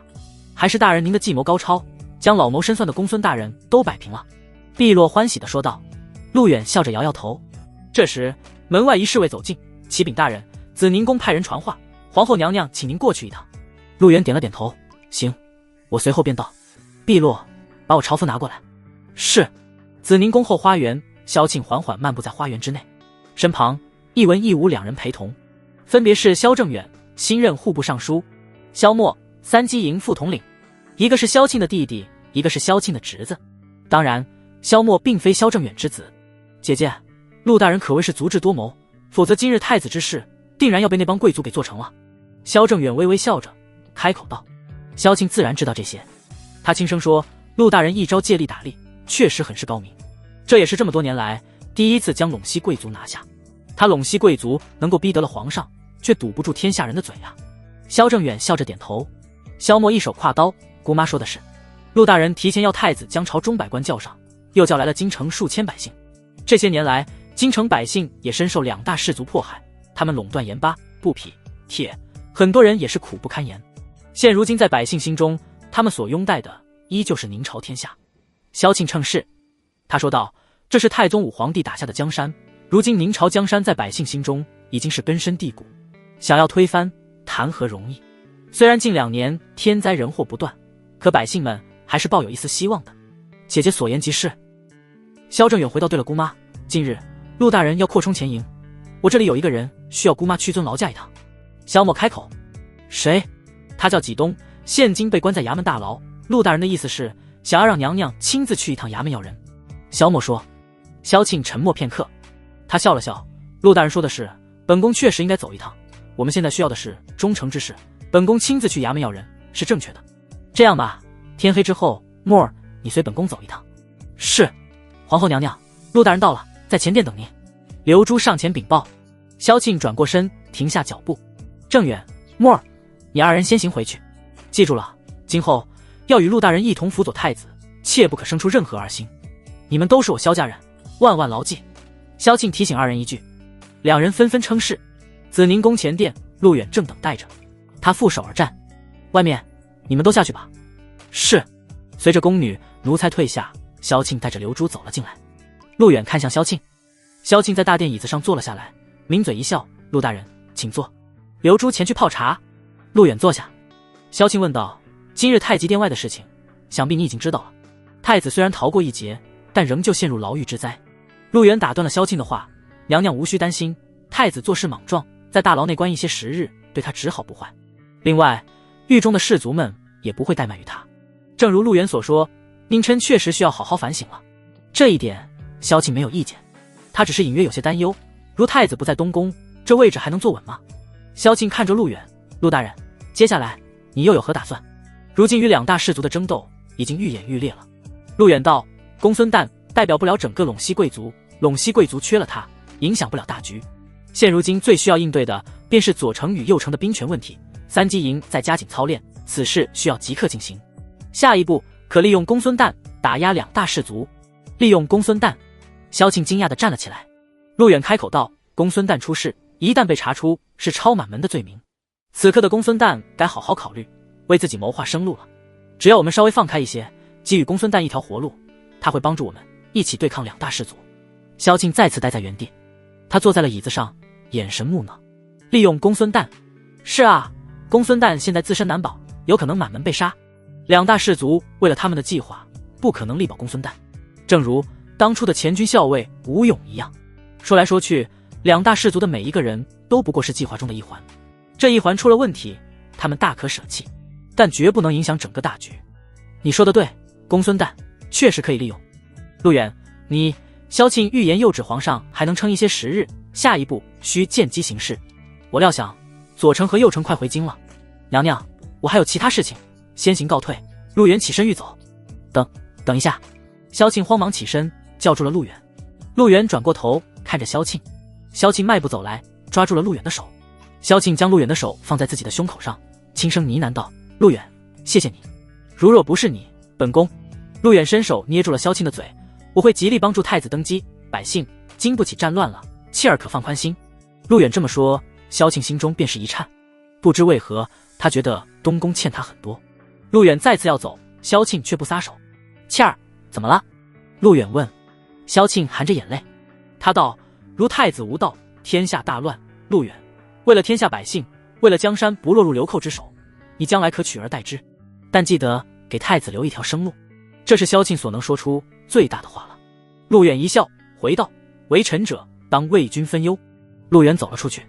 离开紫宁宫，陆远一路出了皇宫，他来到了京城街道上。如今对于陆远来说，要做的事还有很多，其中一件非常重要，就是点亮顾炎。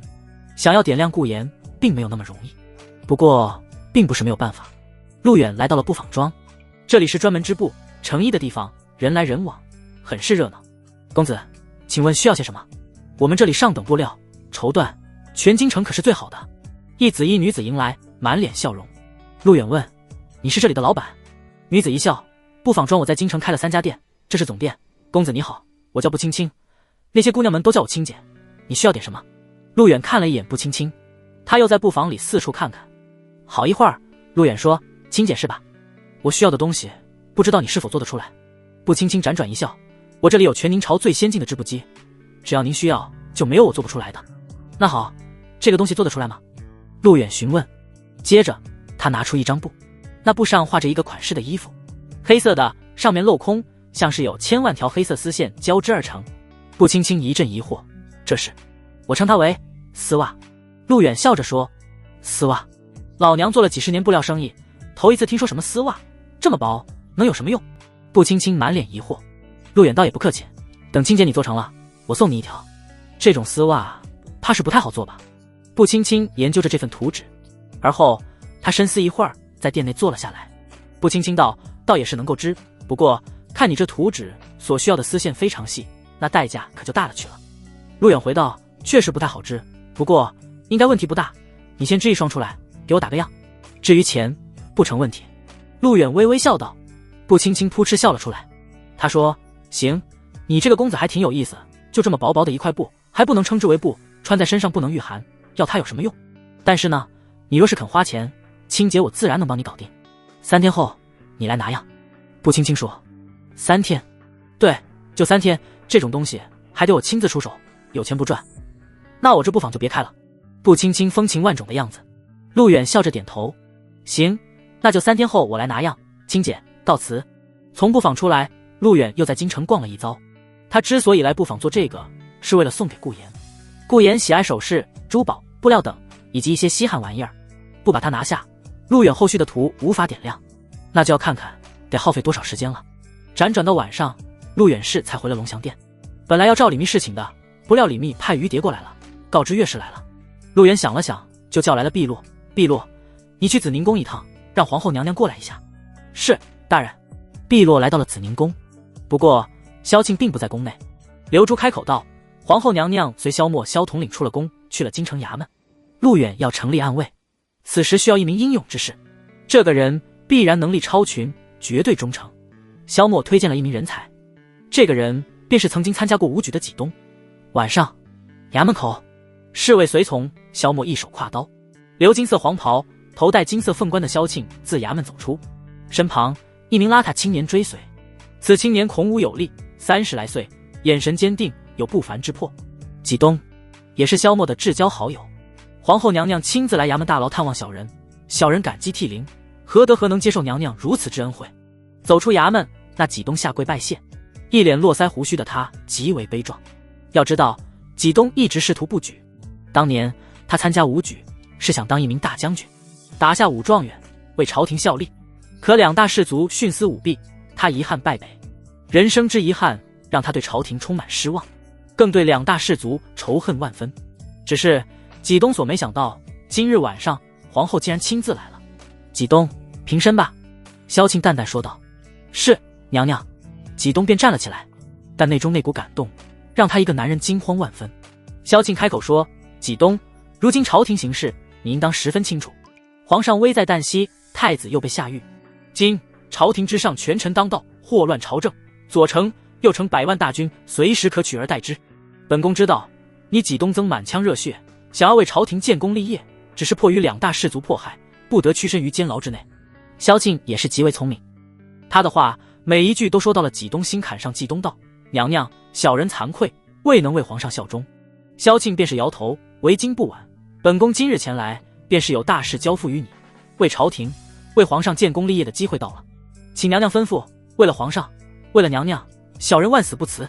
纪东再次跪下，他激动无比，这么多年来第一次受到重视。萧庆点了点头。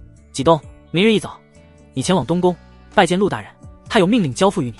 纪东，你记住，你能有今天也是陆大人点名要你，否则本宫并不知你存在。是萧默向陆大人举荐了你，陆大人这才去了一趟紫宁宫说起这事，你今后当以陆大人唯命是从。纪东深吸一口气，他先是拜了拜萧默，多谢萧默兄举荐，谢过陆大人。请娘娘放心，小人定不辱使命，不负所托。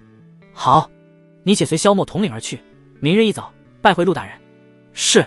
萧庆不便多说，便往轿辇上走去。纪东、萧默目送皇后离开。皇后起驾，太监抬起轿子，缓缓起行。纪东站了起来，看向萧默：萧默兄，这一次余弟真的谢过你了，若非你举荐，余弟还吃着牢饭呢。萧默拍了拍纪东的肩膀：兄长比我年长，不应自称为弟。再者，兄长要谢便谢过陆大人吧。走，今天晚上弟弟为兄长摆酒设宴，你我2人痛饮3杯。萧默道：二弟请。兄长请。什么人？惊扰皇后娘娘圣驾。就在此时，萧庆在凤辇内坐着，远处黑夜中走来一道身影，侍卫瞬间拔剑，碧落快速跑来，旋即跪下：奴婢是龙翔殿侍女，奉陆大人之命，特来拜见皇后娘娘。碧落，这是萧庆亲自送往陆远府上的。原来的碧落也是萧庆的贴身丫鬟。萧庆轻轻拨开帘帐：什么事？碧落跪着道：启禀娘娘，陆大人请您去龙翔殿一趟。萧庆目光一呆，旋即脸蛋微微有些红晕，他知道陆远要他过去做什么，要挨了。萧庆便缓缓恢复神态，轻声说：龙翔殿。是，娘娘。碧落率先回府，支开了龙翔殿一众奴仆。陆远坐于书案旁，正奋笔疾书。陆远一手握笔，写得天花乱坠。大人，娘娘到了。碧落走来说道。陆远点头。一身黄袍的萧庆缓缓进来，头上的鎏金皇冠反射着烛光，1.7米的身高，浑身自带清香。萧庆便示意一下，碧落随即退下，带上殿门。萧庆缓步走来，在陆远身旁坐下。金黄色的长袍垂地，上面的挂饰耀眼无比。在写什么？萧庆见陆远写得出神，开口询问。陆远并未搭话。萧庆伸手拿起竹帛，只见上道：兵者，国之大事，死生之地，存亡之道，不可不察也。再看，故善用兵者，屈人之兵而非战也。萧庆便是一惊，这是兵法？他在注兵法。萧庆默念出声：国之大事，死生之地，存亡之道，不可不察。再看陆远，运笔有神，犹如笔走龙蛇。切尔可曾见过这番策论？陆远放下毛笔，整篇孙子兵法上一世他全会。不仅如此，作为一名网络作家，陆远熟读4书5经，只是在那个年代人才辈出，他这番学识连个鸟用都没有。萧庆摇头说道：善用兵者，屈人之兵而非战也。这句话是什么意思？萧庆不解地询问。陆远则道：不战而屈人之兵，不战而屈人之兵。萧庆默念，两军不用交战，却能够击退敌军，以谋略、外交等手段获取到己方所想要的，是为不战而屈人之兵。萧庆知道明朝出了一名大将军，倘若给陆远拿到兵权，那么九州安定，外域安敢来犯。陆远，你的这番话倒是让本宫瞬间明白了很多。一个真正善于作战的将军，才能够做到不战而屈人之兵。萧庆笑了出来，这番话他闻所未闻。萧庆缓缓起身，一身黄袍的他依旧是如此的倾国倾城。萧庆10岁之位，那么时候不早了，陆将军是否需要本宫侍寝？珠帘晃动，玉具环迎。深夜，龙翔殿外，碧落在此守候。东宫总管赵高急匆匆走来。赵公公，大人已经歇息了，你明日再来吧。碧落将赵高拦住。赵高不卑不亢：公公静静，我有要事要禀报陆大人，还请你通报一声。碧落有些为难，陆远与皇后正在行事，他也不便打扰。什么事就不能等到明天吗？碧落问。有关献王一事。献王？那可不是小事，你在此等候。碧落走了进来，珠帘外隐约可见其影子。碧落站在外面，开口说：娘娘大人，东宫管事赵高求见，说是有关于献王的事要禀告大人。我知道了，让他在殿外稍后。陆远回道：是大人。床上，萧庆询问：献王怎么了？陆远缓缓起身，他大概猜到了一些什么，轻抚了一下萧庆的脸蛋：妻儿早些休息，本宫等你。萧庆说：大殿。陆远坐下，赵高急匆匆走来：启禀大人，您要奴才差人送的密信已经送至献王府。陆远给宁琪写了一封信，这封信意在拖住宁琪，好让他一心一意对付2大氏族。赵高，来喝一杯。陆远给赵高递了一杯酒。赵高诚惶诚恐，慌忙跪下道：谢大人。赵高接过酒来，这是宫廷御酒，太监除了偷喝之外，并无渠道获取。陆远问道：献王看过信了吗？献王不在府上，应当明天一早便能看到。赵高道：不在府上，去哪了？听传信的在献国打听，近日献王与楚州王多有往来，不知在密谋着什么。赵高说：楚州王宁正的弟弟，排行老6，宁齐、宁志、宁琛的叔叔。楚州王是宁朝藩王中最富有的，其境内多产铁矿，武器也最为先进。陆远点头：我明白了，你退下吧。如果献国你获得任何消息，务必第一时间禀告我。赵高，给你手下的干儿子们好好的喝一杯，算是我赏的。陆远将一枚金锭放在赵高手上。赵高连忙道：谢大人。去吧。陆远回到内室，萧庆披散着一头长发，他的妆已经卸了。萧庆的头发到达了腰的位置，如同瀑布一般垂下。他正屈膝坐着，等着陆远回来。什么事？见陆远过来，萧庆转头问。献王最近与楚州王来往密切，我担心他们，准备找个时机清君侧。陆远能够想到，如今宁正命若悬丝，犹若风中烛，雨中灯，他随时可能会倒下不起。对于几位王爷来说，清君侧的时刻很快就会到来。萧庆不解，陆远，就算是要清君侧，他们也总得找个理由吧。陆远皱了皱眉，抄家公孙瓒就是他们最好的理由，就看这几位王爷肯不肯干了。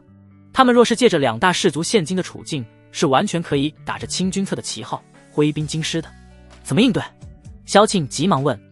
不用着急，他们还在犹豫要不要动手，毕竟这可是造反，不把计划准备到天衣无缝，以宁齐的秉性，他也不敢鲁莽行事。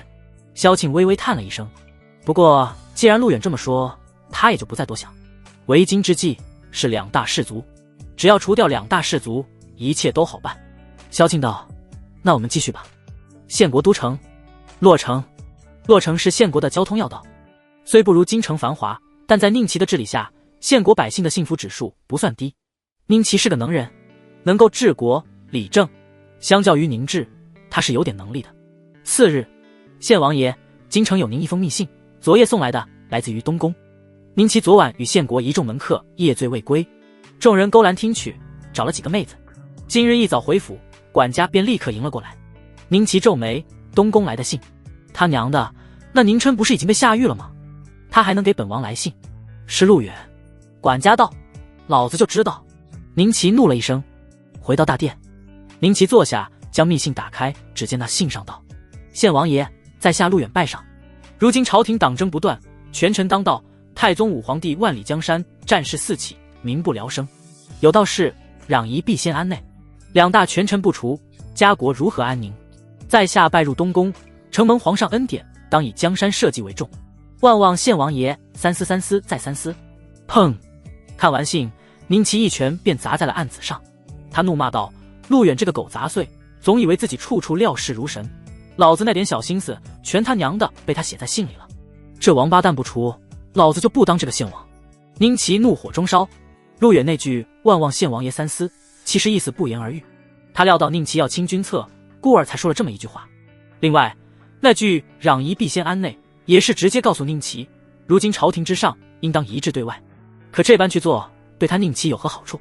宁琛当了皇帝，他就能安然在献国养老吗？放屁！王爷何故如此火气？近日王爷不是新纳了几个小妾，这火还没压下去啊？此刻，献王妃顾妍抱着一只猫走了进来，窈窕身姿，优美动人。宁齐自然好色，爱慕美人，不然也不会迎娶顾妍。但顾妍性子有些烈，不愿意在床上满足宁齐。宁齐在床上提的要求，他一概不做，这导致宁齐很郁闷，可又出于顾妍的家族在献国为5大家族之一，只好咽了这口气。顾妍有些冷淡，就是对男女那事儿冷淡，不管如何刺激，就是不出。宁齐收回怒火，看了顾妍一眼，东宫龙翔殿来的密信，陆远那小子怎么知道老子打算清君侧？顾妍闻言皱眉：宁齐，你什么意思？你以为是我告诉他的？你说的什么话？你问我，我哪知道？顾妍气急败坏地说：我说你了吗？宁齐瞪了过去：献王爷，我发现你现在怎么我做什么都不对？你小妾纳了一个又一个，我有说过你吗？哦，现在好了，人东宫拜了陆远，你这在朝廷上处处碰壁，要把怒火撒在我一个弱女子身上是吧？顾妍不乐意了。宁齐怒道：少他娘的扯淡！来人，老子要给陆远回信一封。他不是说什么攘夷必先安内吗？行啊，我让他亲自来献国一趟，你看他敢不敢？宁齐眯了眯眼睛，舔了下嘴唇。宁齐便是冷笑，挥袖弄笔。此笔非书信一封。陆大人，本王知你心系朝廷，一心为国，如今朝廷内忧外患，民不聊生，每每思之，本王痛不欲生。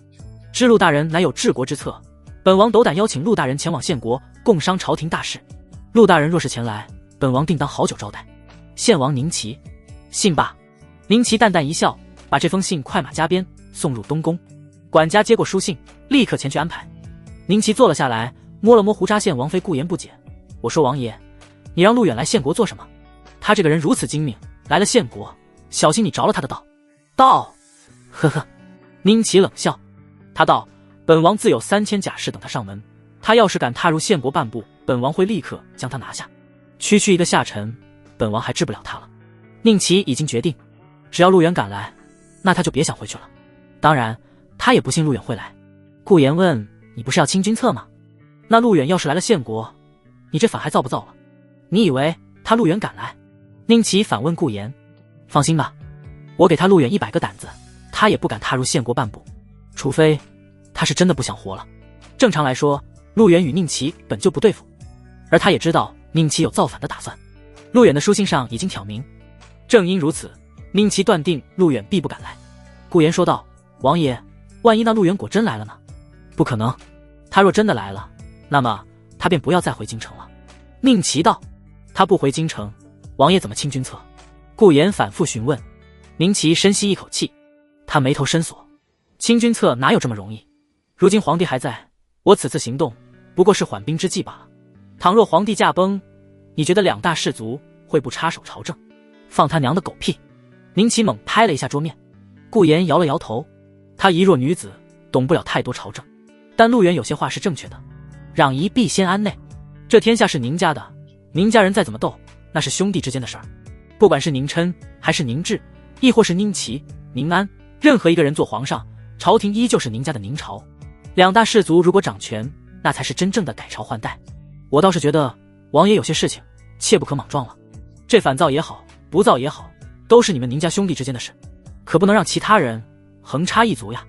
顾言撸着猫，但是陆远此人要比两大氏族更加难以应对，你懂吗？陆远不除，本王爷不能寐。宁琛咬牙切齿，从陆远现身朝廷，他所表现出来的令宁齐震撼。顾言抱着猫，总之王爷心里有数就行。我呀，还是撸我的猫去吧。皇宫，太极殿。此刻陆远奉旨来到了太极殿。陆大人，您可算是到了，皇后娘娘在等您呢。他刚一进去，王振便连忙下了台阶。陆远拱了拱手：“王公公。”陆大人。王振作揖：“皇上近日龙体怎么样？”陆远询问。唉，王振叹了口气。王振道：“因太子一事，皇上动了龙气，日日疼痛难耐，卧床不起。现如今太医令也束手无策，肺癌晚期转移，疼痛难耐，那疼起来可不是一般的疼。”说罢，王振做了个请的手势：“陆大人请。”陆远之所以来太极殿，是皇上下的旨意。他本来在东宫和碧落练笔，是正经毛笔。接到圣旨，这他立刻前往太极殿。陆大人道：“太极殿后殿。”宁正平时就住在这里，自身体抱恙之后，也很少前往后宫了。一开始心有余而力不足，后面直接就没心思了。后宫上千号美人，如今也都是自给自足。萧庆坐在榻边，今天的萧庆是一身粉色，仪态华丽，旗姿惊艳。宁正躺在榻上，宫女、太监已经全部清空。陆远缓步走来，王振关上殿门，缓缓退下。“陆大人。”萧庆起身。陆远点头。宁正便是虚弱地说：“可是陆远来了。”陆远道：“臣陆远叩见皇上，皇上万岁万万岁。”宁正摇了摇手：“陆远，免了，朕时日无多了。可如今太子下狱，这可如何是好？朕心难安。可嗨嗨！”宁正剧烈咳嗽。萧庆满脸眼泪：“皇上，臣妾入宫这么多年，虽然未得宁正临幸，但宁正对萧庆确实非常好，不然也不会让她当上皇后。只可惜，眼看她如今这般，萧庆心中怎能好受？妾儿，朕有话要与陆大人说。”宁正道：“是，皇上。”萧庆起身退至一旁。陆远来到榻前。宁正说道：“你与朕说说，太子之事当如何作为？朕也好安心离去。”陆远目光紧锁，语气平淡：“太子下狱未必是一件坏事。其一，两大氏族废太子不成，也许会暗中行刺。臣已派3机营800甲士，日夜在大牢保护。若太子身居东宫，以太子的秉性，必然不会乖乖待在东宫之内，这会大大增加两大氏族行刺的成功率。其二，皇上可下一道旨意，着太子在狱中好好反思悔过，多读书，他日时机成熟，可顺理成章的继位。两大氏族逼迫，如何让太子度过这一关？”陆大人，你一定想好应对之策了吧？宁正询问道。陆远点头：“我已在加紧操练甲士。太子继位，臣有3个计划。若皇上龙体可撑到左丞、右丞归朝，则正如臣先前所言，设下宴席，迫使尔等交出兵权。若皇上龙体撑不到那时，3机营3000甲士会在神武门发动政变，届时由臣亲自率领诛杀两大氏族。在此之前，皇上可先行下一道旨意，臣奉旨讨贼。”陆远继续道：“如果前2者皆无法实现，那么臣会带太子离开京城，他日亲率大军杀回京师，将两大氏族彻底击溃。”可嗨嗨！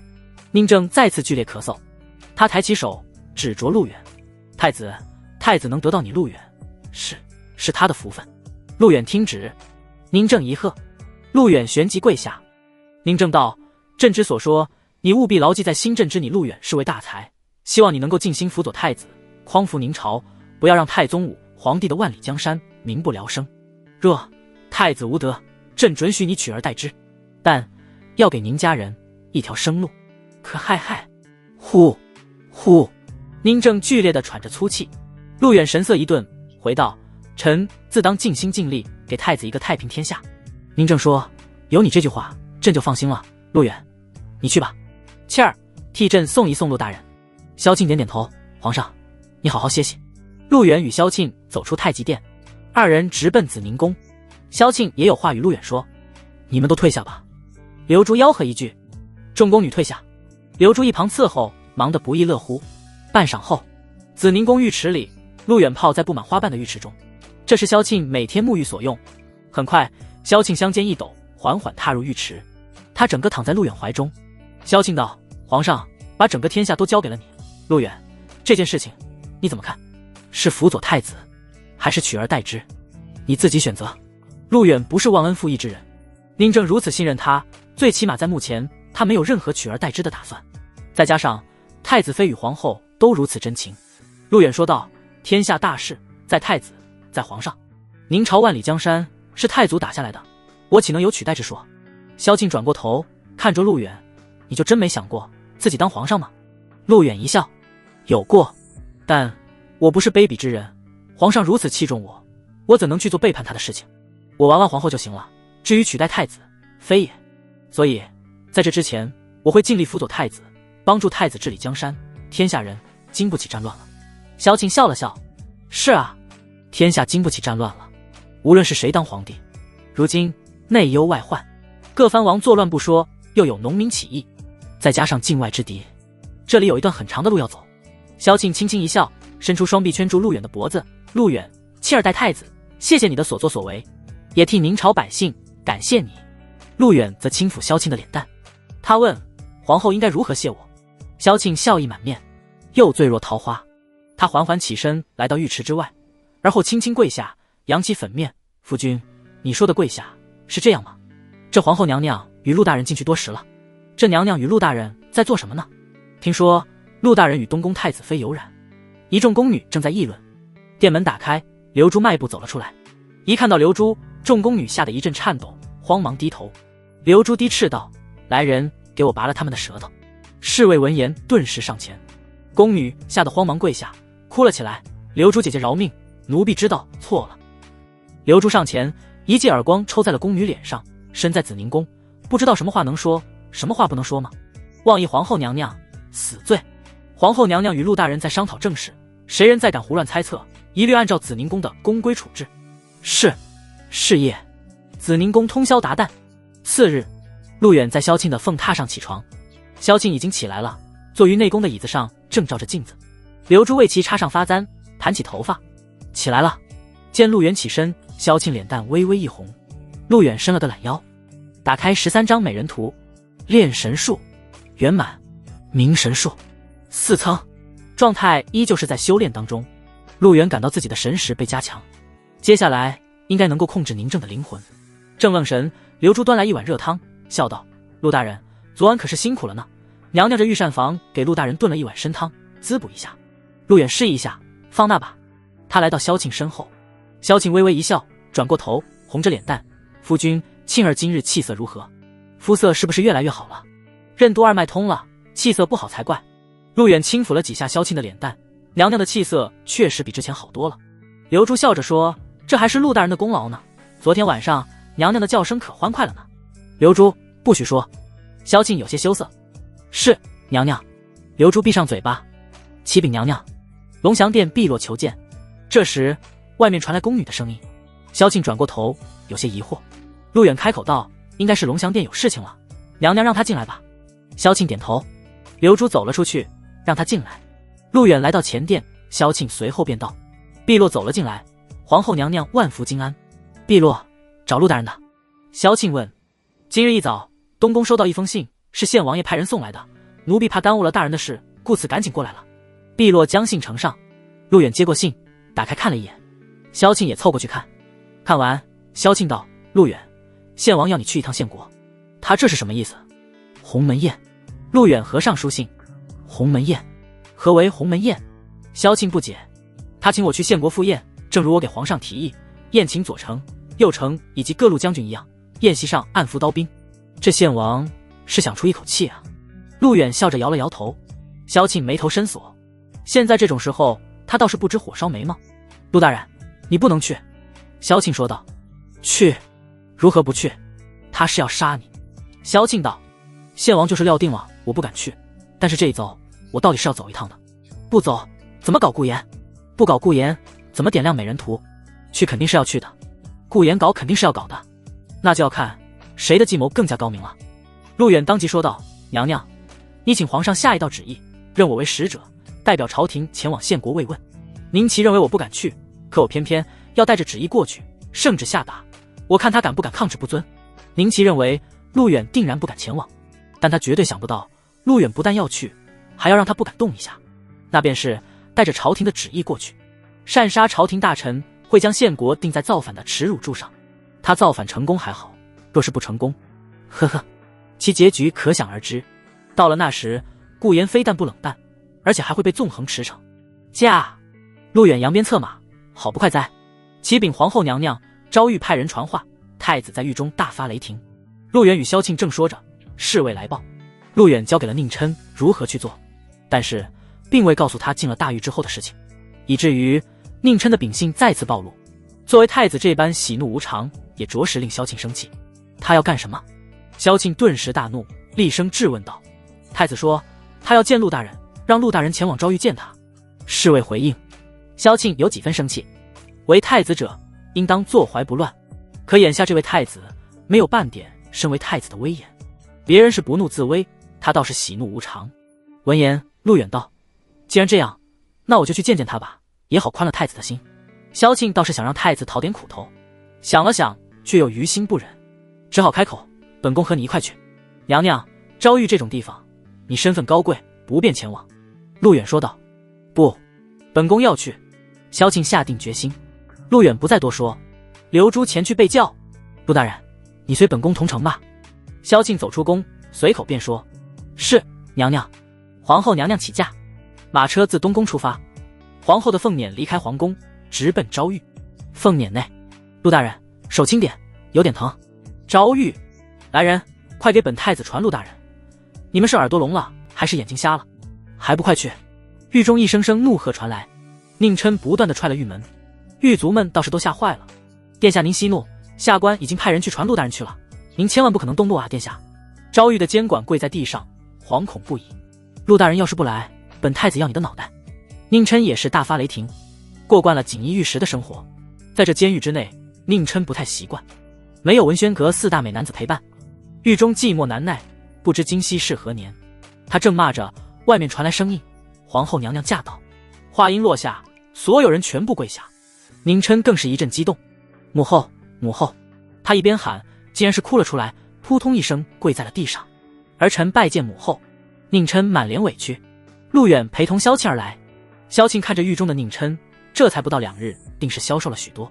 毕竟是自己的儿子，萧庆有些心软。你们是不是怠慢太子了？萧庆询问。启禀娘娘，下官不敢。太子每日3餐都是下官从宫内带来的，虽然昭狱条件简陋，但太子住的已经是最好的了。昭狱杨大人跪在地上，吓得不轻。母后，救我出去，救我出去啊！母后，这里一点也不好，吃不好睡不好。母后，你和陆大人想想办法，让我出去吧。宁琛跪在地上，双手抓住了萧庆的腿。他仰起头，满脸眼泪。萧庆伸出手轻抚了一下宁琛的脸，他微微说道：皇儿啊，母后岂不知监狱条件简陋，可你是当朝太子啊，若是连这点苦都吃不了，将来如何坐稳江山呢？宁琛说：母后，儿臣知错了，儿臣以后一定加以改正，请母后想办法，儿臣实在是受不了监狱苦寒。陆大人，陆大人，你足智多谋，快想办法呀！宁琛又看向陆远。陆远站在萧庆身旁，双手负后。陆远道：太子，你还需要再忍受几日，现在让你出去不是时候。男子汉大丈夫顶天立地，更何况你还是太子。等时机成熟，我会想办法把你救出去。那要等到什么时候？我现在一天也不想待在这里。宁琛绝望，监狱哪有他的东宫好？陆远摇头：太子不用着急，这个时机等不了太久。宁琛一颤：连陆远都这么说，他只好站了起来。这件事不是儿戏，想全身而退，需要寻找时机。萧敬安慰一声：“晨儿，你放心，母后会和陆大人想办法。你且在狱中忍受几日，也借着这个机会好好思考思考一些朝廷上的事，你也是时候准备了。”宁琛眼前一亮，他问道：“母后，莫非是要让我登基？”萧敬道：“这是早晚的事，你父皇的身体一日不如一日，你要随时做好登基的准备。”好，儿臣记下了。宁琛心中陡然狂喜，他做梦都想登基呢。狱中苦寒，我儿要照顾好自己，切不可让魏娘担心。萧敬抚了抚宁琛的头：“是，儿臣明白了。”宁琛回道：“母后，狱中苦寒，母后还是赶紧随陆大人离开吧。”宁琛一副孝子的样子。萧敬点头。宁琛便又看向陆远：“陆大人，我不在这些时日，你要代替我多多照顾母后，不能让两大氏族欺负了她。”陆远一笑：“殿下放心，确实可以放心，照顾得很好。”都出了。陆远与萧庆离开昭狱，也算是安定了宁琛的心。从狱中出来，他与萧庆行走在街道上。萧庆边走边问：“陆大人，如果你真的打算前往献国，准备何时动身？”萧庆知道陆远有想法，自不再多问。宁琪想要拿下陆远，怕也没那么容易。最迟后天，请娘娘今晚将圣旨拿下，臣准备好后便即刻前往献国，安抚献王。陆远说。萧庆应了一声皇上的玉玺，现在本宫这里，本宫可代为皇上拟旨一封，最迟明天早上圣旨就会下达。陆大人，此去献国，你要小心行事，本宫担心献王他们。陆远应是。萧庆便停了下来，缓缓转过身，他看了眼四下无人，便缓步上前，红唇轻启，在陆远嘴上印了一下，继而微微一笑，后退2步：“本宫会想你的。”陆远轻声道：“娘娘看看腿。”萧庆便看了眼四周，有侍卫在远处徘徊，此地不方便。他送给陆远一个笑容：“等你从献国回来，本宫亲自去龙翔殿侍寝，任君发落。”话毕，萧庆往凤辇处走去。皇后娘娘起驾。萧庆上了轿，陆远站在远处，他弯腰停下，而后转身又看向陆远。稍顿片刻，萧庆便完全坐进了凤辇里。萧庆回宫，但这个时候刘珠便迈步来到了陆远面前：“陆大人。”陆远正要回去：“怎么了？”陆远问。刘珠将一块布递给陆远：“这其实不是布，而是一件衣服，这衣服是穿在最里面的。”刘珠笑道：“陆大人，这是娘娘刚才从凤辇内解下的，让奴婢交给大人，上面还有娘娘的温度。娘娘说她会在紫宁宫等候陆大人献国归来，而此物可让陆大人想她的时候以解相思之苦，这上面还有娘娘的味道呢。”陆远妈了，这皇后人还怪好的，想的是真周到。陆远回了龙翔殿，李密这2天倒是没有现身。宫中规矩，月事在身，不得行宫，否则则是玷污圣体。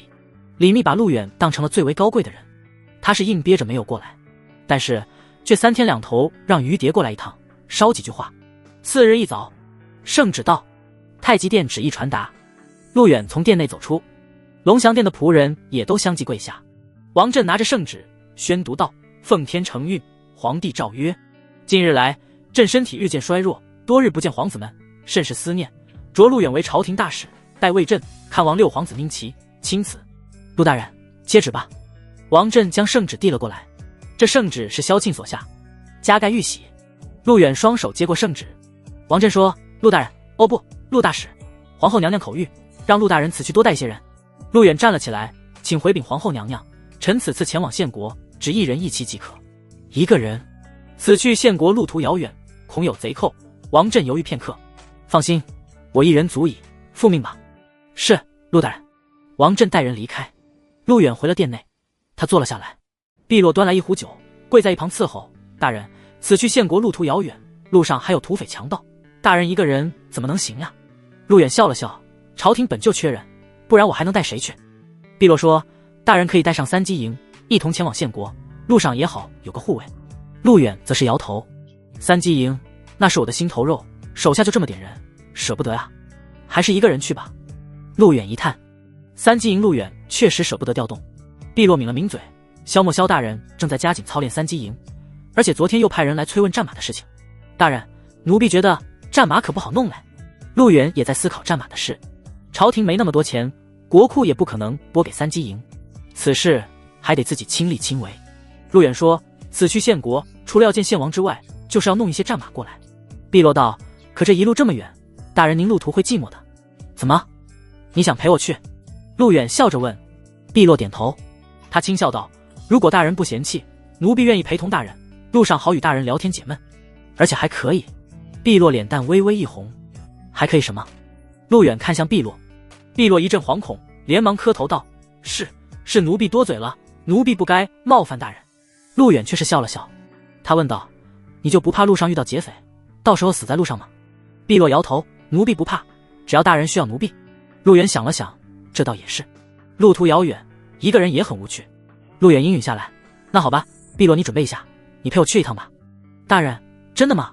奴婢进宫这么多年，还从未出过宫，不知宫外的世界嘞。碧落心中一喜，激动万分。皇宫就像是一个巨大的牢笼，碧落不知宫墙之外什么样，他从没有出过宫，有些向往外面的世界，这也是他想去的原因。听说外面的景色很美，陆远说道：既然没有看过，那我就带你去看一看，去收拾吧。是，大人。碧落开心地回了住处，他开始收拾行囊。而这个时候，殿外走进来一个侍卫：启禀大人，京城布衣坊委托东宫的小太监，说是禀告陆大人，要您前去布衣坊拿样。陆远闻言倒是有些佩服这个步青青了，这么快就完工了。他以为以现代的织布技术做成一件丝袜并不容易。好，这边去。陆远回应。陆远出了宫，他直奔京城布衣坊。赶到的时候，步青青正坐在账台旁打着算盘。这女人一身紫色，秀慧内中，姿色生的美丽，洋溢着风韵。青姐，我来了。陆远敲了敲门。哎呦，陆大人。步青青抬起头，满脸笑容。青姐的消息还挺灵通的，知道前往东宫找我。陆远有些意外。步青青扑哧笑了出来，他掩了掩嘴：陆大人看您说的，这京城上下，谁不知道您陆大人云城土匪，照营斩将，现如今连不可一世的公孙家族都败在了您的手上。行了，别扯淡，东西好了。陆远问：陆大人跟我来。步青青往方庄后面走去，来到后室，这里堆满了各种各样的布料、衣服。穿过后院，院子里随处可以看到染色的布料正在晾晒，地方很大。步青青的方庄各种从产丝到织布，再染色到成衣，包括刺绣、一条龙。来到一间房间里，步青青道：陆大人请坐。陆远坐下，而后步青青拿来一条黑色雕花镂空的丝袜，这便是陆大人要的，看看成色如何。步青青说。陆远接过丝袜，他细细研究，无论是质感还是美感，虽不足上一世，但几乎算得上100%还原了。陆远惊讶道：青姐的手艺？步青青说：当然，我亲自织的，就是不知道这玩意儿有什么用，解释研究了半天都研究不明白。那我教教姐。陆远询问。那你说它怎么用？青姐，你把它穿到腿上，我来看看效果。陆远将丝袜递给步青青。步青青一阵疑惑，这玩意儿可以穿在腿上？当然，青姐穿上它定然会爱不释手。快去吧，我等你。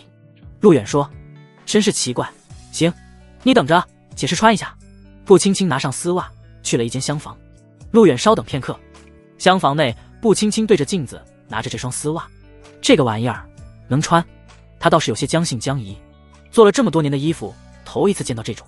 就这点丝线，能保暖吗？但手脚上却并不停。步青青轻卸衣装，将自己包干包净。他缓缓坐下，将那丝袜小心翼翼地穿在腿上。丝袜包裹着玉足，包裹着玉腿。再起身看向镜子，哇！步青青惊呆了，这柔美的曲线，这高雅的质感。步青青的腿本就很长，皮肤白皙，性感之态在这一刻完全呈现。不知为何，那镜中的自己竟觉得多了许多的妩媚，真好看。步青青惊讶出声，她动了动玉足，感受着被包裹的感觉。再看整体曲线，无不透露着优美。此刻的步青青方才明白，这玩意儿竟然有这么大的魅力，只是有些脸红呢。他说：这东西应该只能当做贴身之物来穿吧，这要是穿到外面，还不得把人羞死。可真的很好看耶。青姐，你好了没？成色如何？外面，陆远催问。步青青闻言忙回道：这便好，陆大人稍后。步青青鼓起勇气，这是他第一次当人体模特，说起来有些不好意思。陆大人，结好了，你进来吧。步青青说。吱呀，门开了，陆远推门而入。步青青的双手捂着自己的脸，遮住了口鼻与眼睛。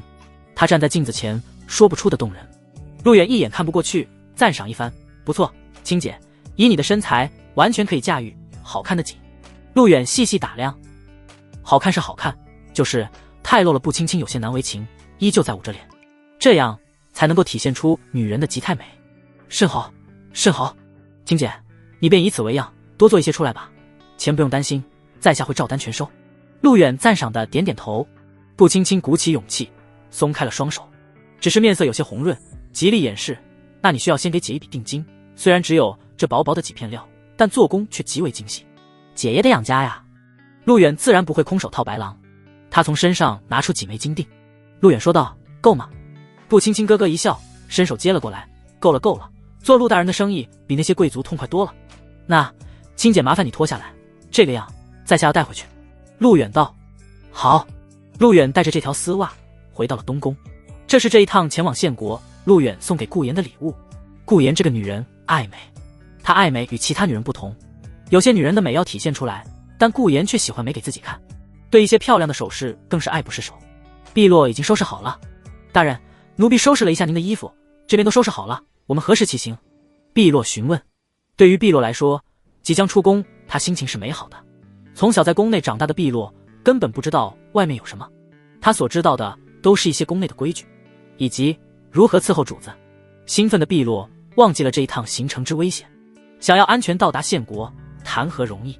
陆远也便不再多等，去把校风牵过来，我们即刻出发。是，大人。午后，恭送大人。龙翔殿的奴仆齐齐下跪。陆远牵着校风，带着碧落走出了大殿。此一去献国路途遥远，但为了天下大计，这一趟又必须要去。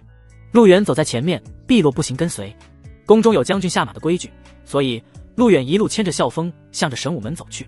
一路上，宫女、太监议论纷纷。太子妃，陆大人起行了，此去就带了碧落一人。太子妃寝宫里，李密坐在榻上，于蝶前来禀报。李密红唇轻抿，这几日他月事在身，腹痛难忍，不便出宫。其实他很想去送一送陆远，只是碍于身体。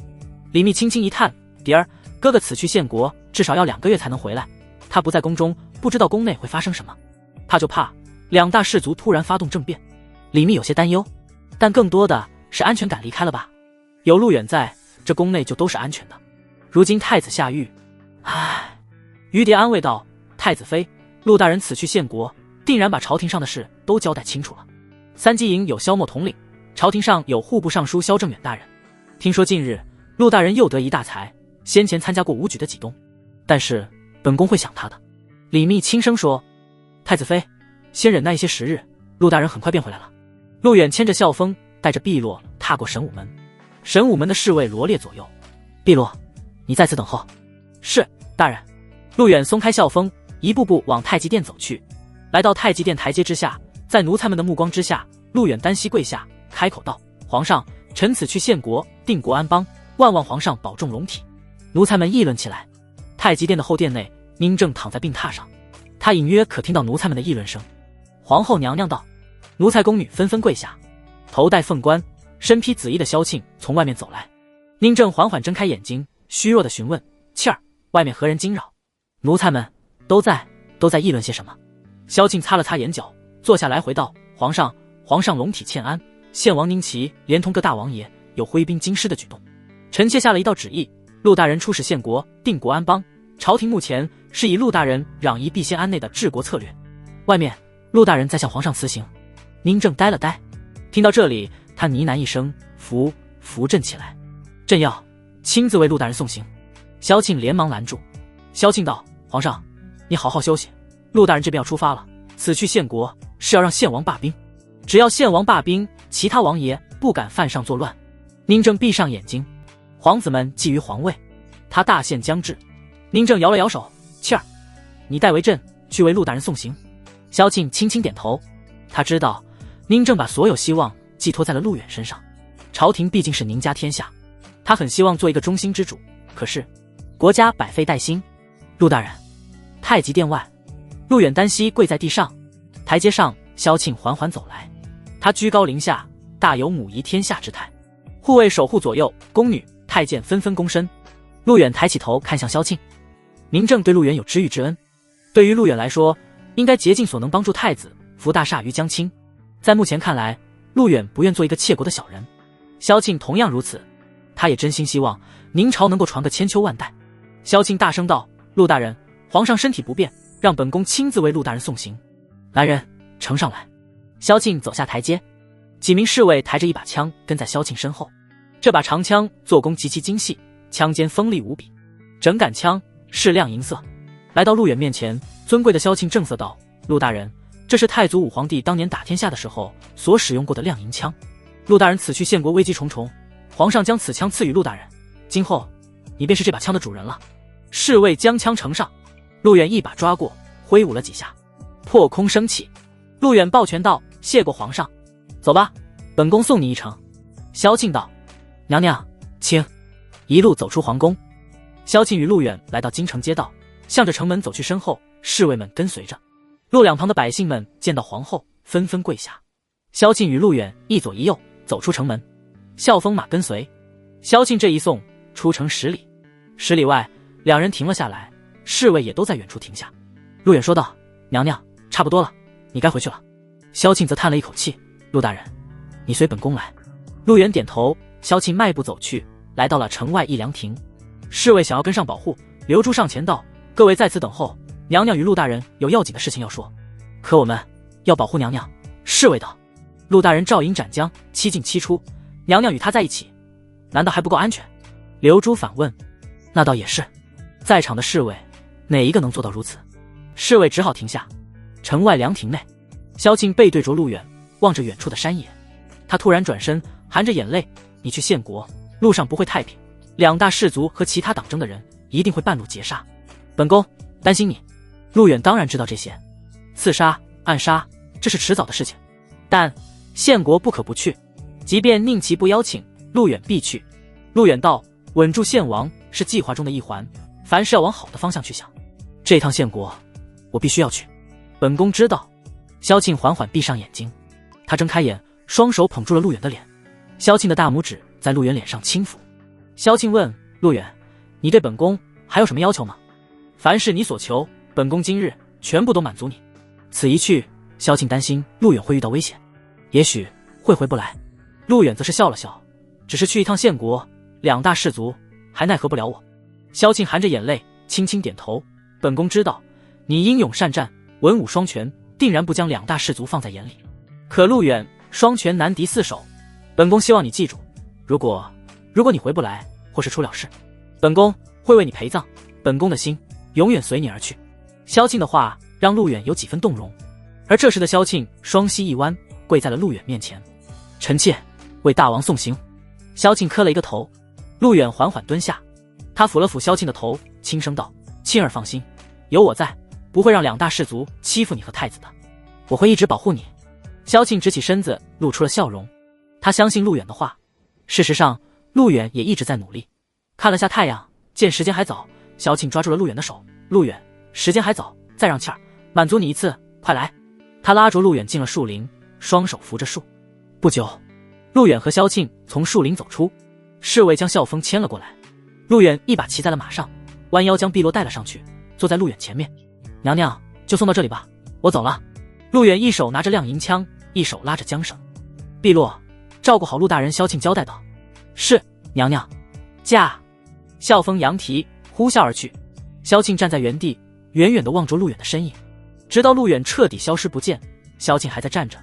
刘珠上来提醒道：“娘娘，陆大人已经去了，娘娘该回宫了。”萧庆回过神来，他转身道：“回去吧。”刘珠挥了下手：“娘娘起驾。”皇后娘娘起驾。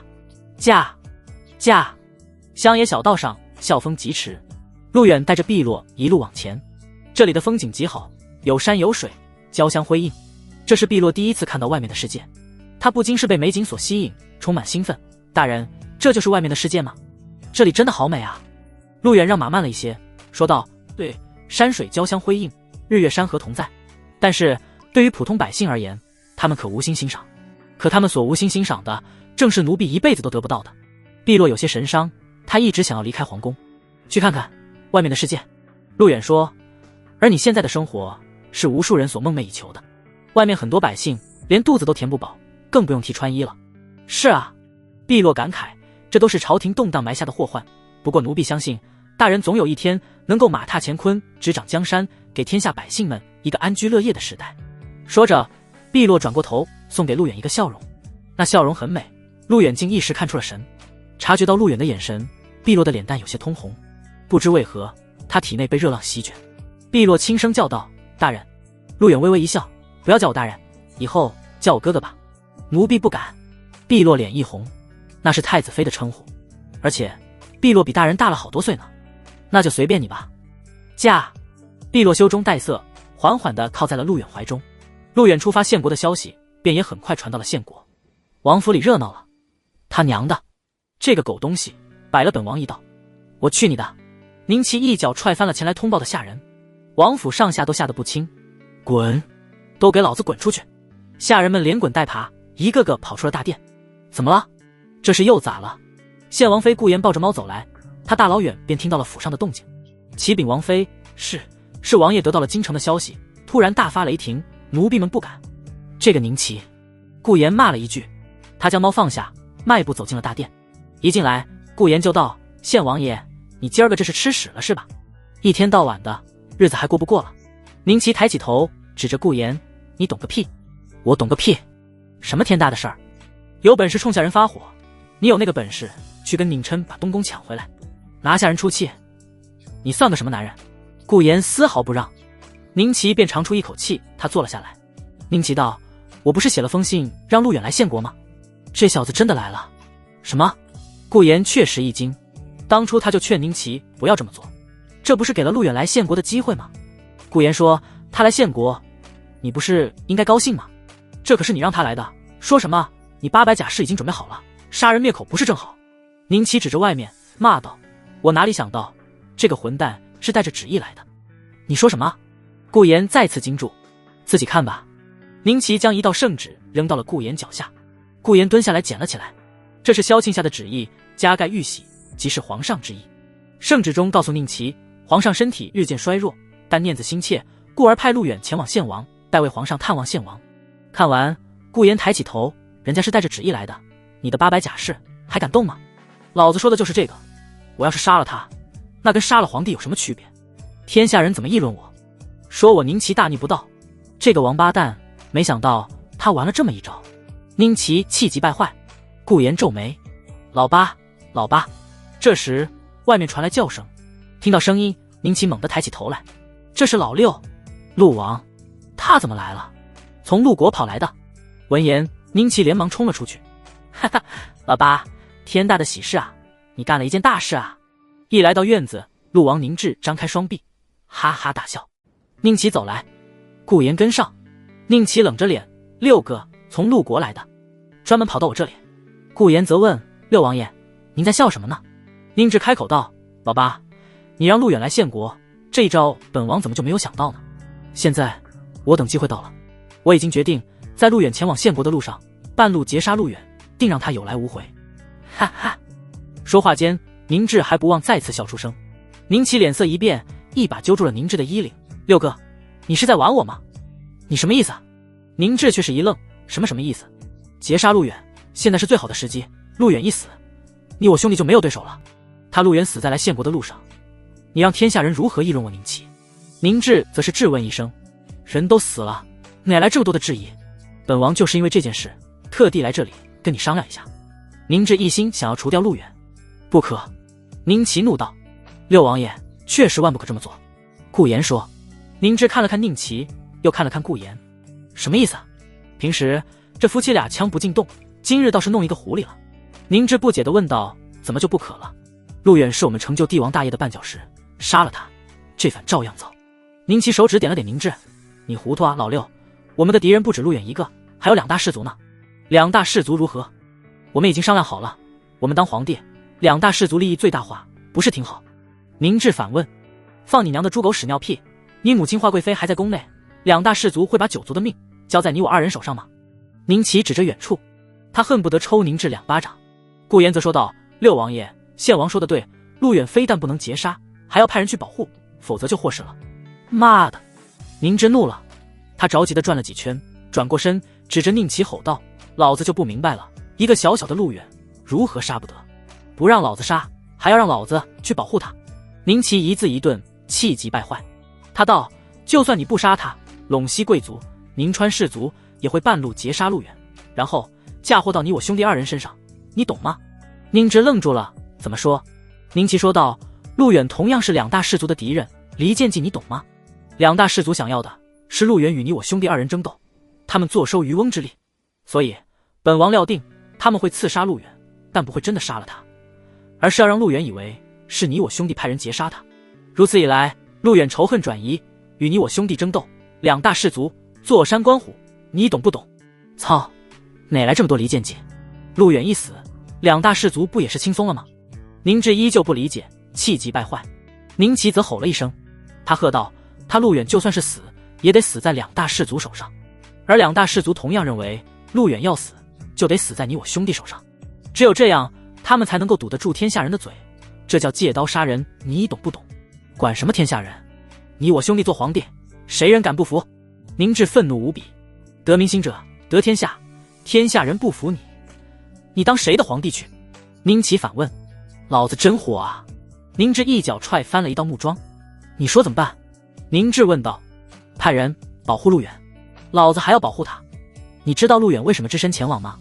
那是因为他料定老子们别无选择，现在说什么都晚了。两大氏族不除，你我兄弟别想好过。宁奇冷着脸。宁奇，你他娘就在这当缩头乌龟吧，你不敢杀，老子杀！宁志吼了一声，甩手而出。县国客馆，陆王宁志大怒而归。王爷，王爷！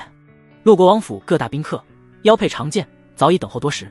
这趟来县国，宁志带的人并不多，陆国军队他未曾出动，只带了一些四方剑客。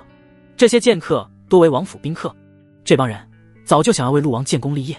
老八这个王八蛋，简直是丢尽了王府的脸。那小子非但不愿意去杀陆远，反而还要提议派兵保护他，简直岂有此理！宁志坐下，一巴掌拍在案上。一佩剑青年抱拳上前，这是陆国王府所养的高手，也是最高等级的门客王庭。王庭剑法超群，深受宁志喜爱，而对方也早就想要为宁志立下不朽之功。王庭抱拳请命：“王爷，既然八王爷不愿意冒这个风险，那么将来王爷得到天下，他有何脸面分而治之？”这话一出，众门客相继表态：“王爷，王庭说的对，献王不配得到天下。王爷，我等请命，诛杀陆远。我等请命，诛杀陆远。”众门客斗志高昂，宁志十分满意。他门下的这帮门客，个个能力超群，剑术高超，此外又都是一帮忠贞之士，听命于他宁志。宁志坐下：“各位，那陆远云城土匪，照营斩将，岂有先登夺旗之能力？万不得小看了。”宁志提醒诸位，一男子手一挥：“王爷有所不知，据在下所知，那陆远祸乱后宫，在东宫与太子妃有染。王爷手下的王庭早就想要夺了太子妃，做他自己的坐骑了。众所周知，太子妃国色天香，圆润玉嫩，一捏像是能够出水一样，此等女子谁人不爱？”王庭便是一阵激动，单膝跪下，抱拳道：“启禀王爷，在下愿率领门客30，半路截杀陆远。”宁志伸手示意，他笑道：“本王正有此意。王庭，你起来。”王庭站了起来：“本王给你门客80人，你即刻率领手下门客，路边设伏，截杀陆远，不得有误。”宁志喝道：“在下领命，请王爷放心，必杀陆远。”好。宁志站起，他放声一笑：“各位，本王与尔等一荣俱荣，一损俱损。若我夺得皇位，各位都是开国功臣。”众人激动不已，齐齐跪下高呼：“吾皇万岁万岁万万岁！”宁志激动万分，驾！小道之上，尘土飞扬，笑风疾行千里。陆远1日千里。大人，前面有个镇子，天快黑了，我们是不是要去镇子暂住一晚？远处炊烟袅袅，一个小镇出现在眼前。陆远打开地图看了一眼，这是湘南郡，距离京城方才80里。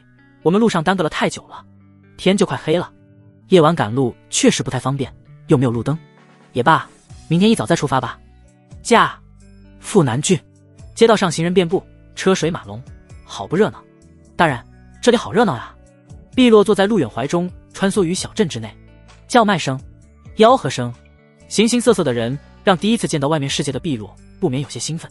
陆远说道：“前面有家客馆，我们先安顿一下，晚上一些，我带你去看看花灯。”碧落脸一红：“大人一路辛劳，还是待在客馆好好休息一晚吧，让奴婢好生侍奉您。”也行。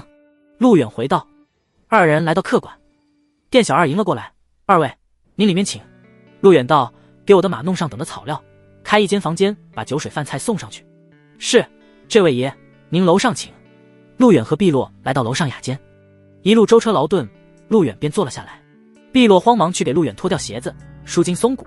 陆远说道：“碧落，你也坐吧。”碧落跪着：“大人，奴婢不敢。”坐。陆远示意：“谢谢大人。”碧落跪坐了下来。不一会儿，酒菜上来了，陆远也不再客气，递给碧落一双筷子：“吃吧。”碧落脸蛋通红，时不时偷瞄陆远一眼。他给陆远倒酒，陆远则率先拿过酒壶给碧落倒了一杯。碧落道：“奴婢一会儿还要侍奉大人，不敢喝酒，让你喝你就喝，客气个啥？”喝。陆远端起酒杯：“大人，奴婢敬您。大人，您是在这个世界上对奴婢最好的人，是吗？”陆远不过瘾，就这酒壶喝了起来。这酒度数太低，放在前世那都是50多度的。碧落轻摁，陆远则道：“碧落，把嘴张开。”碧落扬起粉面，张开小嘴。陆远拿着酒壶顺着壶嘴倒了下去，倒着倒着便洒落在碧落衣服上。美人淋浴，姿态万千。陆远放下酒壶，将碧落揽腰抱起：“大人，奴婢。”哥哥。次日天大亮，陆远伸了个懒腰起床，旁边碧落嘤咛一声：“他瞬间惊醒，慌忙起身，低头一看，碧落俏脸通红，忙下床跪在地上：“大人，对不起，奴婢该死，奴婢冒犯了您。”碧落吓得不轻，这可是太子妃和皇后用的男人，他怎敢给皇后知道，100个脑袋也不够砍的。碧落，你昨晚不是还叫我哥哥的吗？起来吧，我们该启程了。陆远倒是没有在意。大人不怪奴婢吗？碧落悻悻地问。怪你做什么？还有，不要叫我大人。陆远随口道。碧落却是一阵激动，他眼泪冒了出来，自幼长在皇宫，哪里受到过这种关怀。碧落上前抱住了陆远：“哥哥，碧落愿意一辈子当您的奴婢，与您同生共死，绝不背叛您。”陆远低头看着碧落的样子，他一叹：“算了，等会儿再走吧。”陆远一直鼓弄到中午，这才在客馆吃了顿饭，补给一下，带着碧落骑马离开。碧落身体不适，只能2条腿朝外骑马，磨得慌。驾！啸风一路疾驰，离开湘南郡。而就在行至到一段人迹罕至的道路之时，异变生出，刷刷刷，一道道破空声响起，一支支利箭从道路两旁飞驰而来。嘶！啸风发出嘶鸣，2条腿高高扬起，继而落下。大人！碧落尖叫一声，箭矢破开空气，速度很快。随着这一幕发生，陆远的右手猛地挥动亮银枪，枪枪枪，长枪挥舞，一支支利箭被打掉在的碧落吓得脸色发白。继续放。林中传来喝声，又一波弓箭射来，陆远毫不客气，长枪格挡，体内迅速运转炼神术，真气游动，一道道气息冲斥而来，长枪挥动的速度奇快，擦擦擦，箭矢相继被击落在地上。可恶，跟我杀！杀！随着喊杀声响起，60号剑客从林中冲来，他们拔剑而出，剑法舞动。这些剑客全部蒙着黑色面罩，看不出来长相。陆远目光一寒，他道：“碧落，躲起来。”是，大人。2人下马，碧落躲在了一棵树后。陆远一手横枪，便扫了一眼这些人：“你们是谁派来的？”如实道来。为首的剑客长剑直抵陆远：“陆远，今日便是你的死期，兄弟们，给我杀了他！”上！众剑客冲来，找死！陆远低语一声，长矛纵前，瞬间击穿了一名剑客的心脏。他一把跨出，长枪扫过，砰砰砰，枪杆抽翻了几人。陆远一人一枪，毫不含糊，枪尖反射光芒，一击必出，接连穿透了2个人。其他剑客不要命地冲上前来，陆远则是来者不拒，身上微芒毕现，一点寒芒先到，随后枪出如龙，扑哧，又是一个串烧。地上横七竖八的倒着10好几号人，树后面的碧落捂着小嘴，满脸崇拜之色。都说陆大人先登夺旗，斩将寒敌胆，床上的功夫碧落领教了，那是真的厉害，但却是第一次见陆远动手，长枪如龙一般，所过之处人仰马翻。不好，我等不是他的对手，撤！为首的剑客吼了一声。眼下形势大乱，其他人纷纷后退。见人要跑，陆远纵身跃马，疯狂追击，一人一马踏碎凌霄，惨叫袭来，嘶喊不断，60号人相继倒下，直到最后只剩10个不到，以及一个为首的剑客颤抖地倒在地上，连剑都丢了。陆远的长枪抵在对方脖子上，示意一下：“扯掉你的面罩，让本大人看看你是何人。”休想！那剑客吼道。话毕，他抓起地上的剑，便要抹了自己的脖子。他吼道：“兄弟们，随我自刎归天！”咔咔咔，其他人相继抹了自己的脖子。这为首的剑客正要开抹，陆远一把挑开对方的长剑，他从马上下来，一把揪住了剑客的衣领。后者大惊失色，陆远伸手扯掉了对方的面罩，一张布满短须的脸出现在陆远面前。陆远问道：“说是谁派你来的？两大氏族还是献王？你休想知道这些！我既不成，乃是天命也。”剑客吼道。不说。陆远微微一笑，有办法。冥神术，一道意识瞬间注入对方体内，那剑客身体一震，眼神立刻变得涣散下来。陆远操控精神意念，开始读取记忆。王庭，陆王凝滞手下门客，有点意思。原来你是陆王的人，看来这个陆王是真的不知道当今朝廷的局势。得到答案，陆远收回意念。那王庭猛地反应过来，刚刚发生了什么？陆远回道：“没事，只是一个小小的插曲。”陆远抓起自己的佩剑，抹掉了王庭的脖子。自此，60号剑客全部覆灭。大人，碧落一阵欣喜，快速跑了过来。刚才的一幕让碧落心情澎湃。原来战场杀敌的男人才是最有魅力的。碧落拿出手巾给陆远擦了擦汗与血。碧落道：“大人刚刚真的是威风八面，犹若天将下凡。可这帮人会是谁的手下呢？他们为什么要来刺杀大人？”这是陆王的人。陆远回道：“啊，陆王，可他为什么要这么做？大人是朝廷钦差，这陆王怎敢这般无礼？”碧落眉头一皱，好一个陆王，差点让他死在这里。陆远只是一笑，宁齐尚且有3分头脑，至于宁志，莽夫一个，即便是宁琛做不了皇上，也绝轮不到他。陆远收回枪，走吧，碧落，我们继续赶路。是，大人。不是说不让你这么叫吗？碧落努努嘴，想了想，那以后奴婢与大人行欢的时候，奴婢叫大人哥哥，寻常时候还是要叫大人。那随便你吧。大人，前面好像有一条湖。碧落指着远处的山峦，隐约有一条湖出现在眼前。陆远点头，是，确实有一条湖。碧落笑道：“大人，不如我们去洗个澡吧。”现在吗？对啊。碧落点头说：“你还行吗？”陆远问。碧落却扑哧笑了出来。他道：“只要大人想，任何时候任何地方，奴婢都可以。”油嘴滑舌。陆远笑了笑。那我们去吗？碧落问。还是算了，赶路要紧，况且你的身子需要休养，要不然还不秃噜皮了。驾！夜色如墨，一天行程，距离县国已经越来越近。深夜，陆远找了片林子，简单的安营扎寨。这附近没有城镇，也只好委屈一晚了。他点了堆篝火，碧落在一旁忙着烹饪。别说篝火之下，这丫头是越发水灵。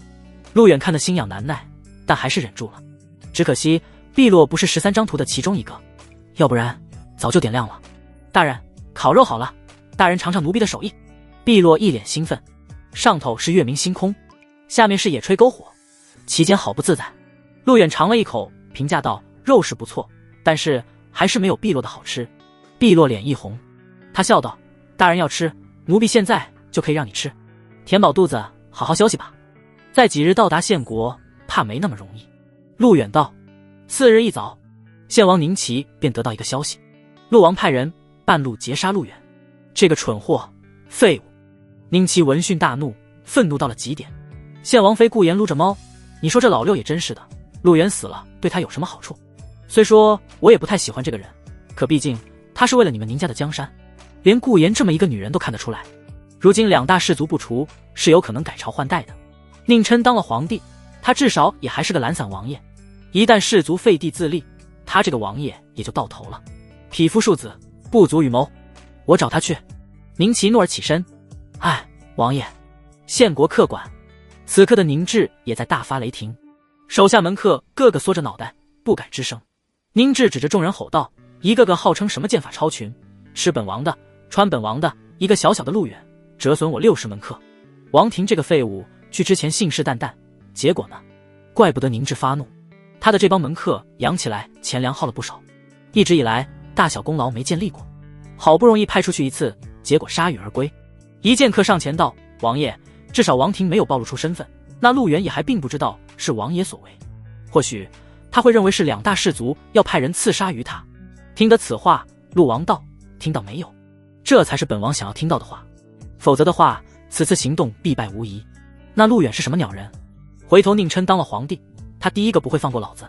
陆王也知道成事不足，等宁琛登基，陆远必然权倾朝野。到了那时，收拾他宁制不还是手拿把捏？陆王，献王爷来了。这时外面传来声音，宁制看向门外，人未到，升先至。老六，你他娘的还真是个人才。宁制眉头一挑，下一刻宁齐大步走了进来，一把揪住了宁制的衣领。谁让你去刺杀陆远的？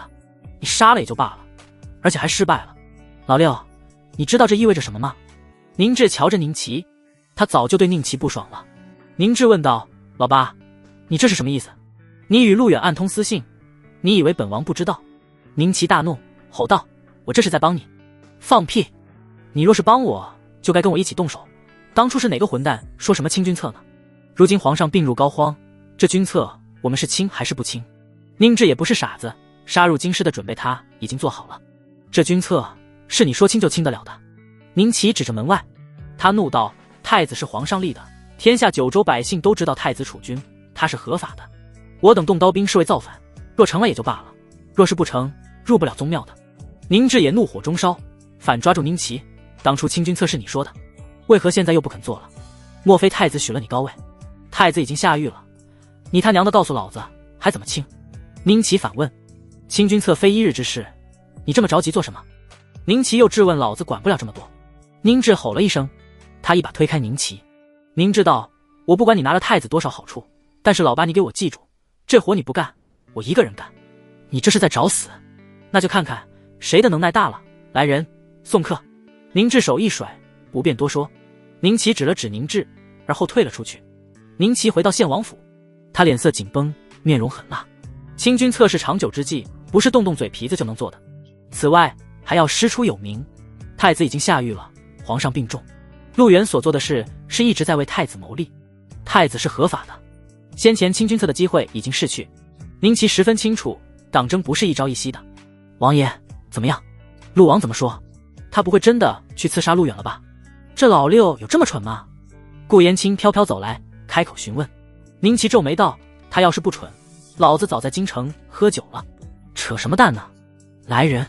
宁齐喝了一声，一护卫走了过来。宁齐道：传令瓮城林将军，要他即刻调动3000卫，本王要亲自带兵出国一趟。是，王爷。唉，献王妃顾延拉住了宁齐。老六疯了，你也要跟着疯吗？你该不会真的带着3000卫前去刺杀陆远吧？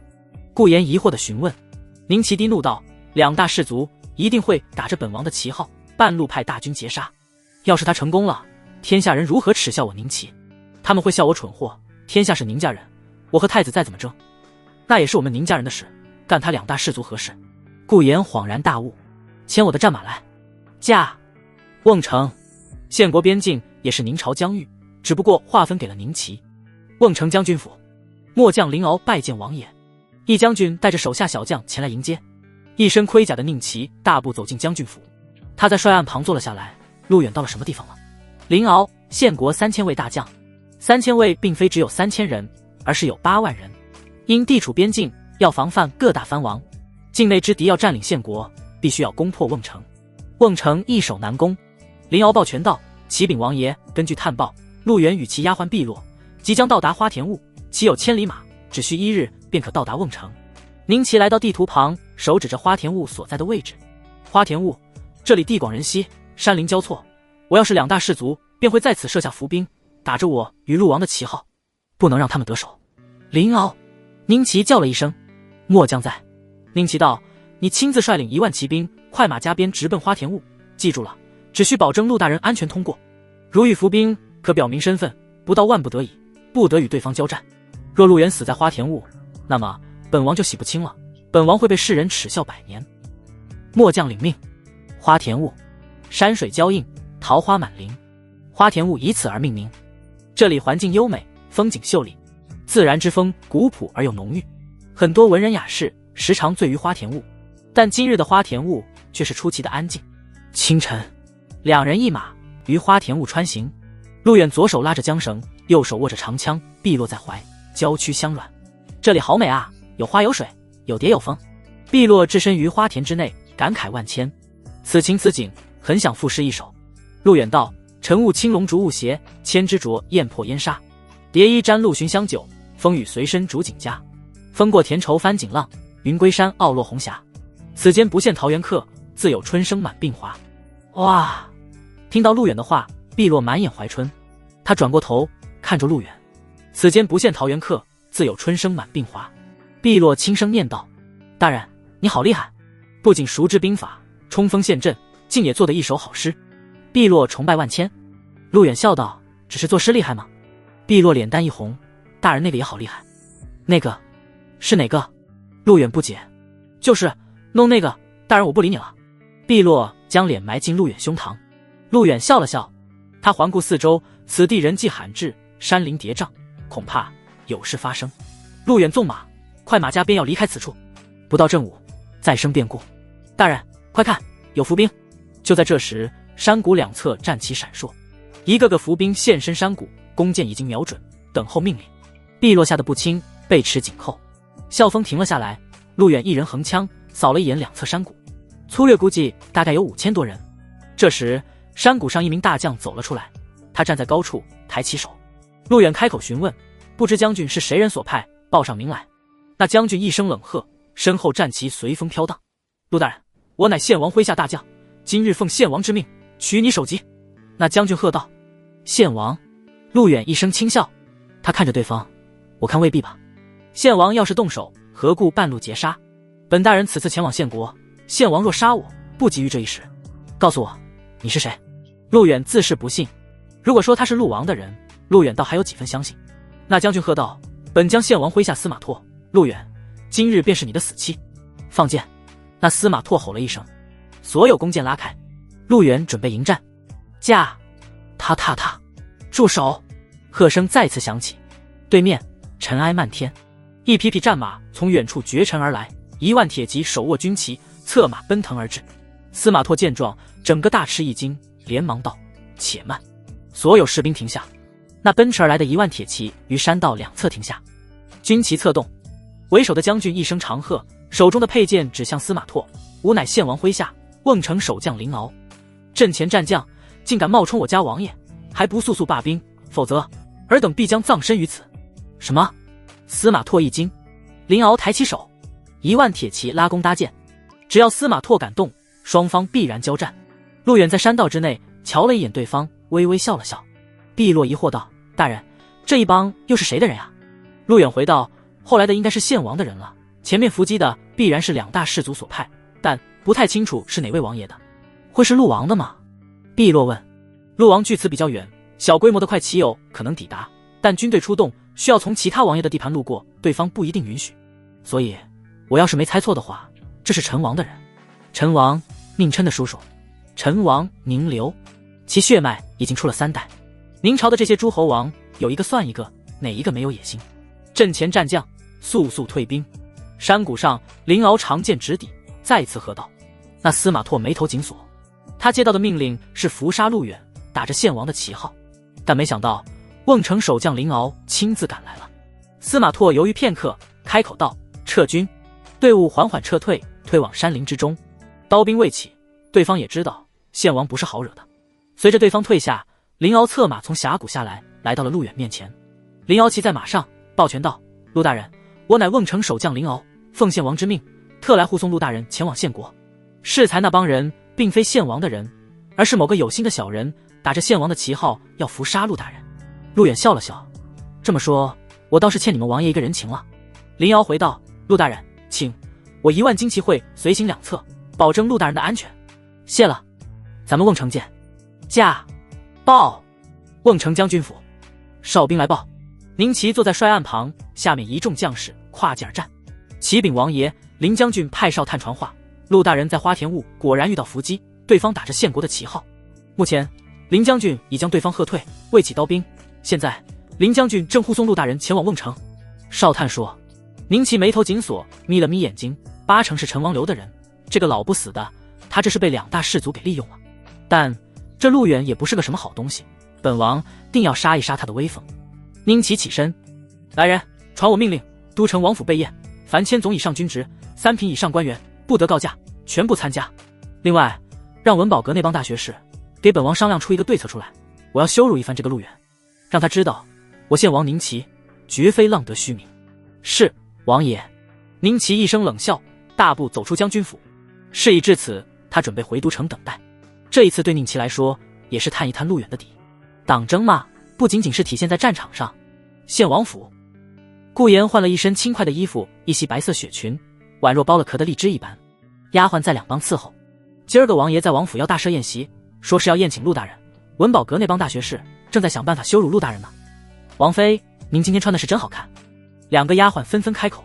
顾言冷哼一声，不悦道：那是自然，本王妃自然不能丢了王爷的面子，要让那陆远见识到我们县国的女人到底有多美。此刻县国都城王府议政厅热闹起来，一帮文臣武将高声阔论。王爷，末将提议教场操练三军，邀请陆远登台观看，要让他知道我县国军队之骁勇。陈复义，这陆远不是太子党吗？如今我等要让他看看县王才是真正的真命天子。没错，说得对。众臣群起激昂。有人提议将县国军队调动，在城外教场点兵点将，以此好让陆远知道县国之军队所向披靡。群臣附议。宁齐靠在王座上，这是一个办法，但是本王还要让那陆远在我县国颜面失尽。常言道，养兵千日，用兵一时。文保阁的大臣们，你们可想出了一个好的对策出来？宁齐看向一众文臣，一老臣站了出来，启禀王上，臣提议封锁都城王宫4座主城门，让陆远由下人的小门进入王宫。这陆远不是朝廷所派吗？臣倒要看看他是如何丢了朝廷的脸。倘若他从下人的小门进入王宫，那么朝廷脸面无存。这是宁齐手下一重要文官文保阁安大人安富山。这话一出，宁齐摸了摸下巴。从小门进入，县国都城城门一直分为3、6、9等，王爷专属大门通道，文臣武将在侧，下等平民，其次贱民。安富山的提议是让陆远从贱民通道进入都城，此举可谓是让他颜面扫地。安大人，这是一个好办法，但是让朝廷大臣由贱民通道进入都城，这不是让世人嘲讽我宁齐对朝廷不公吗？办法是个好办法，但宁齐觉得有问题。这县王爷的名声他还是要的。安富山一笑，开口说：王上勿忧，可让工匠将其余通道封闭检修，若陆远询问，便说通道破损，已不便通行。如此，他若执意从王公大臣的通道前往都城，那便是他不懂礼数。倘若他懂礼数，那么他便由贱民通道而入。安富山眼中毫无波澜，且自信满满。群臣都笑了起来。哈哈，王爷，安大人这个计谋不可谓是不毒啊。是啊，王爷，这陆远若是由贱民通道而入，则是脸面无存；若他执意强行闯入，则是他不识礼数。无论哪一点，王爷都是在制衡着陆远。不愧是安大人。安富山的计谋赢得了众臣称赞。县王宁齐点了点头，好，安大人，这件事情就由你来办。另外，传讯三军，明日教场，本王要亲自点将。遵命。安大人，便由你代为本王出城迎接陆远，切记要让他丢尽脸面。对了，将都城百姓也都叫至正门，让百姓们看看这所谓的朝廷命官是如何在我县国出丑的。老臣遵命。安富山跪拜。宁齐挥了挥手，心情大好。王府后院，琴声悠扬。顾言坐于凉亭之内，御旨轻抚琴弦。王妃，议政厅倒是热闹，王爷和百官议事，安大人出了一个计谋，众臣皆认为高明无比。一丫鬟缓缓走来，俯身于顾言一侧。顾言有些意外，轻哦出声，这安大人是出了名的谋士，他这个计谋一定不是什么好招数。一边说，顾言继续弹琴，风雅华丽俊美，一身雪裙，头戴玉翠，脸眸清澈，表情浮动，好一幅美人抚琴图啊。丫鬟说道，安大人提议以城门通道年久失修为借口，将通道全部封闭，只留出贱民通道，让陆远由贱民通道而入，以此羞辱他。贱民通道，顾言意外极了。好一个安富山，这等下三滥的招数都想得出来。不过确实能够羞辱这个陆远，本王妃瞧见他便心生厌恶。不知道的还以为这朝廷是他陆远的呢，可笑。顾言摇头，外表带着一丝冷淡。丫鬟道，那陆远不是聪明吗？当初太极殿舌战群儒，今日倒要看看他如何抉择。王爷还下令让百姓们都过去看呢，看看这朝廷大臣是如何在县国卑躬屈膝、低三下四的。顾言则是轻笑，在他看来，此计破不了。通道年久失修，必然要封锁，由工匠们进行维护。他陆远再怎么有意见，又能怎么样？难不成还要刁难工匠？如果走了剑明通道，那么他便是这剑明。顾炎冷道：安大人的计谋总是这般，他陆远只有2个选择，绝无第3个选项。可二者无论选哪一个，免不了要丢人现眼。再叹。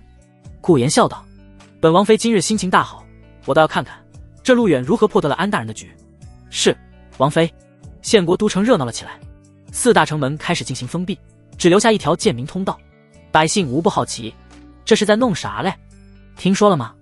朝廷派来的顾命大臣陆远就要到了。为何要封锁城门？听说是正阳门、南阳门、太阳门、开阳门通道损坏，正派工匠们加紧修复呢。快，动作快点，大家加紧修复通道。你们几个，快！一挎刀小将站在城门内，吆喝着工匠们将大门封闭。工匠推着独轮车，将修复所用的材料堆放起来，加紧修建通道。城墙上的士兵手握长矛，一个个一身盔甲，面朝城外4大城门的主要通道全部封闭，工匠在四下忙碌。此时仅只有剑明通道开放，那剑明通道非常之狭窄，仅能容下一个人弯腰通过。县国虽然隶属于宁朝，但县国一直以来都是由6大家族主导，在这里有身份高低之分。所谓贱民，则是那些乞丐、奴隶以及签了卖身契的鄙人，这些人实则是没有人权的。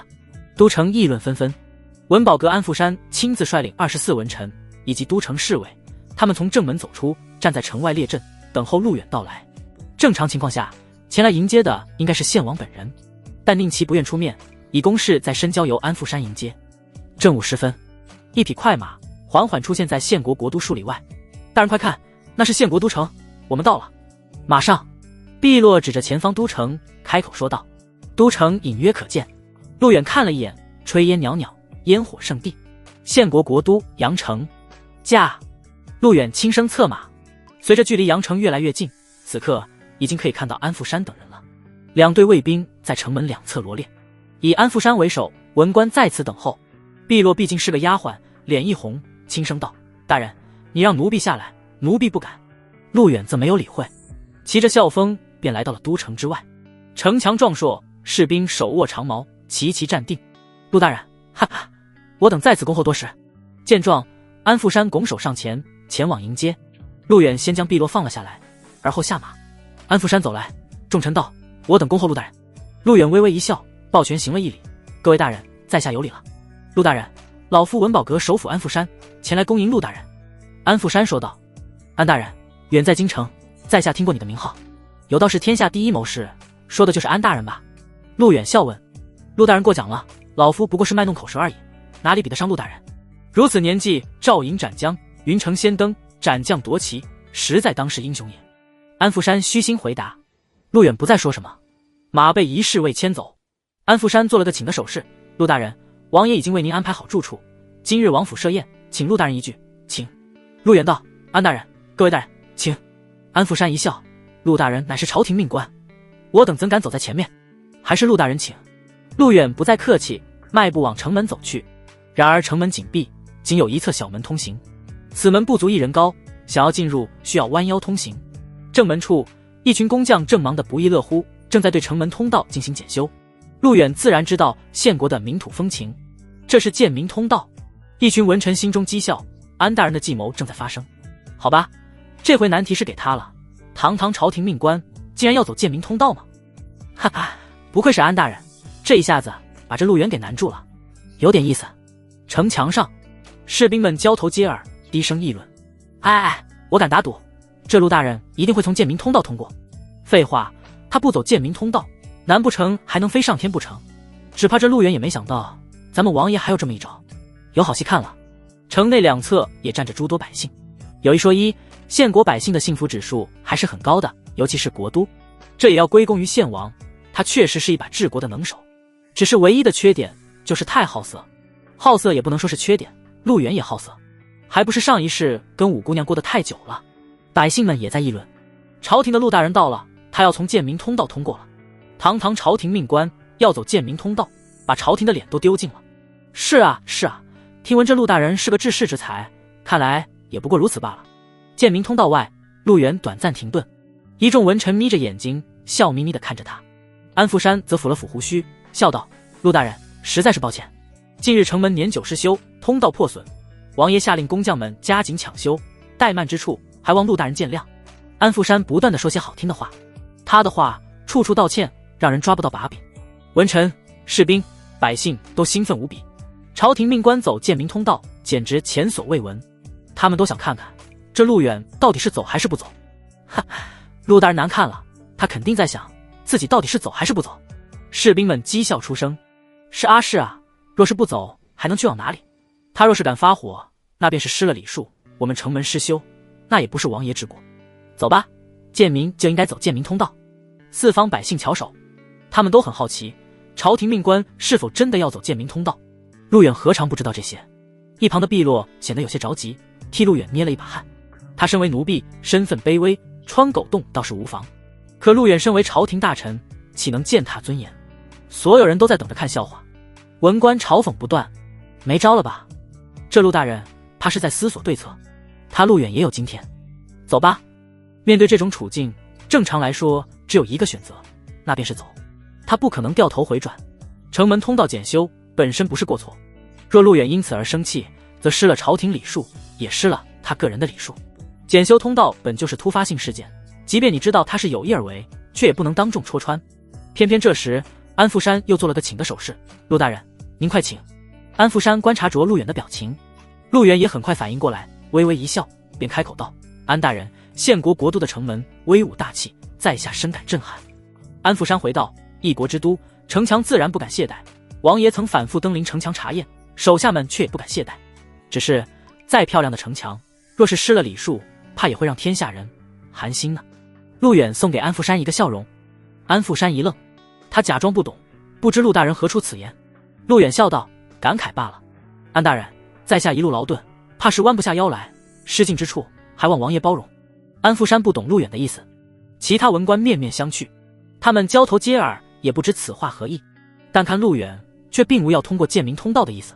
而就在安富山等人疑惑之时，陆远一把抓住了碧落的小手。哎，大人！碧落一声惊呼，旋即陆远凌空跃起，所有人大吃一惊，包括安富山在内，无不是猛地抬头去看。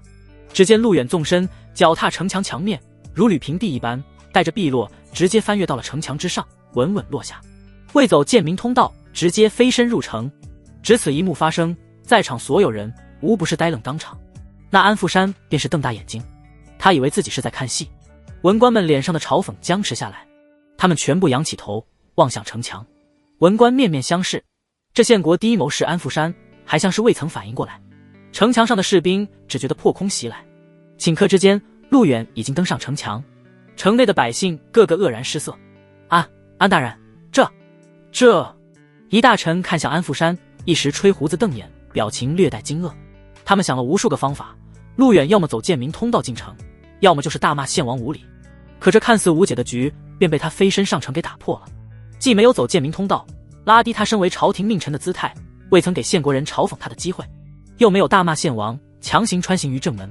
这一飞身上墙，几乎将各位大臣的脸糊在墙壁上。局破了。安富山没有达到想要的结果，反而是被陆远上了一课。此时只觉得老脸通红，羞愤无比。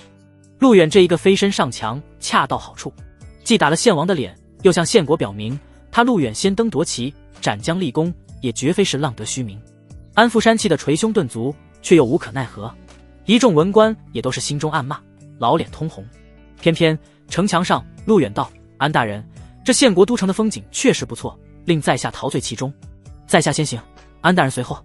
陆远微微一笑，缓缓走下城墙，进入城内。哎呀，气煞老夫！安富山怒不可遏，羞愤异常，却也不得不吃了这个哑巴亏。安大人，安大人，想不到这陆远如此之狡猾，我等如何行走？各官员上前询问。进城。安富山大手一挥，不得不率领文臣从建明通道进入城内。献王府，王府大殿。你说什么？陆远飞身登上城墙。此刻的王府大殿爆发出了一道怒吼，令其猛地站起身子，整个人勃然大怒。侍卫跪在地上不敢抬头。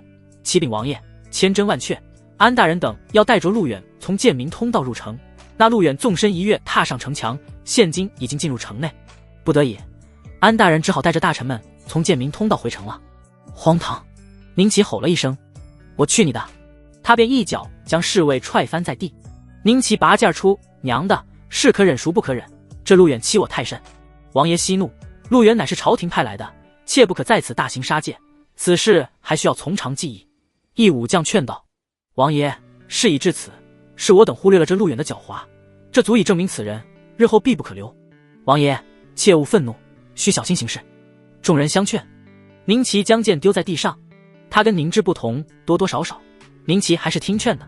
宁齐道：丢失的面子无论如何也要想办法夺回来。来人，取消今日王府宴席，将陆远安排在酒馆，告诉他本王公务繁忙，不便接见。我先晾他7天。王府后院，献王妃顾妍依旧在抚琴，双手拨动琴弦，琴声飘扬，丫鬟们和侍卫们都听迷糊了。王妃，王妃，大事不好了！一丫鬟匆忙赶来，急忙跪下。顾妍抬起头，手上停止了弹琴的动作。他开口道：什么大事？丫鬟道：适才于城外，安大人带着文官大臣迎接陆大人，本来要让陆大人走剑鸣通道，羞辱他一番，可结果如何？顾妍询问。结果那陆大人纵身一跃，犹若神兵天将一般，飞上登上城墙，从城墙而入，守将们都惊呆了。你说什么？顾妍猛然起身，本想羞辱陆远一番，却没想到是自寻欺辱。顾妍咬牙切齿，这个陆远竟然好大的胆子，他欺人太甚。王爷那边怎么说？丫鬟回道：王爷大怒，立刻取消了今日的宴席，并且说最近公务繁忙，不便接见陆远，让他在酒馆候着。王爷也是有脾气的。顾妍重新坐了下来，可他不得不重新审视陆远。这个人一身武艺不说，头脑竟然又如此聪慧，连他都不出办法破了安大人这个计谋。不曾想他一个飞身入城，不但全部化解，还将王爷颜面尽失，太过分了。陆远这么做只会彻底激怒王爷。顾妍粉拳攥着。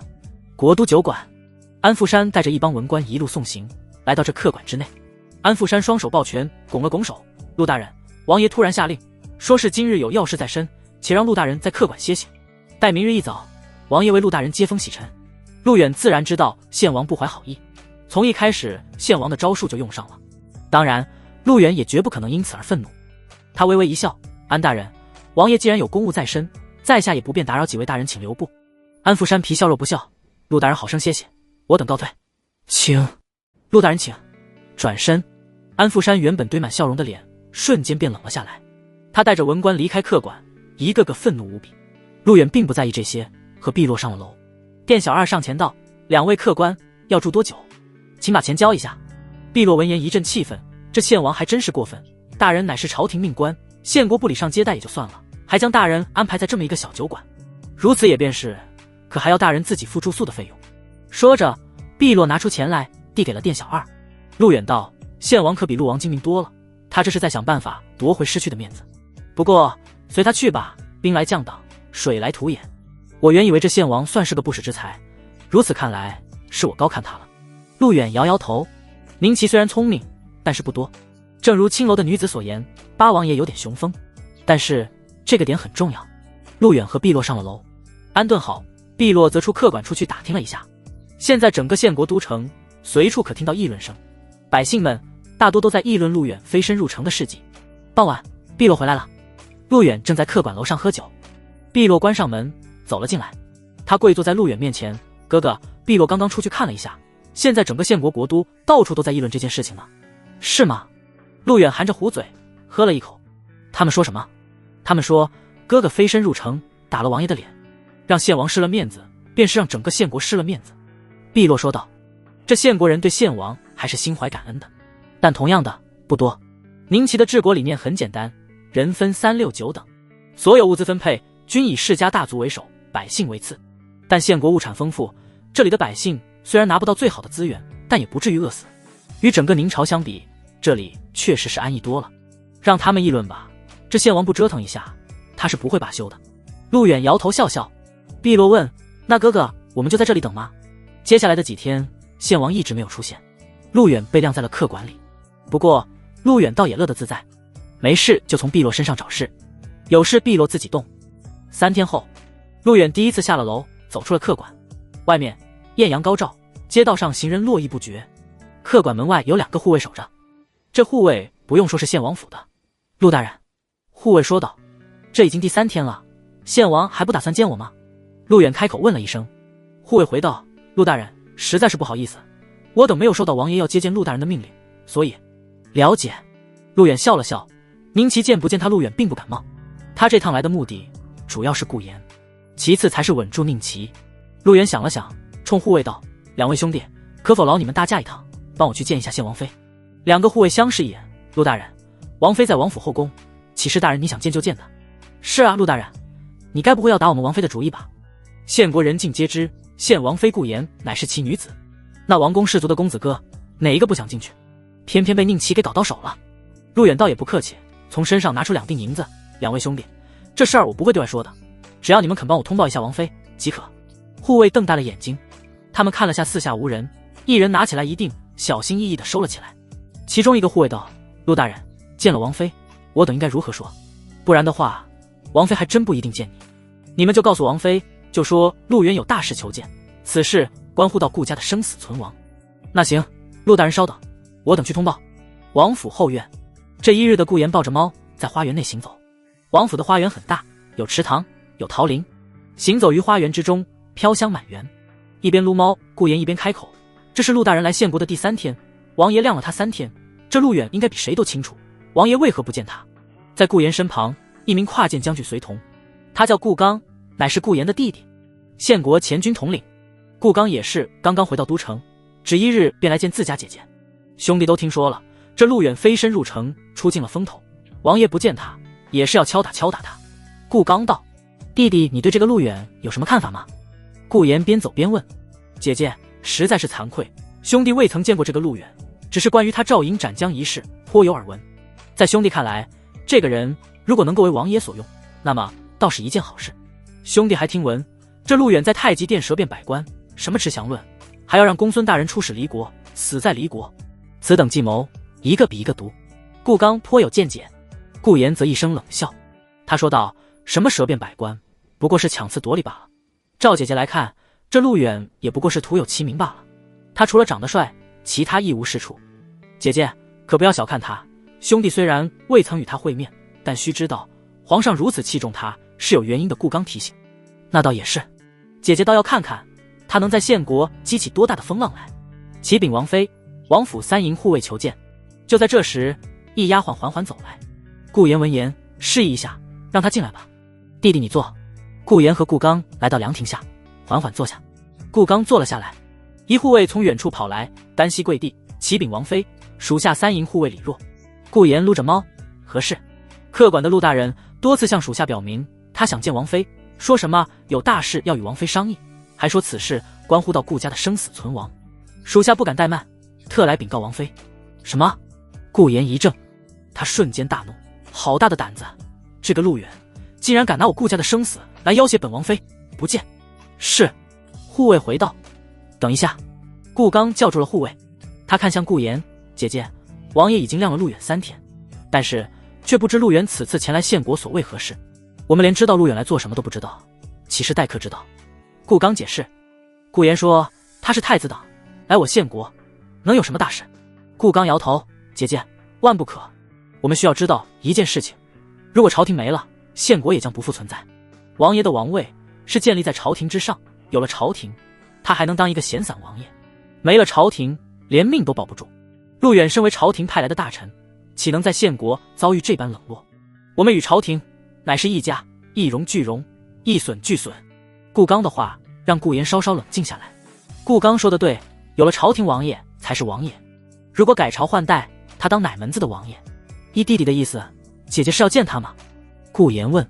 见，必须要见，不但见，还要好生招待，且听他一番高谈阔论，再定论不迟。顾刚点头。可如果姐姐私自接见了他，王爷岂不是很没面子？可如果姐姐不见，王爷的脸面又在哪里？此事传到太子耳朵里，他日太子真的登基，难道不会因此而怪罪王爷？在没有推翻太子之前，我们不能有任何得罪太子之处，要给自己留一条退路。顾刚提议。顾言想了想，的确也是。他站了起来。那好吧，来人，将陆远给我请到后宫来，本王妃倒要看看他到底想要干什么。顾言起身往王宫走去，顾刚陪同左右。顾言边走边道：“一会儿见了陆远，姐姐先探一探他的底细，弟弟你在隔壁也听一听他的高谈阔论。”顾言很喜欢这个弟弟，可以说顾顾刚文武双全，上马杀敌，下马治国，胸有大志。他们顾家人就没一个是软柿子。姐姐，见了这陆大人，先听他开口，再随机应对顾刚提醒。姐姐懂。王宫，后宫大殿，顾妍坐在王妃的专属宝座上，怀中还抱着那只猫咪。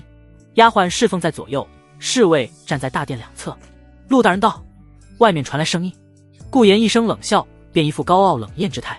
她可是当朝王妃，那王妃就得有个王妃的架子。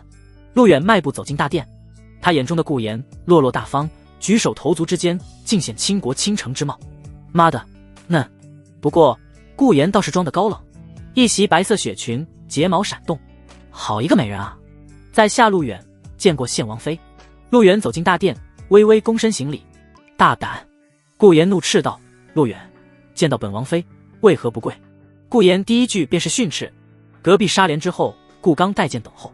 陆远抬起头，淡淡一笑：“献王妃，在下不知要依谁的规矩。”你什么意思啊？顾妍不解，开口询问。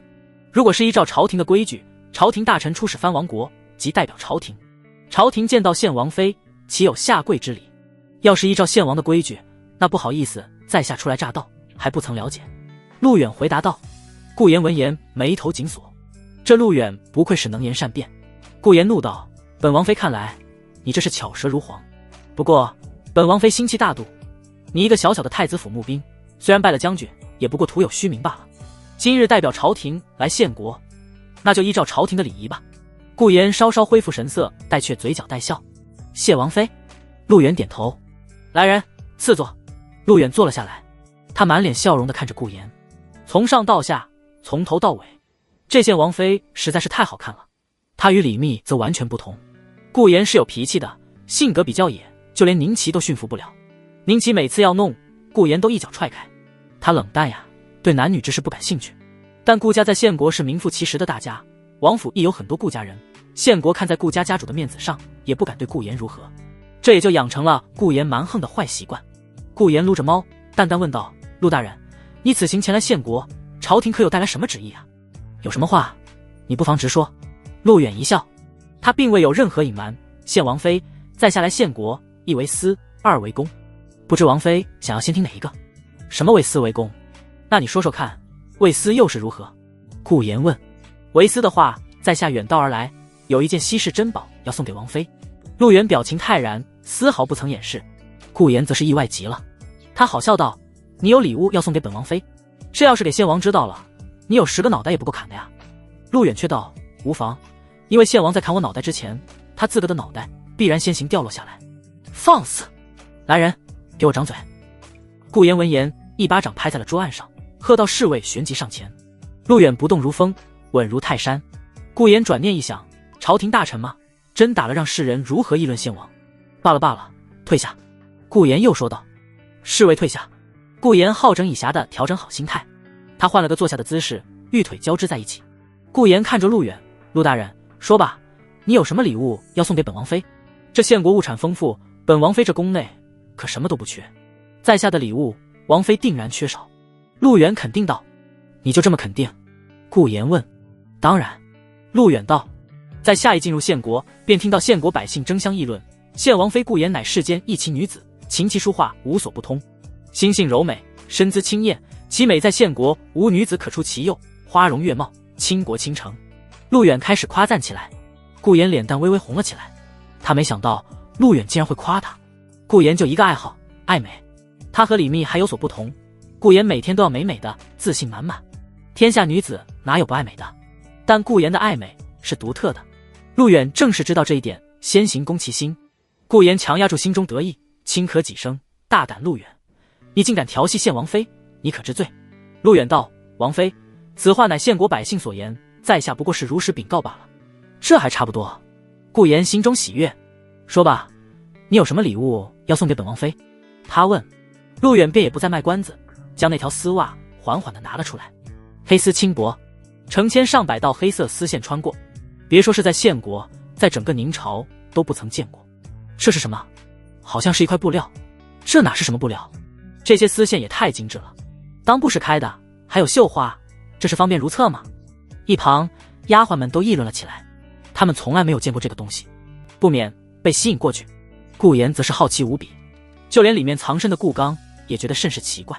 顾炎看着这条丝袜，问道：“陆远，这是什么？”“女人神器，黑丝。”陆远回道。“女人神器？”他眉头浮动，这东西我从来没有见过，这是产自于何处？你又是从何而来？它有什么用处吗？陆远解释道：“这是在下根据王妃的身材亲自设计而成。这件衣物，王妃只需要穿在双腿之上，便能够展现出王妃最为极致的魅力。”陆远娓娓道来：“穿在腿上，这么薄薄的一片，怎么能够御寒？”顾炎不解：“此物不御寒，但独美。现王妃就应该享有天下独一份美丽。此物整个大宁皇朝只有王妃所有，就连皇后都不曾拥有此物。”陆远将黑丝呈上：“这还挺有意思的。”顾炎被吸引，顾炎示意一下，丫鬟将接了过来，呈给了顾炎。顾炎细细打量，质地柔软，丝线精致。陆大人，可他为何没有？当顾炎疑惑。陆远微微一笑，他缓缓开口：“吉态之美，当如是也。王妃可是穿一下，看看效果如何？此物经不起磨损，若王妃喜欢，在下可为王妃量产。”有点意思。顾炎站了起来，往厢房走去，给陆大人看茶，让他稍作等候。他要是敢离开，便给我将他拿下。顾炎边走边道：“是。”侍卫回应。顾炎回了厢房，陆远坐着喝茶。厢房内2个丫鬟伺候，但他们犯了难，这玩意儿不知如何去穿。他不像顾青青，本身就是织衣高手，各种猎奇的衣服不是没有见过。但顾炎就不懂了，这丝线弹性十足，稍加用力便破损了。顾炎退下身上衣物，准备试穿，可无论如何都不知从何穿起。王妃，奴婢从未见过此物，也不知该如何穿在腿上。王妃，奴婢也不知，而且稍微用力，这东西便破了。2个丫鬟在一旁急得汗流浃背。顾炎尝试了几次，要么穿错了腿，要么弄错了地方。由于太过于有弹性，导致根本不知如何穿上。急死我了，这东西到底怎么穿？顾炎一时气不打一处来。2个丫鬟慌忙跪下。顾炎道：“去给我把陆远叫过来，另外把眼睛给他蒙上，要是敢骗我，本王妃饶不了他。”是。后宫大殿，陆远茶喝得正欢，丫鬟走了出来：“陆大人，王妃有请。”陆远微微一笑，一副绅士的样子起身：“请等一下。”丫鬟拿来黑色面罩，给陆远将眼睛蒙上：“请陆大人随奴婢来。”门外，丫鬟推开门，带着陆远走了进来。顾炎在榻上坐着，见陆远蒙着眼进来，顾炎道：“陆大人，你要给我穿上，若是敢乱摸乱碰，我便断了你的双手。”顾炎缓缓躺下，想要蒙着眼穿，骗谁呢？陆远不着急，缓缓道：“是在下的错，此物确实很难穿上。不过王妃蒙着我的眼，我也无从下手啊。你还想睁着眼？你好大的胆子！要是给王爷知道，砍你的狗头！”顾炎坐了起来，瞬间大怒：“王妃，眼睛看不到，在下恐会不小心碰到不该碰的，还望王妃恕罪。”陆远恭恭敬敬。顾炎咬了咬牙，犹豫片刻，顾炎道：“把他面罩拿掉。陆远，你要是敢乱看，本王妃让你出不了王宫。”在下不敢。陆远回道。面罩缓缓拿开，顾炎桃脸一红，嘶。陆远倒吸一口气：“来吧。”顾炎说道。陆远微微一笑，便开始伺候起来。一边伺候，陆远一边说：“王妃的玉体世间少见，这具身体简直是上天雕刻的一件艺术品。”艺术品是什么？顾炎询问。王妃可以认为，艺术品就是美丽的代表，高贵的代表。一件精美的艺术品，有价无市。爱顾炎叹了口气：“罢了罢了，要是给王爷知道，你小命难保，懂吗？”顾炎说：“在下倒是不怕这些，我此次前来就是要救王爷性命，倒也不提这个，说说其他的吧。”陆远轻声说：“你要说什么？”顾炎配合着陆远：“近日我从芦荟凝胶中提取到一部分天然精华，再配合上推气过宫之术，可让王妃的肤色更加白里透红。皇后娘娘试过，赞不绝口呢。”陆远道：“什么？皇后娘娘试过？真的假的？”顾炎一惊：“皇后都试过？这怎么可能？”陆远点头：“皇后近日心神不安，所以我就为娘娘做了几次，效果显著。整个宁朝也就娘娘有这个待遇。不过今日既然来到了王妃这里，王妃是否要试上一试？你莫不是在骗我？”顾炎有些不信：“我哪敢骗王妃，我是真心希望家国天下各地藩王能够心系朝廷，与朝廷一块将2大士族击溃，还政于宁家，这才是我应该做的事情。难道王妃不是吗？”陆远则反问：“唉。”顾言叹了一口气。很快，陆远穿好了，他后退2步，冲丫鬟道：“取镜子。”丫鬟拿来镜子，顾言起身照了照镜子，镜中的自己从来没有如此迷人过。虽然只有薄薄的丝线织成，却让他整个显得充满了极致的性感。王妃实在是太好看了。是啊，王妃太美了。丫鬟也看得惊叹无比。好神奇啊，就这么薄薄的一片，居然能够穿出如此之效果。丫鬟赞叹，顾言心中也极为惊讶。不得不说，确实很美。他转了一圈，每一个角度都是如此好看。陆远见状开口道：“一般的女子穿不出来这种美丽，还得王妃花容月貌，亭亭玉立之体，确实好看。”顾言心花怒放，一边看着镜子中的自己，一边问：“你说的推气过宫，可是真的？如果娘娘体验过，那么本王妃也想试一试。”当然，陆远回道。那如何开始？需要我做些什么？顾言询问。什么都不做，躺下即可。陆远道。顾言犹豫片刻，而后缓缓躺下。陆远取出天然芦荟凝脂，这还是上次皇后用剩下的。来到顾言面前，陆远轻声道：“刚一开始接触，会有一丝凉意。王妃躺好，在下开始了。”顾言轻嗯一声，他说道：“你不许乱看。”陆远点头，接着他不再多言。芦荟凝脂落在顾言皮肤上，陆远手掌摊开，一丝丝真气涌动，缓缓地没入顾言体内，在真气的作用下开始四处游荡。就在这时，陆远的系统也发生了变化，13张美人图闪烁。大宁皇朝献国王妃顾言，点亮进度8%。看到这里，陆远淡淡一笑，看来攻心一计是成功的。顾言舒服地睡着了，没有人能逃过真气的催动。陆远手上的余温挑起了顾言一丝丝热气，这一睡倒是香甜得很。半晌后，陆远收工，因顾言已经睡下，陆远在后宫院内等候。凉亭内吹着小风，喝着献王府的茶，倒是别有一番风趣。脚步声响起，一名刚毅的男子缓缓走来。男子腰佩长剑，一身盔甲。陆大人，顾刚淡淡一笑，来到陆远面前。陆远打量了顾刚一眼，他思索片刻，而后说：“如果我没有猜错的话，这位应该就是顾将军吧？献国名将之一顾刚，这一点京城倒也是多有耳闻。朝廷规定，各藩王军队不得超过5万人，但那是在太宗皇帝时代。如今的明朝，哪一个藩王手底下没有10几万兵马？”顾刚是才亲眼看到了陆远给王妃的礼物，不过他还是没能弄明白陆远的意思，他到底是来劝王爷收手，还是另有其意？看来陆大人虽然坐镇京师，但却对我献国了如指掌呀。在下顾刚，王妃之地，陆大人有礼了。顾刚抱了抱拳。陆远回了一礼：“顾将军能征善战，早在宫内就已经听说了。顾将军请坐。”顾刚坐下，陆远便给他倒了一杯茶。顾将军请。顾刚说道：“陆大人，此行奉旨而来，怎就甘心被王爷一直晾在这里？难不成陆大人就不生气？”顾刚开始套话，陆远则是笑了笑。献王晾不晾他，陆远其实一点都不在乎。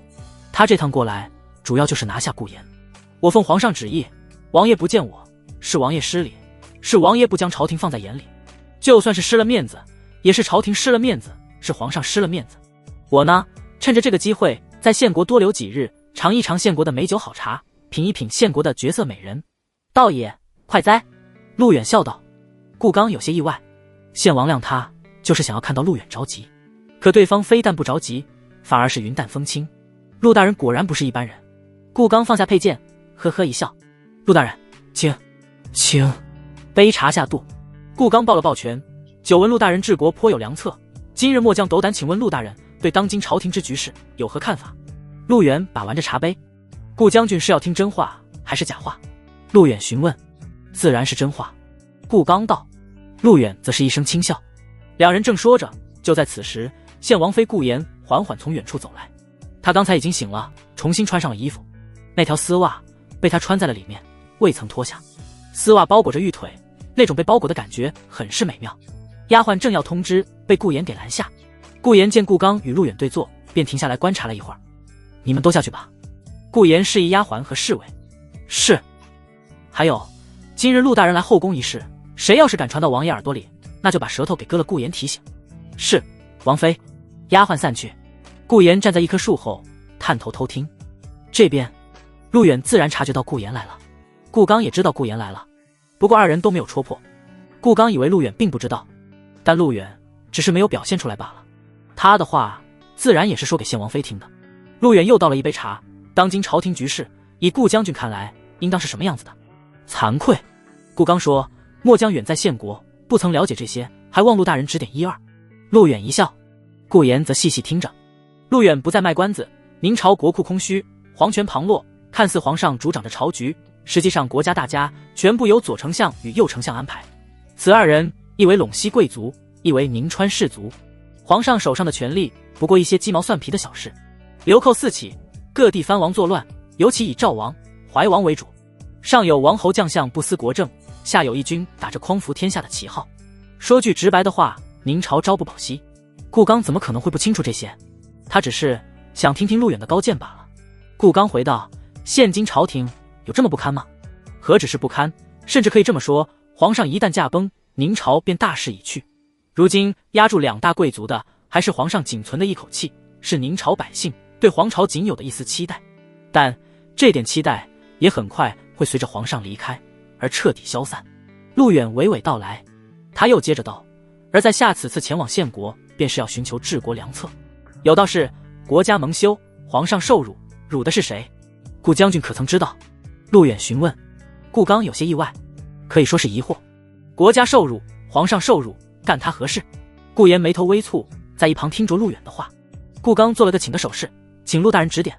陆远喝了口茶，摇了摇头，作为臣子，如果让皇上受到如此侮辱，顾将军，难道辱的不是你们这些将军吗？有道是文臣治国，武将故土，国家蒙羞，皇上受辱，武将们有何脸面去面对太宗武皇帝？顾将军，你难道就不觉得羞辱吗？陆远轻轻反问。这句话让顾刚的拳头攥了起来。献国虽然是一诸侯国，但也是太宗皇帝所封，没有太宗皇帝，哪有今天的献国？他们同属于一个宁朝，若宁朝不在，献国又能坚守几日？顾刚喝了一口茶，掩饰了心中的不安。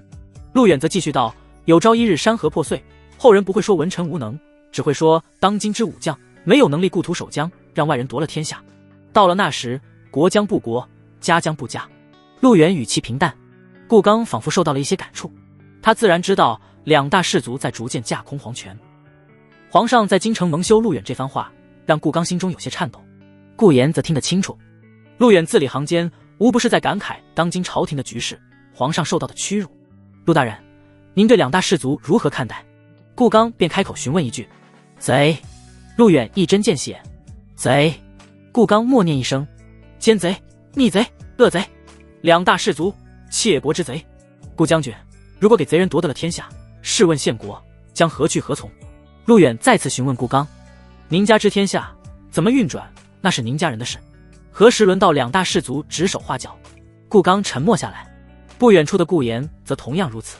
借此机会，陆远继续道：献王心怀帝制，但他可曾想过，两大氏族正是利用了其想当皇帝的心思，搅浑池塘，浑水摸鱼。陆王、怀王、平王等不知深浅，刚愎自用。难道献王明知被两大氏族利用，还要与之为伍吗？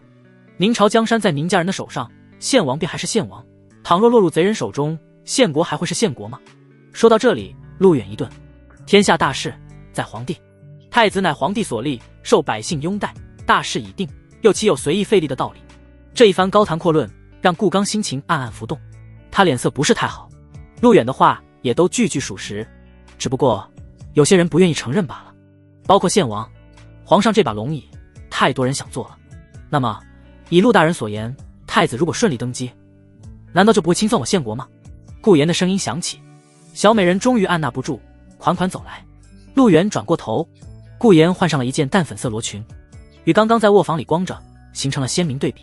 顾言在二人一旁坐下，给自己倒了杯茶。陆远开口道：王妃无非是担心日后太子清算献国，其实这一点大可不必。太子宁琛与献国手足兄弟，况且如今朝廷局势还需要献王出力。话说的倒是好听，那宁琛一无是处，如果他登基，不知道要把朝廷闹成什么样呢？顾言对宁琛还是颇为了解的。那么请问王妃，你是信任两大氏族，还是信任太子？如果两大氏族撺夺皇位，天下姓宁的应该要绝户了吧？试想献王会有好下场吗？陆远将茶端给了顾言，他则继续道：自古以来，得天下者就怕别人抢了天下。倘若两大氏族篡位，他们第一个担心的便是前朝的各路王爷，所以必然会第一个清算。到了那时，献王便是真的引火自焚了。陆远所说的每一句话都经得起推敲，眼下的敌人依旧是两大氏族。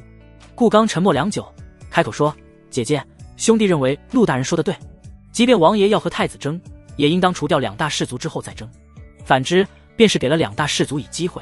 这天下还是您家的，您家再怎么斗，也不管两大氏族的事情。”顾刚这么说，也是站在仁义道德之上，是站在朝廷局势之上。献王如今不可与太子争夺，太子是合法的，但献王不是。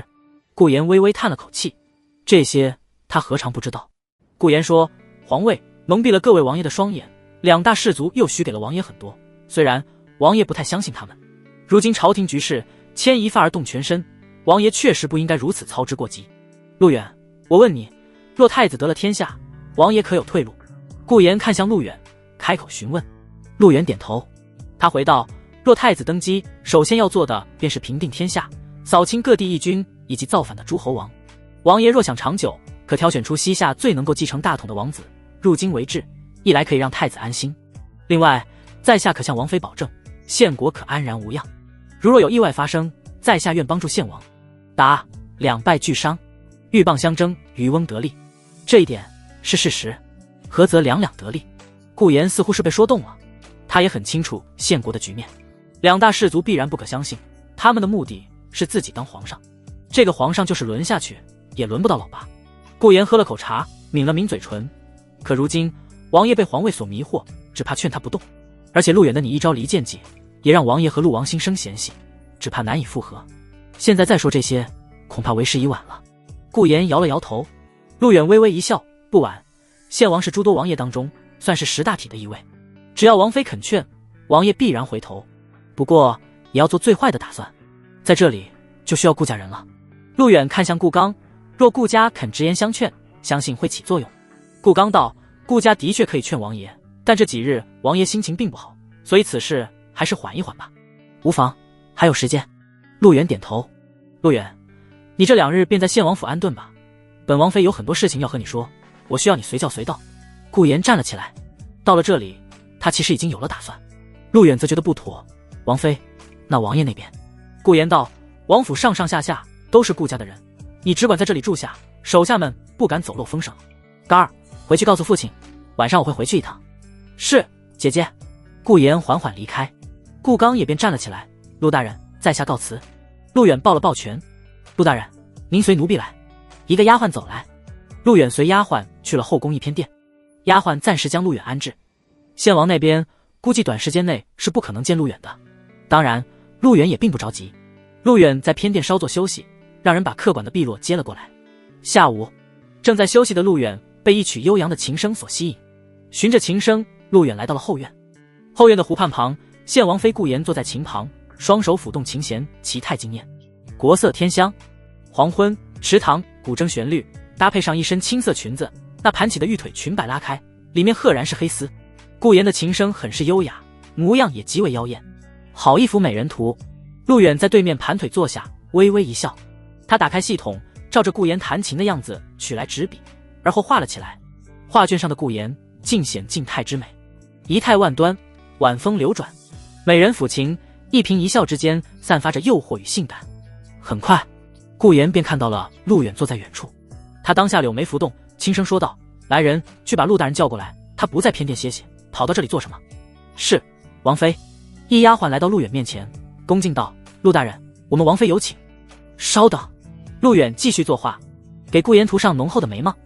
片刻之后，陆远这才起身，迈步朝顾炎走去。丫鬟上前说：“王妃，陆大人来了。”顾炎则头也不抬，开口便问：“陆大人不去偏殿好生歇歇，在这里画些什么呢？”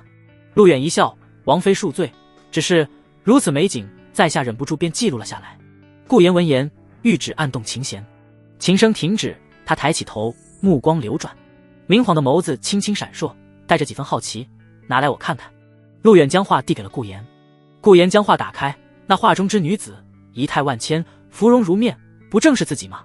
陆远，你好大的胆子，竟然敢偷画王妃！你可知这在王府是死罪？顾炎有些不悦，暗皱眉头，但也不得不说，画的是真好，甚至将顾言腿上的黑丝都隐约画出。陆远轻轻笑道：“此事王妃不说，倒也没有人知道。王妃见谅，在下只是想要把王妃的美丽记录下来。”噗嗤，顾言被陆远逗笑了，确实不是什么大事。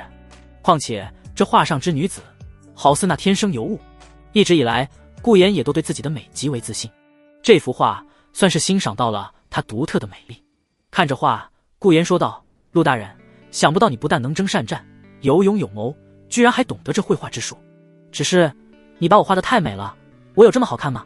顾言摸了摸自己的脸，这画中画的确实漂亮。陆远笑道：“略懂一二，但与王妃相比，差距甚大。”顾言一惊：“你怎么知道我也会作画？”陆远道：“这县国上上下下，谁人不知王妃琴棋书画样样精通？在下与王妃相比，却不可及。”噗！顾言再次笑出，他倒是来了几分兴趣，手一抬，丫鬟递来了笔墨。顾言接过笔，调皮道：“既然你画了我，我也要画一下你。陆大人，你坐那。”陆远坐了下来，丫鬟捻墨，顾言便按照陆远的样貌画了起来。他先是盯了陆远好一会儿，陆远是真帅啊，他愿称之为宁国最帅的男人。下盘问，孔武有力。顾言开始作画，画了半晌，顾言掩嘴轻笑出声：“陆远，你好丑。”顾言将画拿了起来，递给了陆远。这画上面画的是一只狗，一旁的丫鬟也都笑了出来。顾言则笑得失了面子，王妃也会开玩笑，这明明就是一只狗。陆远开口说：“我说他是你就是你，这里我说了算。”顾言哼了一声：“王妃不对，应该再画一只。”陆远笑道。他将画拿了过来，而后在一旁又画了一只狗，这狗的头上还戴着一朵花。丫鬟见状，怒斥道：“大胆！”顾言阻止了丫鬟，倒是有些新奇。陆远将画递给顾言：“这样才对了。”顾言看了一眼，陆远，你胆子真够大的，居然敢骂本王妃是母狗。不过原谅你了，这种玩笑以后就别开了。顾言将画涂掉，递给丫鬟：“烧了吧。”是，王妃。此刻顾言缓缓起身，他盈盈一笑，询问陆远：“陆大人，难得本王妃今日雅兴，有没有兴趣和我论一论书画之道？”陆远对于作画也挺有研究，他起身回应：“不胜荣幸。”顾言笑容婉转，陆远上前抓住了顾言的小手，做了个请的手势：“王妃，请。”顾言和陆远来到了后宫前殿，这里有顾言一个书房，里面放着不少顾言做的画。作为一个奇女子，她的乐趣很广泛，撸猫、弹琴、作画，偶尔也会吟诗。可以说李密、萧庆都没有这顾言活得通透。除了对献王不感兴趣，对男女之事不感兴趣，其他的顾言也大多喜欢去做。但是今天的按摩，陆远正在逐渐打通顾言的经脉，要让她变成一个食髓知味的女人。夜幕降临，王府，王殿内，百官齐聚，灯火通明。献王宁琪坐在王座之上，眯着眼睛把玩着酒杯。各位，本王已经晾了陆远3天，这小子应该十分清楚，朝廷对于我来说是可有可无的存在。今天是第4天，明日本王要不要见他？大家讨论一下吧。殿内百官齐聚，献国第一谋士安富山，3000位大统领顾刚，以及顾家的几位重臣。一武将跳了出来：“王爷晾了3天又如何？再晾他3天，让这陆远知道我家献王岂是他想见就见的。”各武将纷纷附议：“说得对，老子早就看着陆远不爽了。既然他为朝廷而来，但朝廷现在名存实亡，我们王爷才是天下共主。”听着耳边武将的话，宁琪搔了搔嘴角，他看向其中一名武将：“林敖，你在花田坞与陆远有过接触，你来说说这个人如何？”瓮城守将林敖站了出来，抱拳道：“王爷不得小觑，不得小觑，来谈一谈你的看法。”宁琪示意：“陆远此人城府极深，且文武双全，不得小觑。”林敖道：“林将军，你多虑了，我看这小子不过如此，3合之内，本将定将他斩于马下。”一手握2把宣花开天斧的将军道。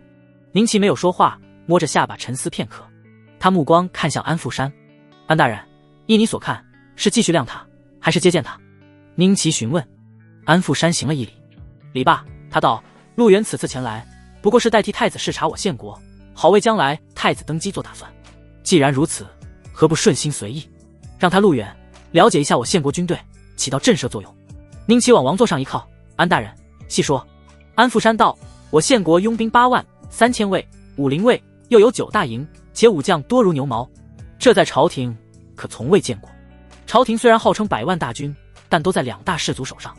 太子手上目前仅有3机营3000人，这陆远并未见过如此雄厚的大军。安福山再次拱手，明日杀台点将，邀请陆远登台观礼，用这8万大军给他以威慑。安福山后退2步，此刻所有官员站出。王爷，臣附议。臣附议。哈哈，他陆远这辈子怕是都未曾见过8万雄兵。我献国军队名义上是8万，可实际要再翻2倍。没错，这8万大军出动，足可震慑朝廷，威慑太子。我献国王者之师，岂容得下一个小小的陆远？文臣武将全部附和。宁齐点了点头，其实他也正有此意。没有什么比军队更能够威慑人的了。献国的军队表面数字是5万，实际能够查到的是8万，但是不记录在册的至少要有16万。如此庞大的军团已然不是少数了。宁齐下了一道王令，传本王旨意，调动3000卫、武陵卫、虎贲营、炎龙卫以及前军各营，明日杀台点兵。是，王爷。众人回应。王府后宫书房，噗，陆远，你好像一条狗。书房内传来一阵银铃般的笑声。顾炎一手拿着毛笔，一手捂着嘴巴，他用墨水涂抹在了陆远脸上，将陆远的脸画成了狗。顾炎玩得开心，整个书房内到处都是泼墨。陆远倒也不客气，他拿起笔画在了顾炎脸上。顾炎吓了一跳，一拍桌案：陆远，你大胆！陆远一手按住顾炎的头，别动，我给你画一只狐狸。顾炎果然没有动，他觉得挺好玩的，任凭陆远用墨水画在自己脸上。陆远将顾炎的脸画成了狐狸脸。姐姐，你看起来像一只狐狸。陆远拿来镜子递给顾炎。顾炎一愣，猛地抬起头：你叫我什么？陆远道：姐姐啊。顾炎人骂了，突然间的亲近让他一时有些激动，除了顾刚，可从没有这么叫过他。顾炎不解地问：你为什么要叫我姐姐？陆远则微微笑道，注视着顾炎的眼睛：因为我不希望你成为党争的牺牲品，无论如何我都会保下你。如今朝廷水深似海，走错一步万劫不复，我只希望姐姐能够每天开心快乐，无忧无虑。陆远深情注视，这一番话让顾炎微微呆住，他有些失了神，心跳加快，面如桃花。只是顾炎的脸上被陆远涂满了墨水，看起来有些滑稽。此时顾炎的心情在触动，而13张美人图也在不断的发生变化。大宁皇朝献国王妃顾炎，点亮进度 50%， 还在增加，这让陆远没有想到，到了 50%， 基本可以再进一步了。说着，陆远一把抓住了顾炎的手，轻声道：姐姐，两党之争凶险万分，但我会用最大的能力保护你免受战乱之苦。陆远激进温柔，顾炎长这么大可从未享受过这种温柔。宁齐老驴只会发火，从不会关怀女人。顾炎跟宁齐不过就是为了顾家与王庭联姻。这一番话让顾炎一时不知所措，偏偏这个时候陆远手上用力，一把将顾炎拉在了怀中。顾炎轻嗯一声，挣扎了几下，他有些着急道：陆远，你放开我，被人看到不好。陆远并未松手，而是缓缓俯身。顾炎妈了，他能感受到陆远的阳刚之气，一时呵气如兰。很快陆远的嘴来到了顾炎的小嘴前，而后用力地印了上去。顾炎瞬间死死地抓住了身下的毯子。就在此时，外面奴婢参见王爷。丫鬟的声音传来。一身王服的宁齐来到前殿门外，他停下：王妃在里面吗？是。丫鬟回应。他跟谁在里面？宁齐问。就王妃一人在里面作画。丫鬟道。声音骤然传来。顾炎一把推开了陆远，慌忙起身：王爷来了，快躲起来。顾炎脸红不已，心跳很快，喘着香气。他好整以暇地调整了一下心态，四处找地方让陆远躲藏。可这书房之内竟然没有藏身之处。外面已经传来了宁齐的声音：陆远，藏这里，快来。顾炎慌忙坐下，他的裙摆极为宽松，很长。顾炎掀开裙子，要陆远藏身其中，长裙将陆远遮住。别说这个时代的衣服唯一的好处就是这个，顾炎裙子里藏着个人竟是看不出来。顾炎好整以暇地调整好，拿着笔一副发呆的样子。此刻宁齐走了进来：见过王爷。顾炎头也没回，一副高冷之态。宁齐四处看了看，他转过头看向顾炎：你这脸上怎么搞的？怎么画得跟狐狸一样？你可是王妃，这成何体统？顾炎则一声冷笑：是我成何体统？您贵为王爷日理万机，我自个找点乐子不行吗？再说了，这就我一个人，就算是失了体面也没有人看到呀，我出去不会擦干净吗？顾岩翻了个白眼。宁琪没有理会，来到了书架旁，背对着顾岩。顾岩看了一眼宁琪，突然，嘶！顾岩倒吸了一口气。宁琪转过身，你怎么了？顾岩摇头，没事，不小心碰到手了。宁琪将信将疑，再次转了回去。顾岩狠狠地掐了陆远一下，别闹，王爷在这。嘶！又怎么了？宁琪问。这王府该灭鼠了，最近鼠满为患。昨个我睡觉的时候，一只老鼠爬到了我榻上了，把我给吓个半死。顾岩没好气地说，这种小事还需要向我汇报吗？宁琪说道。他拿了一本书，在顾岩对面坐下。顾岩看了一眼宁琪，问道，那陆远的事你打算怎么办？难不成还要继续晾着他？宁琪道，后宫不得干政，这是老祖宗定下的规矩，这些事儿就不用操心了，我也懒得管你。明知道现在朝廷什么局势，我也始终不明白你到底想做什么。没了朝廷，你还能当这个闲散王爷吗？顾岩开口说，这不是你应该操心的。宁琪狠狠地瞪向了顾岩。宁琪怒了一声，你最近的话有些多了，另外不该说的不该做的你最好不给我去做。宁琪，你什么意思？嫌我管得多是吧？我这是为了谁？还不是为了你的王位。那两大氏族什么德行你不知道，皇上可是你老子。大胆！顾岩话音未落，宁琪猛地甩手而出，啪！一记耳光落在了顾岩脸上。这一巴掌打得顾岩眼泪掉了下来，捂着脸一脸幽怨。宁琪站了起来，指着顾岩道，我说过了，朝廷上的事儿你胆敢再提半句，本王饶不了你。宁琪将书摔下，起身走了出去。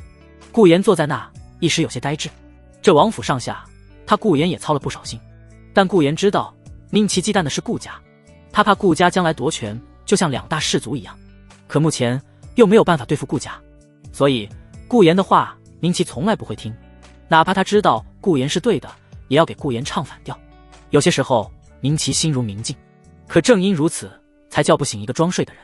这朝廷上上下下，谁不在等着王爷们自相残杀呢？呼！顾岩深呼了一口气，但眼泪与委屈却是不可避免的。陆远出来。顾岩转过头，但却并没有哭出声。不过陆远一言不发，轻轻地将顾岩揽在怀中，他一只手轻抚顾岩的头发。陆远道，姐姐放心，倘若真到了那一天，我会守住你们整个顾家，不被两党之争所清除。顾岩圈住了陆远的脖子，眼泪不停地往下掉。陆远，你说这一切都够避免吗？他沙哑着声音问，将身体用力地往陆远怀中缩。嫁入王府这么多年，还从来没有被任何男人如此安慰过。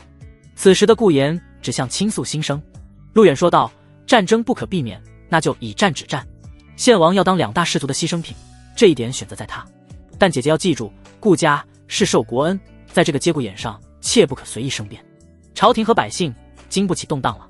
顾岩轻轻点头，他说道，我会回去见我父亲，我父亲和我弟弟会同意的，如果能够劝住王爷，那固然好。好，姐姐无需多虑，放宽心些。陆远松开顾岩，微微笑道。顾岩脸蛋一红，他问，刚刚我们那个感觉有些奇怪，可以再试一次吗？陆远回道，当然。顾岩闭上眼睛，你来。良久，人分，好玩。第一次体会吻的顾岩不免被激起情愫，还想再来一次，可时间不等人。顾岩松开陆远，缓缓起身，但是我要去顾家一趟，见一见我父亲。陆远，你先行回客馆吧，明日一早王爷可能要召见于你。顾岩轻轻掩饰妆容，他快步来到水盆旁，开始清洗脸上的墨水。王妃要是有什么消息，可随时派人通知我。陆远说道。好，你回去的时候小心一些，切莫被王爷的人看到。私自闯入后宫，又和王妃亲亲摸摸，王爷非砍了你。顾岩一边洗脸一边数落一句。陆远笑而不语，是帽子就戴好。陆远带上碧落回到客馆，刚到客馆就将在顾岩身上的气焰发在了碧落身上。碧落有点招架不住，但还是极力招架。深夜的顾家，献国第一大家族，没有之一，除献王之外便是顾家。要说献王能够坐稳献国江山，顾家也出了不少力气。当初第一任献王来到献国，顾家就已经是献国豪门了，可以说没有顾家便没有献王的今天。老爷，王妃回来了。顾家大堂，一老者正坐在椅子上，仆人走进来说道。老者名叫顾雄风，献国武将，但目前已经退休。年轻时的顾雄风上马杀敌，下马治国，辅佐3代献王，功劳极大。顾雄风生了一女顾妍，为了巩固与王室的关系，嫁于献王。顾雄风闻言开口道，快快有请。是。不一会儿，一身长裙的顾言从外面走来，一进门，顾言便轻盈笑道：“父亲大人。”哎呦！顾雄风站了起来，连忙作揖：“王妃回来了，老臣有礼了。”顾言扑哧一笑，按住了顾雄风的手：“父亲大人又取笑女儿了，讨厌得很。”顾雄风爽朗地笑了出来，他说道：“女儿啊，快坐吧，这么晚的回来，可是受什么委屈了？还是说献王对你动了手？”顾言轻哼一声：“他对我动手的次数还少吗？不过我压根就不在意这些，女儿所在意的是咱们顾家。”闻言，顾雄风心中一暖，都说生女不如男，我倒是觉得我这个女儿比起那些男人，可是让我喜欢的多了。顾雄风赞赏地说：“这个时代男尊女卑，尤其是在县国更加体现得淋漓尽致。”但顾雄风不在乎这些，他也有这个资格。顾言坐在顾雄风一旁，看着父亲大人：“父亲，您知道女儿回来所为何事吗？”“父亲，您应该猜得到吧？”顾雄风可是个大人物，他对县国的事，包括整个朝廷上的事，那可是了如指掌。顾雄风抚了抚胡须，笑道：“父亲呢，多少能够猜到一些。女儿是为了朝廷的那个陆大人而来。”“正是。”顾言点头。“来，女儿说说看，你的一番高论。”顾雄风示意道。顾言想了想，他接着开口：“女儿认为，王爷想要当皇上，这条路本身就是错误的。太子是公认的储君，无论秉性好与坏，历朝历代都不曾有废太子的先例。另外，两大氏族在朝廷上虎视眈眈，巴不得皇室内斗，各地诸侯王有些已经起兵，有一些还在观望。现今局势，如果稳不住朝廷，那么我们县国也早晚必生祸事。”顾言侃侃而谈，她一女子本不关心家国大事，但此事关乎到整个顾家。顾雄风闻言轻嗯一声，两大氏族的确是有废帝自立的打算，如此也看得出来，只不过他们时机未到。父亲，对于两大氏族来说，什么时候才是时机？顾言询问。皇上驾崩，太子继位，两大氏族发动宫廷政变，以太子无道罢黜太子，拥立华贵妃的幼子宁安继位。如此，两大氏族把控朝政，待时机再次成熟，趁势改朝换代。顾雄风喝了一口茶，微微感慨。顾言却是一喜，他笑道：“父亲大人，您不愧是国之栋梁。”这句话，陆远陆大人也曾对女儿说过，是吗？对，陆大人的话与您的话不谋而合。顾雄风倒是来了兴趣，实际上他早就在关注陆远了。顾雄风放下茶杯：“那么女儿且说说看，关于眼下朝局，这位陆大人可有什么高见？”顾言说：“攘夷必先安内，这是他的原话。”“攘夷必先安内。”顾雄风站了起来，想他辅佐了3代县王，还是第一次听到这种话来。顾言也起身，看着顾雄风，有道是内忧不除，外患难消。而在这朝堂之内，陆大人认为县王、陆王等各地诸侯王便是内忧，而两大氏族便是外患。诸侯王的刀尖应该随朝廷一道，诛杀两大氏族，还政于宁家。到了那时，诸侯王在为皇位争夺，也还说得过去。各地王爷争来争去，江山最终还是宁家的。可两大氏族不一样，若他们争得江山，便要改朝换代了。顾言说了很多，顾雄风闻言点了点头。他转过身：“女儿说的对，当下的敌人是两大氏族，这是各地诸侯王必须要做的事。但是理是这么个理，难道不灭掉两大氏族，诸侯王就争不得皇位了吗？”顾言一愣：“父亲，女儿不理解。”顾雄风笑了笑：“就算是县王要罢兵，其他诸侯王，比如陆王，是绝不可能收手的。朝廷现在动荡，无论落在谁手上，结局已经注定了。陆远想要逆天改命，得有这个能力才行。父亲大人的意思是，现今无法扭转了吗？”顾言询问。“很难，诸侯王也好，两大氏族也罢，单凭陆远一个人固然很难，可如果我们帮助呢？父亲大人，我顾家是受国恩，难不成要眼睁睁地看着县王走上一条谋逆的路吗？而且还不一定能够成功。”顾言着急地追问。县王要想成功，也必然很难，所以到头来将会有许多诸侯王沦为牺牲品，那就看最后的胜利者会是谁了。顾雄风说。县王获胜的几率有多大？顾言问。不足2成，即便他随朝廷一道，几率也不过2成。那父亲，我们顾家当如何选择？是站在县王这边吗？还是追随朝廷？不，我要观察观察这个陆远究竟有多少能耐。明日县王杀台点将，会邀请他前往观礼，到时候群臣嘲讽，我要看他如何应对。女儿你先回去，父亲自有定论。顾雄风挥了下手。顾言回了王府。他走后，顾雄风冲下人道：“去通知顾家所有人来我这里一趟。”是，老爷。深夜，老太爷坐镇顾家召开了一场会议。在顾家有领兵打仗的将军，以顾刚、顾建、顾华等；有纵横商业的商人，以顾里、顾尧、顾双等；马、盐、铁等都有涉猎。这边顾炎返回王府，宁齐不在，却安排明日沙台点兵的事了。顾炎叫来了一个下人，交代道：“你亲自去一趟客馆，告诉陆大人，明日王爷要在沙台点兵，这件事不得给王爷的人知道。”是，王妃。顾炎派过去传信的人很快将消息传给了陆远。酒馆客房里，陆远正看着县国地图，沙台点兵。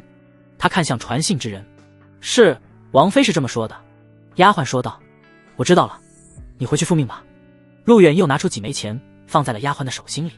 丫鬟一阵激动：“谢过陆大人。”去吧。这个沙台点兵，陆远也不意外。宁齐是要用庞大的军队威慑到他。事实上，对宁齐而言，似乎也只有这么一个办法，能够让他扳回一城了。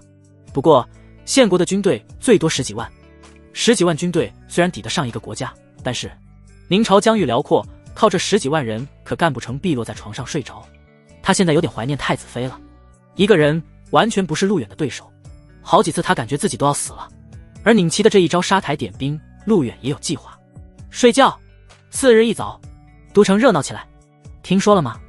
王爷要在沙台点兵，8万大军遮天蔽日，已经在沙台集结了。真的假的？这可是8万呀！走走走，我等过去瞧上一瞧。8万雄兵是县国名义上能够拿出来的，实际上的县国部队还要再乘以2。但对于宁齐而言，8万人足可震慑陆远了。因为如今的朝廷仅能拿出3机营3000人，以及皇宫大内侍卫不足5000，满打满算，皇上手上的兵权连1万人都不到。他想要调兵，还需要征得左丞与右丞的同意。陆远代表宁政，而宁政又有多少年未曾见过这般庞大的军队了？大人，王府派的马车到了，安福山大人亲自来接您。碧落一早将陆远叫醒，开口说：“沙台点兵，宁齐的第2招。”陆远伸了个懒腰，从床上坐起。行，看来今天又硬仗要打。碧落，取我衣服。陆远说。碧落嗯了一声，去拿衣服。不过走路有些叉开腿，怪怪的。你这是怎么了？走路都走不好了。陆远问。碧落扑哧一笑，他道：“还不是哥哥神勇无比，给人家弄的。”陆远拍了拍额头，匆匆穿上衣服。你今日好好休息，晚上不用等我，我去会一会献王。是。碧落应了一声。陆远简单洗漱，来到楼下。安富山带着一支卫队和仆人，一辆马车已经等候多时。安大人，久等了。陆远抱了抱拳。陆大人，多日不见，住得可曾习惯？安富山笑着询问，也拱了拱手。习惯。昨晚和王妃舌战半小时，舌头都吸麻了。陆远轻咳，我来县国，就像是到了自己的家，在自己家里哪有不习惯的道理？对了，安大人，你们王爷气消了，肯见我了？陆远笑着问。这句气消了，是说给安富山听的。安富山随即回应：陆大人，哪里哪里，县王近日来公务繁忙，抽不出时间。恰逢今日又是县国的朝庆大典，县王邀请你登台观礼，请陆大人上车。安富山做了个请的手势。陆远也不客气，上了马车。安富山同行，2列有将军骑马随行。沙台位于县国都城外，这里打造了一个点兵台，每逢战事以及各朝庆活动，都会在这里骑马阅兵，点将布阵。沙台旁建造着一座行宫，视为观礼宫，与沙台遥相辉映。马车出城，而此时的观礼宫已经坐满了大小官员。台阶之上设一帅案，一身王袍的宁齐坐在上面。台下百官齐聚，桌案上放着些许美酒与菜肴。武将们列阵一旁，这些武将个个一身盔甲，威风八面。启禀王爷，安大人与陆大人到。一侍卫上前禀报。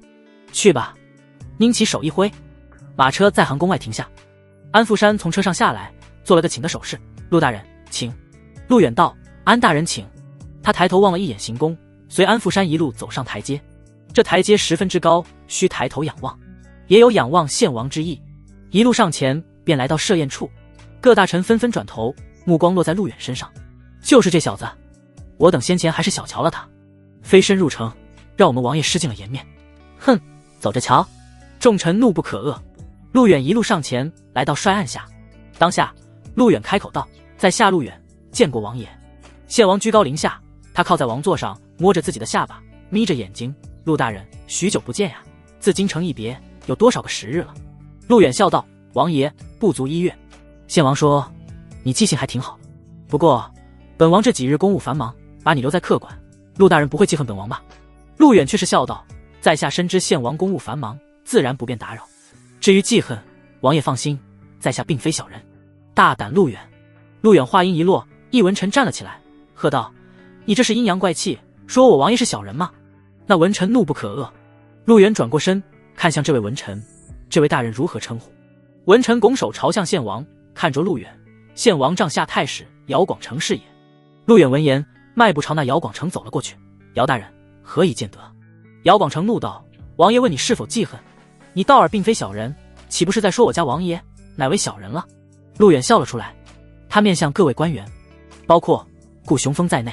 接着，陆远嘴角一勾，看着那姚广成：“姚大人，莫非你也认为在下进城之时，献国的所作所为是为小人之举了？”